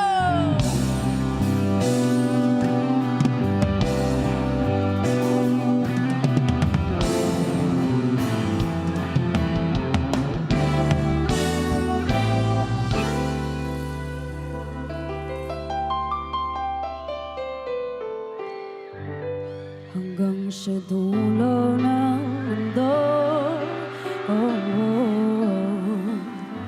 hanggang maubos ang hanggang gumulong ang luha, hanggang mahulog ang tala. One, two, six, then more. Di mo ba ako ngayon lumilipad at nasa langit na? Gusto niyo ba?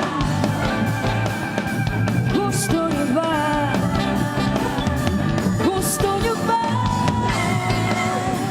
Gusto niyo ba? Sumama!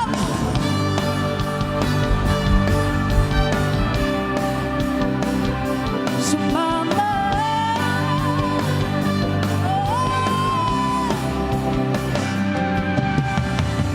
O pare ko, meron akong problema. Huwag mong sabihin na naman in love ako.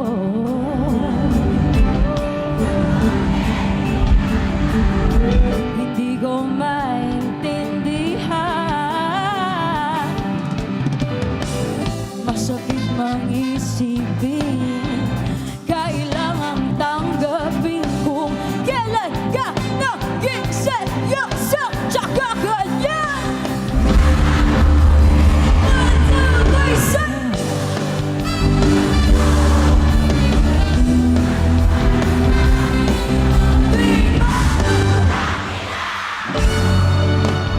Nagmukha akong tanga, pinasa niya lang ako. Lecheng pag-ibig to. Diyos ko, ano ba nito?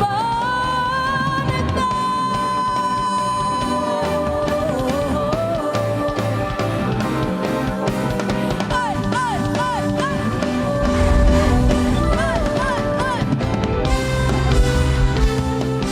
Hanap ako solid ng side na to.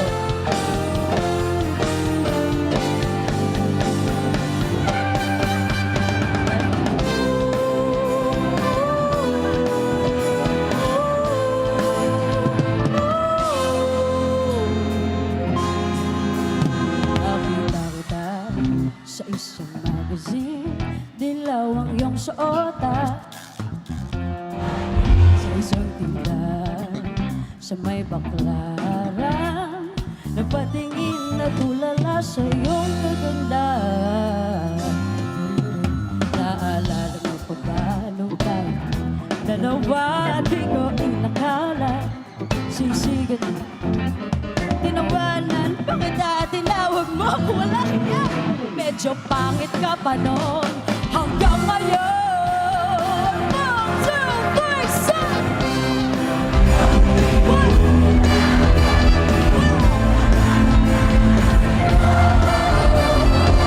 Sana'y hindi nakita, sana'y walang problema. Pag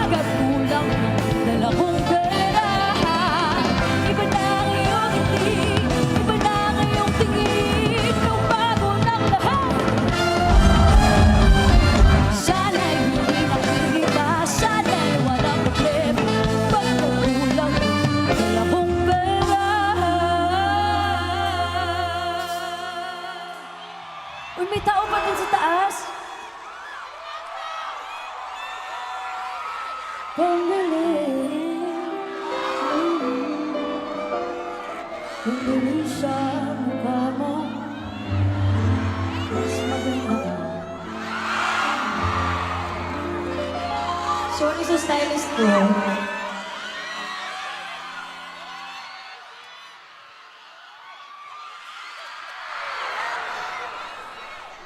Magdadrive ako hanggang Baguio. Magdadrive ako hanggang Bigo. Magdadrive ako hanggang Mawa. Please, please lang turuan niyo akong mag-drive. 1, 2, 3, stop!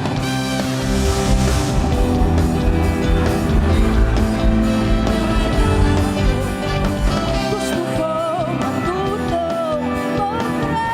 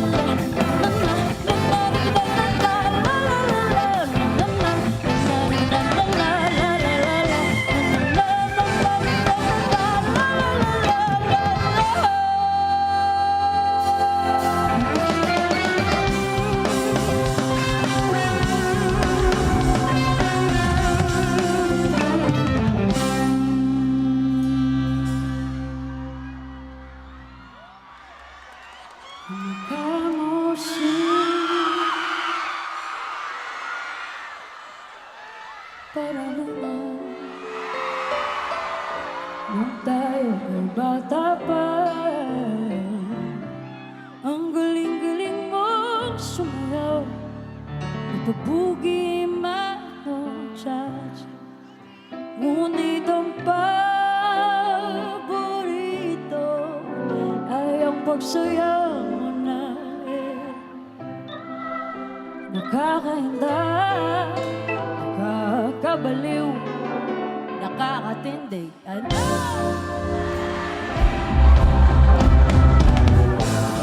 Magagaling sa eskwela ay direksyon na sa inyo.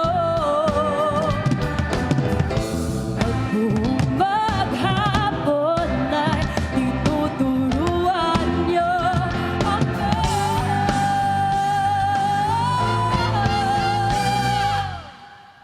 Wait lang. Warriors, pwede bang itaas lahat ng mga kamay? 1, 2, sing!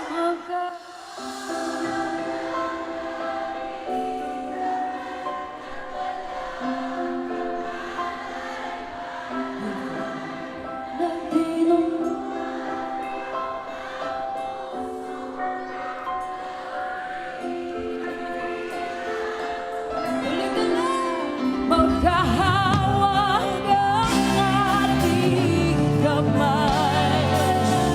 Walang malay-malay na tinuruan mga puso.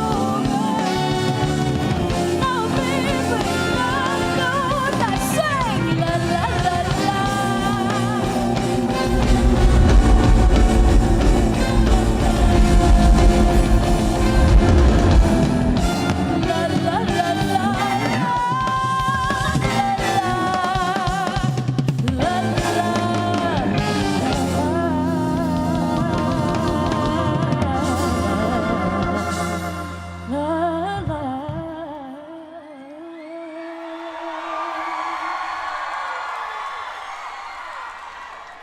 At tinuruan niyo.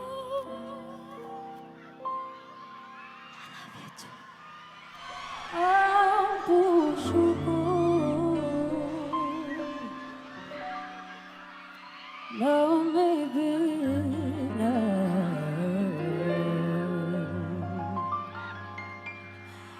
Ay,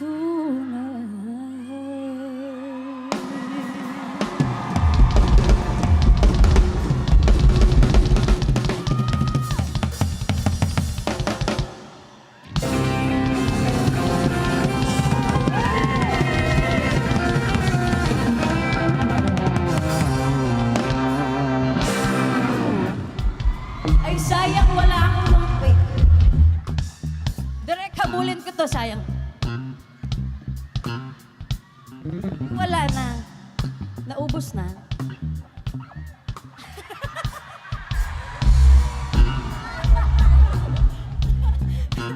Direk, baka ubos. Baka wala na yun mamaya. Joke lang. Are we having fun? I am having fun. Inaantok na po ba kayo? Sorry po, nakigulo ako dyan sa inyo kanina. Pasensya na po. Is it okay if I sing a song from my album Soul Supremacy? Para sa lahat ng mga tao na malabong kausap. Yung mga tao na nangungutang tapos pag singilan na, galit pa.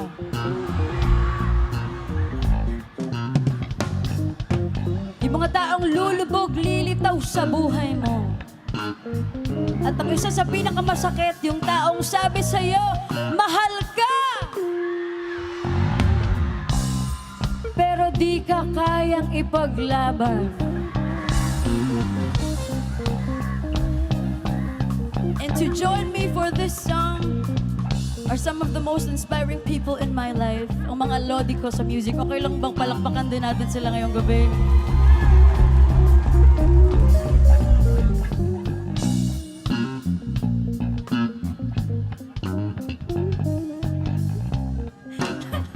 Make some noise for Jordan on trumpet. Jordan San Jose. Trombone pala. Bakit ko sinabing trumpet? Jordan on trombone. Lester Sorilia on trumpet, ladies and gentlemen. Gina Durata on sax. Jem Florendo on keys and whatever that is. Computer. Egg.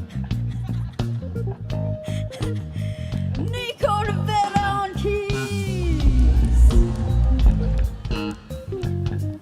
The icon, the legend, Ira Cruz on guitar.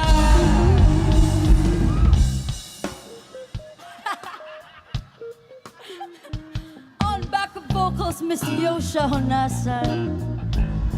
Yes. On drums, Rickson Ruiz. And of course, our musical director for tonight. Masama ang pakiramdam niya today. Hindi ka na siya ipa-ER kanina. Pero nandito pa rin siya ngayong gabi. What a trooper. Okay. Okay lang bang ituro ko sa inyo yung pinaka-importanteng parte ng kantang to? Sobrang dali lang. Every time na ituturo ko kayo, kakantahin nyo lang. Sobrang simple lang. Ganito lang. 1, 2, labo, labo. Ganun lang. Subok. 1, 2. This side, one more time. 1, 2. Malabo talaga. Dito sa gitna. Are we ready? 1, 2. 1, 2. Okay. I think we're ready. Pag tinuro ko po kayo, labo, labo. Isipin niyo yung mga tao na lulubog, lilitaw sa buhay niyo. Let's go!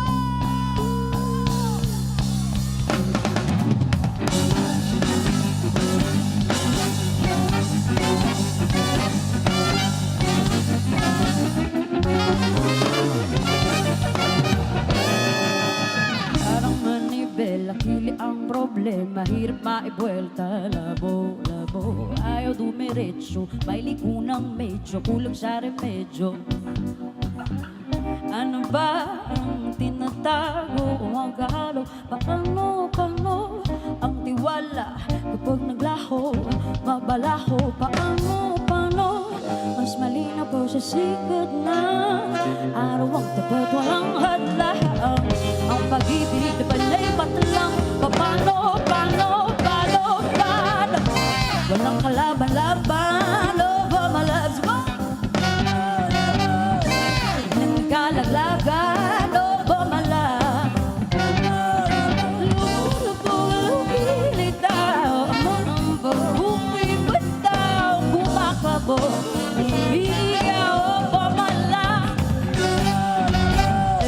sistema, sobra kong madrama. Hanap kong mixin na labo, labo. Hirap ka usapin, ayaw mo umamin. Duda ka ba sa akin, labo, labo. Ano ba ang tinatago? Maghalo, paano ang tiwala kapag naglaho, mabalaho. Paano mas malinaw pa sa sikat ng araw ang nagdadalang hadlang. Ang pag-ibig na banay patlang. Paano walang kalaban-laban. Pamalaswa biglang nagkalaglagan. Pamalas lumilitaw ang pag-umibitaw. Kumakabog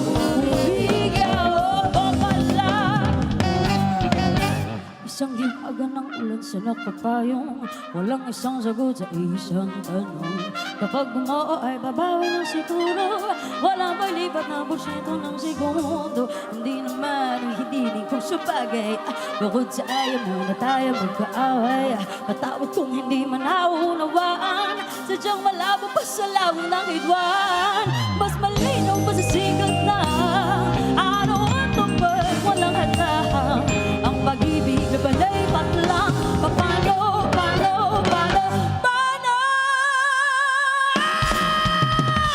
walang kalaban-laban.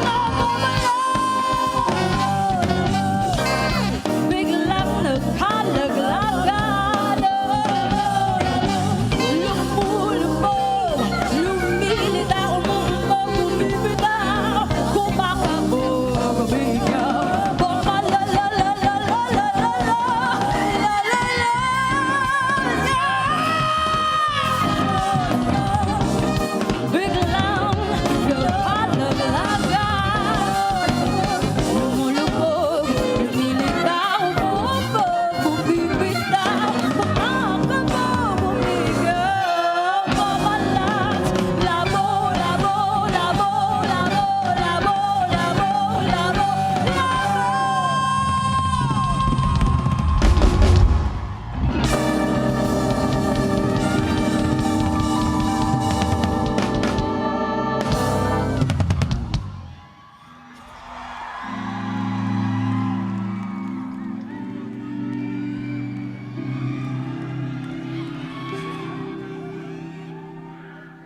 Kay Pablo to, tsaka kay ano ng mga tubig.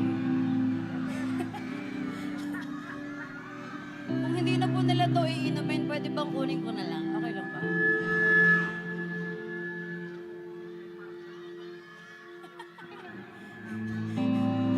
Nagnakaw ng tubig ng ibang tao. Okay lang.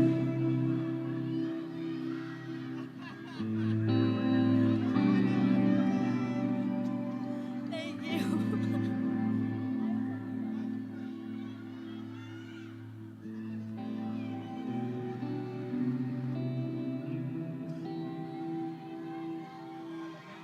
Thank you so much for singing with me kahit ang layo-layo nyo. Maraming salamat. I am having so much fun. Sana nag-enjoy din kayong kasama ako.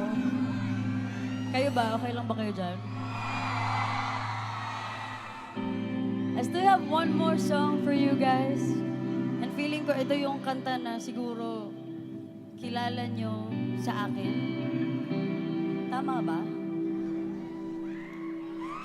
Nasa paulit-ulit ko tong kinakanta, feeling ko yung original singer, malapit na niya akong ireklamo. Parang sasabihin na niya sa akin, parang mas madalas mo bang kinakanta yung Rolling in the Deep kaysa sa akin? Sabi ni Adele. Pero ayaw ko matapos ang gabi na hindi ko to kantahin para sa inyo. So if you know this one, please sing with me. And again, thank you so much for having me.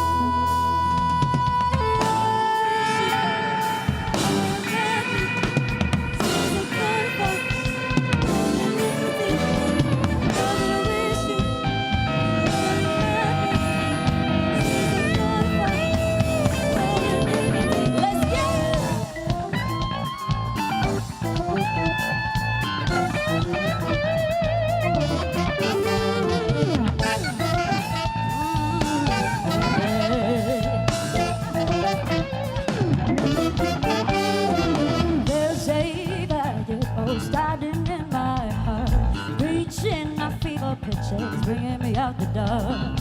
Finally, I can see you crystal clear. Go ahead and sell me out there, now I'll lay your ship bare. See how I leave with every piece of you. Don't underestimate the things that I will do. You say there's a fire starting in my heart, reaching my feeble pitch, it's bringing me out the door. Let's go. Scars remind me, they keep me almost at it all. The scars of your love ain't leaving me breathless. Can't help but learn we could have had it all. Rolling in the deep.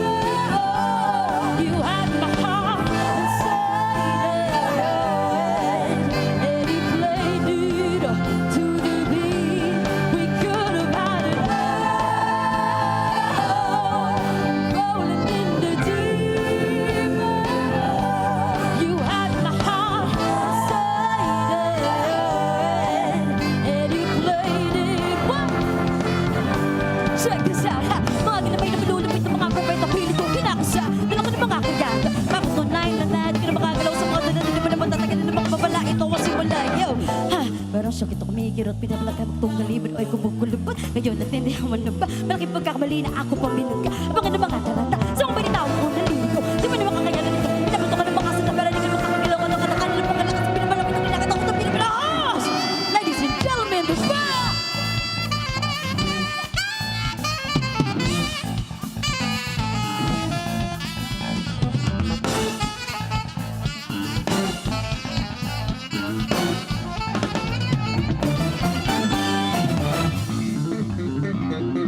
Throw your soul through every open door. Count your blessings, you find what you look for.